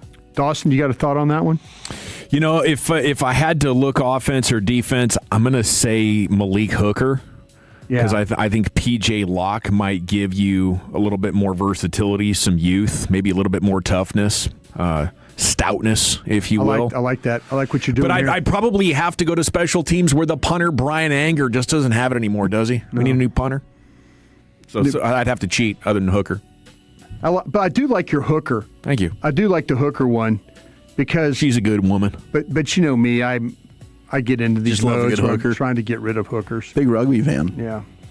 How about you there, Wolf? Yeah, I think it is safety because I think, and it really depends. Like, does Kobe Durant say, you know what, I'm your slot corner, and you don't have to play Caleb Downs here, and now Caleb Downs has kind of the freedom to even play some linebacker for you. Sure. So you're going to start, because I think your two safeties, if you're just playing your two basic safeties, that should be Thompson and Downs. Right. So I think Hooker really, especially PJ Locke, and you're hearing all the great stuff about him being a veteran leader and helping out with the young guys. And I know they have a lot of love for Malik Hooker as well, and how smart of a football player he is. But they might run into a jam and just getting all these safeties enough snaps.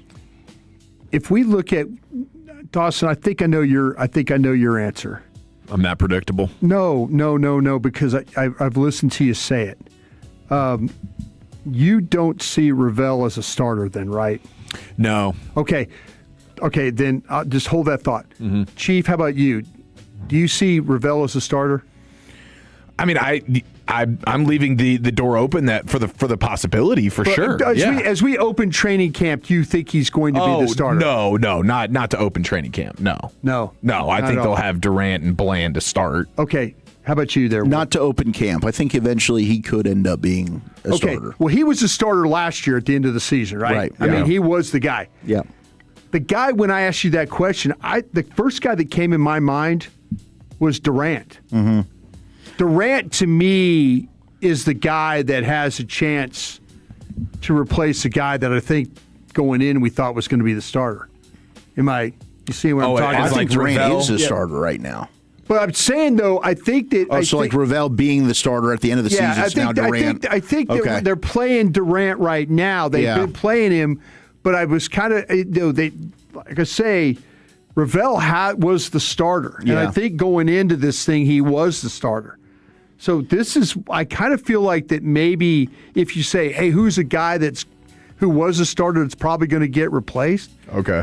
It very well could be Durant play. Yeah, and I think in nickel, ideally, that's where Durant would then play out or play inside, and you can have Revel play outside. But I am nervous about Bland. I kind of got to see it with Bland. Yeah. I tell you, watching Bland, and they told me before this all started, you're not going to see him during the OTAs or any of that stuff.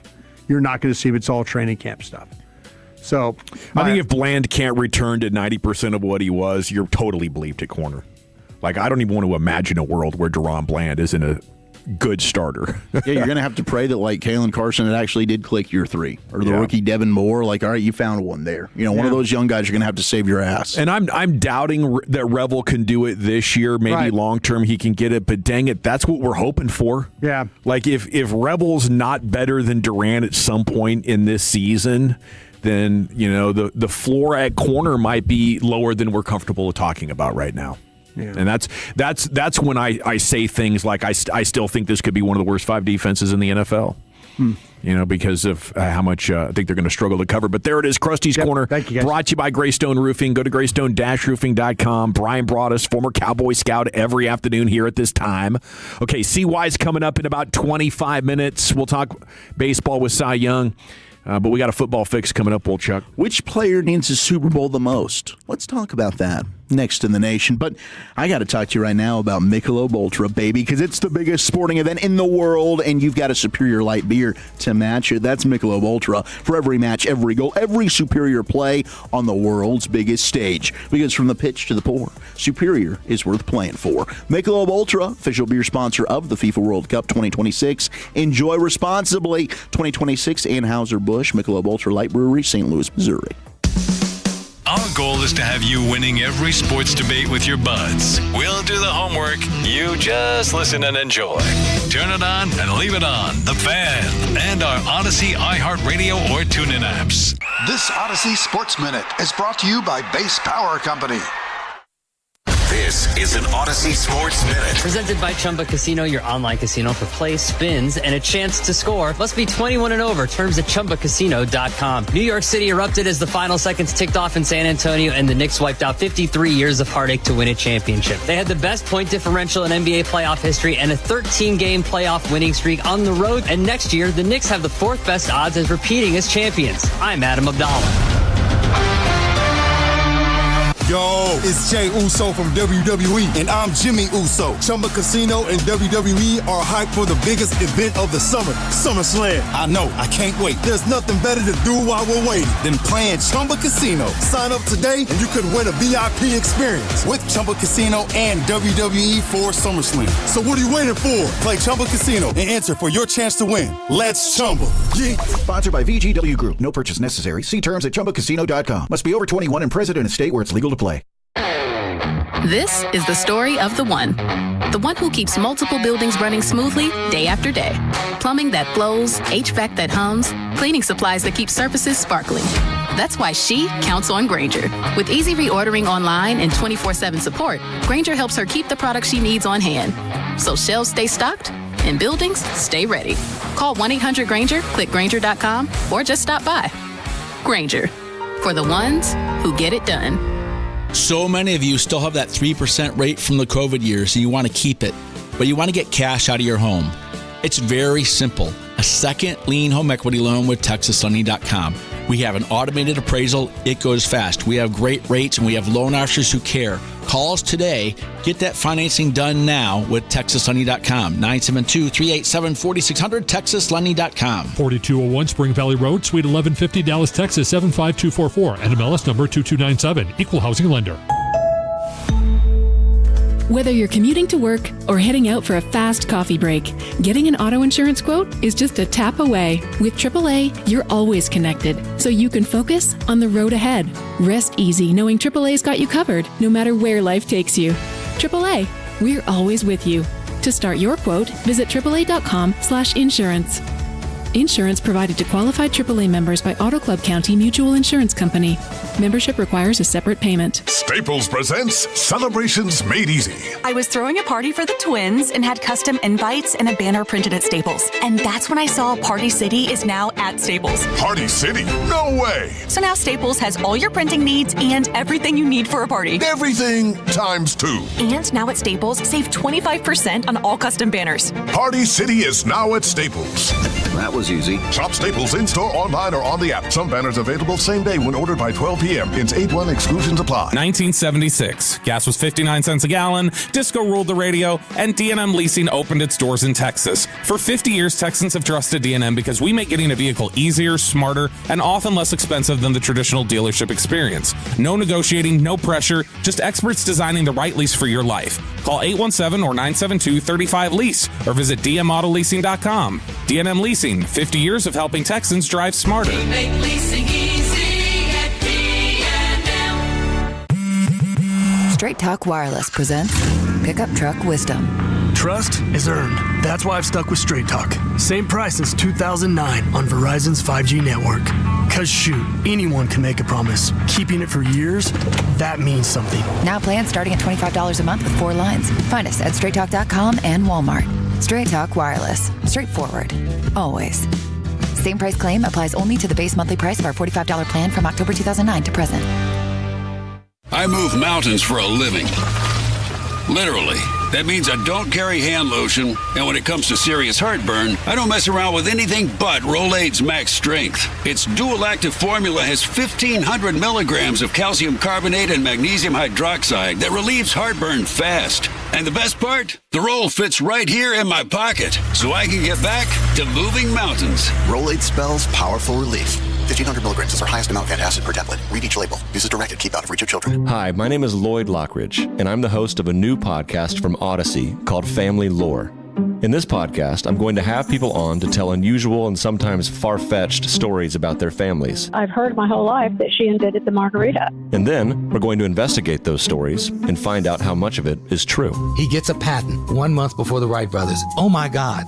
Please follow and listen to Family Lore, an Odyssey podcast, available now on Apple Podcasts, Spotify, or wherever you get your shows. Hey, Tolos, RJ Choppy here. Do I have a major announcement for you from Platinum Ford in Terrell? You can get employee pricing right now, which means you pay what they pay at Platinum Ford. We're talking American value for American values. It doesn't get better than this. Check out the full lineup of trucks and SUVs. Some restrictions apply. Go see GM Adam Vinci right now. Tell him you want your employee pricing and you want to pay what he pays. You can start the process online, PlatinumFord.com, and then drive a little further to save a lot more at Platinum Ford. This is the exclusive home of Dallas Cowboys football. KRLD-FM and HD1, Dallas-Fort Worth. Let's go, Cowboys. An Odyssey sports station. Driven by our D&M Leasing Studios. You're rolling with the G-Bag Nation on 105.3 The Fan. Here we go. It's hour number 3 of the G-Bag Nation on 105.3 The Fan. We got Chris Young coming up at 4:20. We'll talk with the Rangers president of baseball operations. Is Corey Seager going to play? What are they going to do in the outfield with a couple of injuries over the weekend? How's he feel about the club as they drop 2 of 3 to the Red Sox? Rangers coming up in less than 20 minutes now. Here's Wolchuk with your football fix. Let's get our fix right after this. You think football is still fun? Yes. Sir. Wrong side! Left side! Wrong side! Left side! I use these for acid indigestion. So what are we going to use these for? Intimidation. You know I got to get my fix, man. How about this nugget for you? Dak Prescott could set an important franchise record this year in 2026 as Dak needs just 12 wins to pass Troy Aikman for the most regular season wins by a Cowboys quarterback. Kind of surprised he hasn't done it already. Okay, you are. Yeah. I wasn't sure. I mean, Troy did a ton of winning. Now, early on, I get it. Like the first year, awful, 1-15. But then you win 3 Super Bowls. You go to the postseason. But it's not like times. they were 15-1 Super Bowls, right? Yeah, there was some 13-3s in there, 12-4s. I mean, I get Dak did those. He did have 3 straight 12-5 seasons. That is true over his 10-year career. But yeah, I mean, now he's going to own basically every single Cowboys quarterback record, and the last thing there is just the elusive Super Bowl title. Yeah, playoff winning percentage. Just that small little just that thing, elusive Super Bowl, and the only one. Don't tell Steven it matters. No, I mean, why would it matter? It's just like as Rob Manfred would say, and we're talking football, we're not talking baseball, but it's just a piece of metal. Just got to get the lucky breaks, man. That's all it is. Snake bit here. Why are we even judging these players by championships? What do you play for? You don't play for the championships. You play for the love of the damn game. And for the counting numbers. And for the regular season wins. Yep. But is Dak good enough? Can Dak do it? Is he the guy? Let's go to somebody that has, somebody that did, and somebody that knows. Somebody that will again. One day, maybe, this year. Crown Global Media. Oh, my gosh. Crown Global? Yeah. Is that Brian? That's the CEO right hey, there. Brian. Yeah, founder. Let's hear. He couldn't spell CEO. From the man, the myth, the legend, the one who should be in the Pro Football Hall of Fame, the great Darren Woodson, on this very topic. I thought you were saying me. No, not you. Okay. Don't Super think Bowl? that highly of yourself. Come on, Brian. Does have a ring. Woody? Hater.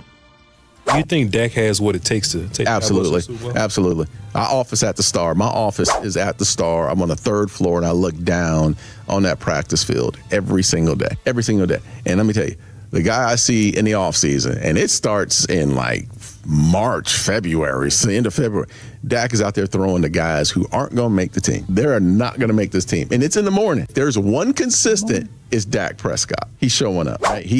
Dak Prescott could have played in any era. His will is want to succeed and want to lead and all those things. I think he has all the intangible. Now, does he have to win the big game? Absolutely. Yeah. He's got to win the game. I look at Tony Romo. Tony Romo was one of the great passers of the game. Like, he was tremendous. People don't give Tony Romo enough credit for who he was, right? Tony's biggest issue, if he had gotten to the Super Bowl and won the Super Bowl, we're looking at him totally different. Totally different. He's a Hall of Fame. Numbers are big. He was special at doing those things. He just couldn't get over the hump. Dak's going to fall in the same category if he does not get over the hump. Sure. People are not going to care about your numbers or what you did, how you led. They're going to want you to get to the pinnacle. And that's just how quarterbacks are looked at. Mic drop. He's right, 100%. We've known this forever. So, fellas, I'm going to give you the Mount Rushmore of quarterbacks. No, first we got to go live to Lucius there. Yeah. I feel like I was in a Chinese flick. yeah, dude. Enter the Dragon. We got some Bruce Lee production going on. I was playing Fruit Ninja the whole time. Yeah. Gosh, shout out to Fruit Ninja. I haven't played that in so long. Is that still going? Gosh, I don't know. Those are the sound effects, though. Feel free. Give me some sound effects anytime you want. Insane. Mount Rushmore of quarterbacks right now that need to win a Super Bowl more than anybody else. And you tell me. Thank you, if you agree. And where Dak is he number one? I give you Lamar Jackson with the Baltimore Ravens. Ooh. I give you Joe Burrow with the Cincinnati Bengals. I give you Josh Allen with the Buffalo Bills. And nobody circles the wagons like the Buffalo Bills. and then Dak Prescott. Dakota Rain with your Dallas Cowboys. Is he number one on that Mount Rushmore of quarterbacks that? No, he's clearly number 4. No, I mean, you're talking with MVPs with Lamar and Josh. Yeah, but this is MVP runner-up. Yeah, Dak Prescott. Hey, is Joe Burrow an MVP runner-up? Maybe yes. I don't know. Joe Burrow somehow makes a bad defense and a bad O-line contenders just by being there with Higgins and Chase. By being Joe. He's pretty incredible. So I mean, I don't even know if Dak should be in the top 4, but he'd be number 4 on my list. Number 4 on the list. Wow, okay. Yeah, when you're just looking at the actual players themselves, the expectation for Lamar and for Josh Allen is higher. And for Burrow? And for Burrow. I mean, at least Burrow has the I've been there before. Played in the game. Notch on his belt. Yep. But he's looking for another notch on his belt. But it's just it's the cowboy factor, you know? I mean, you have to weigh that. And so, yeah, I guess you're right. I think this is probably where my fan bias is coming in. I'm like, I think Dak is clearly number 1. But if you put it into that perspective of like, okay, overall, the expectation level is like Lamar Jackson's a 2-time MVP. The pressure, but I also don't know, like, is the pressure as you're the quarterback of the Dallas Cowboys, is the pressure not more so for Dak than those other guys? I feel like I could make a case that it is Dak, but I see where you're coming from. But like Dak's also the guy that's leading the national narrative about this every day. Like we turn on whatever the show is on ESPN, FS1, name your CBS Sports. It's going to be like Dak Prescott. Can he win the big one? You know, he's going to be the talking point. Yeah, but it's because he's with the Cowboys, whereas Lamar Jackson could be on any team that no one cares about, like and he's Dak's still cutting through because it's Lamar Jackson. You wouldn't talk about Dak like this if he was if you switch Lamar Jackson and Dak with the Ravens, like he's just a really solid quarterback. No one's talking about him on a daily basis of like, man, he's been a big-time MVP. We talk about him as being one of the best players at his position, like clearly top 2 or 3, no matter what team he's on. Yeah. Dak is getting the bump for being on the Cowboys. Right, which I mean, does that not make it even more like the pressure there is greater than anybody else? This is Lamar Jackson all the way. Lamar? Yeah, just because historically, look at how Lamar Jackson performed. His postseason's been bad. But look at the I'm just talking about like his 2-time MVP, regular season stuff. The regular season stuff. I mean, Dak was one time a runner-up? Yeah. But not like Lamar Jackson. I mean, Lamar Jackson, I remember Lamar Jackson when he was drafted, like he's promising the Ravens a championship. Let me ask you this. If Lamar Jackson retires today, is he in the Hall of Fame? Yes. So he doesn't need the Super Bowl to make the Hall. I mean, it's like Dak's only getting in if he gets a Super Bowl. Right. I'd have to look at his career numbers. I think it's hard to imagine a 2-time MVP at this position. Not making it? Yep. Not making it. Yep. I think he'd get in the Terrell Davis way if he doesn't maybe have the passing stats, touchdowns, yards to put him in there. But, I think there is a tremendous amount of pressure on Lamar Jackson and Josh Allen. But if you're looking at this like who gets the most national attention and pressure, then that's always going to be the Cowboys. If it comes down to who's the best player to have never won a Super Bowl, then, he's at best 4th. Yeah, like who needs the Super Bowl the most? If Lamar Jackson's in the Hall of Fame without one, I'd say Dak needs it more. Just in this conversation. To get in the Hall of Fame, Dak needs a Super Bowl. Is that what you're saying? Yeah. Who needs it the most? Like just for their, for we look back at history. Dak, we're looking totally differently. Lamar, I think it goes totally different too. If Lamar wins a Super Bowl, all of a sudden he's being elevated in a way of all-time quarterbacks. You're right. Where you start throwing him in there like, is he a top 10? Sure. Is he a top 15 quarterback? Josh whatever, Allen, all time. Similar deal. Burrow, similar deal. It's different. It's different things for each of them, but I still think it's the guys who are expected. You are supposed to be the guy. Mm-hmm.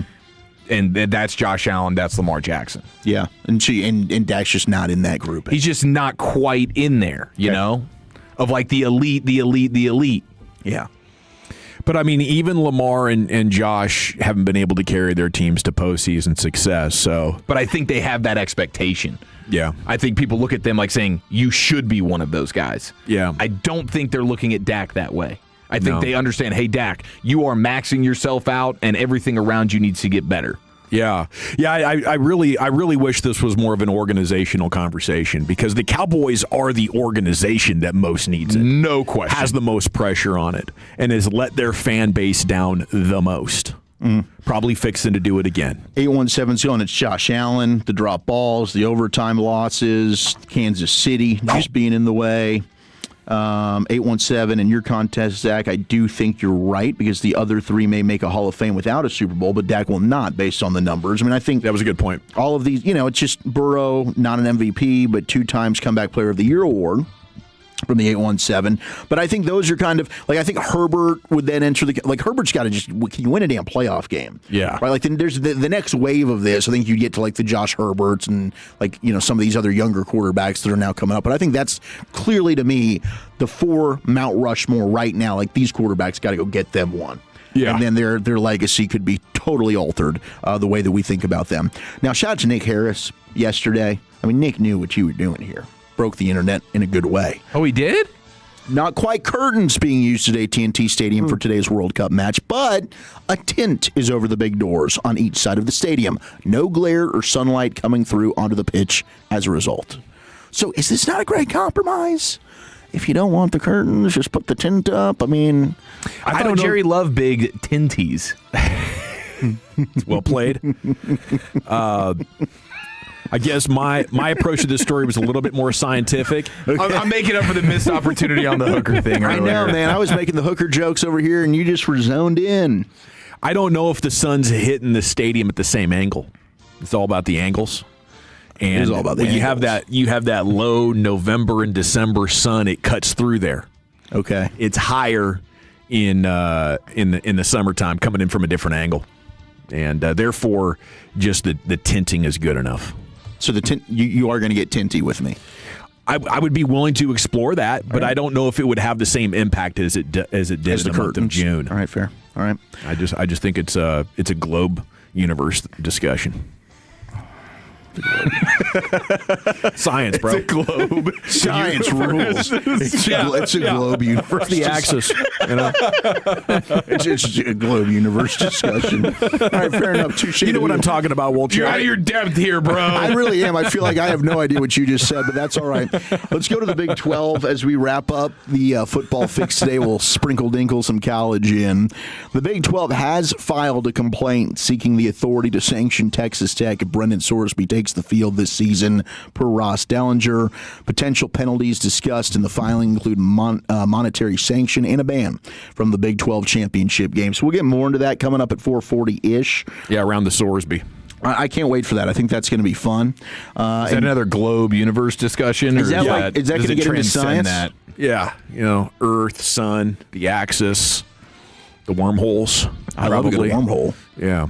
The vacuum of space. You know what I'm talking about. That sun traveling millions of miles, probably. You freaking badass. We got Chris Young coming up next here.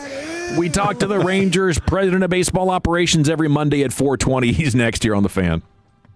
Trajan. All right, let's talk Trajan Wealth, though, shall we? That's TRAJAN. You can check them out at TrajanWealth.com. Look, Eric and I, we are clients now, and are you spending as much time planning for that awesome summer vacation with you and the family as you do planning for retirement? Let Trajan Wealth's family office help you plan your financial future with the same detail, coordinating your investments, taxes, and estate plans so everything's working together like that dream vacation. Call Trajan Wealth today and start planning your future like you do everything else in your life. Give them a ring. The consultation's absolutely free. That's the beauty of it. It's 1-855-TRAJAN1. That's 1-855-TRAJAN1. And hey, the Metroplex is pretty spread out, but the good thing is Trajan Wealth has an office all over the place to help you out. Whether you're in Frisco, that's my home base. They're also in Arlington. They're in Fort Worth. They're in McKinney. They're in South Lake, Eric. Yeah, that's my spot, and I love Trajan Wealth because that's where your needs come first. They're a fiduciary firm, so they're going to be prioritizing your financial well-being above all else. And the more money you make, the more money they make, so trust me, they want to see you win, and they are in this with you. Now, Trajan Wealth is also family-owned. They're veteran-led. They've brought decades of experience to the table, and their team of advisors actually specialize in helping individuals in or nearing retirement. I mean, my goodness, trying to navigate the complexities of today's financial landscape, we all know that can be extremely challenging, but great news for all of us. Trajan Wealth is here here to help. 1-855-TRAJAN1. That's 1-855-TRAJAN1. Advisory services through Trajan Wealth LLC, SEC Registered Investment Advisor. Additional services through Trajan Estate and Trajan Tax Actual Client. Paid advertisement. Additional disclosures at TrajanWealth.com. When your friends say, "Hey, did you hear?" you can proudly say, "I heard it on the Fan," keeping you sports informed with some quality laughs along the way. Turn it on and leave it on. 105.3 The Fan, the Odyssey app, iHeartRadio app, and TuneIn app. All right, turn it up. This next track by Crown Royal, it's got a way of getting everybody together. So grab your people, grab a glass, and play this one loud.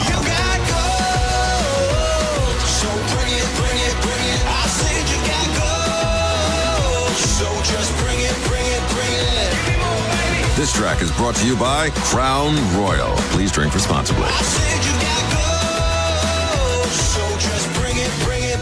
Hi. Sorry. Did I startle you? When you're used to hearing a certain type of commercial, something like this can, well, take you by surprise. That's kind of how it is with the Lexus RX, a vehicle that has continued to defy expectations for over 25 years. From the first luxury vehicle of its kind, to the first hybrid luxury vehicle, to the only plug-in hybrid worthy of the RX name. We understand you want more than the everyday SUV. And isn't being understood an amazing feeling? Experience amazing at your Lexus dealer. Back pain, muscle strain, or a stomach ache? Skip the internet search and talk to a healthcare professional. Call Medical City Healthcare's Consult-A-Nurse to connect to an experienced licensed nurse who can provide health advice where and when you need it. Consult-A-Nurse is available 24/7 and it's free. Call 844-70-NURSE. When it's a question of your health, don't leave it to guesswork. Medical City Healthcare Consult-A-Nurse, the official healthcare system of the Texas Rangers. For all the things you have to do and places you need to be, let Uber take you there. Because you had just one more 3 rounds ago. Because the 5 a.m. flight seemed like a good idea at the time. Because check engine lights always appear at the worst possible times. And because parking downtown is a nightmare. Because there are nights out, airport trips, and car troubles in your area, there are drivers in your area. Uber. Request a ride today. Wait time varies. Terms and conditions apply. See app for details. Celebrate America's 250th birthday at Kaboom Town in Addison on July 3rd. Join us for a spectacular air show at 7:30 and fireworks at 9:30. Thank you to our proud partner, Clay Cooley Auto Group. Visit AddisonKaboomTown.com. Straight Talk Wireless presents Pickup Truck Wisdom. If you're only good to your new friends, you're not going to have any old ones. Straight Talk gets it. That's why new and existing customers get free 5G phones on Verizon's 5G network. Pretty simple, really. You keep good people by being good people. Find us at straighttalk.com and Walmart. Straight Talk Wireless. Straightforward. Always. Taxes and fees apply. Plan purchase required for free phone offers. Copyright 2026 Verizon. Finding great candidates to hire can be like, well, trying to find a needle in a haystack, but not with ZipRecruiter. Its powerful technology actively finds and invites qualified candidates to apply to your job. So while other companies might deliver a lot of hay, ZipRecruiter finds you the needle in the haystack. See why 4 out of 5 employers who post a job on ZipRecruiter get a quality candidate within the first day. Try ZipRecruiter for free at ZipRecruiter.com/team. That's ZipRecruiter.com/team. ZipRecruiter. Are your allergies driving you crazy this spring? Well, your air conditioner could be part of the problem. I'm Jeff Stewart with Reliant Air Conditioning. And right now in North Texas, pollen and dust levels are through the roof. And without the right air filtration, all of that pollen ends up moving through your home and into the air you breathe. And that's why during our Spring Clean Air event, when you install a qualifying high-efficiency system, Reliant Air Conditioning will include a complete clean air package for free. And that includes a UV light, an air scrubber, and a hospital-grade air filtration system. That's a $3,750 value, included at no additional cost. And during our Spring Clean Air event, you can also save with manufacturer rebates and special financing. So call us at 877-YOUR-HERO or schedule your free estimate online at ReliantAirConditioning.com and see how we've been gimmick-free since '83. Reliant Air Conditioning. Call 877-YOUR-HERO. This is the story of the one. As a maintenance engineer at a beverage manufacturing plant, he starts his day knowing every line is ready to run because Grainger delivers the industrial-grade products he needs to keep mixers, conveyors, and packaging equipment moving. With Grainger's vast selection of bearings, belts, and motors, he keeps operations running smoothly, so nothing grinds to a halt. Call 1-800-GRAINGER, click Grainger.com, or just stop by. Grainger, for the ones who get it done. My name is Whitney Allen, and I'm a widow. My husband, Ryan, died. We never thought we'd ever have to use life insurance, but the unexpected happened. With Ethos, signing up was fast and 100% online. You can get a quote in seconds, apply in minutes, and get same-day coverage. No medical exams, and you can get up to $3 million worth of coverage. I am grateful we were prepared. Get your free quote at ethos.com/radio. That's ethos.com/radio. Paid spokesperson. Time spent on application may vary. Online health questions required. Hey, Tolo's RJ Choppy here. Do I have a major announcement for you from Platinum Ford in Terrell? You can get employee pricing right now, which means you pay what they pay at Platinum Ford. We're talking American value for American values. It doesn't get better than this. Check out the full lineup of trucks and SUVs. Some restrictions apply. Go see GM Adam Vinci right now. Tell him you want your employee pricing and you want to pay what he pays. You can start the process online. PlatinumFord.com. And then drive a little further to save a lot more at Platinum Ford. This segment of The Fan is brought to you by Texas 811. Digging without contacting Texas 811 first could cost more than you think. Texas 811 helps avoid damages to underground utilities. It's the law. Visit texas811.org for more. Safe digging starts with one simple step. Yes. Welcome back. It is time now for the Chris Young Show, brought to you by Medical City Healthcare and by Lexus. Visit your local Dallas-Fort Worth Lexus dealership today. Rangers pregame coming up in just over 2 hours. Here he is, the president of baseball operations for your Texas Rangers, Chris Young, here on The Fan. And a good afternoon, sir. How the heck are you? Hey, guys. I'm well. Thank you. How are you all? Doing well, and second week in a row here, we get to talk about the success against the lefties continuing to trend up. 18 runs in 19 and two-thirds innings against them as you face 4 left-handed starters in the last 9 games. What exactly are we witnessing here, sir? Yeah, just some very good at-bats consistently throughout the lineup, a team approach, and the guys have really done a good job. I mean, it certainly helps when you have Wyatt Langford back in the lineup facing those lefties. So that's a big addition to our club. In that time period now, we've lost a couple other guys right when we felt like we were getting healthy. So. But it is a good thing to see us improve our performance against left-handed pitching, and the hope is that if we can continue to do that, we did shuffle the deck a little bit and changed out some of our right-handed hitters. Justin Foscue has done a tremendous job in the opportunities he's gotten. We brought him here mainly to face left-handed pitching, and he has really capitalized on that. So, I think there's some positive things going. I think the main thing we're focused on now is to stay healthy and get our guys back on the field. This week was a tough week. Between Evan Carter going down, Michael Hellman, and then we lost Corey, obviously, with the collision in Kansas City. We just got to get these guys back and hopefully get our team healthy here shortly and keep competing. What's the outlook for Seager not being in the lineup tonight? Could this drag on for a while? Yeah, so Skip will announce this in a minute or two, but we are going to put him on the concussion IL. This is something we don't want to mess around with. While he's very close, we feel like he's not fully recovered yet, and obviously we all know how serious a concussion can be, and we don't want to put him in harm's way. So we are going to put him on the concussion IL and backdate it to Friday, and then at which point he'll miss today, he'll miss tomorrow. We have Wednesday off. He'll miss Thursday, and the hope is by Friday he'll be ready and cleared to resume playing again. So that concussion IL, you can get him back in a week. Yeah, it's a 7-day concussion IL, and he's got to pass certain tests to return to play.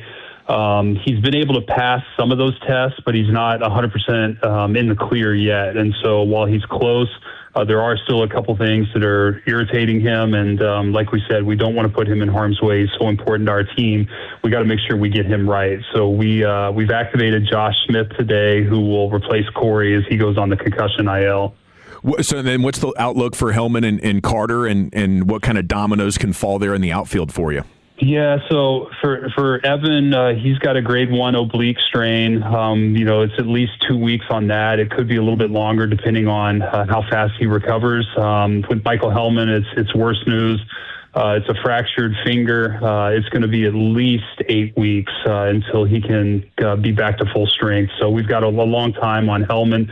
Evan, we're hopeful these oblique strains can be tricky. We hope that this is on the lighter end. The MRI did not reveal too bad of a strain, which we feel like we dodged a bullet on that. But, if you watch that play when he dove and aggravated it, he hit the ground pretty hard and jarred something in his side or back there that caused this. So we got to get him healthy. We got to get him right. And hopefully it'll be closer to 2 weeks and not longer than that. What's your outlook on Wyatt Langford in center field? Can that be part of a solution and to what extent? Yeah, there's no doubt. I mean, I'll just speak very candidly that on Wyatt's rehab, we accelerated his rehab because we wanted him back in the big leagues as quickly as possible. And one of the things that we had hoped to do on rehab was get him some exposure in center field. We didn't do it. We felt like with him coming back, and especially with a healthy Evan Carter and Michael Hellman at the time, we were covered in center field. So we wanted Wyatt to really focus on playing left field. Now we've got to reconsider that. And so we'll talk to Wyatt and see if that's a possibility, see if he's ready for that. We also have to be very cognizant of the workload. Center field is a tougher position in terms of the ground you cover as compared to one of the corner spots. And, for a ball hit to left field, the center fielder is breaking that way. When the ball's hit to right field, he's breaking to cover right field as well, whereas the left and right fielder don't break like that all the time. So there is more workload on a center fielder. Obviously, Wyatt, the way he plays, it's 100% all effort. All the time, and we've got to be cognizant of that to make sure that we keep him healthy because he and Corey are so important to the rest of our season. If we keep those guys on the field and healthy together, I like our chances, but if we lose either one for an extended period of time, obviously it makes things a lot tougher. Hey, you've talked to us about, injuries are part of the sport, and it's part of 162 and navigating that, but how challenging is it to really get a good evaluation of the club when it feels like, man, we got everybody healthy, and then, oh, darn it, now another guy's down? It literally started last Friday night. I felt like we had Wyatt and Corey back, and I felt like it was the first time all season that we've had our starting unit together in a long time, and now we've got a run of games here where we can make some headway. And that night, Danny Jansen went on the IL, and it's kind of continued through the week. And so losing Evan, losing Michael Hellman, losing Corey, it's definitely been a blow to us. Even with that, the team managed to play 500 baseball on the road trip. We easily could have come away with 1 or 2 more wins and made it a great trip. But, my anticipation is we get Corey back here soon, and he's the biggest one. We got to get him back. Evan should not be too far behind him. But we do have to keep these guys healthy. And if we can keep these guys healthy, I would like to see what this team can become. This race is wide open, the division's wide open, and the American League's wide open. And so I'd like to see what our team can do for an extended period here if we can have some good health. CY, how much did the league work with you on this Wednesday off day? And I kind of feel it's kind of weird. Were you just like, did the league just say, hey, you're going to have Wednesday off because of a World Cup match and live with it? How did that all work out for you? It's a great question, and my understanding is that it was a little bit bigger than just the league. It was part of the understanding when DFW was going to get awarded the World Cup is that you can only have so much traffic and people in the area and the police presence and so part of the agreement was that we wouldn't have games when the games are going on next door, and so that was a big piece of this. And look, we're happy to accommodate. This is a great thing for DFW. Sure. I actually got to go to the game yesterday. It was phenomenal. I was so impressed with the crowd, the energy. It was just awesome. If you watched our game last night in Boston, you saw a soccer crowd that came to the game, and the chanting and the energy, the atmosphere. Our players have said it was electric. And so my hope is that while they're here, they'll want to come to a Ranger game, and that we'll get some of those fans from Europe or Asia or across the world coming to see baseball, perhaps for the first time. and they will bring that energy and electricity that really was just amazing yesterday in, I guess, Dallas Stadium. Yeah. Chris Young here with us on the Fan. I mean, Texas sports fans as good as anybody. Do you think we could get some more of that international flavor going on at some of our sporting events? The enthusiasm, the singing and stuff. Well, look, the World Cup is a huge deal. It is not like a regular season baseball game. I mean, it is a huge event, and I get that. It's more comparable to maybe the Super Bowl in terms of some of these countries and the 4 years they wait to perform on this stage. That said, it is electric, and I have such appreciation. I was not sure if I was going to get to any games. It worked out where I was home this weekend for draft meetings. And just decided I don't know the next time the World Cup will be here. I need to go experience this, and so was able to go yesterday before our game, and I just couldn't have been more impressed with both the Netherlands and Japan, their fans, the energy, the players, the way the game was played. It was just such a great event, but yes, from a spectator point of view, that energy was amazing, and I think for baseball it would be phenomenal to have that type of fan base and the energy and the electricity and the chanting and the songs, and it was so phenomenal. And the players I know feel that. I can say that as a former player. I've been in big games, playoff environments, and you feel the energy of the crowd. That is real. So for all of our fans coming tonight, bring that energy. Let's go.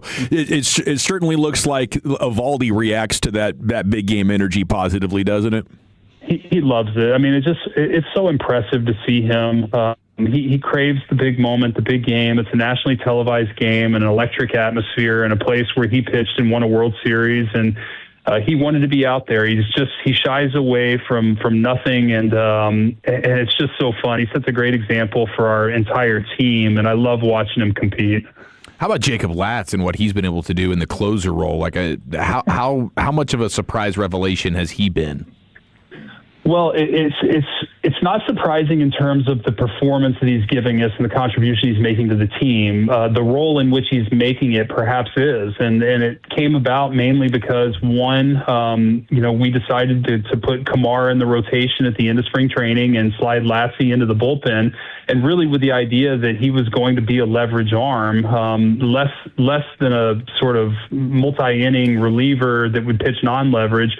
We felt like he was going to pitch leverage innings for us and be a real weapon late in the game for us. If you had told me that he ended up closing, I would say it wouldn't shock me, but it also wasn't the exact plan. So it shows you how much I know in terms of, we went into the season without identifying a closer per se. We've had Robert Garcia and Chris Martin both go down, and Jake Latz and Jacob Junis have stepped up and really fortified the back of the bullpen and been phenomenal. And there's no doubt without Lassie right now, we would not be even close to 500. So he's played a huge role for us. He will continue to play a huge role for us, and it's our job to continue to, one, get these other guys healthy and back, whether it's Martin or Garcia, and then secondly, continue to develop internally guys who can eventually grow into those roles, because Jacob has been a great example of someone who his road has not been perfectly clean to the big leagues, but he's persevered. He's continued to get better and better, and now he's closing games for us. Are we getting closer to Jordan Montgomery's return? Yeah, Monty threw a live BP today. I was outside earlier watching it. He looked good. He'll go back out on rehab after today, so we're excited to get him back out and pitching. And my understanding is he's feeling good, and we'll take it one game at a time, but we are making progress, and it was good to see him out there competing today. Is it important in your mind to get above 500 and stay above 500? Is that any part of the emphasis or focus? Yeah, there's no doubt. I mean, 500 is certainly important to us. It's not the primary goal. The biggest goal is to continue to play good baseball consistently over and over and over, and eventually the record reflects that. But we're at a point in the season where we need to start putting together win streaks, winning series, and stacking on wins one after the next, series after series, and establish ourselves as one of the teams to beat in the American League. And I do believe this team is capable of that. We've shown it at different times throughout the season, but not at the level, not with the consistency that is needed that good teams have. And so now it's, I think, a good opportunity for us at this point in the season to, to continue to build wins, and the record will eventually take care of itself. But yeah, 500, and then my hope is well beyond 500. CY, you mentioned about you in your draft meetings and stuff right now. A snapshot on where you think maybe the talent is positional-wise for the draft. And maybe you don't have to give me names, but just maybe positionally where you kind of feel like this thing's got a little depth to it. Yeah, it's a good blend of high school and college position players, and then there are some good college arms. The high school arms I'm still learning more about at this point, but it's an interesting draft in that it's a very deep draft, and I'd say there's probably a consensus top 3 to 5 picks in the draft, and then after that, the 5th pick could easily be the 20th pick and vice versa. So it's really to each their own in terms of their preference and how they view the players. It's a deep draft. We feel like the picks that we'll have, in our 2nd and 3rd and 4th rounds will be very, very good picks and could very easily turn out to be just as good as the first round pick. So it's an exciting class. I've been enjoying hearing our scouts go through it. It's one of my favorite times of year because it's one of the few times where our entire organization comes together cross-departmentally. We have our R&D department, our scouting departments. We have our baseball ops departments. We have our pitching group, our hitting group. We have so many player development, so many people, coming together and giving opinions and analyzing information to help us make the best decision possible. And so it's really one of the moments where I evaluate what I consider to be the heartbeat of the culture of the organization. And to see us functioning well in those meetings was really exciting. And we have had to start those meetings earlier this year because of the World Cup. We're going to be kind of shut out of our offices here for a couple weeks as the games continue, and then we'll resume them in July. But in the meantime, our scouts have put us in a tremendous position, and I'm very excited about this year's class. Well, CY, we'll be out there Friday at the ballpark, so if you need us to show up and give you a hand in moving tags around, just let us know, okay? Well, come on, bring that energy, and if you can recruit some of these World Cup fans to come with you, bring them on, please. Sounds good. Thank you, sir. Sounds awesome. Give them help. We'll be pulling for you. Thank you, guys. There he goes. Chris Young, brought to you by Medical City Healthcare and by Lexus. Visit your local Dallas-Fort Worth Lexus dealership today. Okay, CY every Monday at 4:20 here on 105.3 The Fan. We're going to go around the Sorsby, give you the very latest on a very eventful day in that saga next year on 105.3 The Fan. But get ready, Dallas, as the 2026 FIFA World Cup. It is at Cosm right now. You can experience the World Cup like never before in shared reality. You have to see it to believe it. You can enjoy reserved seating and witness history pitchside as you immerse yourself in every pass, save, and goal of the world's biggest tournament. Or catch every match of the round shown simultaneously on the wall-to-wall LED display and explore the venue with general admission tickets. It's incredible. Secure your spot now at Cosm.com/World Cup. Don't just watch the FIFA World Cup 2026. Experience it at Cosm. Coming up on the next KNC Masterpiece, we've got our brand new World Cup segment, Whoop That Hat Trick. Plus, we will hear from Dallas Cowboys head coach Brian Schottenheimer at 11:35. And NFL Overreaction or Reality. It is a stacked show. Tune in 10 a.m. to 2 p.m. right here on The Fan. What's up, everybody? Nick Costos here, helping you beat the books with Westwood One Sports. Coming up tonight in pro hockey, Game 2 of the finals, Carolina down 1-0 in the series, a -165 favorite over Vegas. Total in the game is 6. And Game 1 was really high scoring, 5-4 in favor of Vegas. I think we get a lower scoring game tonight. Give me under 6, and I like Vegas to win. Bet smarter and beat the books. Download the BetMGM app today. My dad passed away unexpectedly. Of course, it was awful in every way, but we are very grateful that he had life insurance. So even after he was gone, he was still able to provide for us. And that's why I have life insurance for my family. Ethos.com. They make it fast and easy to get covered. It's 100% online. You get a quote in seconds, and you can apply in minutes. You get covered the same day. Get your free quote at ethos.com/game. That's ethos.com/game. Paid spokesperson. Time spent on application may vary. Online health questions required. Rates may vary. Relax and let Kroger Delivery handle your grocery shopping this week. We start with only the freshest items. Then we carefully pack your order in our refrigerated trucks, so your food stays cool and fresh on its way to your door. And right now, you can save $30 on your first pickup or delivery order and get unlimited free delivery. Restrictions apply. See site for details. Kroger, fresh for everyone. Staples presents Celebrations Made Easy. I was throwing a party for the twins and had custom invites and a banner printed at Staples. And that's when I saw Party City is now at Staples. Party City? No way! Yep. So now Staples has all your printing needs and everything you need for a party. Everything times 2. Yeah, and now at Staples, save 40% on custom cards, photo gifts, wrapping paper, banners, and more. Big news! Party City is now at Staples. That was easy. Shop Staples in-store, online, or on the app. In 613, exclusions apply. Most Texans don't know what they pay for electricity. And if you don't know your rate, you're probably overpaying.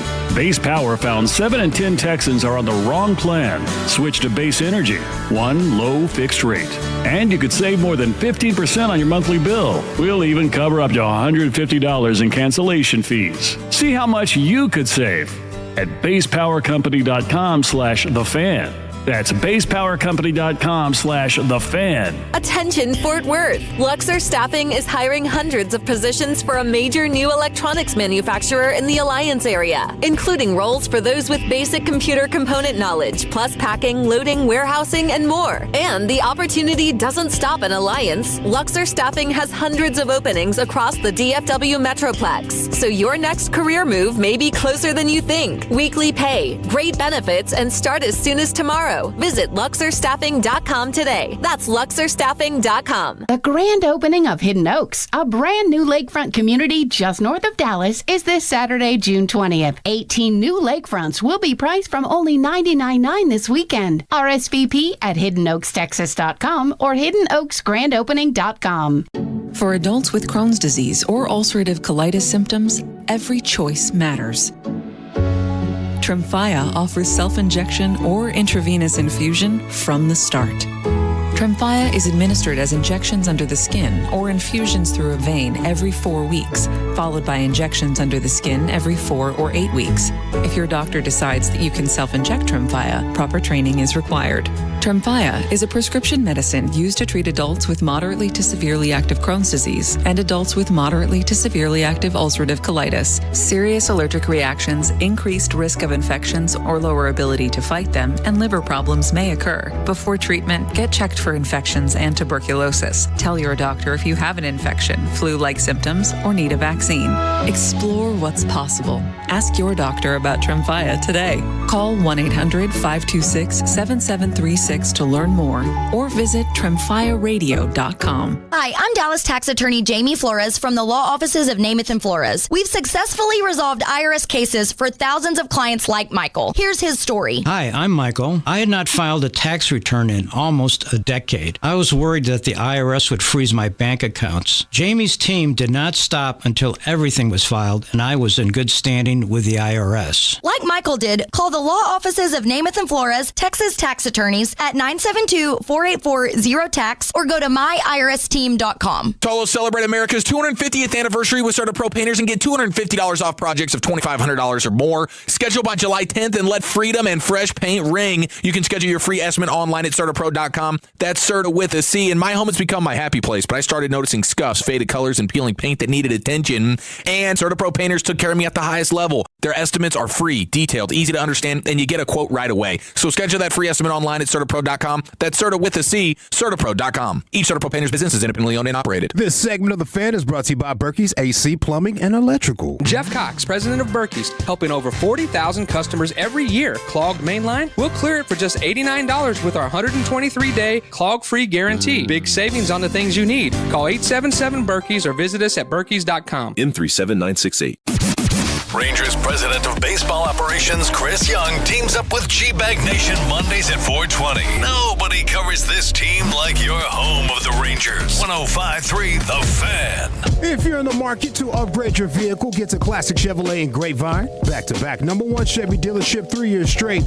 And they've got more new Chevys than anyone in their own price to sell. Silverados, Tahoes, Blazers, Malibus, Equinox, and more. Visit ClassicChevrolet.com. This is Texas. This is Classic Chevrolet. Together, let's drive, relax, and enjoy the difference. Based on new Chevrolet registrations 2023 through 2025. All righty, thank you very much, Lucius. It is the G-Bag Nation here on The Fan. Thanks to Chris Young for joining us. He broke the news, told us that Corey Seager is going on the concussion IL, which is 1 week, backdated to last Wednesday. That means Seager could likely return coming up this weekend, but will be out for these next 3 games, which will start tonight against the Twins. You got 6:30 tonight and tomorrow, then a day off Wednesday for World Cup traffic, and then a 1:35 start on Thursday afternoon is your schedule for the next 4 days here with the Texas Rangers. Now, Big 12's presidents are meeting today or did meet today. I'm not sure if it has concluded or if it's still in progress. They're discussing potential punishments for Texas Tech and for Sorsby. Sources have indicated to ESPN they are not expected to make any definitive decisions, but this morning they did file a federal lawsuit in the Northern District of Texas seeking a declaratory judgment and injunctive relief to allow the league the authority to use its bylaws to potentially punish Sorsby. Now, the Texas AG gets involved because last week he said if you go after Texas Tech, that'll be against the law or whatever. So this move is a legal counter to that letter from Ken Paxton, which warned that any sanctions imposed by the Big 12 would be unlawful and countered by legal action. So Paxton is listed as a defendant along with the chancellor, the president, and the athletic director of Texas Tech. This has completely gone way over my capacity to understand the hows and the whys of all the legalities. So this is going to be fun sports courtroom watching, if you will. Yeah, Big 12 is basically just saying like we feel like we've been undercut in the ability to sort of enforce our own rules, and we need to make sure that we get back to being able to say like, hey, whatever we decide we want to do to Texas Tech, we should be allowed to do. Yeah, seems like that's kind of the approach they're taking here. Yeah. You know, I think it's kind of mind bending that we've gotten to a place where a college governing body cannot enforce its own rules. And, you know, maybe we got a lot more legal hoops to jump through before we get to an understanding. Deion Sanders weighing in saying somebody's gambling on a sport they're playing and you don't think something's wrong with that. He was with the AP over the weekend.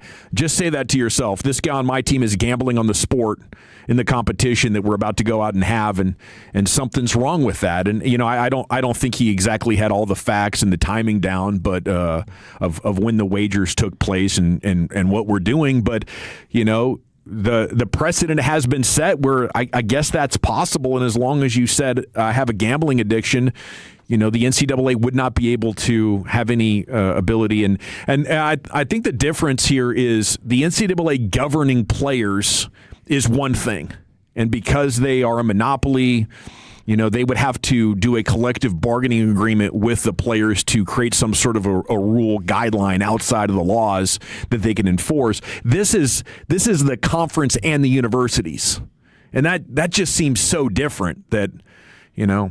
But Ken Paxton said last week you're going to face legal action if you try to sanction Texas Tech for this? Yeah, well, and I guess the Oklahoma side of this, I think there was a lot of inaccurate stuff in, you know, their suit or letter back to Ken Paxton. Like they were basically pointing the finger at Tech, like you went ahead and got a judge that was biased and also insinuated that they like paid for the lawsuit on Sorsby's side, which is not true.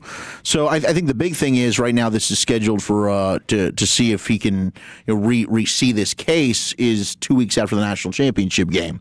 So a big part of this is trying to just get it moved up. But I mean, Tech's going to probably fire right back with a lawsuit. Like, I don't know. This probably doesn't go anywhere. Yeah, and the 817 makes a good point. Like, if it says punish Cincinnati. Yeah, Cincinnati knew about this all year last year. If did they sit the kid? Whatever eventually Texas Tech receives by way of punishment should be copy and paste over to Cincinnati as well. For sure. Because they knew this the entire time. Yeah, they didn't say anything about it. And it wouldn't have seen the light of day, I guess. Well, I mean, what are you punishing Texas Tech for? If he had stayed at Cincinnati. Yeah, right. I mean, this was clearly they wanted their $1 million back. Sorsby's like, no. And then all of a sudden, oh, yeah, here's the NCAA being led to find he was gambling on stuff. He'd go back and change that. That was right? Cincinnati. He'd go back and give them their $1 million back to keep this just from ever seeing the light of day. No question. Until the week before they were going to play Cincinnati. I think there's folks out Cincinnati. in Lubbock that believe that this was leaked by Cincinnati people. Yeah, I think that's pretty much all I but think confirmed. that's where, and also I have a feeling that maybe that if they knew about the gambling stuff, that maybe Tech wouldn't have done this. Oh, 100% they would have. Maybe they wouldn't have put themselves in this situation. There's no chance that they would have. Just talking to several people out there in the athletic department. So the belief is that Cincinnati is mad that you took their player. Yeah. And that the kid wasn't loyal to you. Right, So and they leaked it. Yeah, they leaked it on the kid. Yeah. The Big 12's filing alludes to barring the school from the conference championship game as a potential sanction. The filing reads, TTU's decision to associate with, if not endorse, a student-athlete in this manner will affect opposing schools, student-athletes, fans, broadcast partners, conference standings, championship eligibility, and the public reputation of the Big 12 as a whole. So they're going to say, playing this kid does us as a conference irreparable damage. I don't know how you rule on that, but I think it could cause them lack of reputation for not being able to have any sort of authority with players. But I think that would pretty much fall on the NCAA's front porch before it would the Big 12. The suit seeks to bar Tech from seeking to deter, coerce, prevent, or punish the Big 12 for exercising its rights under its bylaws to sanction Texas Tech related to its handling of the sports betting activity discussed in the complaint, including if Texas Tech fields a student athlete in Big 12 competitions who was engaged in sports betting activity on college sports.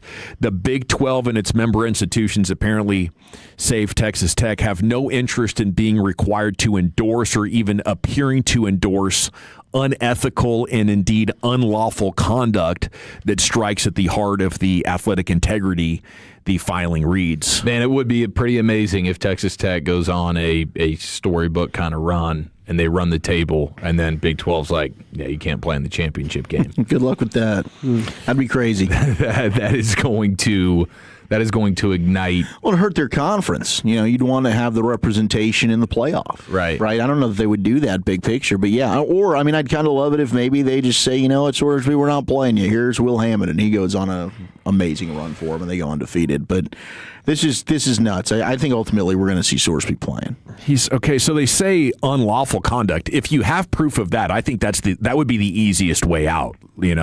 Can you find that there was fraud that took place similar to Terry Rozier or other players using inside information, and you broke the laws of American sports gambling? That would be, I think, your best chance of creating finality here. Otherwise, it's just going to continue to play out in court and be a matter of a judge's opinion. Or if the kid himself decides, man, this is getting too hot, I'm just going to check myself out of here, he could still jump in the supplemental draft. The deadline is next Monday. Monday. Okay. Yeah, I wonder if how much consideration he's really giving that. Probably should consider it. If you really wanted, listen, if you don't want to have to go through everything that he's going to go through, just think about if he has a bad game. Oh yeah, for sure. Of that. But you're also punting on the money, right? Aren't you punting on the $5-6 million bucks from Texas Tech? You know what? Is it worth it? Is it worth it to have to endure all the things that he might have to endure emotionally? Listen, $5 million is $5 million. I get it, but maybe just go ahead and start your NFL career now. Kind of go get in camp. Maybe get in a place you don't have to play.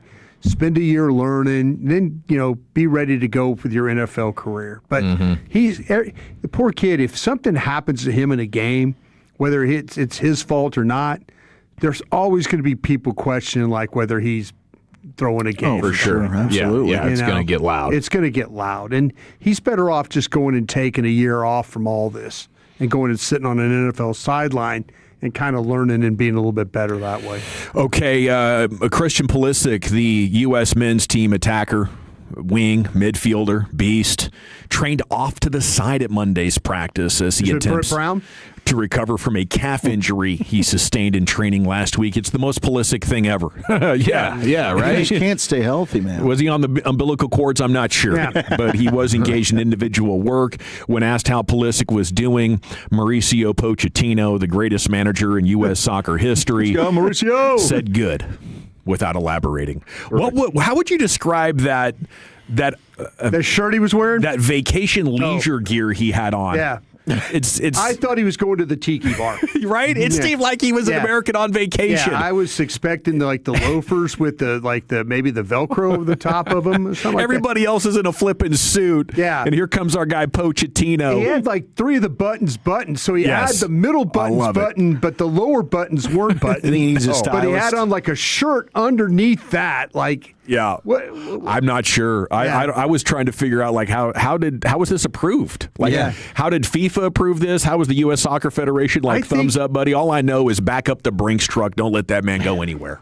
Well, did you see though that there were a couple of capital companies that enabled him to get his money? Like if you go through and look at what these World Cup managers are making, there's a couple of these dudes are making a couple of $100,000. Brutal. He's making $6.9 million. I'd double it. Good. Yeah. Well, but there was two gentlemen that stepped forward. Nice. That helped with the money to get him. Always need a good booster. Yeah. We got the finest coming up next, Chief. Yeah, 2 Cowboys poised for a breakout season, plus Jake Ferguson, an all-time wingman. That's next in the nation. But did you hear DraftKings Sports is live in all 50 states, and I have a heck of a promo code to give you here in just a minute. But DraftKings live in all 50. Yes, that means you. That means us, great state of Texas. The whole world is watching one tournament right now with group stage chaos, a knockout drama, stoppage time heartbreak, and the DraftKings Sports app is now live in Texas. So whether you're catching the early kickoff before work or the late match at the bar, you are in on every minute, every match, every moment, all in one app right here in Texas. The world's biggest stage is in the palm of your hand. New DraftKings customers, here it is. Sign up with code DFW the Fan. Spend $5 to get $200 in total rewards. That's code DFW the Fan in partnership with DraftKings. The crown is yours. Event trading offered by DraftKings Predictions, a CFTC registered introducing broker. Trading involves risk of loss. Market availability varies. Eligibility restrictions apply. $50 every 7 days via click-to-claim issued in non-withdrawable predictions dollars that expire in 1 year. Ends June 28th. Terms dkng.co/predictions promo. Sean and RJ, the KNC Masterpiece, G-Bag Nation, and Fan After Dark. Live and local. Turn it on and leave it on. 105.3 The Fan. And our Odyssey, iHeartRadio, and TuneIn apps. This Odyssey Sports Minute is brought to you by Base Power Company. This is an Odyssey Sports Minute. Presented by Metal Supermarkets, the convenience store for metal. Find a store at metalsupermarkets.com. Jalen Brunson delivered a performance for the ages as the Knicks won their first championship in 53 years. Brunson put up 45 points in Game 5 to seal the deal for New York. The Spurs led by double digits, but once again, the Knicks found a way to come back. The favorites to win next year's NBA title, the San Antonio Spurs at plus 250. I'm Adam Abdallah.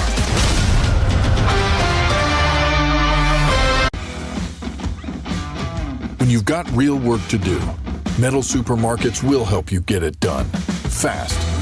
We've got a huge variety of metals in stock, and we cut to size fast. Bottom line, we get it done fast, so you get it done fast. Doesn't get easier than that. Metal Supermarkets, the convenience stores for metal. Find a store or buy online at metalsupermarkets.com. There's a pill version of Ozempic.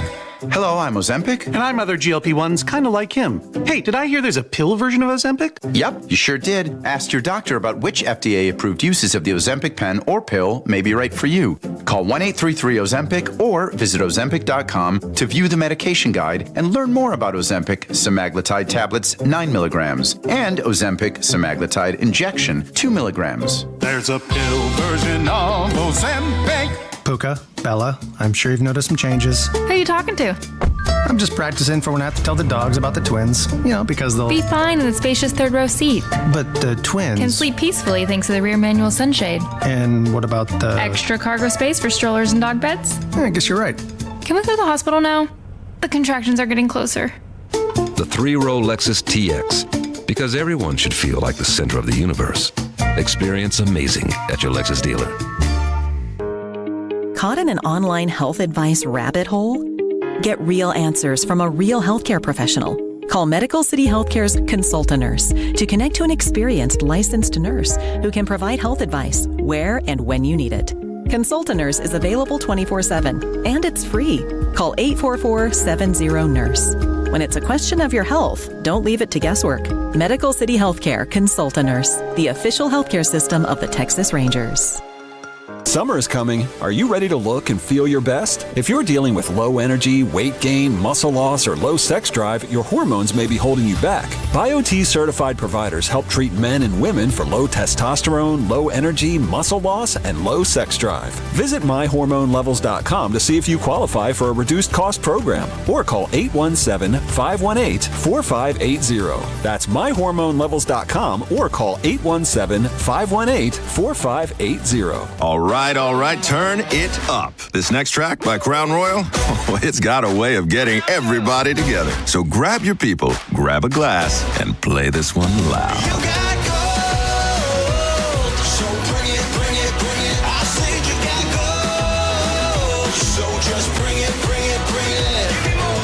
This track is brought to you by Crown Royal. Please drink responsibly.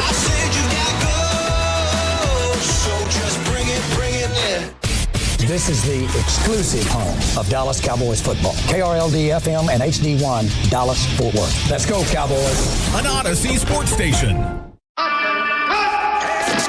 Driven by our D&M Leasing Studios, you're rolling with the G-Bag Nation on 105.3 The Fan. Hour 4, G-Bag Nation, 105.3 The Fan. We got Jared Sandler coming up here in 20 minutes. We'll react with him to the Rangers news of the day. Corey Seager's going to be out another series with his concussion symptoms. We also have Evan Carter and Michael Hellman now battling injuries for this ball club. Had 4 in 1 week. So we'll be giving you the Rangers updates coming up at 5:20 with Sands.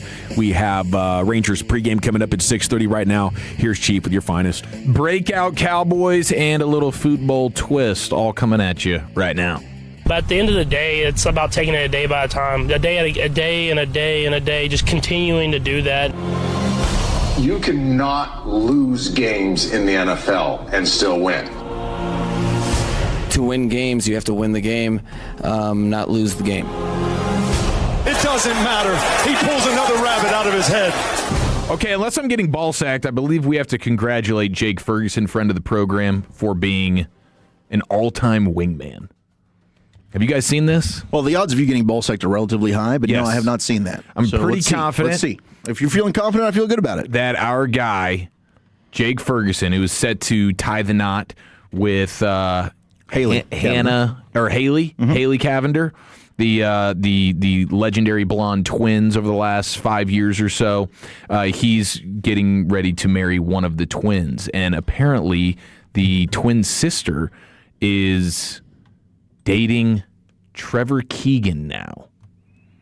Producer of Fan After Dark? not Trevor Beck. Not Trap House Trevor or Trevor the Creator, who always has good news for you. This is Trevor Keegan, who is one of the backup linemen on the Cowboys. Okay. Trevor Keegan is, I'm seeing the Instagram posts and everything. So he's like a backup guard. He's a stud. And apparently, you'd have to think that Fergie was the one setting this up a little bit, right? He probably teed it up. Hey, I know this guy, great guy, Trev. I've gotten to know you as my future sister-in-law. I think you guys would would click. They were running the 2-man, bro. They're running the 2-man. Shout out to them boys. Now she's got a boyfriend for the wedding. This is perfect. Yeah, exactly. He's like, one of the guys that's definitely going to be at the wedding. Yeah. You go ahead and you guys can have some dance partners out there. So pretty cool stuff. I can't wait to ask Jake about this. Hopefully, we'll bump into him in Oxnard. Yeah, and be like, dude, tell me how this went down, and also how was the ranch water fountain at the wedding? Yes, at your wedding. Well, and he's doing the sandwich reviews, and the latest one was a chicken bacon ranch sandwich that looked unbelievable. Really, it looked delicious. It looked like definitely the best sandwich so far of the San Diego reviews. Oh, did he give it the highest grade? He did. Okay. Yeah, I mean, most of those sandwiches look pretty dang good. She's got it dialed. But shout out to Trevor Keegan, man. Getting it done at a high level right now. That's some of the best scoops in the world. It's like if a friend hooks you up with that friend, yes. Hey, I know somebody for you. She's pretty cool, that type of thing. Yep. Always better than trying to shoot your shot yourself. Working out. Yeah. Yeah, like it creates... You get the benefit of the doubt. You do. You start with kind of a lead a little bit, right? I'm trying to tell folks. Yeah, that's important. It's important. Okay, so our guy Nate Tice at Yahoo Sports, I know Wolchuk, gosh, this must have been the highlight of your weekend, bro. What did Nate do? You didn't see his offensive breakout players for 2026? I know he's been giving my guy Flo a lot of love, and Nate knows ball, man. I mean, he's just a freaking savage savant when it comes to football. This is a combo platter of Wolchuk's two favorite Cowboys. Holy crap. Are you telling me he's giving Cooper Beebe love now? Cooper Beebe is one of two offensive linemen breakout candidates. I might need a future new co-host, Tice. Eric. I'm sorry. It might be Nate Tice. I won't even be upset about it. If you can hitch your wagon to Nate Tice. Did we just become best friends? I think you did. Now, he describes Cooper Beebe. He says, Beebe is a player whose build I once described as like SpongeBob SquarePants. Okay. So that's his pro comp. That's fair. Physically, I guess. He says the Cowboys took him in the third round, of course, and he's playing the center position. He lacks length, but he has plenty of bulk and maximizes it all with his ability to constantly put himself in winning positions as a blocker. He's also created a great battery with Dak Prescott in how they communicate pre-snap. So a little bit of a smaller write-up there on Beebe, but that was one of his two offensive line breakout candidates for the 2026 season. I love this. Then you get to the wide receivers. The first name you see. The first name. Ryan Flanoy. No, he didn't. Yeah, he says this is a guy that, of course, I mean, 6th-round selection.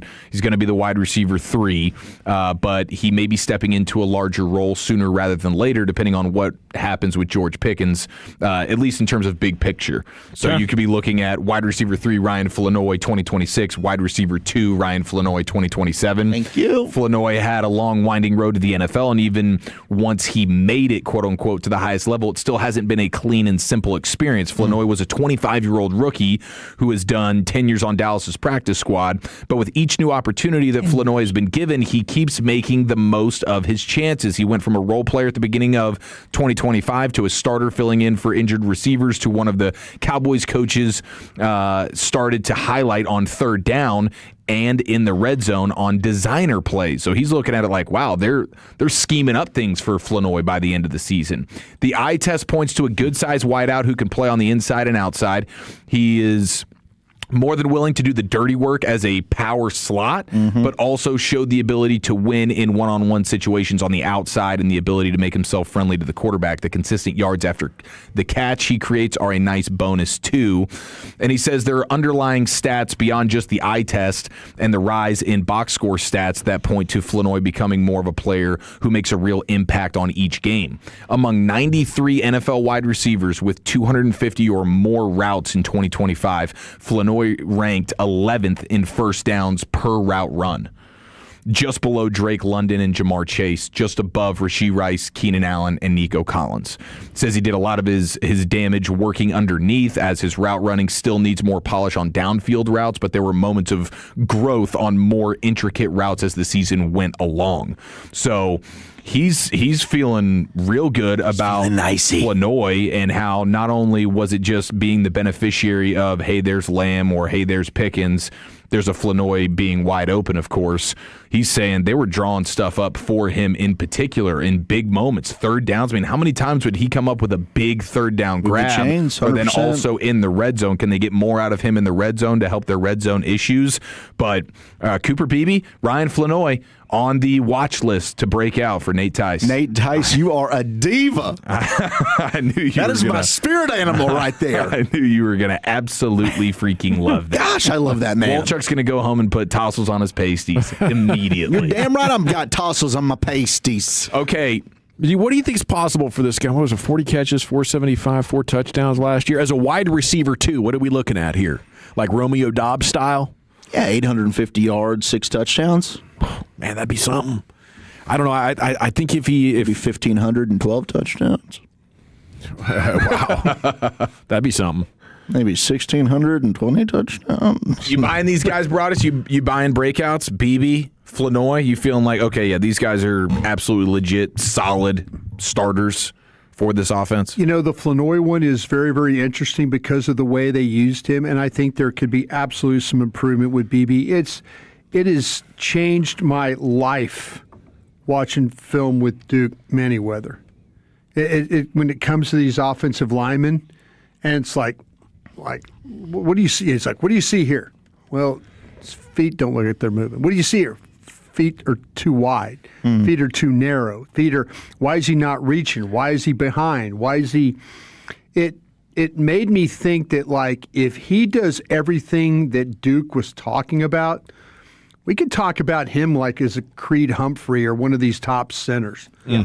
But there are a lot of things that offensive line coaches look at that as fan base we don't. And we're thinking like, oh, man, he looks a step slow there.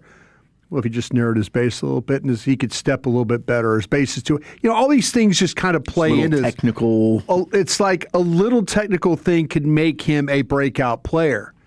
But if he still plays at the same level, I think he's a good player. But he has a chance to be an even better player. But man, it's so interesting to watch film with a coach that points those things out that you can like. That you like, wow, I never ever, like, you look right here, he's not taking a step. He looks behind in the block. Why is he behind? I go, because he hadn't taken a step. Exactly. If he were to do this, and these are things they work on. These are the things they're talking about. So I think Flanoy, the body type, the toughness, the ability to go get the football, you're absolutely right on that one. You know what I took away? But Beebe does have a chance. He has a really good chance. And listening to that interview with Duke Manyweather with you guys on Crown, he pointed out that his rookie year, last year of McCarthy's regime, different coach, maybe not the best coaching. And then in year 2, he gets his college coach, but he's also changed positions. Yeah. You know, so there's just so many moving parts. And now this is year 2 with his college coach at this spot. Right. If it's going to work, I think, you know, there is a logical, flowing, rational argument to be made that it could very well, you know, this is his breakout year. I would love to see it. And it just, when you start talking about the offense taking extra steps to being even better than they were last year, if Beebe becomes dominant on the inside next to Smith and Booker, and then Flanoy becomes, oh my gosh, this is a wide receiver 3 that really should be a wide receiver 2. Those are the things that can really help you level up. Now you have some World Cup headlines. First one reads, Tunisia manager Sabri Lamouchi set to be sacked. Bye. After their 5-1 thrashing by Sweden. Man, they must have didn't just not liked this guy. Yeah, it had to gotten toxic last night afterwards. It was like the straw that broke the back or whatever, because it's just one game, and it's a damn good Sweden team. They looked abysmal, though. Oh, they look terrible. In 5-1, you get destroyed. But my gosh, it's like you're in the middle of a World Cup. You got 2 more group stage games left. Yeah. Who's taking over? Something must have gone just totally wrong for him. Must have been an assistant coach saying, hey, it would have been way better if you could just get rid of this guy. Yeah. You know, just let me take over. Did you hear what this idiot said? Yeah, they said there was some level of fight in the team hotel as well. So I don't know. Boom, there it is. The details of the altercation, but there was some type of fight. Said, all you guys suck. Maybe he lashed out at them. Yeah. And then they have since revolted. And they revolted on him, yeah. We also have 2 Texas men charged with stealing $18,000 worth of England's World Cup gear. So they were practicing out in Florida. Then they boogie on over to Kansas City. Now these are two San Antonio fellas. So that's what I want you to think. And they already have the two guys from San Antonio. Always wanted that Harry Kane. Don't look at my trunk. And then the World Cup mascots. I'm not talking about my booty. World Cup mascots aid in massive drug bust that ends with police seizing 2,524 packets of cocaine. Oh my gosh. They were following this guy. It's like a giant Coke bust story every week. Yeah, well, they were following this guy for a while, and then they figured out, okay, this guy's a mascot. He's a no. They had the secret agents in mascot gear, so he gets arrested by World Cup mascots. That had to look Is what incredible. ultimately what happened to this guy. That's because an they were awesome tracking video. him. They realized, okay, he's a big World Cup dude, and so they realized he was going to one of the games. So they put agents in mascot gear to sneak attack on this guy. Oh, to get close enough. Yes. Okay. Next level. I was wondering what the strategy was in employing those mascots. But it makes sense now. Yeah, it was the three animals that represent the three host countries for the 2026 World Cup. So the United States is represented by Clutch, bald eagle. Yeah, cool eagle. I need to get one of those stuffies. You have Maple the moose, who represents, of course, Canada. And Mexico is symbolized by a jaguar named Zayu. And so it was Zayu, it was Clutch, and it was Maple the Moose arresting How embarrassing. Who is his favorite? If you get arrested by a moose, that's embarrassing. It's a really funny picture. Thank you, There Chief. it is. All right, there it is. Football's finest here on a Monday. It is the G-Bag Nation. We're coming up on an hour and 14 minutes from the pregame. Mexico's next game will be against South Korea on Thursday. U.S. Taking on Australia on Friday. That game's going to start at 2 o'clock, right when we take the air live at the Globe. So we'll be streaming it, we'll be watching it, we'll be reacting, and hopefully celebrating with you. I think winning the group with 9 points is realistic now coming out of this as we get ready for Australia. Look pretty good, though. I think they're pronouncing Turkey, You know, instead Turkey? of just I've been hearing a lot of different. Okay, a couple of different things. Turkey, though. Yeah, I think we're trying to go with a more authentic pronunciation here. Just the spelling is. Yeah. I'm like, wait, what are we doing? I-Y-E. The Ivory Coast had some wild name yesterday. They kept calling them.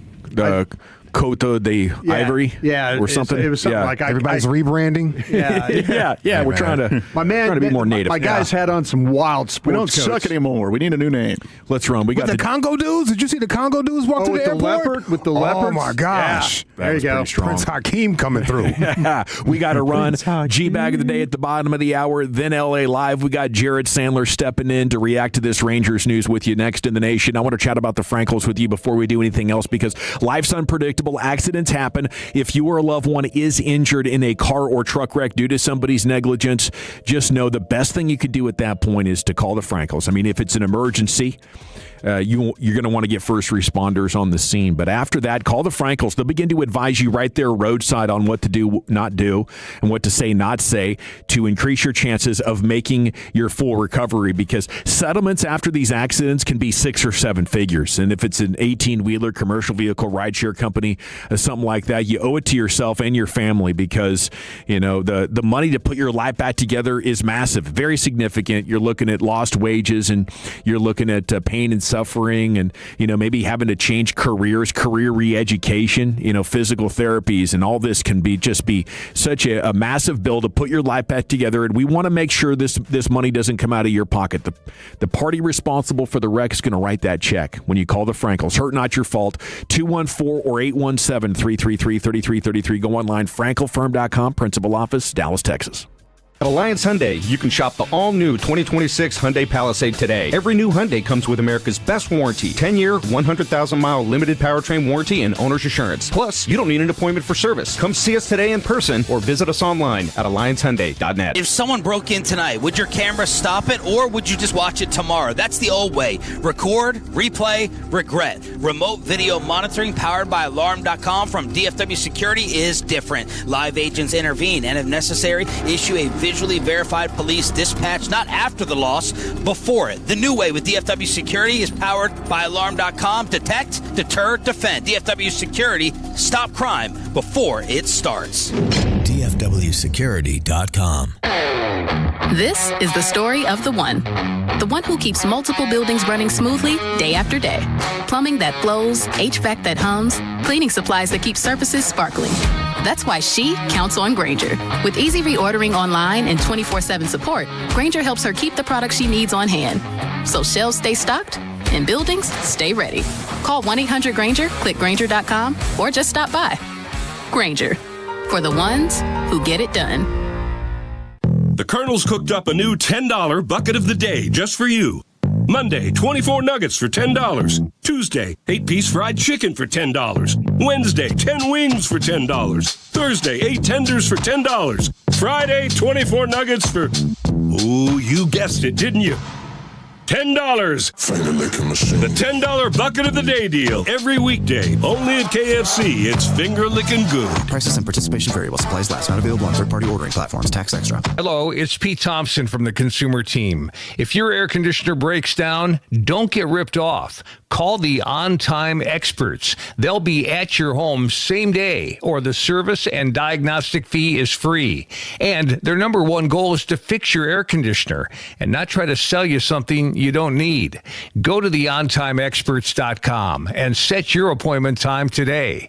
Theontimeexperts.com, the choice of the Consumer Team. My name is Whitney Allen, and I'm a widow. My husband, Ryan, died. We never thought we'd ever have to use life insurance, but the unexpected happened. With Ethos, signing up was fast and 100% online. You can get a quote in seconds, apply in minutes, and get same-day coverage. No medical exams, and you can get up to $3 million worth of coverage. I'm grateful we were prepared. Get your free quote at ethos.com/radio. That's ethos.com/radio. Paid spokesperson. Time spent on application may vary. Online health questions required. I'm Bob Burke, founder and chairman of Burke America Parts Group, a family of brands that includes RepairClinic.com, an appliance and HVAC parts solution company that's grown into an international brand.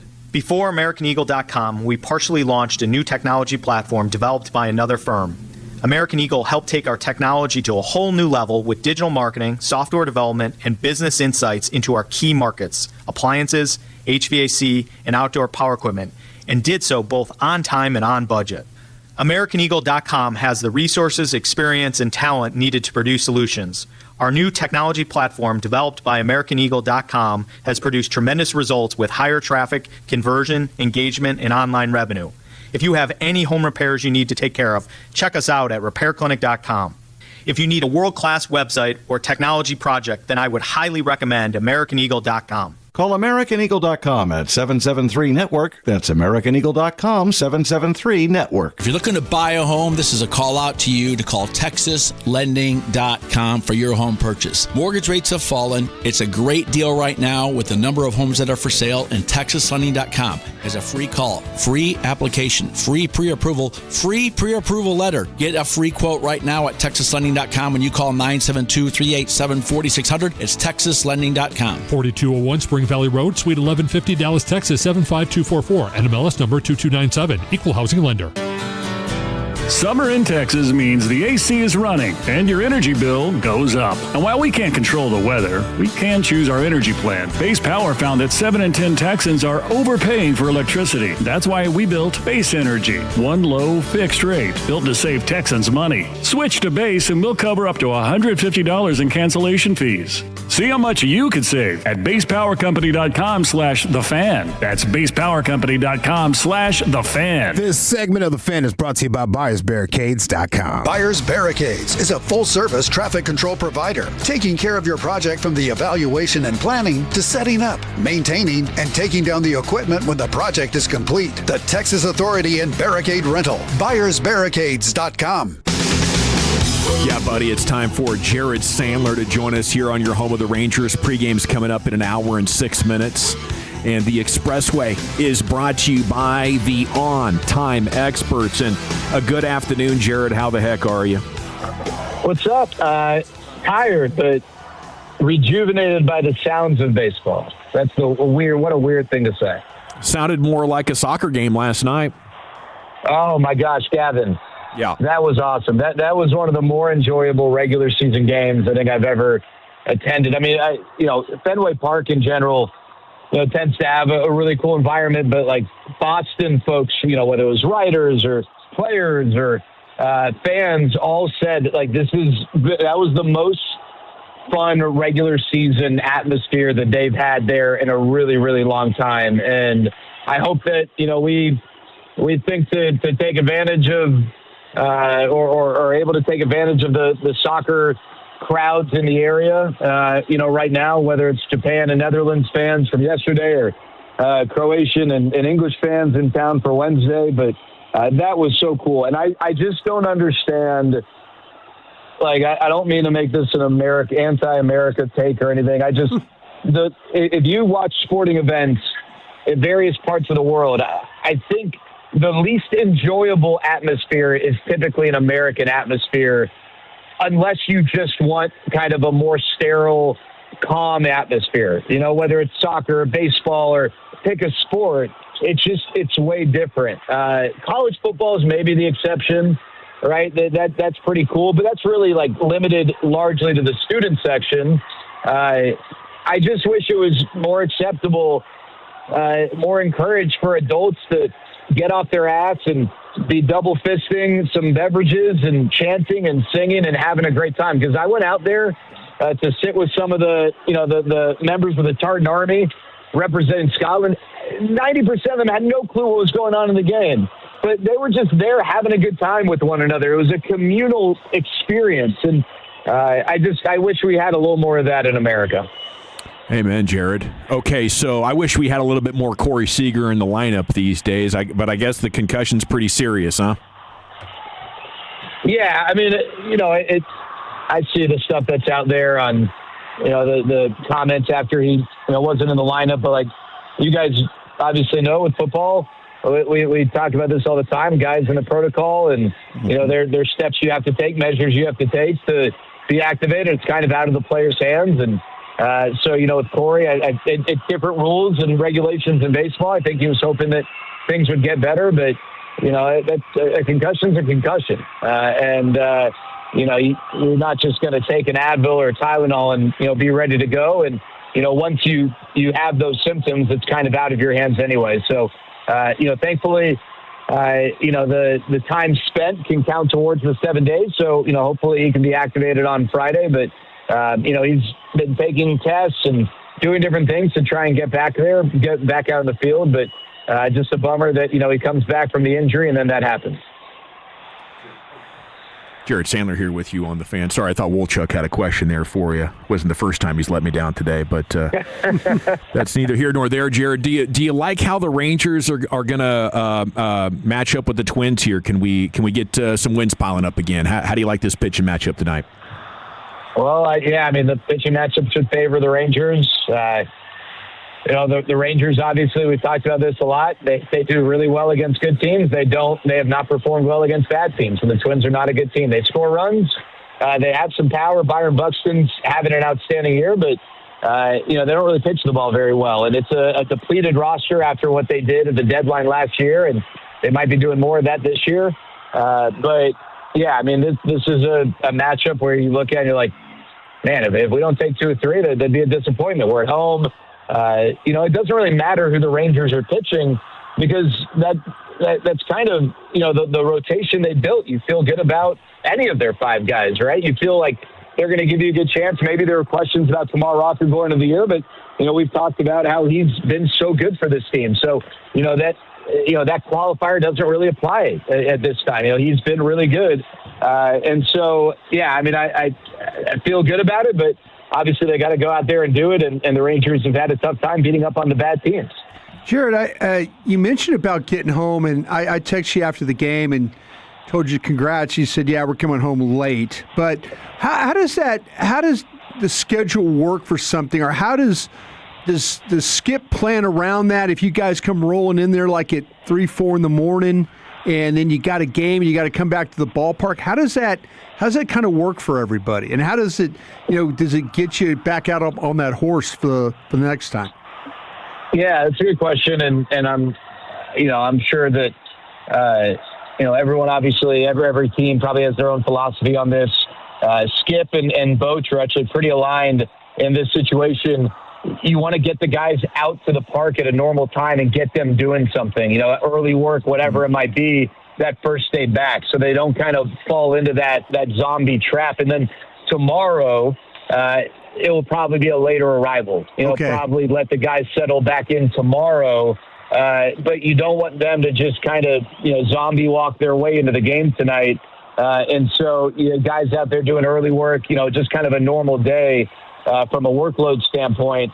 And then obviously for each player, it's different. The single guys with no responsibilities, they can probably sleep until, 12 o'clock. They're guys with wives and kids, or like a wife, not plural wives, but a wife and kids. BYU baseball. I just wanted to clarify. And, maybe their responsibilities are different, right? So, that's where the human element comes into play. But that is something that Boach talked about last year, and Skip, I think, feels the same way. Today's not going to be the day where everyone has a late arrival. It'd be more tomorrow, giving guys, that full day to settle in. And it's not that they're just going to show up and play, but, maybe, you're not going to have the early work that you normally would have in a situation, like today. Well, thanks for your time, Jared. Have a great night, and we'll catch up with you tomorrow. See you guys. He's at Jared Sandler on Twitter. Rangers pregame coming up now in under 1 hour. We go into the Pimp Cup where Lucius Alexander has your G-Bag Jared said we're too stiff. We got to loosen up a little bit. Yeah. Enjoy the game. Yeah. Clown around some. It's okay. Pimp that bat. What do you think about that topic of how American fans just don't let loose and have a good time at the game? Yeah. I think we're overworked. Is that what it is? I think maybe we're stressed. we used to. Yeah. We used to until like the ABA used to be amazing, and when they got with the NBA, it was like, all right, calm down. Huh. Or we merged these leagues. Some leagues are about this, and some leagues are about that. When we come together, it's all about whoever's the biggest entity. We got to calm it down, bro. Huh. Yeah. That's what I'm saying. Hey, G-Bag of the Day. We do it every weekday on the Fan at 5:30. It's brought to you by EastDallasDiesel.com. This piece of audio is going for 3 today right here. Going for 3. It is Coach Steve Spurrier. By the way, where is he at nowadays? Coach Steve Spurrier. Just on the speaking tour. Retired. It's South Carolina, Florida, just kind of hanging out. Okay. Playing a lot of golf. Getting that money. Yes. He goes out and speaks to groups and stuff. $250K for 30 minutes of Coach Steve Spurrier's mind. That's what I'm talking about, baby. Well, his little favorite rapper is Lil Boosie right here out of Baton Rouge, Louisiana.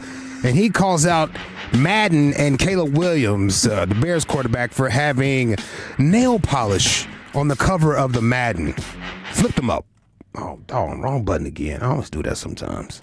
I come up under Tecmo Bowl. I never thought in a million years that I would see a Madden cover with one of the best players with his fingernails painted. A game that sold to billions of little boys. Always. What kind of message are they sending to these little boys? I never thought in a million years I would see this. Next is gonna be lipstick on the covers, thongs. Yeah. Man hiking a ball with a thong in his ass. Thong in his ass. Man hiking a ball with a thong in his ass. Kind of sound like Cat Williams a little bit, right? Yeah. I am a boy, Damon. Yeah. All right, let's see. Okie dokie. Let's go to Fox 4 right here where they spoke with a Japanese World Cup fan. This dude is going everywhere. He's super viral. He's all over the world. All over the world. Oh, my gosh. Yeah, like this one. Hold on.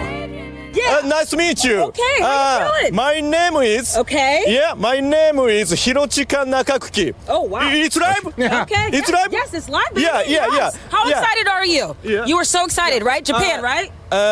Excuse me. Okay. I cannot speak English, but I'm excited! Baby! Let's go! Japan, baby! Look, it's lit. It's lit. Okay, what are we looking at? Oh my gosh, can you tell me what this is? We're looking at his back. It's a thong in his ass. Toyama, okay? Toyama's message, いっぱい集めてる. Yes, collection. Amen. Message collections. Okay. Toyama's message collection. There you have it. I love it. Love the energy. Yes, thank you again. You have it. Thank you. Yes, thank you very much. Yes, I love hugs. It was so nice meeting you. Thank you, guys. What time for a customer? What? USA? USA, baby. Hello. I love it. Okay. One time for culture. Yes. Okay? Okay. USA. Amen. Japan. Okay. And USA. I love it. I love it. I am excited. She said, whoa, wait, USA? Hold on. You can't tell she's trying to wrap it up. She's giving him like 5 verbal clues in the last 30 seconds. This interview is over. He's USA. A great finish, by the way, yesterday for Japan to get that equalizer in the 89th. It's beautiful. I like when he said a whole lot of stuff. She was like, okay, all right, well. USA? Yeah. I love it. Hey, the Knicks were on Good Morning America. They're on a world tour right now. They look like they need a nap. Yeah. No Every kidding. last one of them, especially old OG. OG looking terrible. He looked like a deer in the headlights on television, bro. Somebody should have gave that man 45 minutes of a nap before he got on television. First hangover of his life. Is that what you think it is? Yeah. Yeah. He don't look comfortable about anything anymore, bro. Listen to this. Talk about the difference Coach Brown made and how he brought you all together.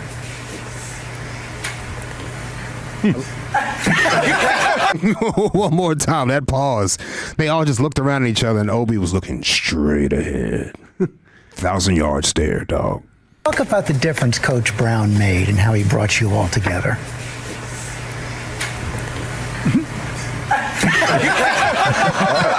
I guess I'll answer.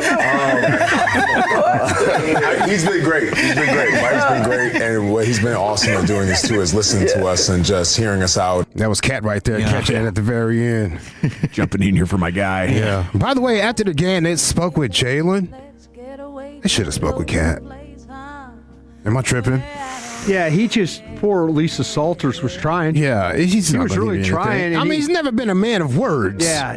Go with Cat. Cat is always talking to the media. He likes to talk. Well, in the whole trophy presentation, Cat's just in the background talking. Natural talker. Cap, hey Cap. It's tough because Brunson clearly had the game. He had the game. He put the squad on his back. He's the MVP. I mean, damn, did the Knicks want to win? Charles was even saying it at halftime, like, these boys ain't even playing. They're going to win the whole game, and they won at 6 points. You're right. Gosh. You're right.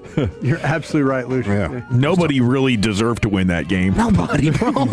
Ernie was trying to make a point. Chuck wanted nothing to do with Ernie's point. I don't want to hear that right there. They just didn't play a little better. Let's go to some more World Cup stuff right here. Mexican TV, Azteca. Yeah. Commentators. This is the USA versus Paraguay. Paraguay. Say it for me. Paraguay. Okay, let me make sure I'm saying it right. Yeah, they were reacting to the U.S.'s third goal. Zurda contra el ángulo. Oh my goodness! Goodness! Oh my gosh! I don't believe it. ¿Qué es esto? What is this? Estos en la CONCACAF no juegan así. ¿Qué es esto? The World Cup. Estas jugadas que las han intentado muchísimo en el primer tiempo ganar. Are you kidding me? No, son campeones del mundo. ¿De qué me estás hablando? Todavía no. Acaba de surgir un nuevo candidato a ser campeón del mundo. ¿De qué me estás hablando? At the very beginning, they just cussing on television. Listen, bro. Again, I did that. Zurda contra el ángulo. Oh my goodness! Oh my fucking goodness! Oh my God! Let's go. Take that, Alexi Wallace. All right, I'll say it. Let's do it. That's how you cuss on TV. KSS, though, that's, I think, what American fans were thinking in unison. Yes. Right around that time of the game. 3-0 before half. What am I watching? Yeah.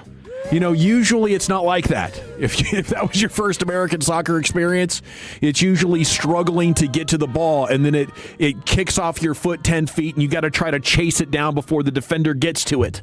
You know, and our goals are sweaty, high effort disasters. That was freaking masterpieces. Mm-hmm. And now we have 4 more days to decide. Could we possibly be in for 4 more weeks of this? Or was that our one foray into world-class soccer? That's what I've been asking around people that know more soccer than I do. Like, hey, so should I be excited about this? Is Uruguay any good? I've seen that a lot. Yeah. Yeah. Are we beating up on bad teams? Let me know, bro. They definitely played bad, but they'd been on a good run. It looks good. It looks good for them. Hopefully that's the energy of the home crowd. Yeah. You know, elevating you. We had the stat Friday, no first-time winner of the World Cup since 1960 has done it on foreign soil. They've all been at home. Like there is an elevation and an intimidation when you get that crowd behind you to that extent. And you know, I'm not saying the USA could win it, but let me just say I don't think they could. The semifinals are not out of the range of possibility. That'd be incredible. Yeah, that'd be cool. Beings of boys, man. Beings of boys. Yesterday was a church day. I pray you got your blessing. Shout out to my Reverend Dr. Pastor and politician, Mr. Frederick Douglass Haynes. Hold up. I don't want nobody. Yeah. Always sitting around. Sitting right there. Let's go to Pastor Mike. I played this before, but it's perfect for the World Cup being in town. First of all, we do not agree with Pastor Mike. Well, maybe some of us do, but not publicly on these microphones. Cancelable? It's definitely, it could be a little bit. Yeah, definitely could be a little bit. Mr. Dawson is our soccer guy here, and it's been for a long time, especially when nobody was talking about soccer around here. So we got something to back us up a little bit. Pastor Mike goes off. Let's stand together tonight. I know you teenagers are tired. You ran around and kicked the ball. How many played soccer today? Did you play soccer today? Was that part of the thing? No? It's a part of the thing. Thank God. Soccer's for queers. I mean, I'm gonna tell you that right now. Wow. Ain't no man running around in shorts kicking a ball. I mean, come on now. Look at me, people. Look at me. No. Look at me. Football. Look at me, man. That's Come on. like somewhere in another country. Football. That's when you hit somebody so stinking hard the mama feels it. See, in soccer, you run around, you kick the ball. Let's kick the ball. Let's go kick the ball. And then if you fall down, you get grass stains on your shorts. What? No. That's not even a sport. I'm sorry. I know that. I get myself in trouble everywhere I go, but no. Yeah, clearly. Football. Goodness gracious. That was the least surprising thing of that statement. Get myself in trouble everywhere I go. You wouldn't say, Pastor Mike. What a wild dog. Look at me. I'm what a real man is. You would never see this kicking a ball. I would never wear shorts to kick a ball. You got grass stains on your shorts. All right, that's it, Mr. Dawson. All righty. Is it, Pastor Mike, is it the USA's third goal? KS Esto. Was that Andres Cantor guy? Shoot, man, I had their names written down. Hold on, if you don't mind freestyling for a second. Smith. Not at all. Jack Smith, shut up, bro. Jack Smith. I was going to be like, oh, yeah, that's probably it. Is it the New York Knicks on Good Morning America? Is it Fox 4 turning Japanese? What'd you say those names were? Andres Cantor? No. Different guy. Yeah. Fail. That's the gold guy. Whoa. He's got a pretty good Coors Light commercial going on right now. Legend.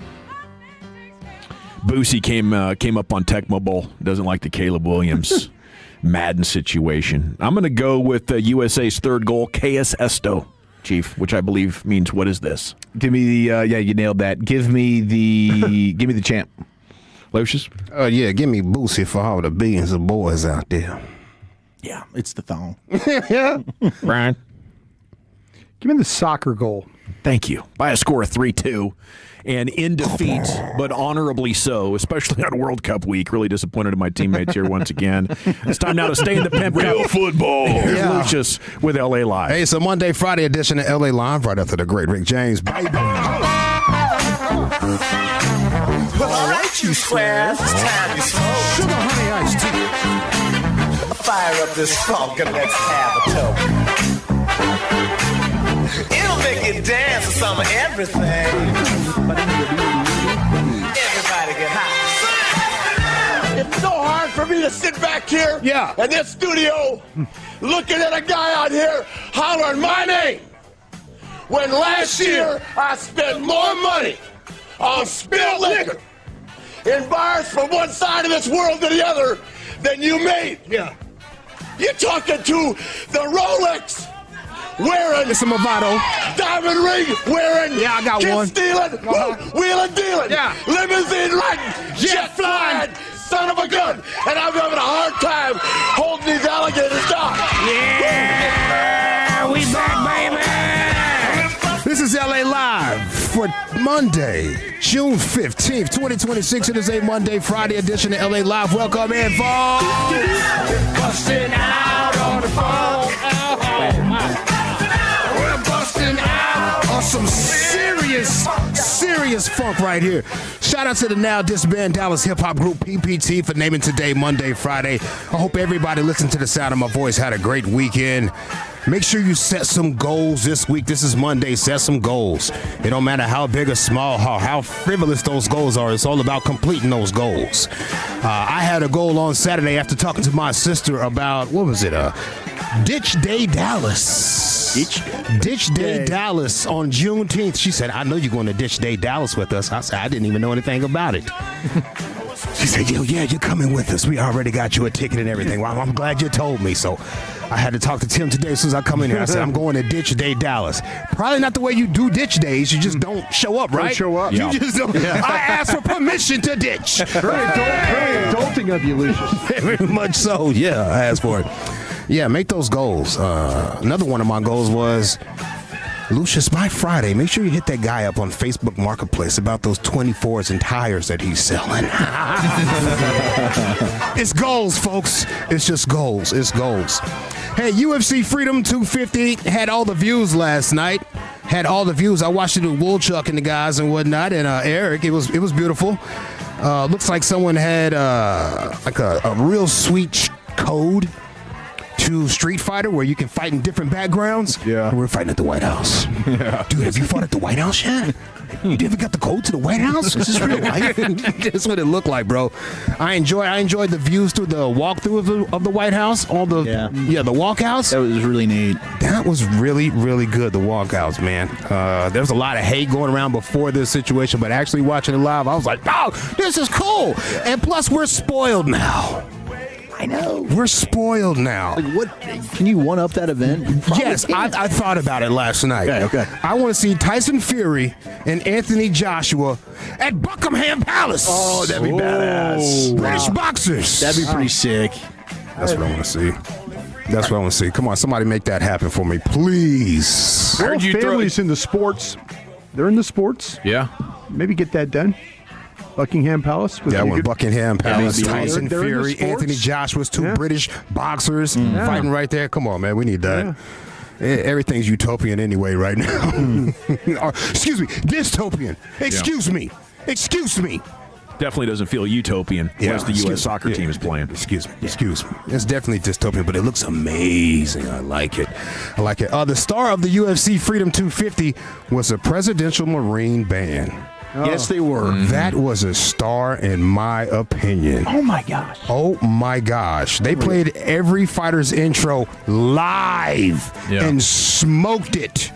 They smoked it. And I knew we were into something when I heard Derek Lewis's walkout, that fat pad, top speed dropping. And I thought they were just like playing that on the intercom system, the speakers and whatnot. No, they were playing that live, and I was like, oh, okay, we're in for something here. The Black Beast, Derek Lewis, making his 32nd UFC appearance. And Megan O'Leary, he wants this one in Can you hear in the background? Hold on. He absolutely does. He actually made a joke. He said, I know people are lighting candles all around the country tonight, hoping that I defeat Josh Hogan. But you mentioned it earlier. He has not missed a day of training the entire preparation for this fight. It's the best shape he's been in his career. I spoke to him about 10 p.m. last night. I asked him about his back and specifically. And they didn't have. And they didn't have like this cleared and isolated somewhere that I can find it until like maybe 15 minutes ago. Yeah, it's posted up. So I could have had you a better version of that. But they did Lupe Fiasco's Superstar for Sugar Shane. Is that his name, Sugar Shane? Yeah, Sean O'Malley. Yeah, now that sounds good, bro. This is a military band. The vocals were outstanding. Yeah. They did every genre. A military band, bro.